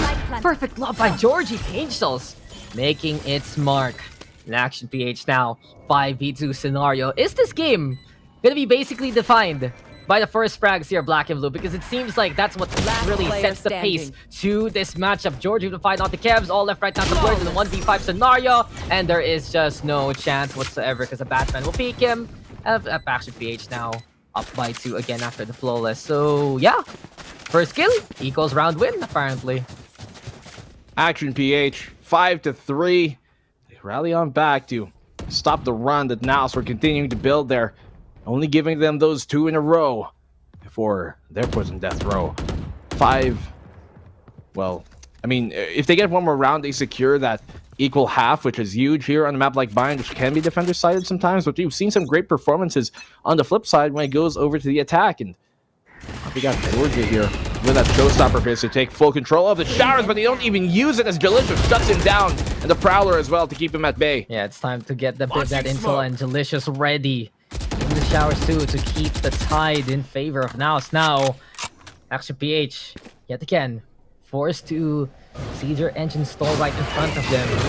Struggle really when Georgie's first to die here, but look, the Prowlers are gonna go for the clash. All about obstruction here, courtesy of Kakarot. Guiding light though, the call, Kakarot! A little too ambitious there without the nightfall, and now then, Batman going for the res over out to Georgie. Painless lob, but the Batman, not just your healer, but also your protector. Life from one hand, where does it come from? Death from the other, apparently. 5v2, the tide has gone back in favor of APH. Kevs caught into the corner there, seen by the Doctor, unable to react in time. And Action PH now, just a punish to move towards that A side. There's no way he's going to clutch this one on out Zay. You gotta believe, 3. man. No, just believe. Sometimes you have to hope. I'm not the least optimistic person, but I'm just a realist here, right? 1v5, no time. I mean, he doesn't even want to go for it, so there's no chance of it happening.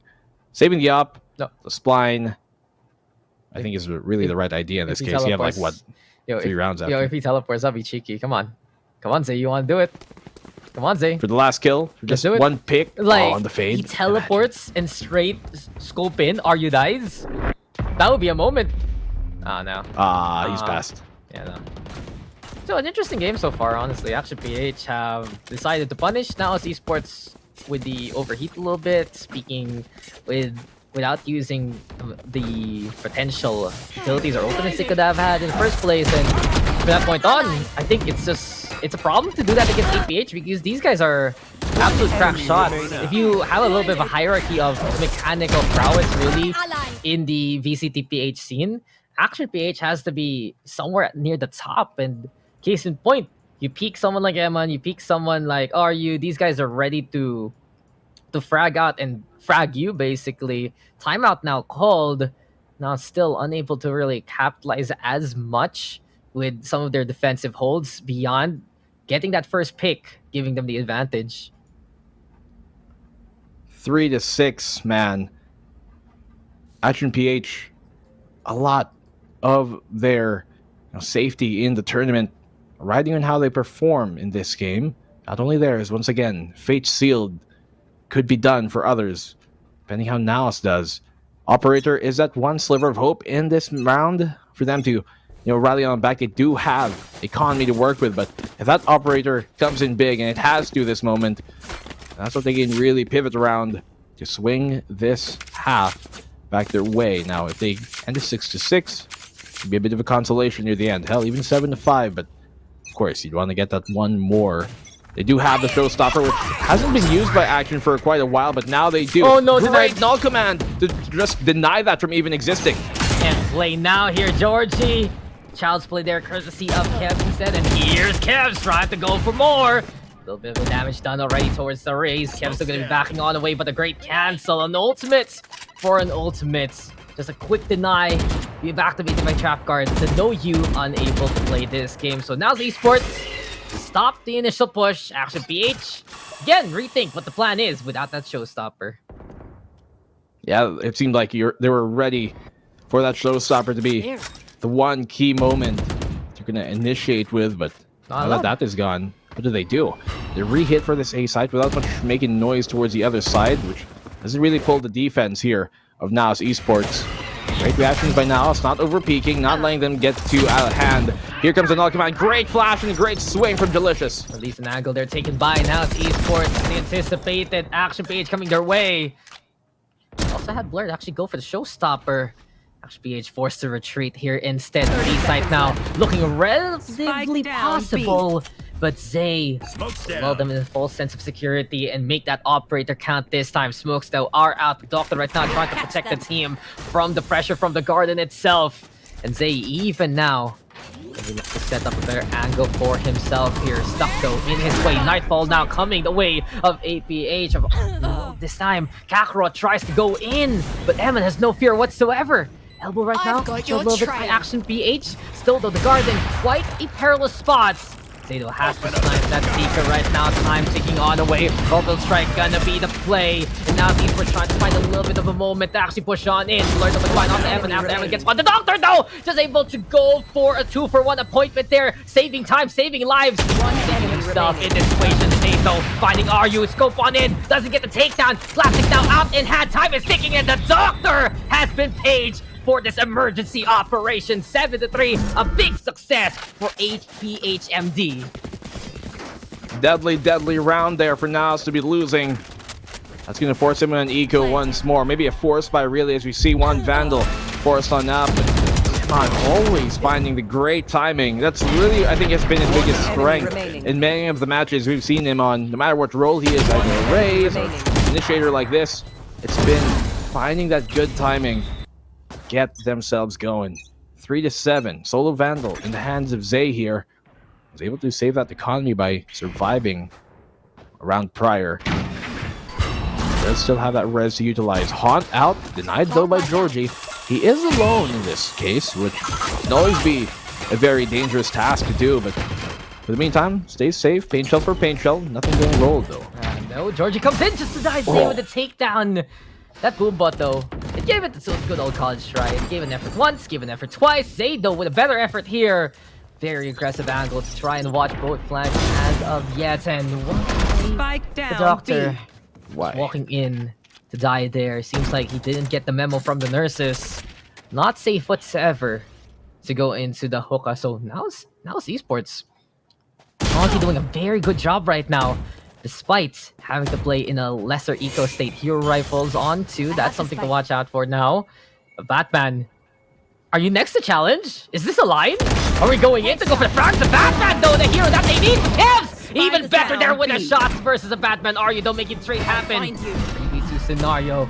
Still dangerous though here for the side of APH because that's a rifle on the other side. Say tailing onto the backside, but a great opportunity made by Emin. Distraction into the isolation. Die name is APH. Kakarot though planted. Over onto the hookah yet again. Delicious now picking up a gun too. And this is a lot closer than you'd expect. Now's Esports making opportunities.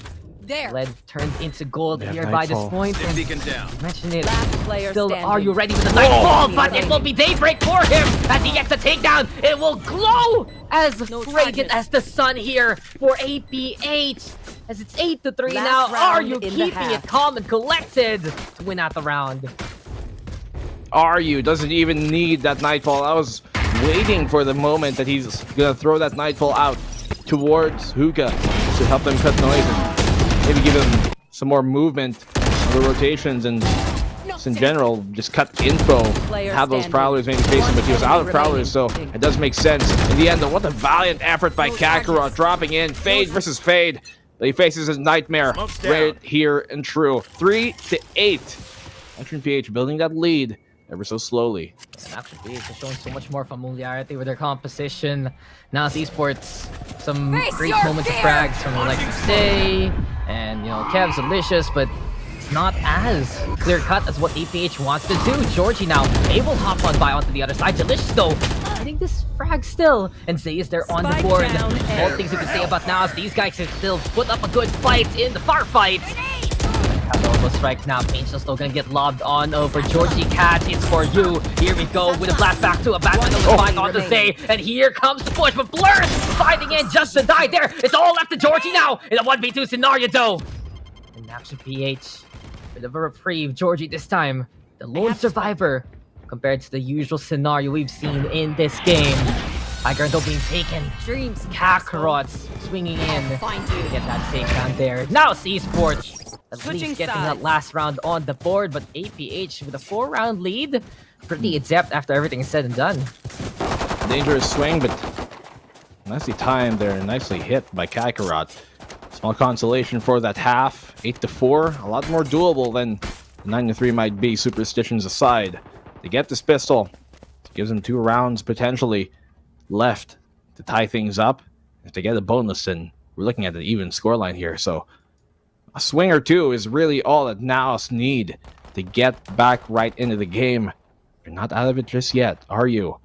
Been seeing his Fade be maybe not super quantity of like the frags and stuff, but he's getting absolute quality looks here.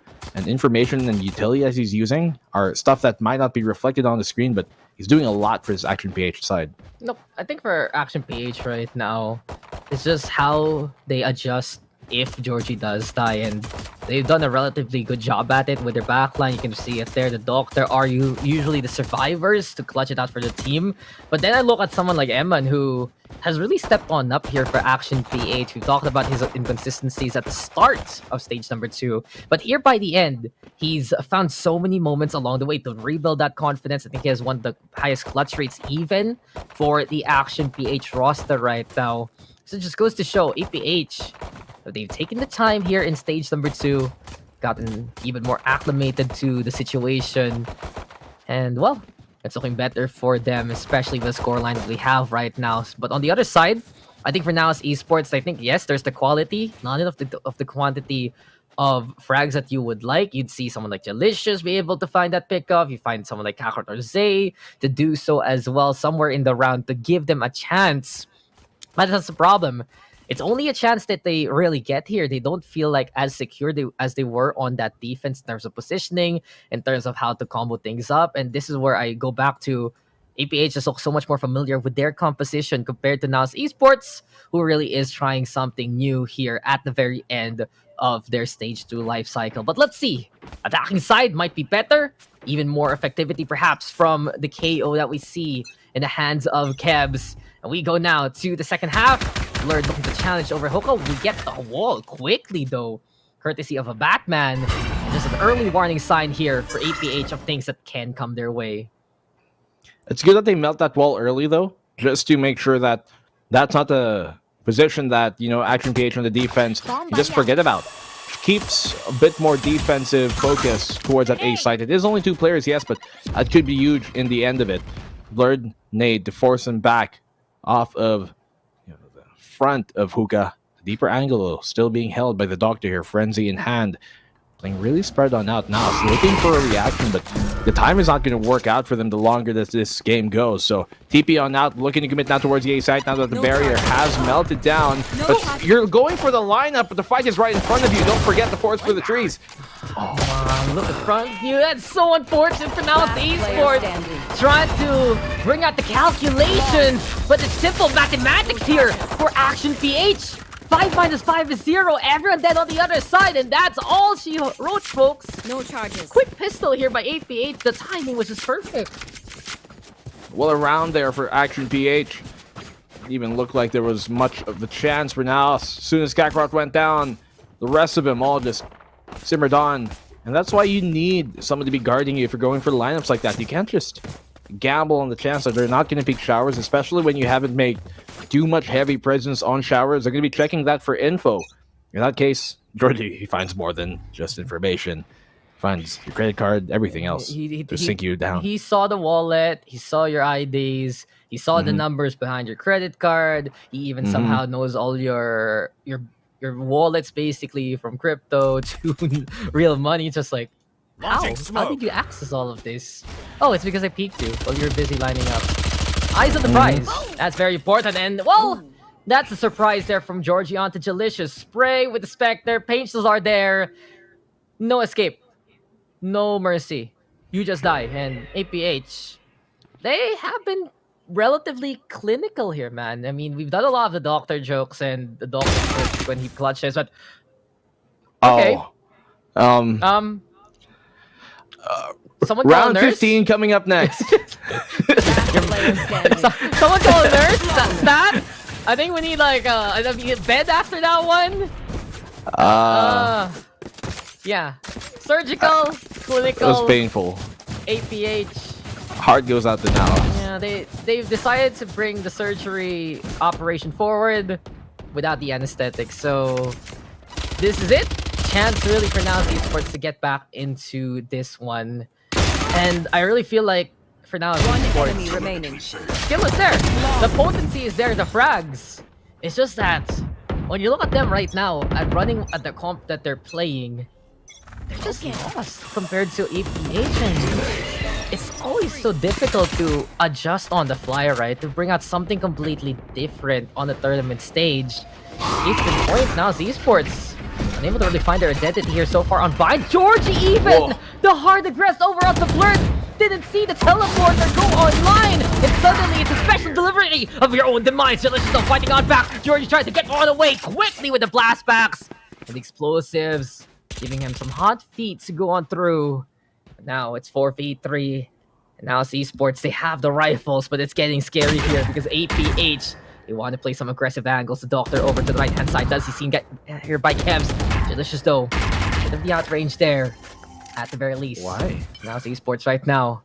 Able to contend, but it might be a trap. It might be a sacrifice. But great check here by Kevs. Heads up play by Naos Esports to look right left before they cross the road. And now the pedestrians crossing to a better place to go to.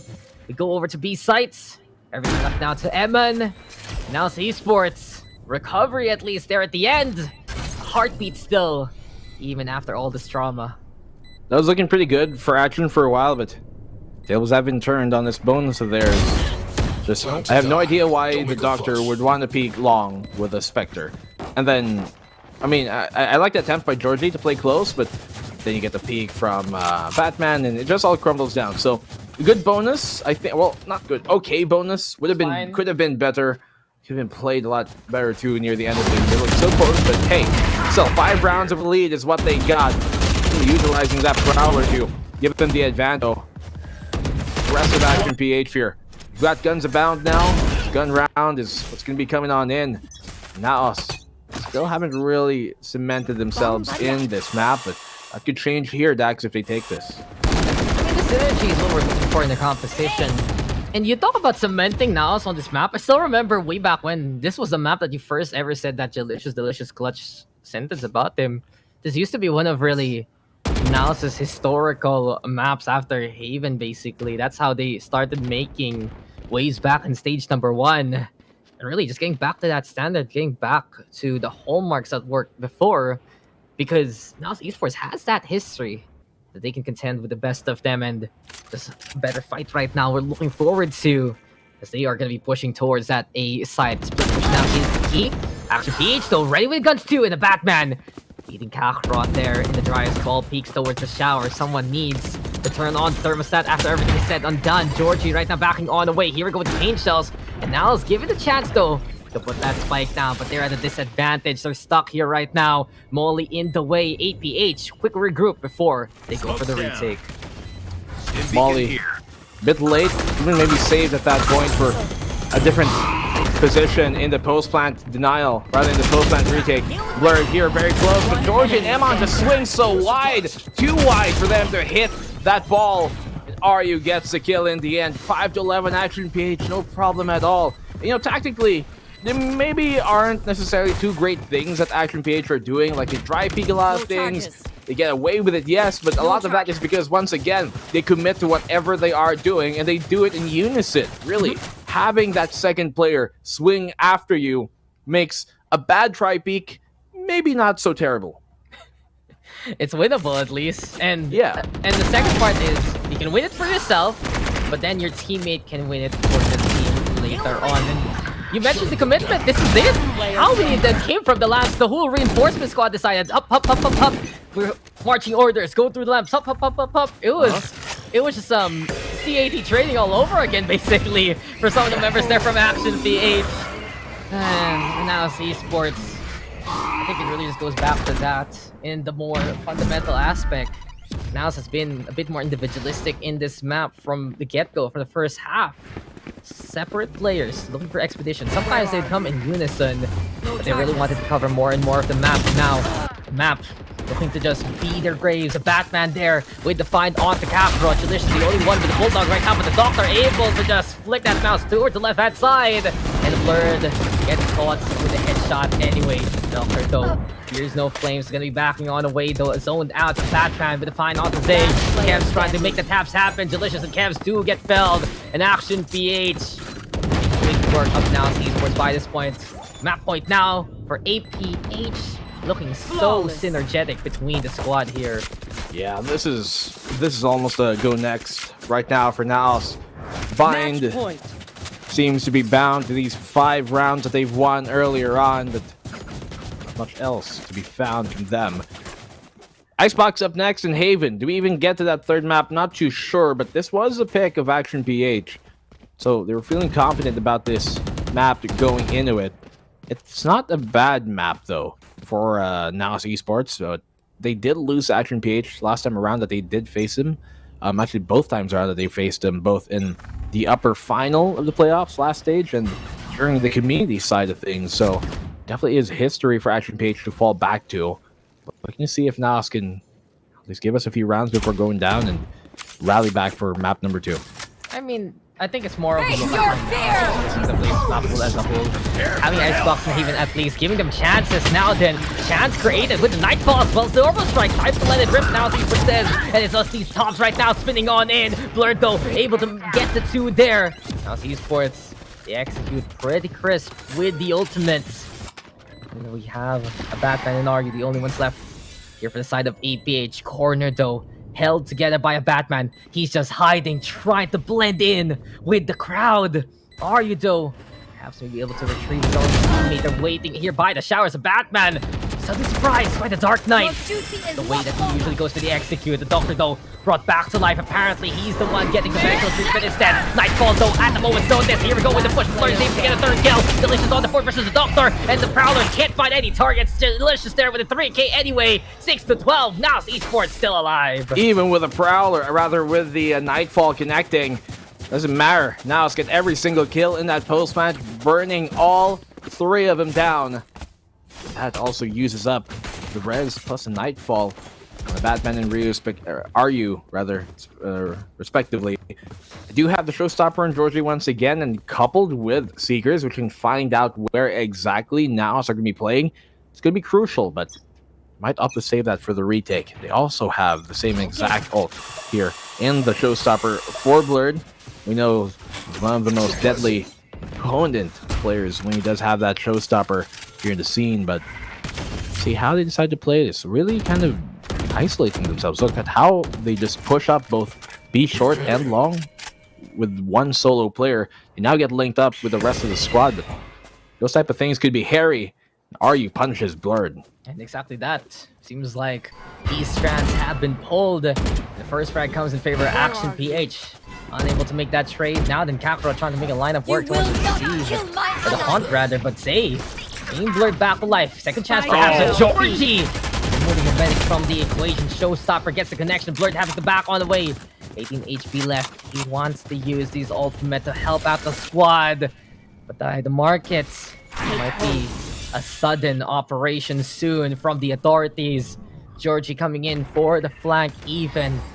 Delicate scenario right now here for Naos Esports. And they try to make the execute work for the background, but the shutdown defuse has been denied. Captain Delicious on the board. Georgie coming on in. Tim's there for the trade anyway. The Delicious on site and ready to bounce. Georgie now all alone in a 2v1 scenario. Spike though right in front of him. Naos Esports has to fight right here, right now. A brawl between rivals. Months and months pass. But history right now being made by Georgie yet again.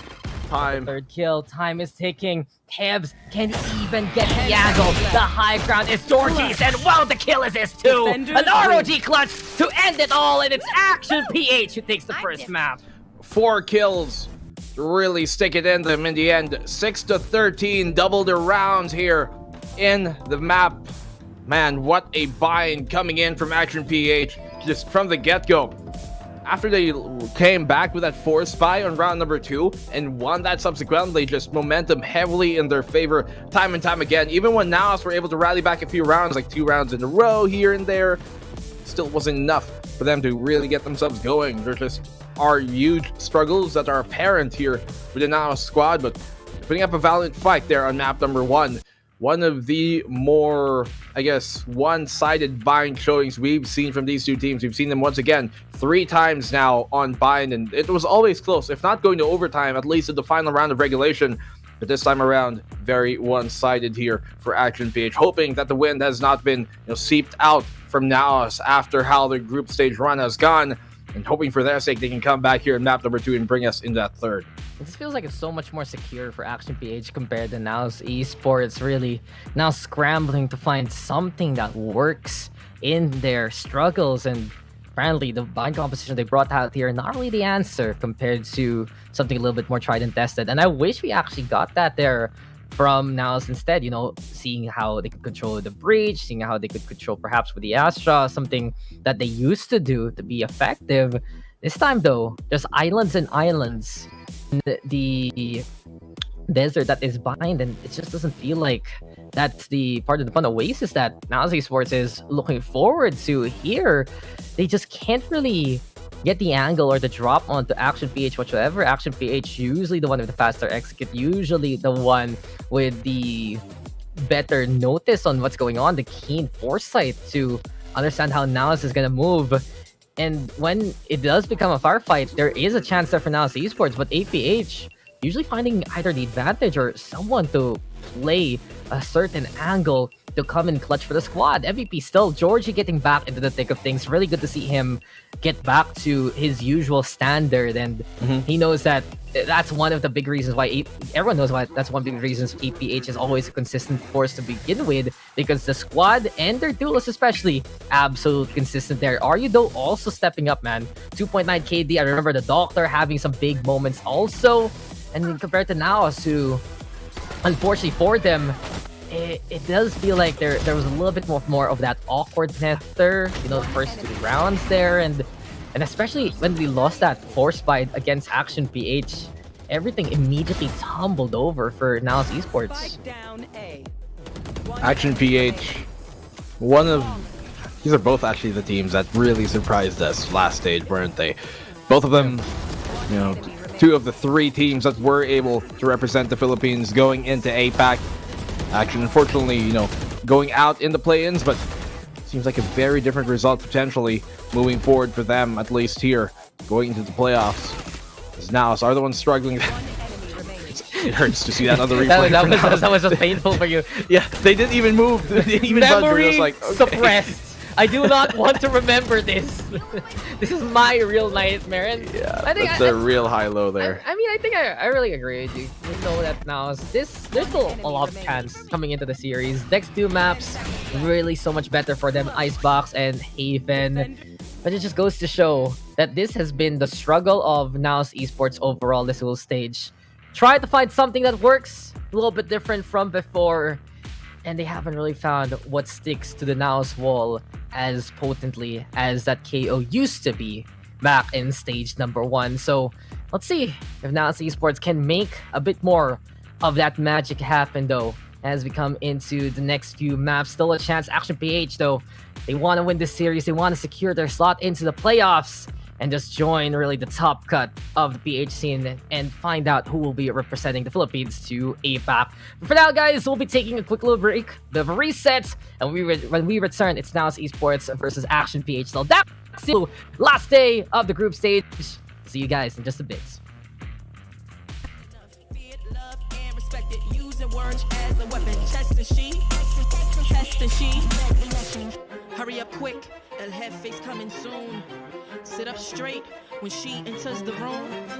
Be enthused, but don't look too amused. This is her queen.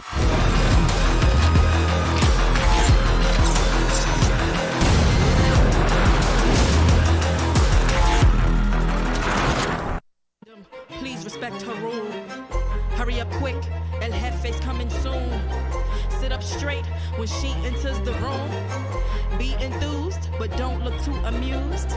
This is her queendom, please respect her rule. Smile in my face, would in my place, but act gully on cyberspace. Let's pump brakes, let's be frank. Running after him when you're the chase. You are the catch and he's the net. How quickly do we all forget to honor these small policies, my darling? You are the empress queen. Man, respect or he'll neglect. You are the wind beneath his wings. You are the season, you are the reason why this world can breathe. Giving sons eyes to see and daughters dreams to believe. Anything less than the best for you is high treason, queen. Hurry up quick, El Jefe's coming soon. Sit up straight when she enters the room. Be enthused, but don't look too amused. This is her queendom, please respect her rule. Hurry up quick, El Jefe's coming soon. Sit up straight when she enters the room. Be enthused, but don't look too amused. This is a queendom.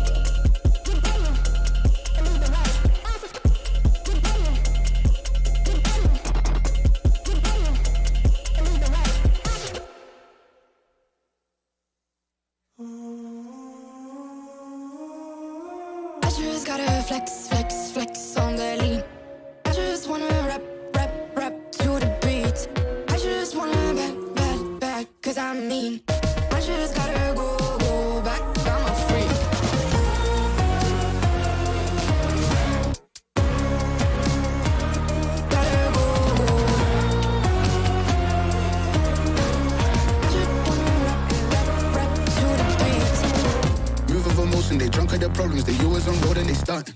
She know this cause she is the same. She's trying to stop playing games. Move of emotion, they drunk at their problems, they always on road and they starting. She know this cause she is the same.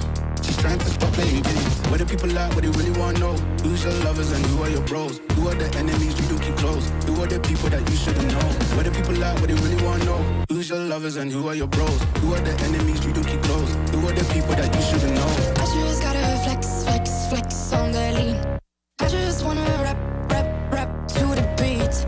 I just wanna back, cause I'm mean. I just gotta go back, I'm a freak.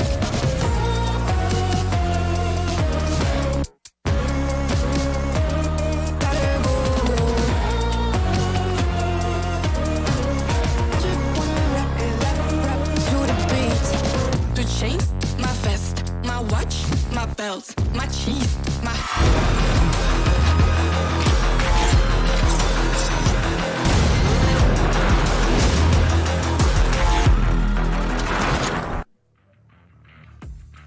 Hope, a fleeting feeling, but it's all about that belief, all about transcending those boundaries, and all about breaking those expectations now for Naos Esports. Welcome back, ladies and gentlemen, to the final group stage series. Action PH versus Naos Esports. Map number 2 coming your way. Dax here with black and blue.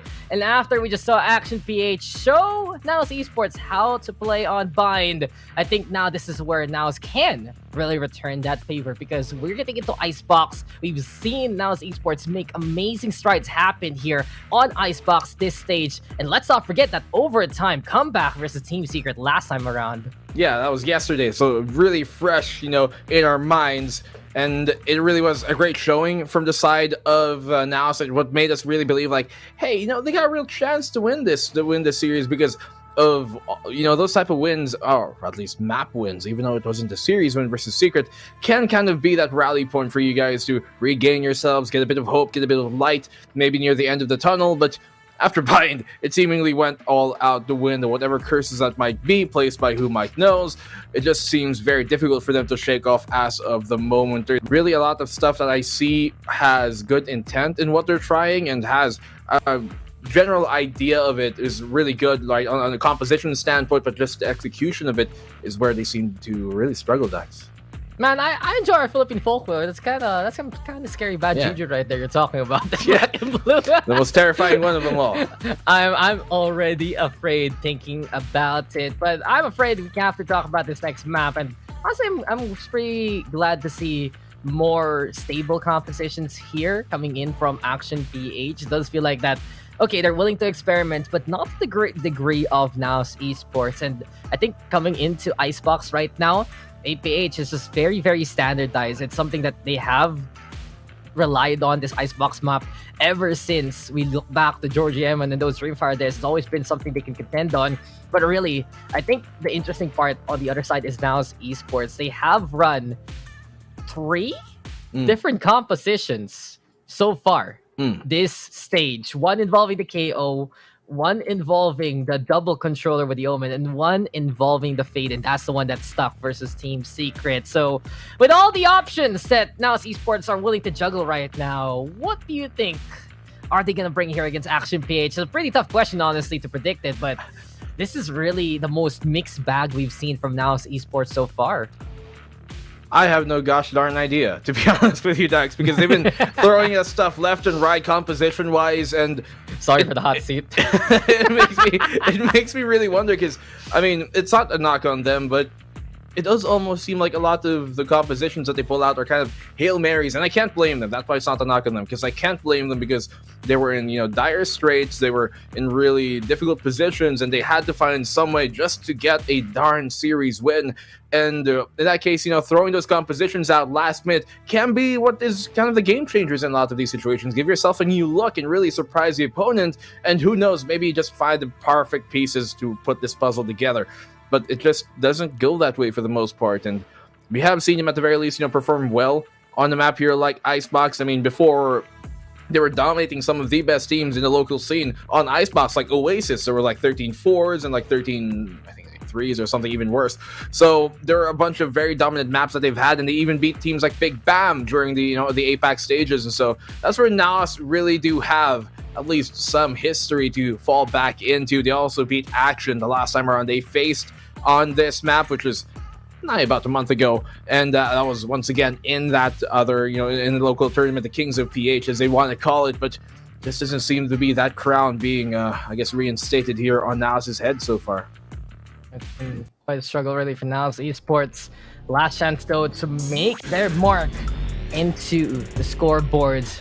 Can they drag Action PH down with them, or will Action PH be able to bust through those walls and ascend to the playoffs in a more secure fashion? Here we go though, as we get back into the matchup. And first thing I noticed here for APH, I thought they were going to be the ones to stabilize on a tried and tested comp. Instead, they decide to go for the Fade and the Raze. So very different configuration right now here for APH. They also are running a Brimstone, so this is a very, very intriguing conundrum right now. We talked about how Naos Esports has been trying to innovate, and it's been a little testy for them, but APH is deciding to experiment on their own and do something a little bit different. In the meantime though, Naos Esports, a fourth configuration, man. This time the KO and the Fade are together, and such an interesting composition set here coming to Icebox. You don't see this too often happen for a map like this. Yeah, you talked about, we have yet to see the Fade here on Icebox for Action PH, but we have seen a Fade from Naos, but not with the KO together. They tried to swap that out on before. It was usually Kakarot to be that specialist when it comes to the Fade, or basically any flex initiator in general. But like in what we saw from that last series, Kakarot being on that Fade, it's Kevzimov.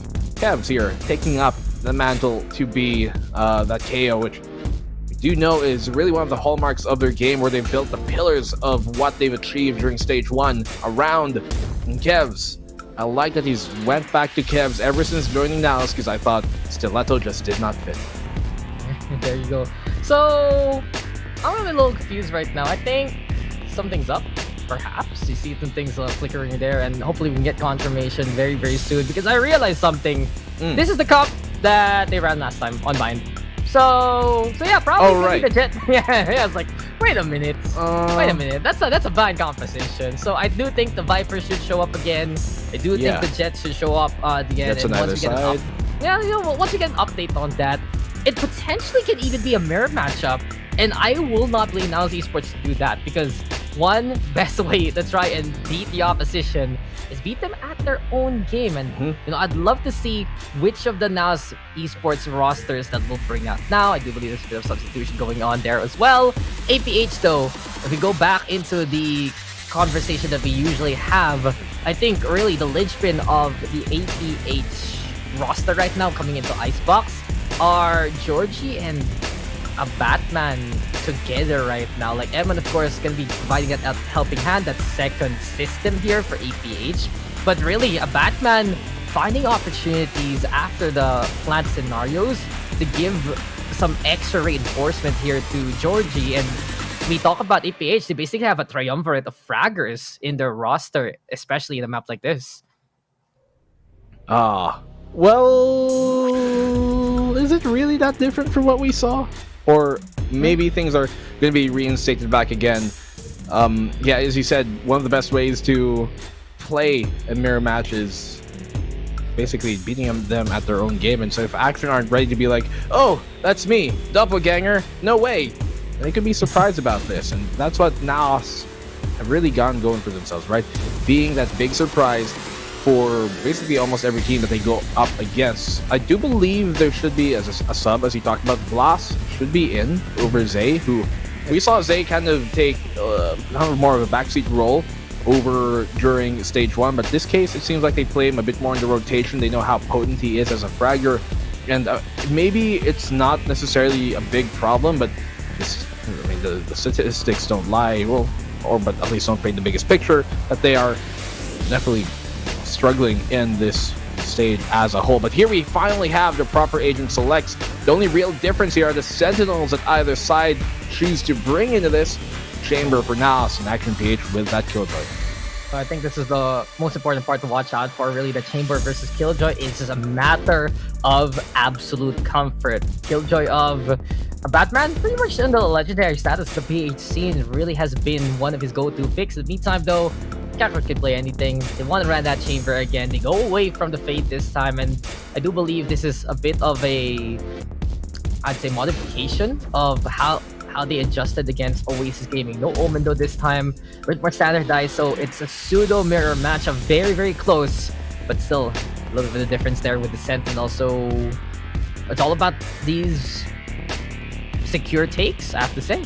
After everything is said and done, after we have tried to solve the puzzle of the comps that these guys are gonna run, I think it's pretty clear cut that the amount of space that Action PH gives to Naos Esports will be relative to their success, basically, and vice versa. These guys are going to be looking for those fast takes with those walls as soon as possible, set up for the post plant, and look to win from as many angles of opportunity that they can take on a map that has a bit of verticality like Icebox. I like how you mentioned verticality there at the end, because I think it's one of the biggest reasons why we have been seeing teams flex almost to a double controller, but with the Omen being that second controller, because there really is that much verticality that you can use, and it's one of the reasons why agents that you might not think would be viable here kind of are. We see some teams like Employer Rays, but in this case, we don't get that. Opening round here with Action PH being on the defensive side. Opening pick goes in the way, though, of Emon, but the quick trade here from Delicious, not letting that go unchecked. Both Sages taken down. Yeah, but the Brawly game, I feel like, would actually go in favor of Action PH. These guys are ready to play. Oh.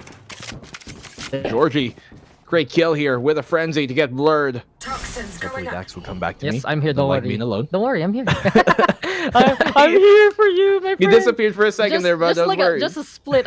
Sometimes I half a second go in another dimension, and now we're back to the right timeline. And well, I'm glad you're gate crashing back here. Yes, sir. I pressed that E button real quick. I think Georgie's though in for a bad fate. Spoiler alert, Yeah. he's dead. Kev's gonna get that takedown. Doctor now the next victim. 3v2 scenario towards the A site, and now it's Esports looking at least to make the plan happen. They tagged him up good though. That's shocked that it does anything, but they tagged him up good, which means this is still a winnable round for Action PH. Both at full HP, but apparently I can see into the future because our tagged up half and solo Batman before it actually even happened. Speaking of Kondo, trying to go for the fight. Doesn't really find much, but lots of done on either side. Are you on the swing? Gets found here by Kakura. Last one left alive is going to be a Batman. Tagging them both down. He can get the kill here. He does have an alarm bot to try and give him some early information on the push, but I don't think he's going to come on in as Delicious secures the round for now. I mean, we got the early information of the conclusion anyway, so yeah, now it's Esports.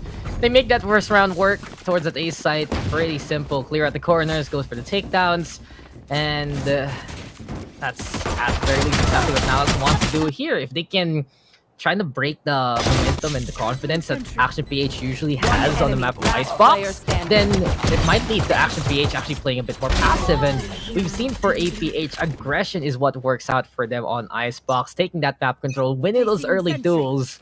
So if this can be Naos Esports beating them at their own game, then things are going to be so much easier for the squad. Simply put now, Blurred over onto the gate. Georgie trying to go for the expedition. Stellar shot to Blast. Didn't even feel it. He was just dead to right immediately. Kakarot fighting back versus the Batman. We get the rifle right now in hand. Just watching out for those lurks. And here we go. Now it's Esports.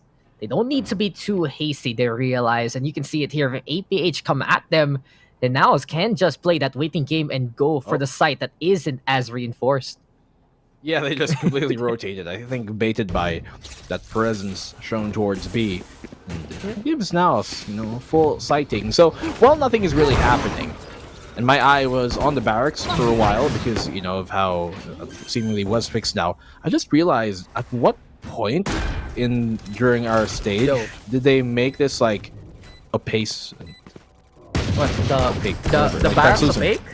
It used to be like solid, right? Remember, like material design, but now it's like see-through. I'm glad you noticed that. Of all things, then it took a while. You're gonna notice looking to take down Aryu on the board. Delicious already with the Bulldog. That's 2 for him. Aryu gonna be on the other side. Come on, line up for him, and that's it. 3 for Delicious to get the takedown. 2-0 right now for Naos Esports. And you know what else they added?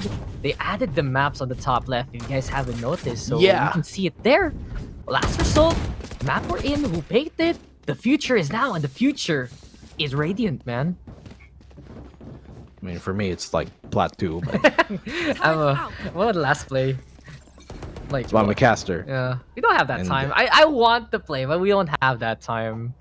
Only I'm gonna sit on the I could if I wanted to hopium get too high, but then I don't. No, I just want to play. I don't hope for a higher rank. But yeah, look, we're gonna hope for a better round here now because Action PH rifles are ready. Boiler position. Are you gonna be lobbing that dart with scan also?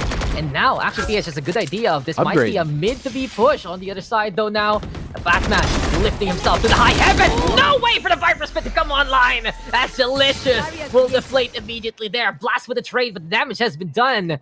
Now it's Esports and their original plan already shattered at the seams here. Looks like a Viper Spit, more like a gassy fart. Georgie gets a kill on the Blurred. That's information that Blast has to be trapped here at the end of this tube. One enemy the Apple of Eden here, a Spike bit down, cute, enticing for Blast, and he walks in his own demise. 1v4. That, by the way, wasn't even a bonus. This is a upgraded round from them. They had like 3 Bulldogs and 2 Vandals, so expensive round for Naos to be winning, rather losing, for Action to take. Yeah, and not only that, cherry on top has to be the gas of Delicious at Viper Spit.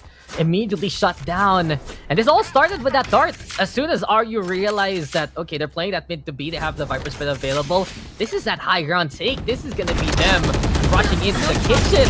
And just some great communication and some great heads up there from a Batman too, to allow Action PH to just still keep the hallways in control despite the wall. So really goes to show Action PH knowing their homework, doing that immensely. And this time getting a good read over the competition. And as you said, since Naos did go for a bit more of a bigger investment in that last round, they are forced to play the Sheriffs and a single Bulldog here to try and fight back. Tap's gonna be oh so important. Emon though, playing parkour. And he's on top of the crates right now. APH, though, ready for some aggressive angles towards this B sites. And it's just a helping hand between the Doctor and Eman that we need to watch out for here. Waiting for that opportunity. Eman does not have a disengage tool, being a Sage. Still playing this committed position anyways, getting back off here with his movement. As the Doctor to try and secure his position. Oh, Recon Bot can go a bit too wide, not really going to catch much other information, aside from the fact that Yellow, at least the back of Yellow, currently wasn't occupied in that timing. The Doctor, great kill, finds a second in the round. Oh, the ding coming in here. Still, Delicious can't confirm it. It's all on the Doctor. And Blas, he's done for it. I mean, that's sad. It's too wide. Ooh, nice one. Nice two. Blas is still alive. He's not done yet, man. You already said you know right, but we are gonna be seeing the third! And the Batman just walks into that one! Rifle now, brought up. I guess Blas, a minute basically here of Team Rocket. He's just absolutely conniving here to get into the back line. Blas right now, chance to clutch it here for Naos Esports. The Doctor so low on the HP. Wrap around, no time left for Naos Esports. It has to be Blas finding the target. The Doctor, play hide and seek. Just hide in your own offense and you're still alive. You will survive. Blas with a 4K. But Action PH, they will spoil the surprise. They will spoil the party there by winning through time. And it's 2-2 now, but Blas, where did those shots come from? I was starting to believe there, Dax, and call me a believer now. Never doubt Blas in those situations. Front leg, potentially here for Naos, that they need in this game as that Sage. That gets him the res for the next few rounds. Look at these shots, and especially this one. Bam! Right on contact with the Batman. Very enticing for the Doctor to go for that peek when he had his back turned and Blas, but the discipline to play that time and play for the win. Play for objective, man. This is what this game is all about. Frags are cool and all, and Delicious. Gonna be putting on the shades and joining that cooler club. Already with the first takedown here for Naos Esports. This time, that should be a big confidence boost for them to find those kind of targets. Despite that, though, APH now, Viper spit 7 towards A site, so this means Naos relatively forced to go to B. Doesn't matter, though, because APH are walking into this one blurred right now. Crystal clear with the sight lines yet again. Blast thanks to the kills a while ago, gets the res on. And this is as secure as it could be for the side of Naos Esports. Great frags into some great plays. Are you now having to back on away? And this should be a safe call here for APH. They just completely overrun, even though they're the ones who made the choice for Naos Esports at the start of the round. Dry peek after dry peek, just heftily punished by Naos. Should be a warning sign for Action PH here that even though they won map number 1 very heftily, can't get complacent. We've got to reset. This is map number 2.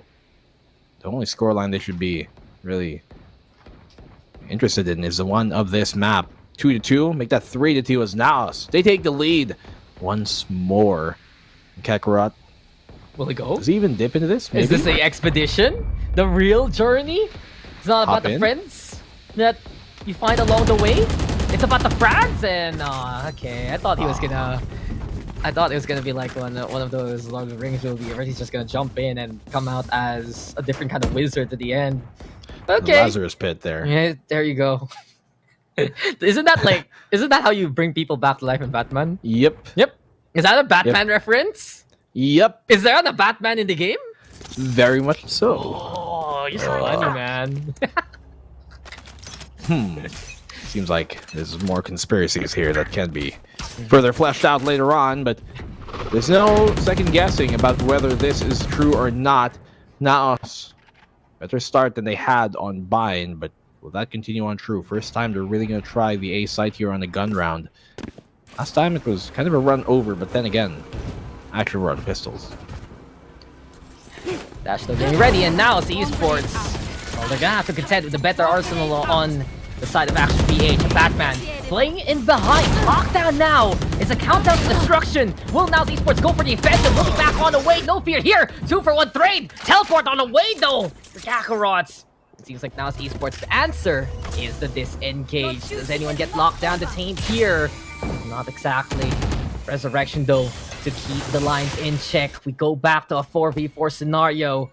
So a bit of a reset button hit here.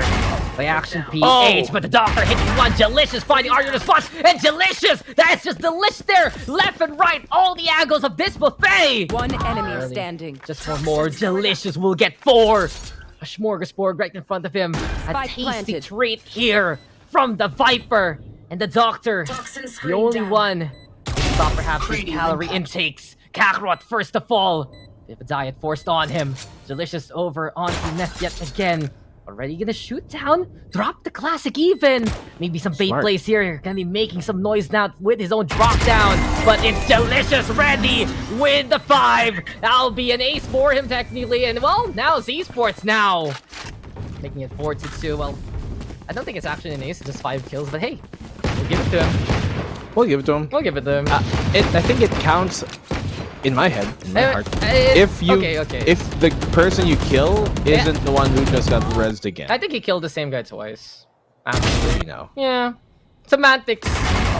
Doesn't count. You know, that's the weirdest thing because... Look at that recon. It barely touched like the top of his head. It was a bit too high, but barely connected. Yeah.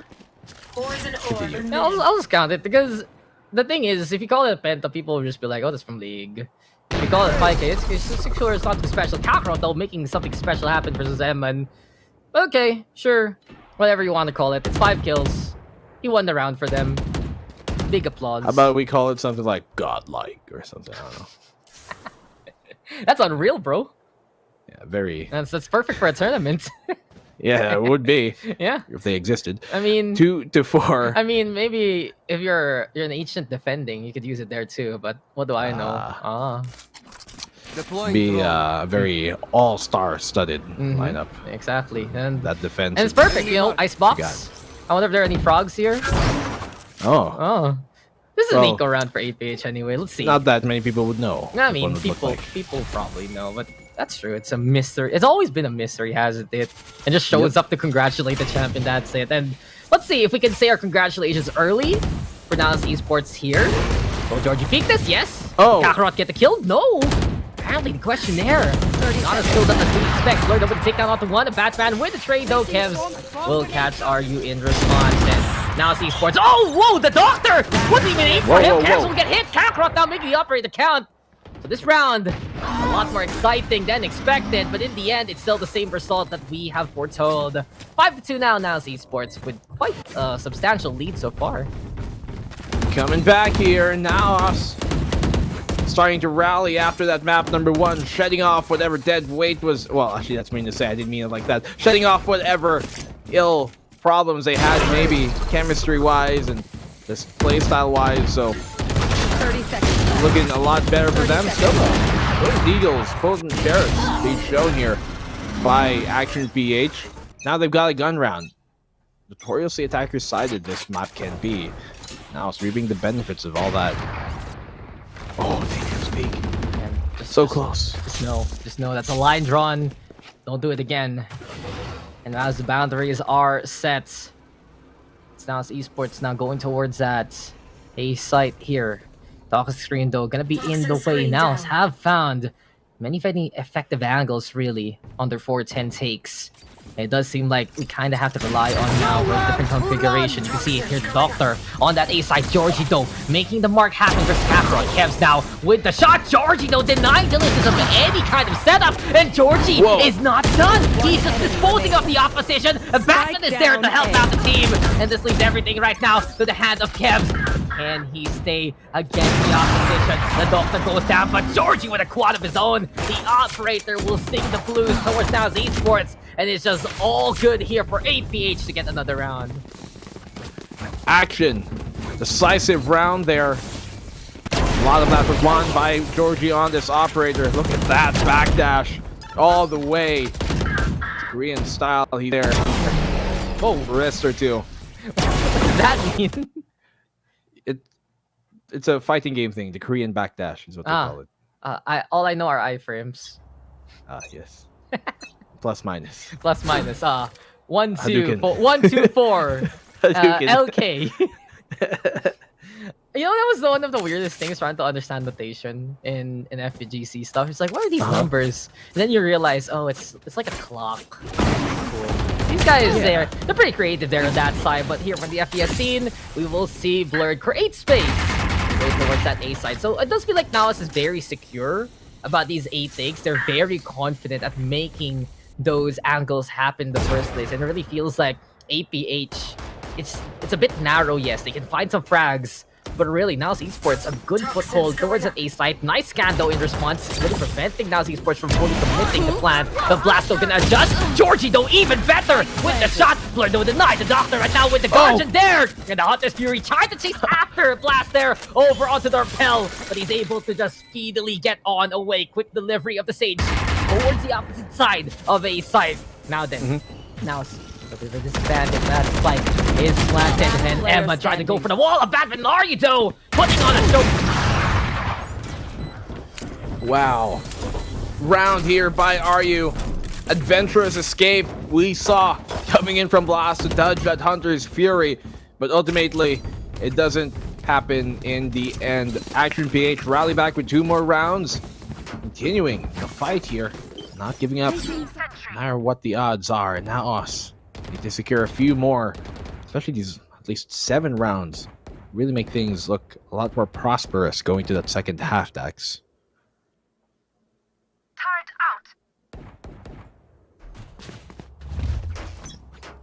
4-5. Operator out here for Georgie once again. Did see it to be a problem a while ago, but will that same thing happen now that Blurred has a great angle, great information gathered that the Doctor is here. Very committed, not going to be able to back out, but it doesn't matter because Georgie does get the kill going his way.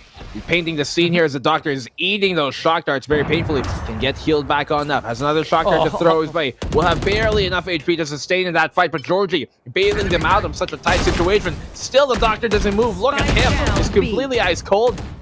Is he okay? I don't know. I hope this isn't I hope he's fine, but Georgie's trying to make this round fine for the squad. Kevs, though, finally find the antidote to the poison pill that is the op. And it's just a matter of timing here. 2v3 scenario. Blurred. Still afraid of that corner. Okay, he moved. He moved. He's alive. There's a heartbeat, man. There's a heartbeat. And no, the scan can expose his position. Get out of my way. After all of that waiting like a statue. Absolutely statuesque there from the Doctor. He finally had to twitch, and well, that led to his demise. Of really nasty case of red light, green lights. But they're ready to go here for the side of Naos. Dangerous scenario with the lockdown coming their way. This is gonna be absolutely tight here on the timing. Are you though? Season lined up, and Action PH connect the dots and connect for the kills to tie up the scoreline. Dicey round for both sides for a bit there. Part of me feels like maybe the Doctor, like, I don't know, DC'd for a few seconds while everything was happening because he really wasn't moving. And the obvious kind of decision there would have been for him to swing. Honestly, really believe, like, they're not gonna see me. They move. They see based on movement. Really channeling his inner Drax in that one, but as soon as he did at least come back online, didn't matter because RU got them done. The timing works out for him. Back turned on Kebs, but face forward Blurred. He takes the round here. Great comeback from RU. Let's play. Always still that clutch potential here for Action PH. The one to rely on really. RU there in that last moment. Still though, you can see that there can be that patience from Action PH. They can scare off Naos just with their presence. For now, Naos Esports. I do believe that was a bit too risky, perhaps. I mean, the timing was getting a little bit iffy there, but you could see that if they just didn't line up like that, perhaps they could have made that trade work. So, really goes to show there's a right angle being taken by Action PH, and well, get your protractors because it's another situation where the Doctor is trying to measure what he can get away with, but that wall breaking now down, shattering here. Opening up the floodgates, perhaps, for Naos Esports and their push. The dart comes by. Naos right now, waiting for the timing, though. And we see it littered already here by Crane with all the utilities in the world and more. Emma, though, waiting. The Doctor now finally found, but his feet can't stand the fury. Delicious and Blast with a takedown. Emma now has to deal with many. Blurred is right there going for the push. 3v2 scenario. B-side's gonna be the takedown. Screen is set up too. And there at least is a wall for the cover of Batman. You are brave! You are gonna be bold, but Kakarot will get that takedown anyway. 2v1 scenario, and Kakarot comes in clean for the Thrifty. 6-5. Now still keeping the lead Last alive. round before the switch. Huge round there for Action PH. The lose as Naos rally on back in the EQ, retrieve the rifles, and tour de force, all they needed to secure the round in the end. Really, if Emon got like one more kill here, I think this round would have been done. But the fact that it took so long just made things a lot more dicey there for Action PH. Look at this blind shot from Kakarot. It's a Hail Mary. It lands a home run. Bottom of the ninth now in the first half. Last real inning here, last real round for APH to equalize. And they're anticipating the kitchen push. Nice goes up from Jalicious, and even better timing from Blast. 2 fronts to come on in. 1 target to isolate. Georgie though finding the duel there. Blurred and Emma now getting on the board. Blast is ready for the kill too. And the res comes online, but here comes the Doctor putting his station. Blur gonna go on in for more. Absolute scramble in the frags. 2v1 scenario. The Doctor, the only one left. But the Spike is on the high ground, and he looks away at the wrong time. This gives a chance for Kakarot to play retrieval.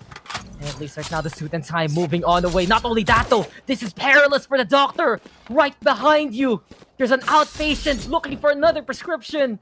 His name, Blurred, chasing after him, and he's double backing. We're going around again. The circle of life, man. It's happening here on Icebox. Hakuna Matata. What a wonderful phrase! And what a wonderful play by Naos Esports! 7-5 as they just outmaneuver APH in that round. Switching sides. What a great round from Naos once more. Dicey, but they get out in the end. And just the circle of life playing in my head as soon as you mentioned it. The whole part. The whole part. So are you gonna be the lion cub that's lifted up? I want to be the Rafiki. You want to be the you are very suited to be the Rafiki in more ways than one, my friend. What does that mean? Because you're wise. Yes. Thank you. I thought because I like nice save Dax. We got this. Okay, nice save Dax. Yes. Moving on. No, I want to from the monkey business. No. Who am I in Lion King? Before we go move on. Probably Timon. No. I think so. I'm thinking Timon. Not hyena. Oh, that's even worse. I like it. Sure. I'll take it. I just want like the bad ones here. No way. Would you rather actually be Timon? No, it's okay. I'll take the hyena. I'll take it. Which one? Okay. I think I'm the crazy. Probably the craziest one. The lead hyena. Oh, I'm the lead hyena. Okay, so you don't see that ill of me. I'll take it. Yeah. Okay. That guy. Okay, so back to Valorant. For a second, maybe not. Okay. I was gonna say. Go ahead. I was gonna say Scar, but then I realized there are other more fitting. Yeah. People for that role. I don't think like Scar is a really good thing to be compared to. Not gonna lie. Yeah. It's almost bad getting compared to Asarai, not gonna lie. Gotta slide it in. Okay. So timer's ticking. Back to Valorant. Now I think we have to go back to work because timer's ticking. So Yep. Seems like for now as Esports, especially after that blast amazing flurry of sheriff kills, right? They just got so much more confident at getting that map space, map control, and especially those mid to B takes. You can really see that they know how to jiggle around those entryways, and that has thrown APH for a loop. Now Esports very commanding once they come on site, and it's even better now because I do believe now Esports even stronger on the defense, looking at their recent history. Yeah, as you talked about, those moments are really where a lot of teams can use to guide them on in. They're probably like, "Oi, we can beat them, guys, let's do this." And that's exactly what it almost seems like, because they really, with a lot more confidence, not blustering that fact is a big thing. Georgie, he's one of the most confident players you're going to see in really any bout here, in any fight. So I'm not going to be too worried for his sake, but the rest of Action PH cannot be shaken by the scoreline right now. Pistol round absolutely crucial for them to take. Oh, not gonna expect him to be here, but Blurred still gets found with a frenzy. Sometimes these pistol rounds are really dictated by which team has more and who can play that effectively. But Kevs, he does get that kill on Georgie. Huge trade in the second one. A Batman though keeping him in check. At least there is a bit of that equalization here, but as is now, Action PH right behind this wall, blast off the shatter, the foundation, and shatter the protection. This is now opens up things for now. Esports Delicious hopping on the round, but APH, they see the speed, and they will just smash the brakes down on the ground. 6-7, pistol win here for APH, one away from tying up the scoreline. Scraping up on that ice, on that Jade Crystal, and yeah, Foundations of Decay already set as they burned it down. As soon as it crumbled, there's just nothing holding up the Naos post plant defense there, letting them sing whatever tune they want. Action PH, great round for them to come back into. Be able to tie their Bulldog really exciting. I like the fact that teams are realizing how important that Bulldog can be, especially after that drop received a few months ago. It's a much more viable weapon than I think teams get credit for. And on an anti-eco like this, sometimes a lot more secure than a Spectre would be. Really looking for more Action PH. Blurred right now, taps bound, but the Doctor, better firing rate with the gun. George dashes on it to the right-hand side, and there's a lot of control right now on the eastern quadrant here of A side. APH from above, so below, all about looking down on the ground and looking down on Naos Esports in this round. 7-7, a very quick execute from APH, and now the tides do turn. Does feel like Naos Esports, they have to figure out how to slow down the pace of Action PH, because this is classic APH right now. All about that speed, all about the confidence to play those angles and protect one another. And you can see the sync is just insane right now from APH on the attacking side, something that will get even better as the rounds go on.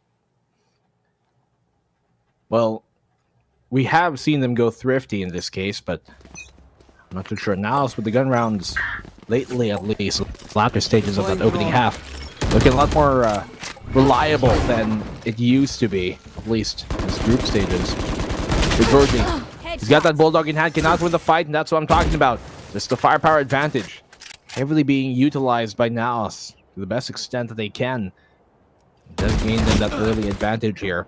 The presence being shown towards long, there is the lurking, the Doctor, towards mid, but still hasn't found his opportunity to really strike and let his fang show. There it is, right on time, right on cue. Spectre connects, gets him more presence here towards mid, which should pull the defense, and that it does. You can see Blast lurking on over, but Yellow still firmly held here by Naos rather. And Kakarot gets a kill before snapping his fingers away. I mean, that's what Kakarot is supposed to do, be able to hold those more aggressive angles and retreat at the moment's notice, but this retreat is terrible here for Action PH. McClure sets him up, knocks him down, and he's just one with the crates here.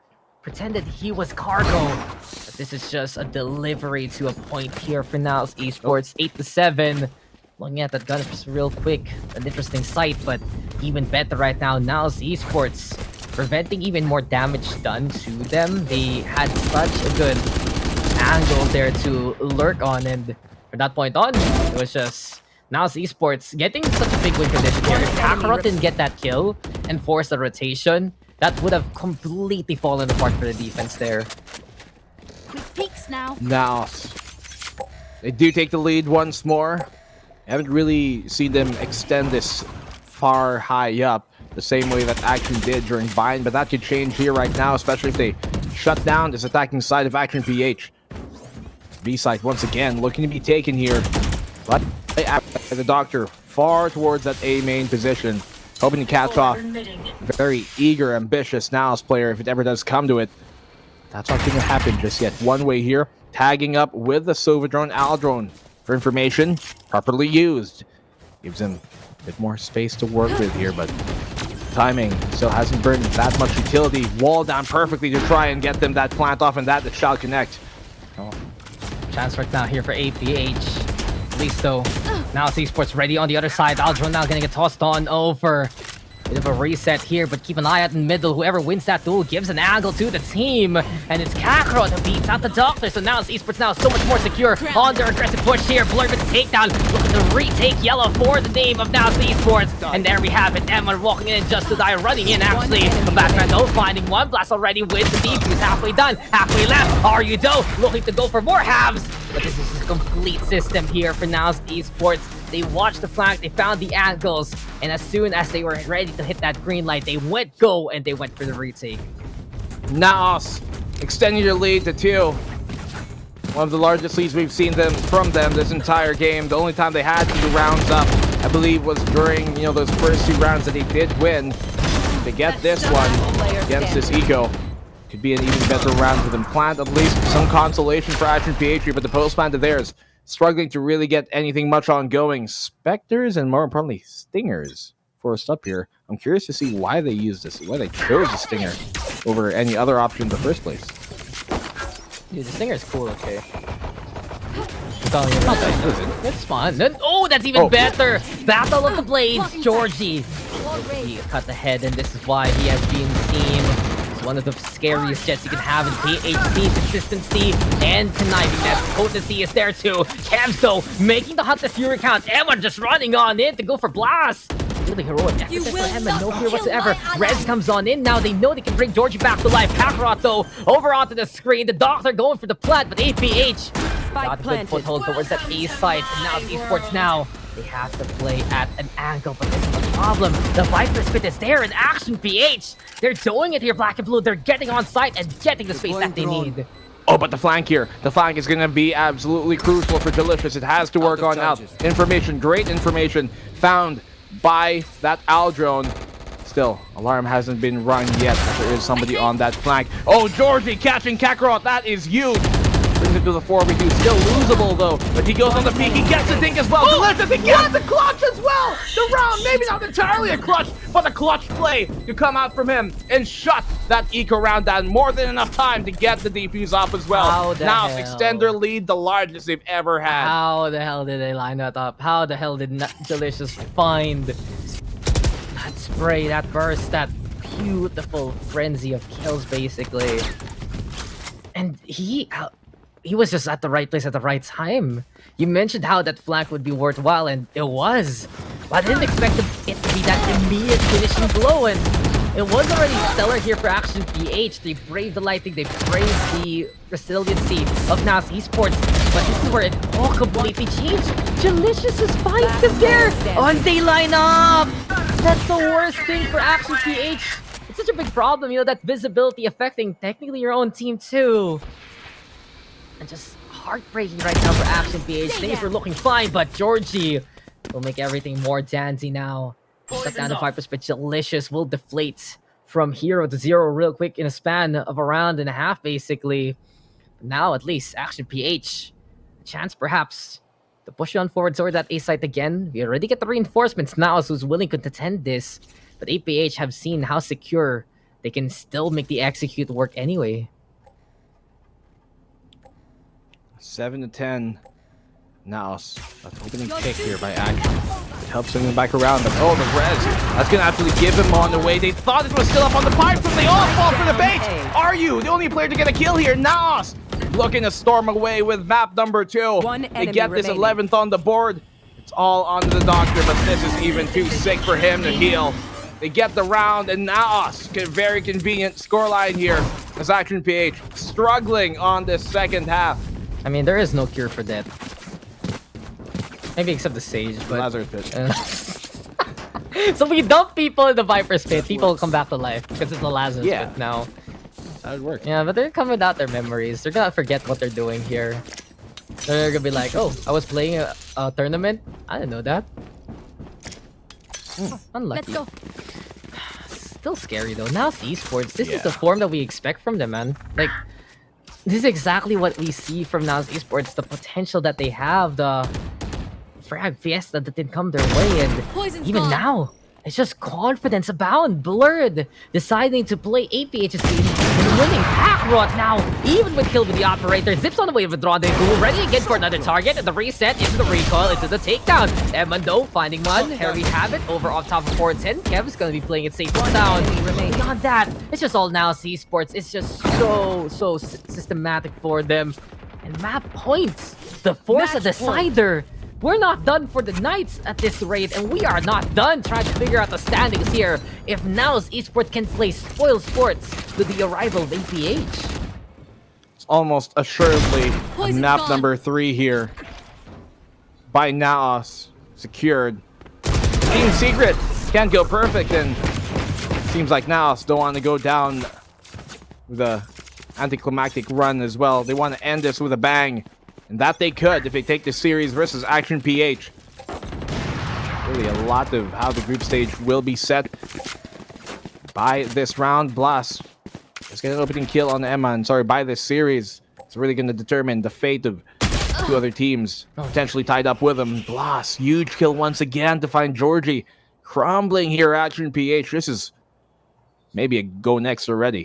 You rarely see this Action PH faltering like this on the offensive, but this is the vast difference when Naos Esports has so much more comfort on their composition. The Doctor, though, still able at a moment's notice to secure an emergency situation with APH. Walk to the crackle, but Kakarot will survive against all odds in the field of medicine. 4 HP, and the dream's still there for the chamber. Kakarot, just because he's still alive, he is ready to fight. Are you? Sliced off, and now Delicious from above. A Batman, though, the only one left. The champion here for APH, but Kevs comes in clean. And now Esports, they have done it. They still have some fight in them. They still want to make their VCT run go extend an hour. And as it stands, we are tied up 1-1. Naos is their time to go for another win. And let's see if they can do it here versus Action PH. Continue on, Naos Esports. Continue on. Not going down without a fight here. Such a great win here taken by Naos Esports. We're going to Haven. A map that we've seen be pretty 50-50 for both of these teams, really. I think they're both very proficient at it. Haven't seen too many good things from Naos, but that could change here now, as we talked about. Look at that blur just yawning as if it was nothing in the end of things. But a great showing from Naos. Always so potent, and this icebox of theirs has been looking like one of their better maps this stage, which comes few and far between, but at least in this case, it comes true. And now Esports, the fight is still in them, despite already being out of the playoff hunt.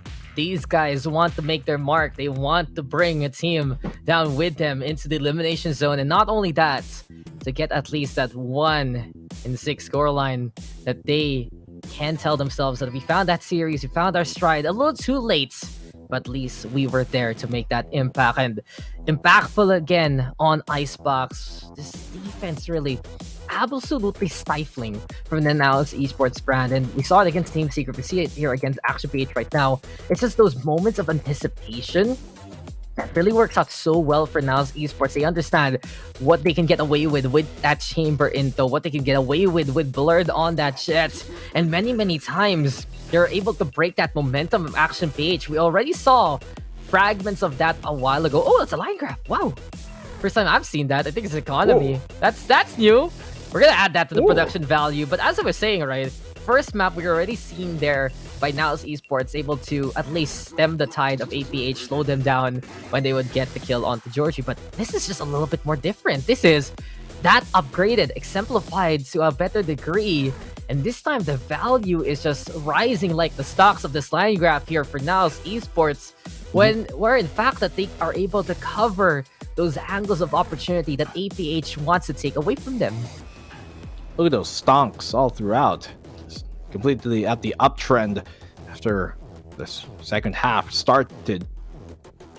Really good showing from them. Delicious had very good round converted them. That lineup as well on the Viper's Pit of Action PH really kind of killed them. After that, it seems like Action PH lost all confidence in what was happening, and the confidence was what I was talking about earlier on. I know that Georgie he's not going to falter in that aspect, but the rest of the team could. And that seems to be what bit them in the end. Moving on forward, have to reset themselves going into Haven, as Naos here look primed and ready to secure that final map and get at least one series win on the board. Yeah, Delicious fragging out though in the series. First map, second map, finding those kills. Really potent controller in his own right. Saw that 5k a while ago. We saw how effective he could be at just setting up some scenarios there for Naos Esports to win. And even though there were times he was shut down, he still was an instrumental member to the Naos Esports success. Didn't need the Viper Spit to get the wins. He just needed to manipulate those sidelines for himself. And let's forget that one moment from Blast changed it all. And I think that's what I really wanted to point out here in this whole series. Action PH, their confidence is one of their biggest strengths on Icebox, the willingness to fight those fights. But later on, it wasn't as ambitious as you'd expect there from the side of APH. There were times they would get the pushes, there were times they would vie for that map control, but you could feel that Naos Esports was already there, ready to slice their necks as soon as possible. And that forced APH to play in a bit more of a backhand stance there, especially towards the sites, and it just manipulated APH from that point on. Naos Esports doing an incredible job really in this map, showing their understanding compared to what we saw a while ago on Bind, and this is the improvement of the standard we expect from Naos Esports. The standard they themselves have set, the bar that they have raised from that stage 1 performance of theirs. Everybody looking forward to what they could have done here in the second stage, but their groups, whatever happens and however it will turn out for them, at least in the end, while they're going to go out, they can do it with a bang, as I said, with the chorus right at the final tune of the song. Guys, we're going to be going back here with the break, after the break rather, with map number 3, Haven, to continue and really decide how this group stage will go, which teams will make it forward. I'm Black and Blue, with me is Dax, and we'll see you guys after this. My sneakers, my blouse, I just party hard. Open the one in the chart.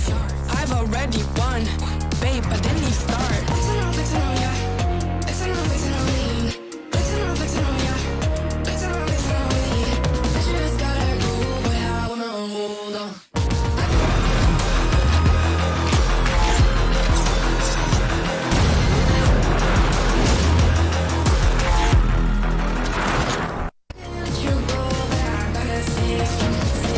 Unless you heard it from me, then you ain't heard it from me. Got it from me, all the energy extra. You don't wanna see me with the hitters. Generations caught up, look how things will switch. People they're quick, now they wanna move at the bits. Boy wanna go to bitch, nah. Now I'm moving. I gotta do what I do. I'm really here on my ones now instead of 4 3s or 2s. And now it's Effie from Paris. I could have been effing you in Paris. I don't wait for the drop, I just flow from the pop.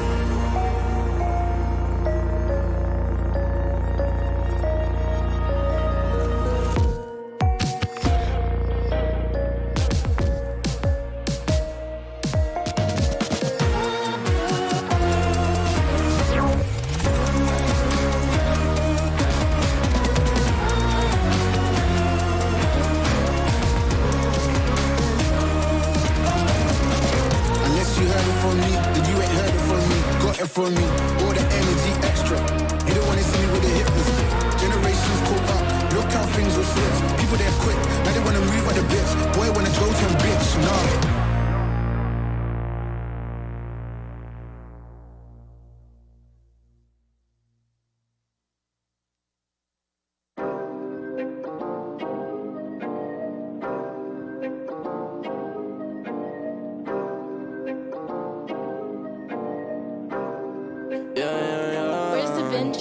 Working a 9 to 5, I had to go and feed the guys. Nobody did it right, I had to show them how to grind. I had to beat the odds, this is the life I live for God. Taking a step at a time, we going up, we headed to Mars. Taking them chances, making decisions, you know I'm never gonna lie. Till you let go, I'm copying all them, who you gon' be inside. I cannot fake it, I gotta face it, I gotta do the time. You gotta wait, mate, for a great pay, make sure you're doing your job. Gotta deal with the patience, 200 every occasion.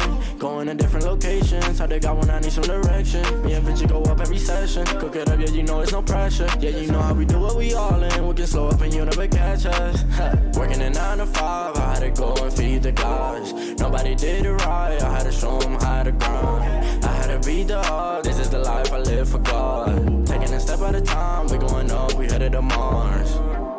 You know my slimes, they came from the bottom to top. Taking the finest, they tryna find us. Boy, I know you with the ops. We're not the same, no, you can't compare me. I don't belong in the box. Don't try to play me, no, I'm not friendly. This is everything I got. Ain't no playing around, this is no playground. It no matter, I do what I say now. I'ma go give them something to say now. Got them stuck on my back like a spray ground. See, these don't gotta complain. I'm a shooter, got eyes in my van. They said that I would never make it, they thought I was crazy. They said I'm insane. Working a 9 to 5, I had to go and feed the guys. Nobody did it right, I had to show them how to grind. I had to beat the odds, this is the life I live for God. Taking a step at a time, we going up, we headed.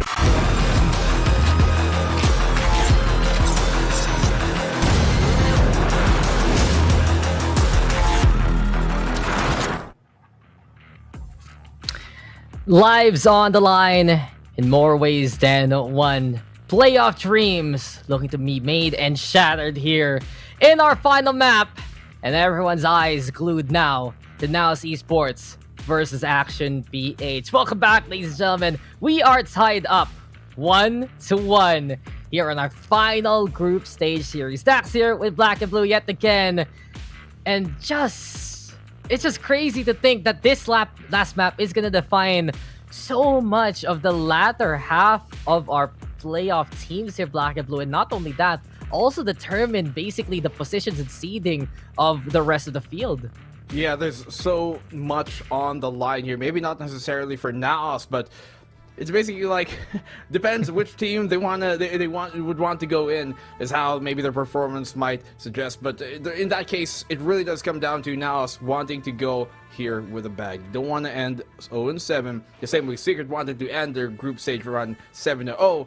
Naos don't want that chance to be swept under from them, especially after such a very impressive icebox we've seen from them twice on over versus Secret and then now versus Action PH, completely stifling the momentum that Action PH were building upon in the second half and really sweeping it away from them. So Haven is where we're going to be, and this is once again I think a map that, as I talked about a while ago, can be 50-50 for either team on who can really take this, because we've seen some great showings on both of these teams, and at some points during the group stages, especially last year during stage 1, rather not last year but during this prior stage 1, these were two of the teams that had some of the best win rates on Haven and looked the best on Haven in the entire group stage that we had there. So there's a lot of history for these teams to fall back to, and I'm looking to see which one can really prevail.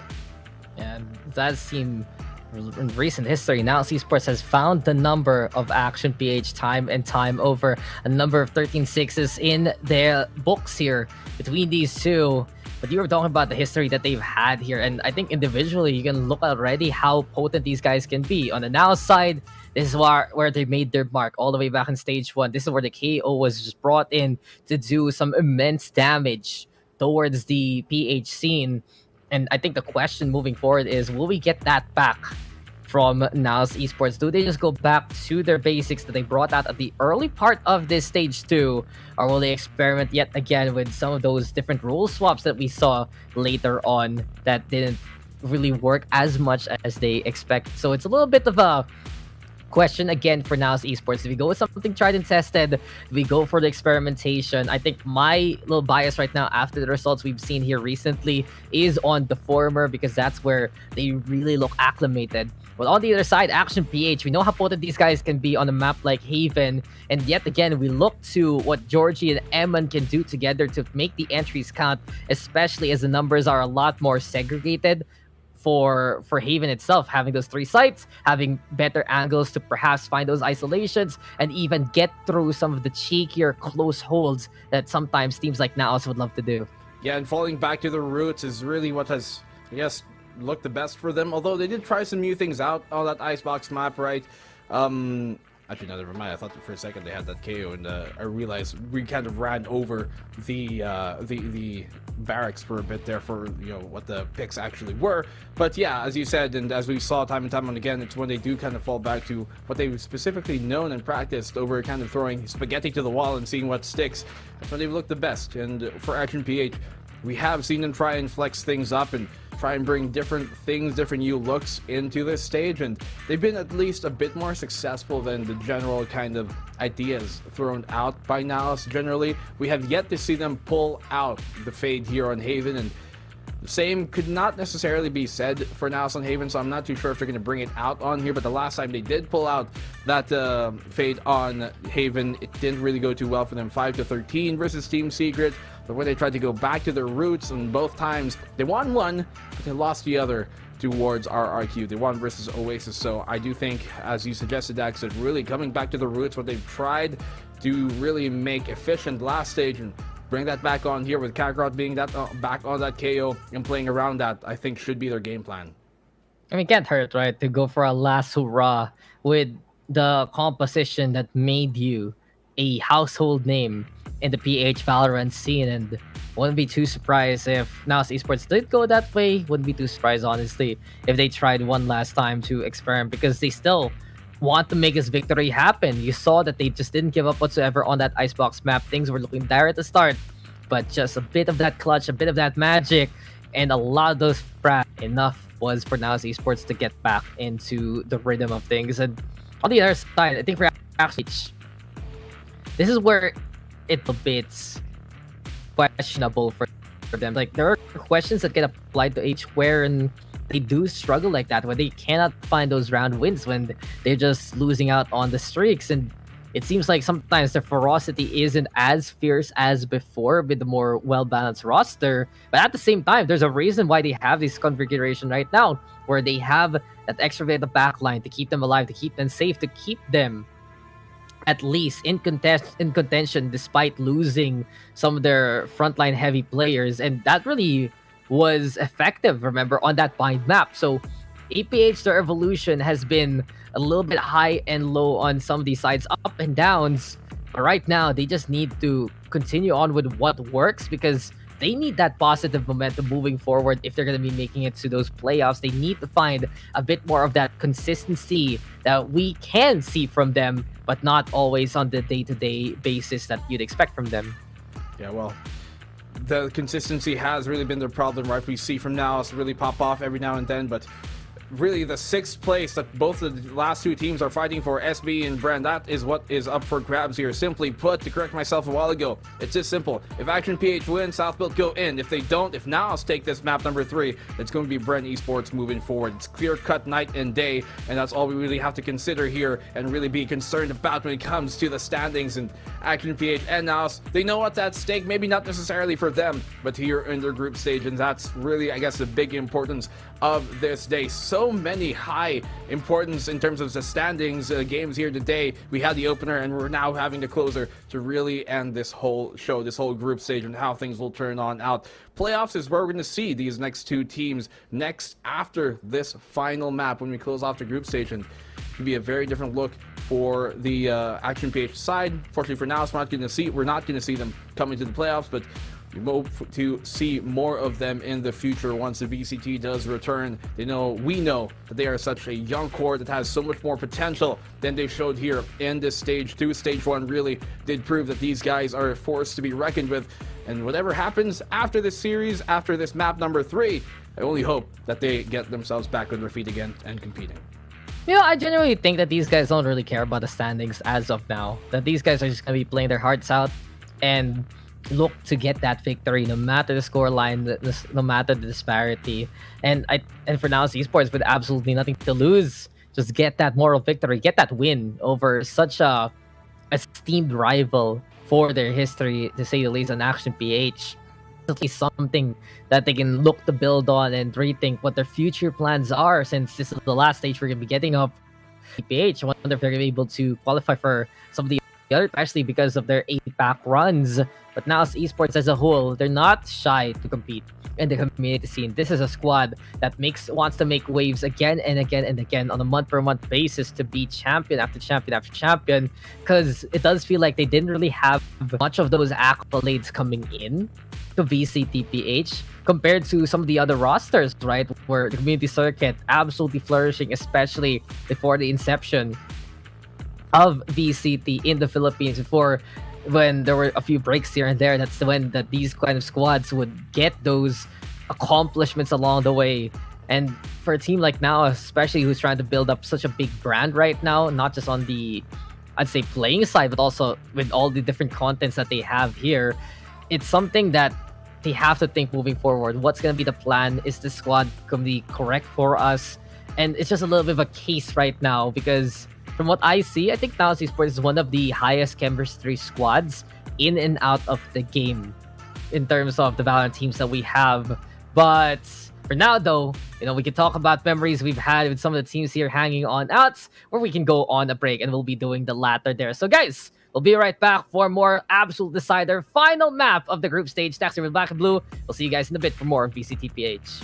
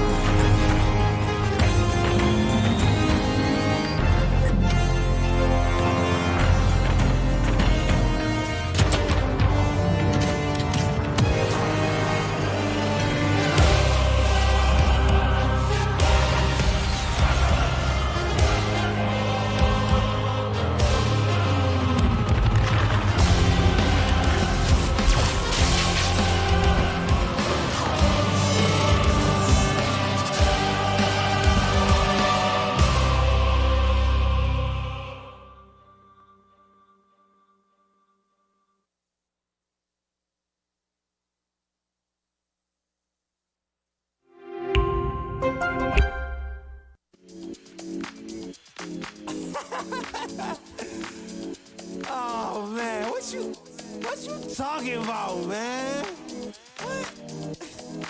You're so crazy, bruh. Wasn't too long before I realized a whole lot of truth just realized. Two groups faking the real guys, and both of them plotting on your meal size. Gotta be more, is this real life? Got a bad hand, but I still try. Try and knock me down and I still climb. I can see the promised land right over the hill line. And when I get there, yeah, we all gon' party. Learn how to surf cause the waves is gnarly. Gotta make the bread, gotta bake the barley. But it take a little time, be patient, darling. Working for the people, gotta rake them all in. But sometimes people make you hate your calling. Some people panic when the brakes is stalling. Me, I go to God when my faith is falling. Put it on the tattoos. A righteous man don't know bad news. Found forgiveness for my snafus. Nothing for the pretty girls trying to get a cashew. Bad dude. Sometimes life really suck like a vacuum. The devil I don't never turn my back to.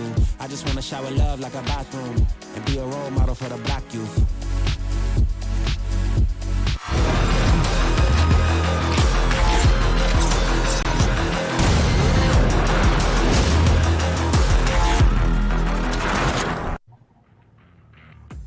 Come on, guys, it's APAC. Final map comes to the final tech pause, but now we are back for the decider here between Naos Esports and Action PH. Next, with Black and Blue to accompany to you the rest of the night and the rest of the map here. I do believe, though, we're almost ready to get into the Agent Select, almost ready to get into Haven. And I'm very excited to see because we have had those elements of mystery, especially from Naos Esports, to what they're willing to bring out here, Black and Blue. It just seems like that this whole stage, Naos Esports willing to experiment, willing to go back to what works, and pick a side, Naos. What will you bring out today? And we talked about before going, to a short break that we do feel that the play here for Naos should be to go back to their roots, what they were good at, and what they really had the biggest accomplishments with historically, and what they've practiced more importantly. The thing that they really, rudimentally have done over and over, have gone through the hours to really make that work, and one map series and almost near the entire stage one with it. And that's what I'm really expecting here from Naos. Go back to the roots and make stuff happen. But we know that Action PH are one of the most potent teams to uproot all that. They've had their ups and downs, yes. They've had good showings, but they've also faltered quite heavily in the past. And during map number 2, that was... You just get flashbang that. Yeah. Dude, a KO showed up on screen real quick. Flashing, pop flash. Oh, what's going on? But you have a good point there. I'm gonna slide in to interrupt you real quick because I completely agree. Roller coaster ride here for Action PH. Multiple series, in the series themselves in terms of how they've been winning and losing. And remember, back in week number 1, really low with Oasis Gaming, looked very shaky, and then suddenly wins over APH, Southpool Esports, RRQ, commanding there in the final bits of that week 1. And then coming into week number 2, same struggles. Team Secret, Bren Esports taking the L's there, but there was that big moment against Bren Esports in the map, and that's the same case that we're seeing right now in Naos Esports. Big impressions made, absolutely imposing on that mind map. But when we got into Icebox, they were the ones taken for a ride by the Naos Express. So this time, can we actually get off Action PH's wild ride and go to something a little bit more stable? Or will Naos Esports bring in the excitement one final time here in VCTPH as we get the Agent Select? And I'm already trying to get spoilers here to the Naos Esports roster. And I think I see a fade. And I think I see the classic Kakarot KO2 there. We're going to be getting, this time, the fade from Kevs. I'm really wondering, and yes, we do. So Kevs is on the fade. On the other side, though, APH. Going for the Doctor. Are you on the Silva? Pretty much something tried and tested, I have to say. The only real difference here is they're not playing the Astra anymore on the Smokes. Instead, Omen, something a little bit more, I'd say, standard, stable, or in this case, straightforward, really, for APH. I do think that is what really does benefit APH when they can more focus on, the task at hand over what could potentially come. And with a pick on Omen, I just think it does benefit, at least, rather this does fit into their general playstyle a bit more. Now, putting Kevs on that fade this time around, we've seen Kakarot take up that mantle in the past, like we're playing on Haven especially, but this time around, not the same case. Try and switch things back. And during the Team Secret match, at the very least, when they did play Haven, it was Kevs being on that fade once again. So this is the second time we do see this on, but the second time around as well. We're seeing this initiator combo. It didn't really work out on Bind in this series, but looking to make it work here this time once more. Yeah, it just didn't feel like it was as comfortable as possible. Some of the tendencies that we usually have from Kevs can't really do it on the Fade as much. We know his lineups are crazy on Haven. His C defense and offense just so sublime and so imposing. Just a little bit different though, and maybe with that extra bit of time and the stability that he's been able to provide here for Naos Esports, that's now when he will step up on the agent's role. On the flip side though, I do like Action PH going back to a more rooted composition by this point. Just keep it as simple as possible.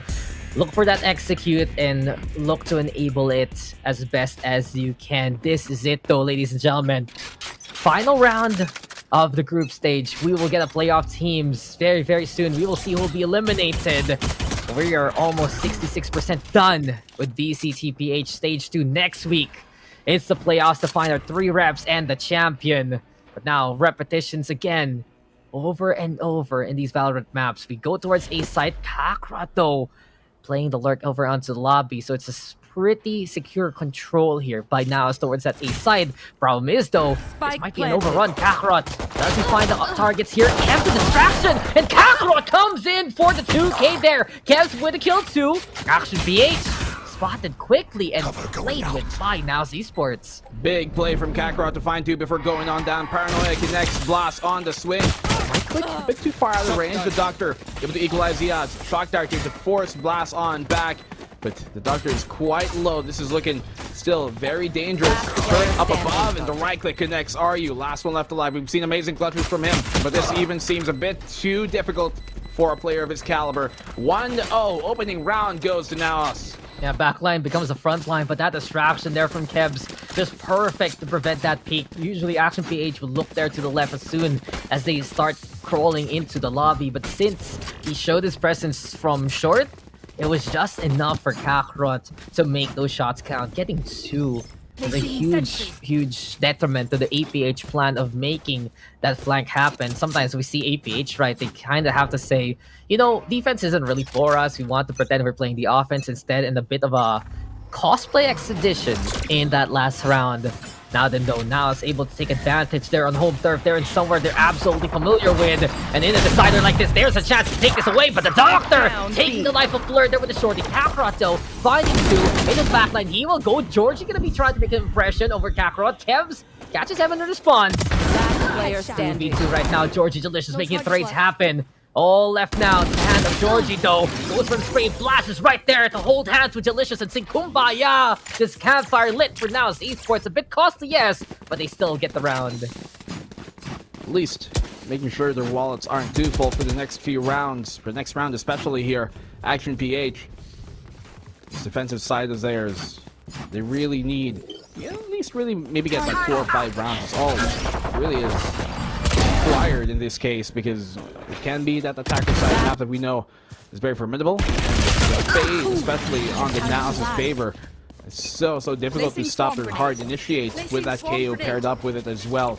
And Blur, we know the space he can take is absolutely just detrimental to any defensive side that has to deal with him. So early spams and early information gathered by both sides. Now see, we keep Action PH guessing. For this one though, Action PH might be right in their guess, but though they double back around, maybe going for the B site, maybe going for Garage. No one really inside that Charlie site for Action PH to defend, but they do have some sort of defense poised for the B site. Yeah, it's very active rotations to say the least, and at least right now they're able to slightly anticipate this B push. They have gotten a Batman into the back line here of B site, so that's something that EPH can work with actually.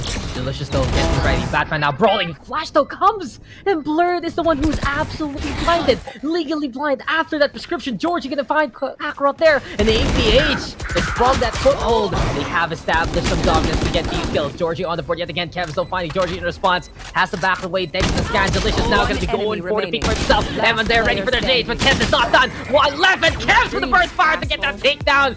Enough is enough. Now Esports has said it's time for us to try and take these wins. And with a bonus like that, APH is just falling apart here. Now Esports establishing a foothold for victory from this point on.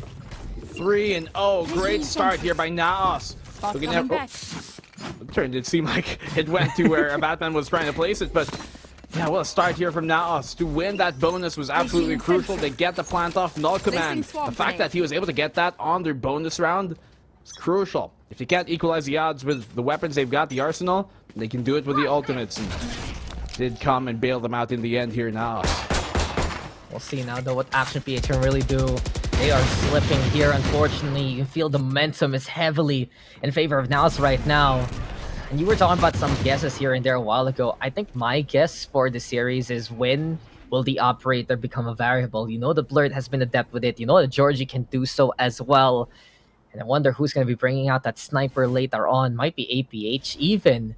In a scenario like this, especially if they get a win with Thrifty, that'd be a crazy boost to the economy as the Blade Storm now coming in to try and slice through the grass and slice through the middle. So aim for the jugular, look for those throats. Blurred though, able to make RU choke in his own blood by that point. Now it's Esports now pushing on forward. Georgie though assassinating Delicious, removing the smokes from the equation. Problem is though here for APH, Naos is already on site and ready. Guiding lights. It does get the intel, but not as much as you would like since the cover is there. Kakarot right now planting it down though.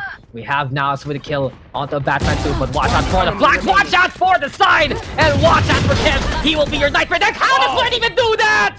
He reached for the sky, and he's able to grab the head of Eman along the way. The grass of Naos Esports truly ascending here. 4-0 now. 4-0, what a start from Naos. Continuing their momentum from map number 2 directly here to map number 3. Only real kill they were able to get here. Action PH was on that lurking Delicious on the Astra. What is this? I want to see it. I want to see the Blurred one. Oh no. No, the jump shot. Oh.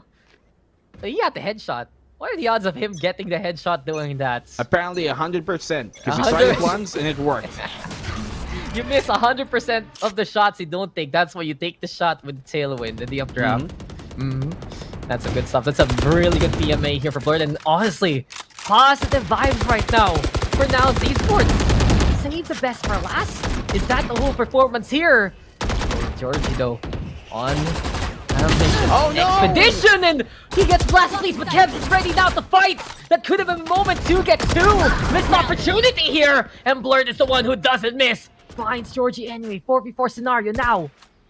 Action PH tried to go again towards the window. A Batman next to take that mantle and cowl. But now Esports says, do they check it again? This can be a bit cheeky, really, from APH.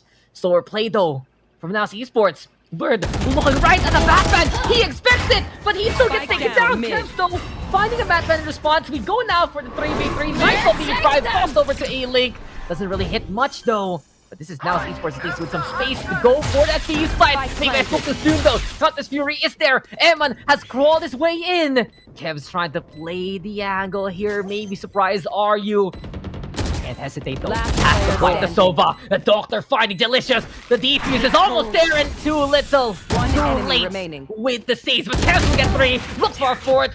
Doesn't get the takedown, and Action PH talked about having at least a foothold there on site to help you out in a pinch. And this time, Eman really is that stable foundation for APH to work with. So many awkward off angles though that for either side could have gotten more, both for Action and Naos in that case. They do have last player just standing. enough economy to buy up into this next round. Action PH here who win the round but still do not have enough to really get a full buy Guardian in the hands of the Doctor.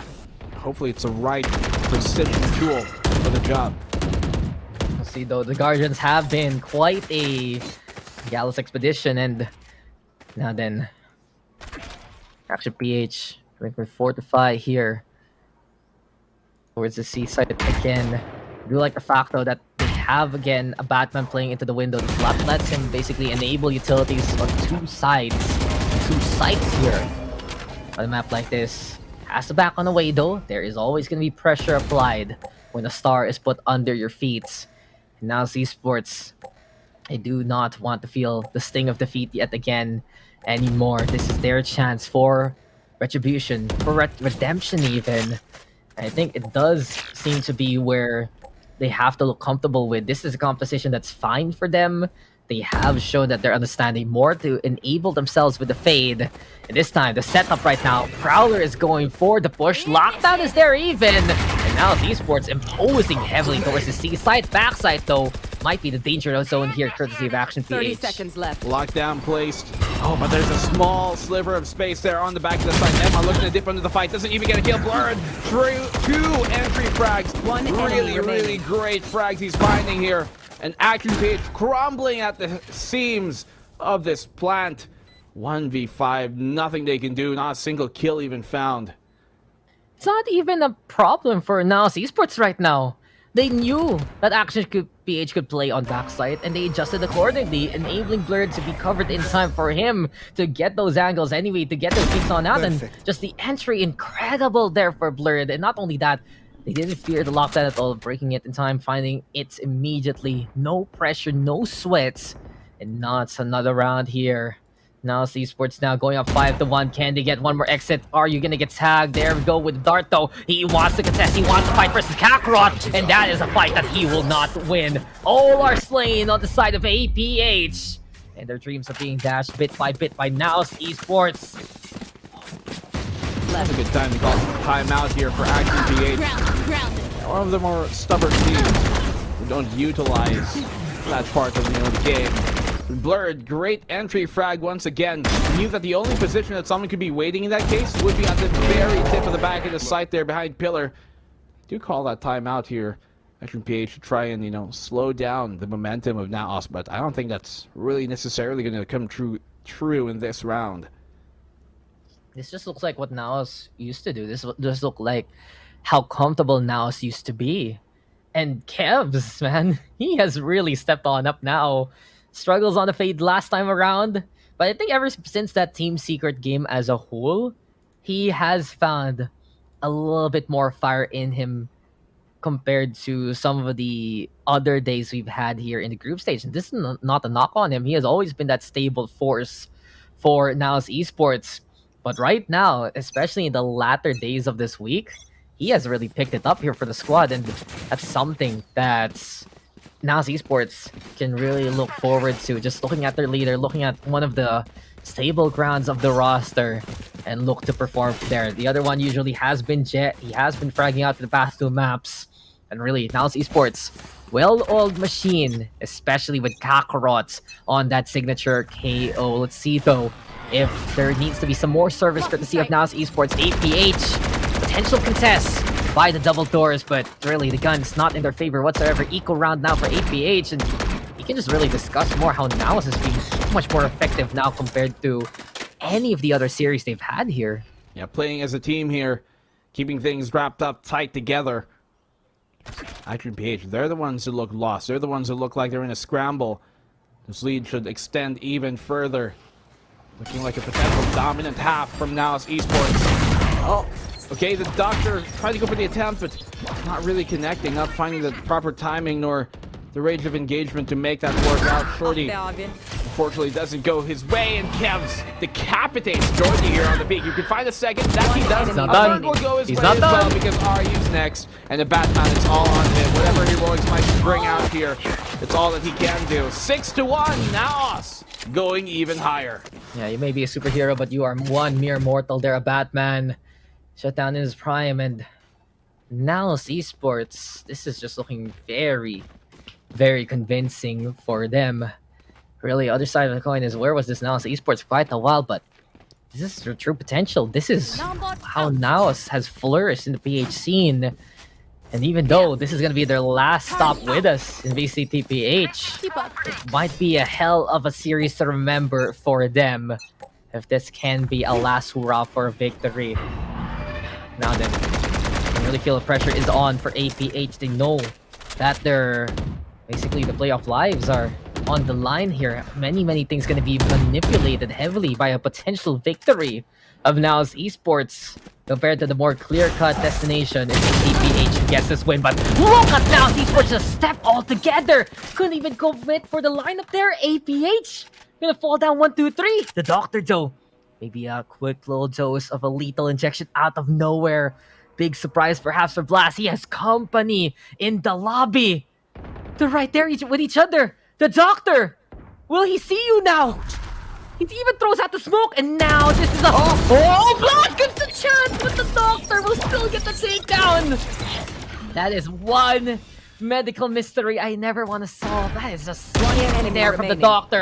With no fear whatsoever. Blurred just steps in and takes the vaccine anyway. A Batman now finds him out. Some lethal side effects there. He's all alone in 1v3 slate. Moving over to that C site. Batman yet again caught out now, spine broken by the Bane that is Kev. 7-1. Now it's Esports in a dominating scoreline we haven't seen yet from their tournament run here. This is one of the best looking series we have seen the entire tournament from Naos, potentially extending it even 8-1. That is going to be a huge lead to get 7 rounds of a lead here early. Incredible performance by Naos so far on Haven. The Soul Hero Phantom forced up by Action PH, potentially to try and get Georgie those 2 orbs for the next round. Going for the aggressive A-long take. Georgie waiting here. The star, though, placed. Could propose a problem later. There's always a conundrum how and when Jalicious will bring out that star, but a star shines for Blurred instead. He'll be the Big Dipper here to lead these constellations to battle. Maybe, just maybe, you can watch here for Naos Esports how quick they can execute given a moment's notice. But you mentioned it. Georgie's the only one who can contest and win he shall. Shutting down Blurred now, able to slow the pace of Naos Esports here. It's a bit of a roadblock courtesy of the Phantom, but beyond that, they move towards that B site. Fragment thrown on into the backline. Actually smack dab into the middle, and they're able to get some good intel here. Over at the Blade of Batman has him back on the way. Nightfall is there though. Kakarot with the takedown onto Emman. And Action PH trying to make the scramble work. It's delicate and deadly, but it's Naos instead with the frags anyway. They're the ones, the contra killers here. And you can sign, seal, and deliver it home for another round. Now's the time to get that win. That's the motto Naos Esports is running with. Just completely bulldozing Action PH here, time and time on their attacking side. 8-1. Naos ever so closer to that ever elusive 1 series win that they've been chasing the entire tournament. They look more probable than ever to get it here in the final series. They're going to be playing in the group stages. Dax Kakarot, absolutely huge play he's bringing here. Around that Action PH desperately need to come back to. If they can end this 8-4, there's still some hope on their attacking side. Yeah, they need the rounds and fast. They cannot let Naos Esports keep doing this to them. And this rifle round, absolutely essential for Action PH. There you go. The Doctor, a frontliner himself, finding 2. This is really just trying to break apart the of Naos Esports. But as it stands, Action PH still fighting on back. Absolute brawl, absolute silence. And now it's deafening here for Naos Esports as APH are able to resound their success there and find the win anyway. It's a battle in the alley of C site, and from that point on, it's Action PH who comes out ahead. Still not out of the waters. This would definitely be a 10-2 at the end of the half coming from Naos with the way they're playing. C site obviously not looking like the best option right now, especially after that last round, so probably going to be dissuaded from continuing on forward. The Doctor coming in big with those 2 kills, shutting down that KO. It does still let those the pulses from the null command, go on out, but at the very least, puts a gun down. Batman really looking to contest this early on. Georgie quick on the trade, but the fact that they lose that smoker is big on the Doctor. Kakarot found once more. 3v4 rounds that Action PH need to secure. Risky. Oh, that's risky, and that is punished. No emergencies needed for Georgie. He's already dead and flatlined.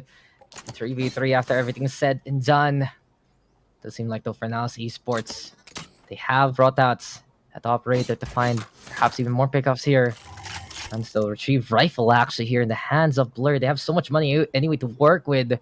Okay, to discard the operator for, just some entry potential here. Breaking down the Naos Swarm, blowing up the turrets, and baiting out the lockdown. So presence already imposed here by Naos Esports. They're actually gonna go for the plant. Protection though is vital, but Blurred could not get the job done, unfortunately. The bouncer bouncing out. Lockdown now not getting anything, and Blast desperately trying to get in position. The Batman knows where he's coming from, and the Batman will protect really the innocent here.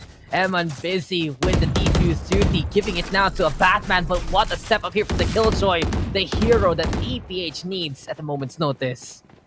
Last round What in they the need half. and deserve at this moment. 3-8. Action PH, rather now, still can force a complete buy here. I think a timeout is called by Naos. I mean, it's the last round of the half, might as well use it. Give you that extended time to potentially secure this 9-3. A lot more difficult for Action PH to come back in that case. Almost nigh undeniable how much better Naos look in this series compared to the last ones we've seen them in. Georgie, though, and this is a symptom that has been a problem of his ever since. It's a 3v4, you have the advantage, but still he goes for a risky play when he doesn't have to. And that made things look much more dicey for Action PH in the round when they had the firm advantage. Luckily, though, they got the Batman on his side, and with a bit of prep time, he's also very formidable. Yeah, I think a little too risky again. Now Esports, they're playing with fire every time they go for the plant with the lockdown. It really has to be them protecting each other, especially as you cannot stop really putting that spike down, or else you guys are just going to get detained anyway. In case in points, a little too much ambition can be blinding. And now we'll see if Action PH can get to the 4-8 scoreline that Black and Blue was talking about a while ago. And something that they might be looking to promise themselves. Up in the hands of the Doctor. Up in the hands of Blurred even. An interesting challenger right now as he has a bonus gun ready at the moment's notice. But on top of this seaside, it's the Doctor looking to look down on the opposition. Really just the biggest denier, and Delicious and Kakarot will deny anyone of their presence on site, erasing the existence of 3 immediately. This is as strong as it can get here for a push-up now as the Esports. Herculean effort now. They decide of APH to make this comeback happen, and Dr. Fury is the call. Looking for the tags, cannot get the secure kills. Blasto in the window. The opportunity is clear for now. Nightfall though coming on in. Eman with a takedown. APH installed out for now. Guiding Light meets the Prowler. All the critters here in the Animal Kingdom having a face-off, but really fear will consume Action PH there at the end, because now it's Esports shock, awe, and surprise. Now they come up with a 6-round scoreline lead. They play Action at their own game. With a 9-3 they secure at the end of the half. Naos, far more aggressive play than we have seen from them this entire stage. And it's working, especially against this Action PH squad. A few more rounds from securing this series in their favor, giving Bren that golden ticket into the playoffs. So I heard some people might get some marks if Naos Esports win. What do you mean marks? Oh yes, so, some amazing logos. I don't think it's a smart decision, but you do what you do. What do you have to say about that, Black and Blue, as a concerned party? I think I already put my case there. But yeah, as you said, yeah. I saw also someone else wanted to get counted in. Someone on the Filipino broadcast who's a very big Naos Esports fan. So, that seems like a big fan. Very big fan. Potentially 2 for 2 if ever. 9-3. Moving on. I'm just like you. You're just trying to not talk about this. Yeah. It's gonna be a permanent reminder. I'm gonna dodge that question. Wait a minute. I just understand even more implications about it. You're gonna wake up and you're gonna see that logo and you're gonna be like, yep. Yep. Yep. That's a GG right there. Yeah. Shout out to the best manager for Esports, by the way. Shout outs. Okay. I've calmed down. You were saying? Yes, go ahead. I'm giggling a little bit here. Give me some proper analysis.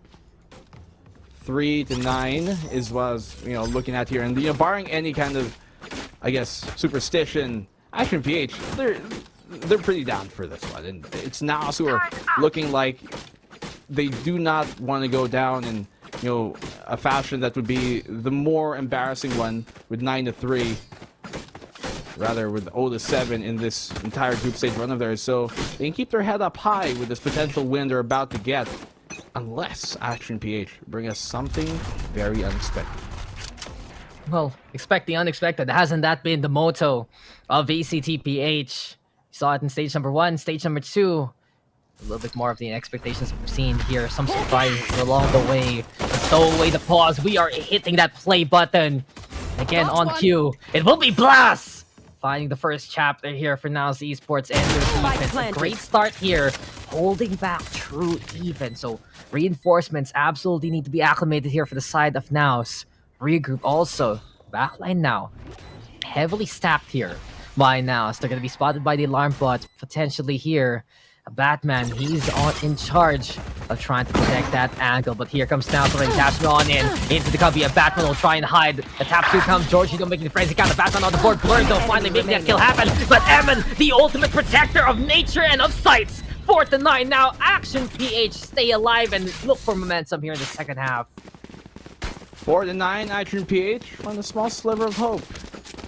They do get that pistol round, but looking a bit dicey there in 2v2 near the end. Need to make sure that they secure these rounds. Nothing really to be given for free. If they lose this anti-ego, that could be the beginning of the end. Blast, good effort at the start to keep him at bay once they've taken the site. It came down to the end of things. Eman, one after the other, tapping away, makes a bunch of ghosts with his. Wait, did George?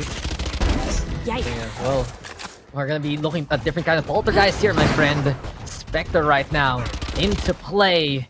You're really looking to make shades out of the opposition here. Action PH. Those souls moving up to the underworld, and the River Styx gonna be flowing with the blood of Naos Esports by this point. But Kakarot still fighting on back, trying to go where mere mortals dare to tread. Blast now, the only one left, finding that tap onto the Batman. Darkness there, though distracted even in Action PH. Basically a setup into the knockdown, an alley-oop of epic proportions, and not too shabby there on the losses too. So a little bit of a tit for tat, at least a few kills for Naos Esports, but this is it. The test is true. Can APH go for even more momentum winning this bonus, or can finally Naos Esports stop them in their tracks? These bonus, I mean, they do have that one Phantom, which will have to be the big key here. Get them the kills that they desperately need, because these long-range engagements not going to favor them at all. Expecting Naos to extend their lead back up to 5 in this one. Look at this very aggressive mid-play coming from Naos. This could play into the hand here of APH. Emma gets that kill, but he's going to be burned down by the fragment. The Doctor with a Spectre getting a spray, but they're all going either way. Blast secures the round and the kill here. 5-10. Naos 2 away from that match point. What, the round's over? I just blinked and I missed it. My man, that was... No, it's okay. I actually watched the whole thing. Don't worry. Now it's Esports. Big gamble to play the aggro. At the same time, though, a map like Haven, you can actually still stay away from that immediate effective range of the Spectre. You can get sprayed, yes, but you can still hit those headshots with a bit of distance to go for. And you can see it there. I think really the turning point was when Kev's got that double kill. It was just all momentum from there. And Action PH having to recheck into the middle. 2 different sightlines to deal with, becoming a big problem for them in an absolute brawl. In the end, though, Naos Esports was costly. So you can see that they have to rely on the Bulldogs now. They have shown their bark, though, for quite a while. A pack of rabid dogs ready to fight at the moment's notice. APH all about playing that careful execute this time. Trailblazer to lead the charge. Leaping on around. Georgie right behind it, stalking whoever it can sniff out. But there we have it now. The Phil Cloudburst, good little retreat, and APH actually looking to reset their progress toward this A site here. Struggling here to get themselves going. Action PH. The defense looking problematic for Action to try and break through on this now squad. They've got 3 defenders here on the side. They actually find the off timing, but Georgie spots the barrel out. Uses that to get the kill. Blind whips the shot, but they do eventually confirm the frag. Eman gets a follow-up. Gives him a pretty decisive potential round for them to win. But now, if they make this expensive, there isn't much for Action PH to continue getting full buys moving forward. Yeah, nice reassessment though from Action PH, of at least having to deal with some of those off angles, looking to bother Naos Esports and their initial setup. And since they had some players already close by for that sound range, right? could have a good handle and a good inkling of what Naos had as a setup on site itself. And case in point, from long now, they were just able to rush in, get that side on, and find the kills along the way. Well crafted by Action PH, and I think the even better part to watch out for there is just how these guys can scout on the round. The Batman though does get clocked by Kakarot Doctor, making that trade happen.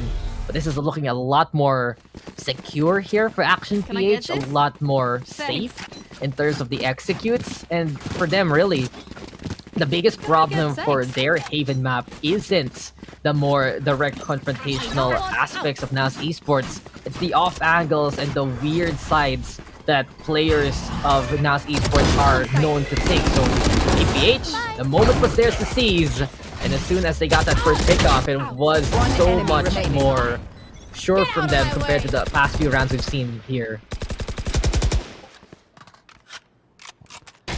Actually, the rounds still a bit too far out of reach. This 4-round lead that Naos have built upon themselves, and even though it is an eco, they've got that null command, utilizing the lockdown if they do get a few hits here to further make things their advantage. But doesn't connect to the Blade Storm still though. Batman utilizing what he's got. Here comes out the Shorty. The Stinger, so unreliable even at close range, but Blast! Whoa. 2 huge picks with the Sheriff. They know he's in the back of the side. Paranoia connects. The Doctor should get a free kill on him, but Kakarot from behind!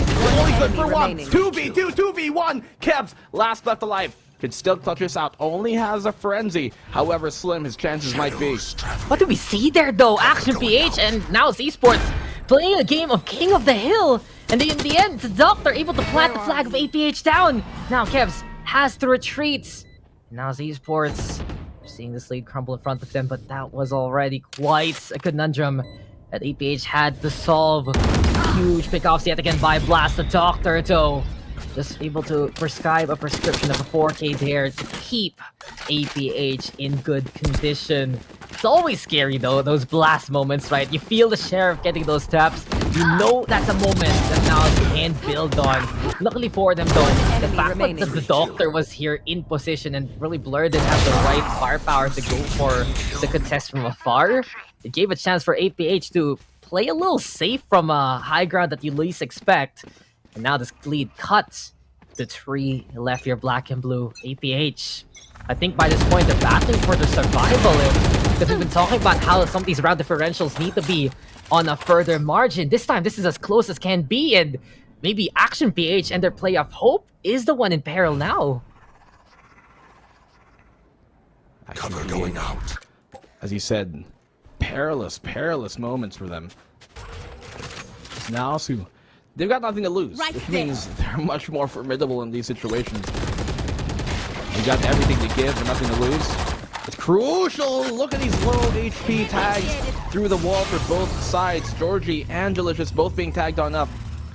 Batman making sure that nobody takes that forward position to try and deny that lockdown from popping, but he does go down with a ship blast. Huge kill to find the Batman on the spam and gives him that man advantage. Walking on here though, the Doctor, oh, very dangerous. Kakarot spots him on out, able to back on off, and he has a null command to try and secure their fate. But Georgie gets a kill through the wall on the Kakarot.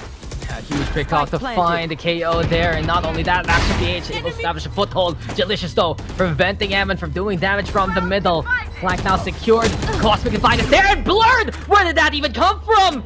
Protected now by the wall. Georgie unable to get the refrag down. Blurred dropping here on site. All left for Georgie as well as the Doctor, but the Doctor has already been shown the door.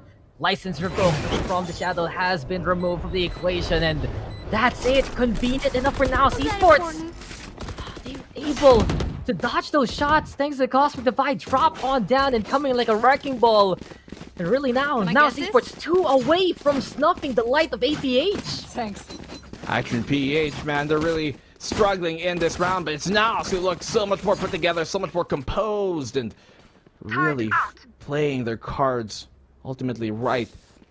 11 rounds, a lot more terrifying than that 10 was here for Action PH. It's one before the match point, which is a very, very important round for them to take.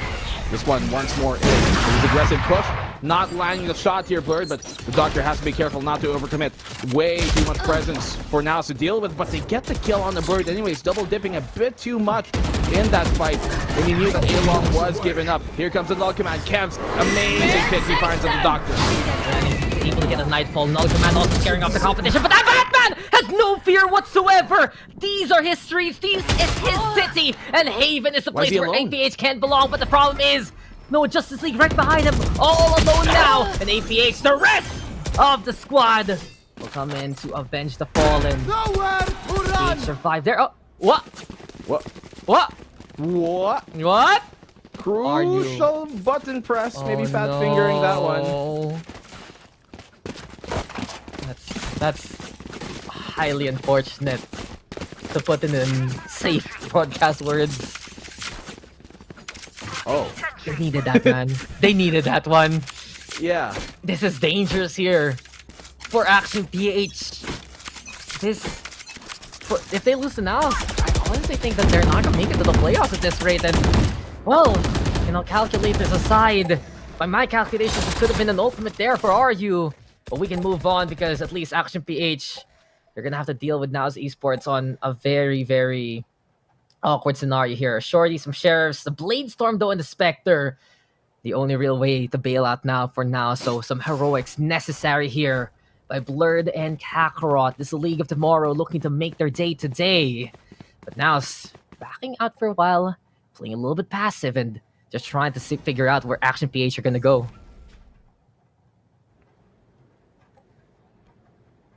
8-11. Man, Naos still wanting that elusive one series win. Georgie making that ever so closer to being denied. Kakarot, great frag on the Georgie. Georgie in his hands, goes with the trap and does confirm that with a Prowler to provide that pressure. Still though, look at this! The retake coming from Naos on the eco. Absolute perfection. 2v2 those. Emon bringing them back. Here, a Batman goes with the heroes. It's Killjoy v Killjoy, but the one with the better weapon prevails as the Batman brings it 9-11. Come on, Bloodspill Haven, Bloodhaven, and well, at this point now, Action PH, man. This is just their home here. This is where they belong, and can we get more done here for Action PH? One enemy remaining. It's getting really tense, to put it lightly. This series has gotten so much closer than it had any business to do so. But now, we're seeing the heroics here for Action PH. Their watchtowers have all aligned. They're going the distance, they're going for broke. And they know if they don't save their world today, there is just no tomorrow for them. Assemble now, Action PH. They come in, closing in to the double doors themselves. Prowler though, searching for a target. Kevs over towards that B site, and Naos Esports. Now they have the guns. They even have the operator. You just have to be a little bit careful. Remember, last time Blurred had that op, swinging a little too wide, taking a step or two too much, allowing APH to get that punish. This needs to be calculated here for Naos Esports to put themselves on a match point scenario. APH look to break those equations as soon as they get on site.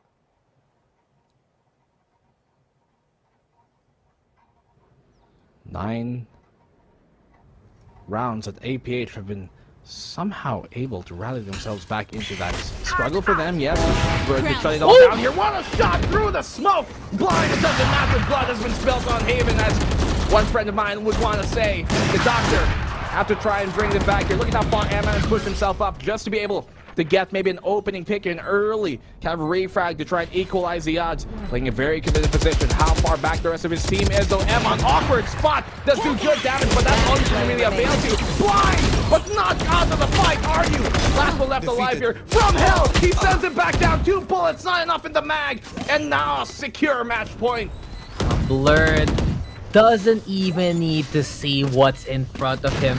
Instincts abound. And really, you can feel the winds now blowing in favor of Naos Esports here. This is it. This is the one we've been looking for here for Naos Esports. One more round, and they get their first victory. One more round. They're able to dash some dreams along the way. It's a day of ones here today, my friend. Alpha Esports getting that win over Team Secret, staining that record. Will Naos be able to pad theirs instead? Resumes now looking to be looked at. Action PH, one last chance. A hard hit towards A side, looking to be the accomplishment, but look who's starting, look who's waiting. It's Blast and Kakarot getting ready. This is one round away, Dax, from the Naos Esports. A comeback win. Turn down. Waiting in the wings. So long, so far, but so close as well. Here comes out that long command. Kakarot, Fragment, just pushing far forward, and that they do. He stays alive for the meantime. About to get the trade. Are you able to do the same here as well? But Kev's going big, but so does RU. 3v3. I've got your That trail. will be what the final standing could be here. These Seekers, though, they're not as nice as you would like. The team gets 2, and Delicious is getting closer and closer. Found one. Oh no, the Naos looking to get sighted here by the lobby. Action PH, they can feel the pressure's on. But luckily, the Seeker able to pick up that speed, finds him there at the end. And it exposes the intentions here of Naos Esports. Chance, though, a little bit dimmer here for Action PH. But they move now towards that A side. Dart and get thrown on over. Looking for that intel. Emon with the plant, but 30 Blast seconds left. from above, looking Spike for planted. an angle. And Delicious also the flank, trying to be worthwhile. Turret though, now broken. Operator in the hands of Blurred. He has to find an angle though. Down the swarm for the stall. Action PH, they feel like their lives are on the line here. Every breath they take, being watched, being scouted. At the same time, a miracle here needs to be made. Shock Dart though flying on by Emon with the takedown on the back. Is there yet? I get to be the hero that they need. Blurred though with the operator here. It's a clear right now. He needs to find those frags, but not this time, not this round. Action PH, their lives almost forfeit there, but they're able to sign a new contract and live to fight another day. Game. I'm too sure on how this map would go. Action PH possibly fighting for, the final stand here, if they make it to the playoffs or not. We'll let the map do the talking after all is said and done, after enough settles, but really, everything just so tense. At a high moment's notice, things could go awry for either team. Action PH, 2 rounds away from tying this up, securing their place in those playoffs. But now it's one round away, 5 kills away, Dax, really. Potentially getting their first series win in this group stage round. Go down with a chin up high. There. Honestly, rather, Naos Esports, a win here will cement at least that they still belong here in the big leagues. And Blurred right now, to make that big time play with the operator. Action PH towards the middle though. Turret now broken and stellar shot from Emon. To remove these nightmares at least for a round. Sleep well, sleep tight. Don't let the bedbugs bite. As Action PH are fighting back severely. Have gotten the takedown. Kakarot even sprayed through by Emon. All left now to Delicious and Blurred, but this looks to be a forfeit round unless really Blurred decides to become One enemy the remaining. one man to rule them all and bind them. But are you finding already the flank? Blurred again. Saving the operator? That call.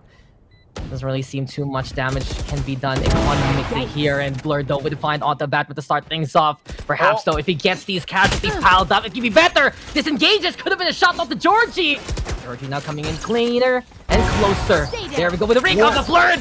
Making costly. That dude dashing on forward. The doctor will get the catch there at the end. At least restraining him with the jacket there, but now calculations need to be made here. Black and blue, 2 casualties. Okay, EPH still with a full army for the full buy. Last chance for Naos to shut this down before we go into overtime. Blurred, he did all he could. He gave him all he had. In the end, still goes down. Luckily for him, able to buy up the op, but final round of regulation here. Action PH fighting for their life. Naos fighting to regain theirs in this circuit. Yeah, just a bit of rebirth, basically, man. Just rekindle the flame in them. And I was just doing the math real quick. Perhaps if he got like a kill or more, like up to 4 kills, that could have actually shattered the Action PH economy just a little bit more. So, unfortunate for Blurred, but you can see it here now. Esports Last chance, last effort to wrap this one up and give them that win.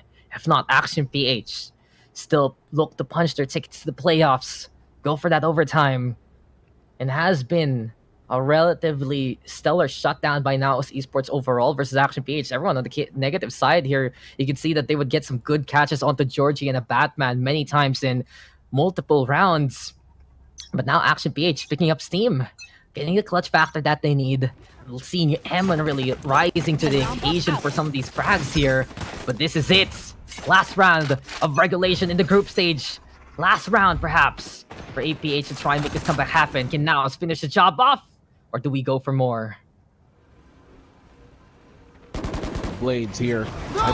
He's giving a close look. Austin could opt to go for that, but Delicious taking on the damage here. Blast does get a kill, but he burns down, melting in that nano swarm. The cyber damage a bit too much for his natural mind to deal with. Blurred holding on the angle there from C-Long. You have the advantage here. Action PH 4 versus 3. Now so close from ending this series, but you're gonna have to try and find some way to equalize the odds. Rotation coming in from Action PH, looking to try and maybe take their talents either towards Bravo or Alpha. Might as well move to a better pasture, but unfortunate there for Delicious, a system shock to the soul. It does feel like one of the biggest hands of frags really for Naos Esports. Both of them gone now from this round, so the doctor trying to diagnose a setup here for Action PH to move on through. And A-site looking relatively clear. Blast the one. Way to make his ears count, but are you? The distraction is here. A martyr perhaps for the APH brand. He will be idolized with his efforts, and this allows Action PH to get on A-site. A Batman now. Planting it yet again. Kakarot has to get this. With teleports, Kakarot did a kill that he will net for Naos Esports, equalizing the odds. Now the angles really opened up for Naos Esports. And Action PH looking to stay and reinforce the sewers there. If Eric Paranoid will get thrown. Naos has the back on. Oh wait, Blast over the fight on the Batman. Good spot there. Not only that, Kakarot coming on in. Now's the time. Looking for that win. Guard will be able to get that takedown. But time ticking. Is this the one they have been looking for? It is. Naos at the very end, they will collect Action PH and drag them down to the abyss with them. 30-11. Naos with a victory at the end of the group stage. And that locks in the final map, the final series of the group stages and how the standings will go. Not a single team going down without a win, and not a single team going down without a loss. You know that even if they know that they're out of this tournament, Naos knows that was a huge win for them to take, just to feel good about themselves and exit with a chin up high, proud of what they accomplished here at the very end. Not only that, they accomplished by bringing Action PH to the elimination zone. If the match checks out, and especially in a victory like that, I actually don't know now how close it's gonna be, but this puts APH in a terrible situation. At the very least, match-wise, they're tied with SBE and Bren Esports, so really calculations need to be applied here, and we'll get confirmation of that very soon. But that was the statement that Naos Esports was trying to make. That was their word looking to be law. And there on Haven, it took a while for their voice to be absolutely heard at the starts and at the finish. But loud and proud, they will get that victory. And even at the end of the group stage, Naos Esports happy to make it exciting. 13-11. Oh, win, honestly. I'm just happy for Naos Esports, to say the least. Genuine emotion that this is a squad that won our hearts last stage, haven't found the wins, have found heartbreak instead this stage too. But this is a big accomplishment to not go down without the fight, to always play it out again and again. Absolute hearts in their last two series. We're seeing comfort being prime value really for Naos Esports. And especially in this matchup against APH, once we got to that second, third map, once we got into more familiar territory and familiar faces for Naos Esports, that's when they truly shined. Yeah, now coming back to their roots, what they know they do best and how they perform best. Look at that huge dip. I know it's because it's, the opening pistol half, so obviously that's going to happen, but I don't know, it's just nice and, I guess, satisfying for me to look at. But Man, what a comeback win from Naos. I'm sure their huge fan base would be elated at the very least. You know, maybe a bit of a bittersweet ending. Although they go down in the playoffs, they do it without a whimper. And they go down fighting, more importantly, which is really an honorable end is its own reward a lot of the time. Highlights here, just a little bit of the memories we made here with Naos Esports, and you know, sometimes you know it's gonna end, but at least you have one last happy day with them, and we're happy for Naos Esports that they're able to accomplish that one victory. There, a little bit of a heartbreak. No, it's a major heartbreak really for APH by now. It just goes to show that even at the bottom of the barrel right now, based on the standings, these guys can rise to the top. And now Esports, this was as good as it could get for them. Huge pickoffs from Blurred in terms of the entry. You could see there really Kakarot, Kevs finding more acclamation, Delicious finding frags all throughout the series, and overall just all about those rotations. Blast and Save finding the impact. Blast, the share of shots. They will be forever remembered in this final day. And it seems like for APH, it does feel like that the problem was they were caught out of breath after that second map. Coming into the third, it just didn't feel as potent as it could be. And we begin with the same problem for APH. We end with the same problem for HPH. That consistency hampering them and their ambition, because we know Action PH can be one of the most potent squads in the PH scene. But now is Esports able to dance on their grave as they go down sinking with this shift. Yeah, just, you know, pulling them down with them like, man, it's a bit lonely here being all alone, so we choose you to be our accompaniment. But guys, that was the final map, the final series of the final day here of the group stages. We are going to the playoffs, and next time you're going to see our faces. But for the moment, to talk about things and really settle how the brackets will go and which teams made it to the playoffs, we're going to go to the panel. Thank you guys. I am Black and Blue. With me is Dax. It's been an honor to be here with you guys in the group stages. But for the meantime, we're going to go to the panel after this break. Here you go. Here you go again. Talking all that. What? What are you talking about, man? Wasn't too long before I realized a whole lot of truth just realized. Two groups faking the real guys, and both of them plotting on your meal size. Gotta be.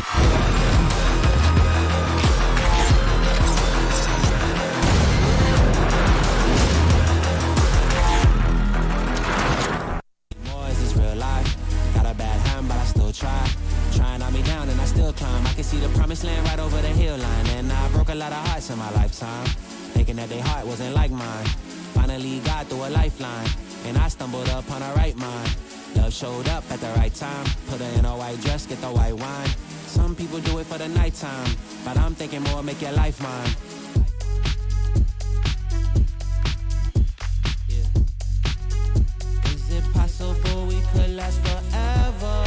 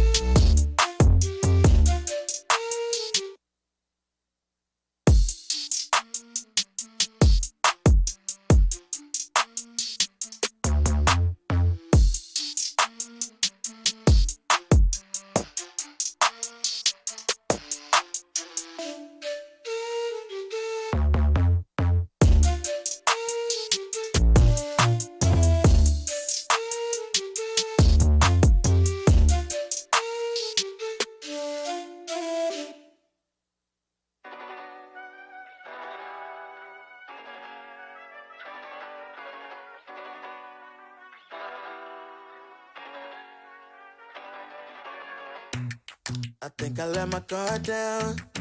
Certain things ain't the same now. Hard to navigate these problems. I'm by myself, you're not around. I tried to open up, it wasn't good enough. Put in my all and got nothing back. Now I'm stuck in the rain, dealing with all this pain. Why you gotta do me like that? Don't say you love me, then go and leave me. It can get ugly, trust and believe me. Saying to myself, looks so deceiving. Trying to fight back, this far from easy. I've seen your hands.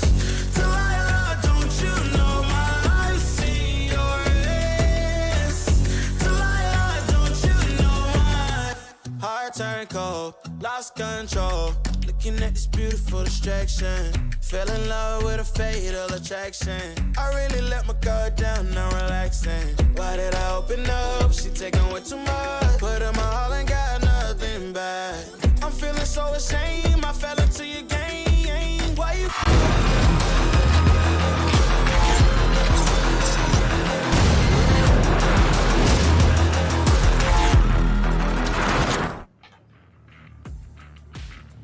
Welcome back to VCTPH Stage 2, where the most amazing upset has happened.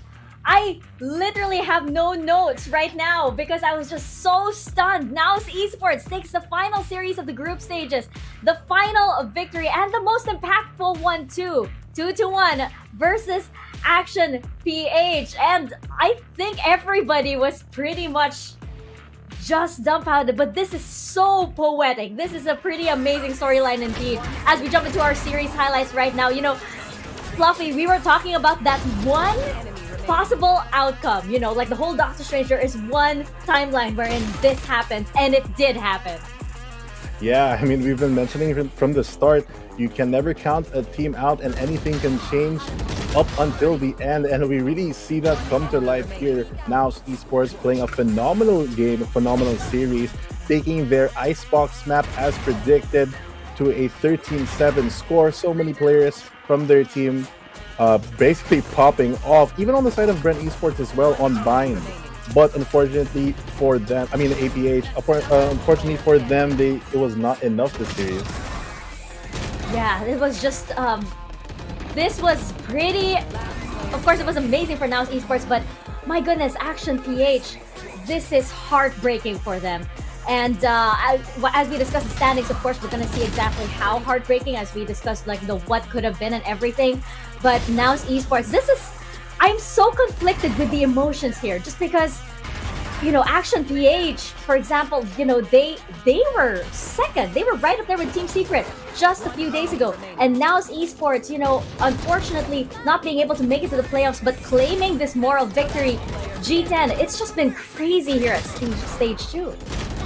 Crazy is an understatement, Yeah, Mika I know. Fabs. I know how we talked about, you know, the multiverse of possibilities earlier, but really there were, according to, you know, production and TOs, there were really only two possibilities here. Now the first possibility was if APH win, they would take the second seed and then they would go to the playoffs. But if they lost, if they did win, Bren would have lost out on the playoff spot.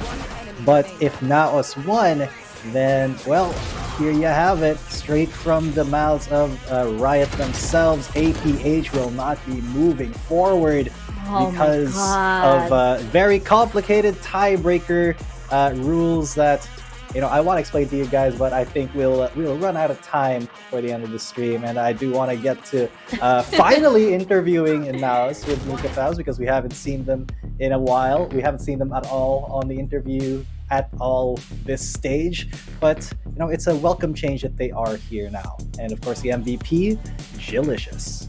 Yes, indeed. This guy, we have to hand it to this guy. What an amazing performance for the final series of the day. And an amazing, I'm really distracted because I can see them dancing on the side of my screen right now. I mean, you can really feel the victory celebration over here. And as I mentioned, it was a moral victory indeed. This is so bittersweet, but I have to say, I wouldn't have ended the group stages in any other way. This was probably like, you know, everybody was hoping for this outcome because you're kind of just curious to see how it would go exactly.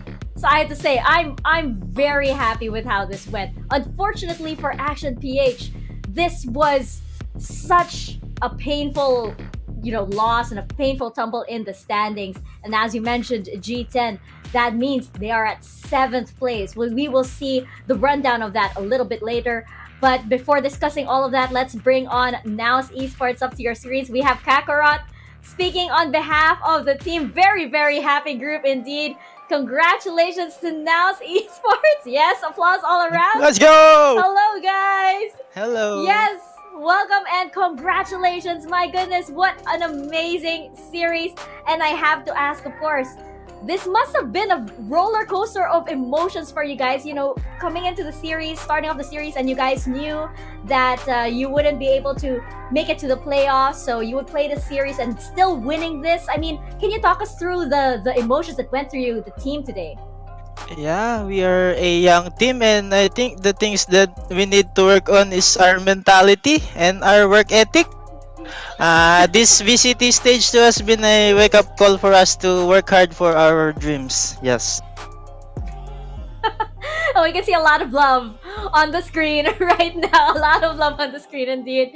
And excitement. Now, you guys popped off in your last 2 series. Yesterday against Team Secret, and now here in this series. Was there anything that was different with the team this week? Was there something maybe the team worked out or adjusted? Maybe a change in mentality? We recollected and we reflect on ourselves. Yeah, I think that's it. I don't know. I'm so it must be very, very intense. And it seems to be a recurring theme indeed. A lot of teams focusing on themselves. So, Kakarot, what is next for you and the rest of Naos Esports? We're gonna rest for a bit and then we're gonna work hard again to regain our spot in the top of the Philippine food chain. Yeah, that's it. And I think everyone in the playoffs right now deserves it, and good luck to them. I love you all. Aw, that is so sweet, and I love it. Philippine food chain. I love the reference, Kakarot. Now, if you have any shout-outs that you'd like to give, the floor is yours. Now's the time. Shout out to my mother and my father and my kuyas. Everyone, come on, shout them out.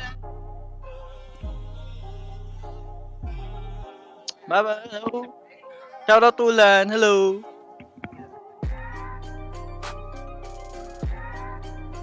Shoutout sa pamilya ko. Sa mga jowa ko dyan. Mahal ko kayo. Shout out to our Twitch content creators. Yeah, everyone. Especially Celestial, my idol. That's it. Everyone, this is our last interview. So, MTech, Mermart, Total 101, Sir Jappy, Sir Carl, everyone, guys, let's go. The last but not the least, no one. Thank you so much, Kakarot. It should be a good celebration for you guys to wrap up stage 2 there at your bootcamp.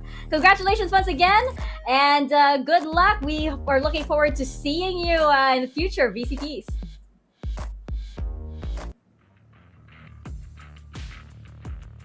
I have to say, these guys are so much fun. They're so active. And I remember meeting them once, and I was wondering where this all was because they seemed very shy that time. And suddenly I'm like, hey, what happened? But of course, it's the emotions that are running through this game. Very, very bittersweet win for Naos Esports, but of course, very special indeed. Also because of just how much it has impacted our standings. Let's review first what happened today, the results from today, because we knew we were in for a ride, ladies and gentlemen, but we didn't know how intense this ride was going to be, beginning with Southbuilt Esports claiming the first series of the day, their determining match, the match that basically prolonged their life, gave them that lifeline, and then we followed by a dominant showing by Alpha Esports Pro against Team Secret, and then Naos Esports with this victory. I mean, Fluffy, they might have been eliminated, but no doubt they got the biggest victory with the biggest impact. Yeah, I mean, count the best for last. I guess Naos Esports coming so big against APH. I think I remember early on, someone even mentioned that if they won, they might get a tattoo. So I hope that guy already gets his tattoo booking. But other than that, Naos Esports has effectively, on one hand, saved a team from elimination, but on the other, in the same match against APH, unfortunately for them, takes them out with them. Yeah, this I would not have predicted this. I have to say, I would not have been able to predict an outcome like this. Literally that one like, you know, timeline that we were looking at that was like, that probably won't happen. It just did. G10, my goodness, just as we jump into the standings right here, we were talking about this behind the scenes of how much this has changed within just the past few hours. Exactly. I mean, coming into today, everything was up for grabs. Nothing was certain, and the games we had today, the victories, the teams that won today, every single match, it just kind of fueled the fire, you know, for that intense conclusion. And ultimately, it did mean that because of all of the teams that did win Action PH, they almost got to second seed, but unfortunately will be dropping out. And if you guys didn't know how the tiebreaker rules work, here it is. So when you do have a tie, you resolve it first. There is an ordering to how you should resolve it first. You resolve it with the head-to-head match wins. If it's just two teams, you just see who won against the other, and that would have been the case if it was just, say, SBE and Bren, and then SBE had the head-to-head win, they would go over Bren, but then you would go and look at head-to-head map wins if it's more than 2, and then the overall map difference. Now, this is the actual difference maker, because the overall map difference of Action PH after that match was -2, I believe. Bren had net 0 overall map difference, and SBE had -1. So in that three-way tie specifically, Action PH had the worst map diff, and that is why out of those three, it's Bren, SBE, and then Action PH, because of the tiebreaker rules. And man, it just kind of feels bad for Action PH, knowing that you could have had your spot at the top, but one match that literally went down to the last round of regulation was the one that stopped you from actually even attending playoffs, man. That just made for the tensest match I have seen this entire group stage, I would say, other than our first match between SB and Bren earlier today. Yeah, and Fluffy, you mentioned how you know, all of these series, we were talking about how basically it came down to every single round, and as G10 mentioned, the rounds were very, very, very close, and it was almost as if every single frag mattered. It was funny how the butterfly effect from, you know, the first series of the day, Alpha Esports Pro narrowly dodging that danger zone of elimination, and then Naos Esports reaching up from the bottom of the standings to drag Action PH down. It was just an incredible ride, Fluffy, and I know that we're all a little out of breath, a little winded, still trying to digest everything that's happened.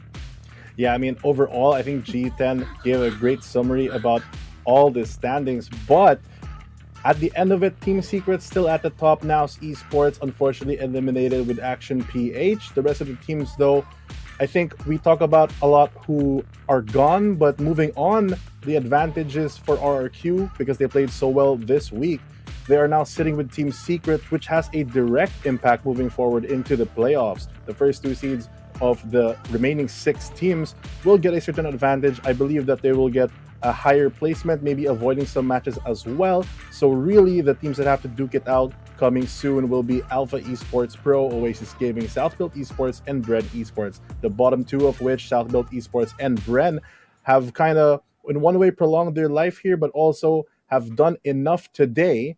But the question is, how much more can they improve after our short break this weekend to maybe further their position and still have that playoff and finals dream alive?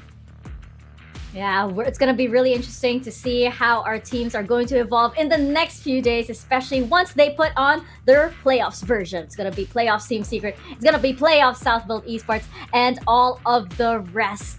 It's going to be really, really exciting, ladies and gentlemen. So we hope to see you right back here next week. Stay tuned, by the way, for how the playoffs will look like for our teams. For sure, news of the brackets or the groupings will be posted on all of PPGL's socials. And thank you also to PPGL, the largest multi-game esports league in the country, together with Riot Games, for bringing the Valorant Champions Tour right here in the Philippines. The VCT Challengers PH Stage 2 tournament is also sanctioned and overseen by the Games and Amusement Board.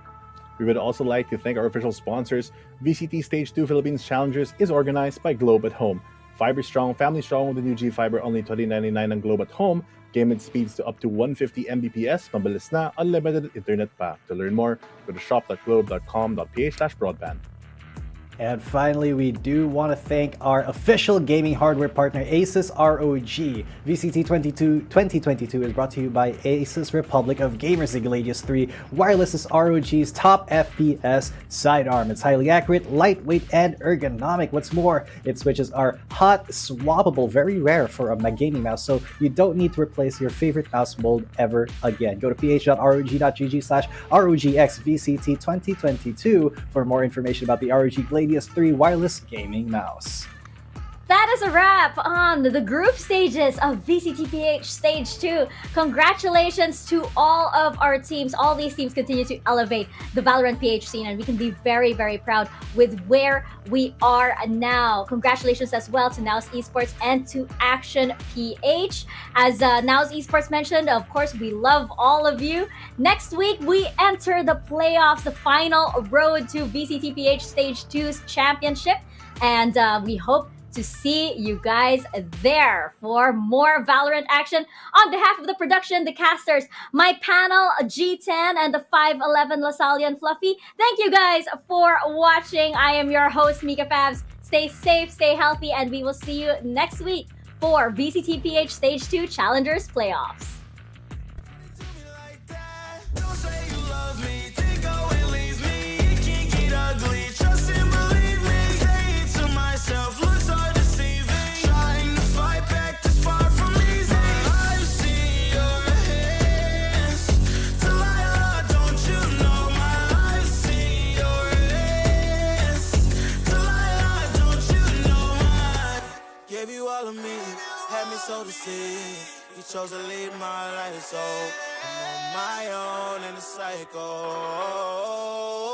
I can't believe. Don't say you love me, then go and leave me. It can get ugly, trust and believe me. Say it to myself, looks are deceiving. Trying to fight back, too far from easy. I've seen your hands. Delilah, don't you know I've seen your hands. Delilah, don't you know don't you know?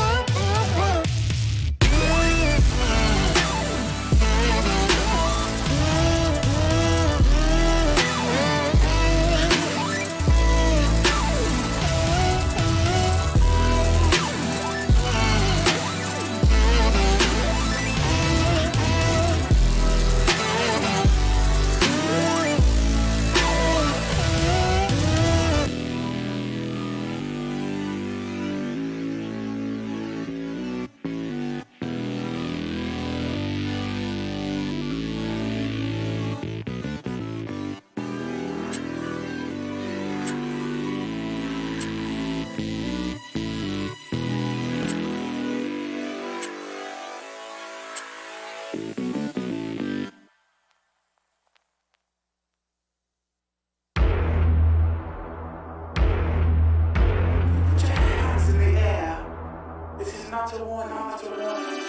think that I'm running in place? Y'all really testing my patience. Right before I blow up the spot, I had to get back to the basics. What if my talent is wasted? It's sick, but I'm lacking the placement. Thought since I rap in the basement, but my come up is legend, is greatness. I don't care now, it's pedal to the metal. I can never quit now, I will never settle. Puppet to the game, I'm pulling strings like Geppetto. We in the same game, but I'm on a different level. I passed it. Gotta keep grinding till I'm laid up in the casket. No fake round, but you feeling too plastic. Yeah, y'all feeling too plastic. They say my style crazy, but then it's straight jacket. Wow. Why you still testing my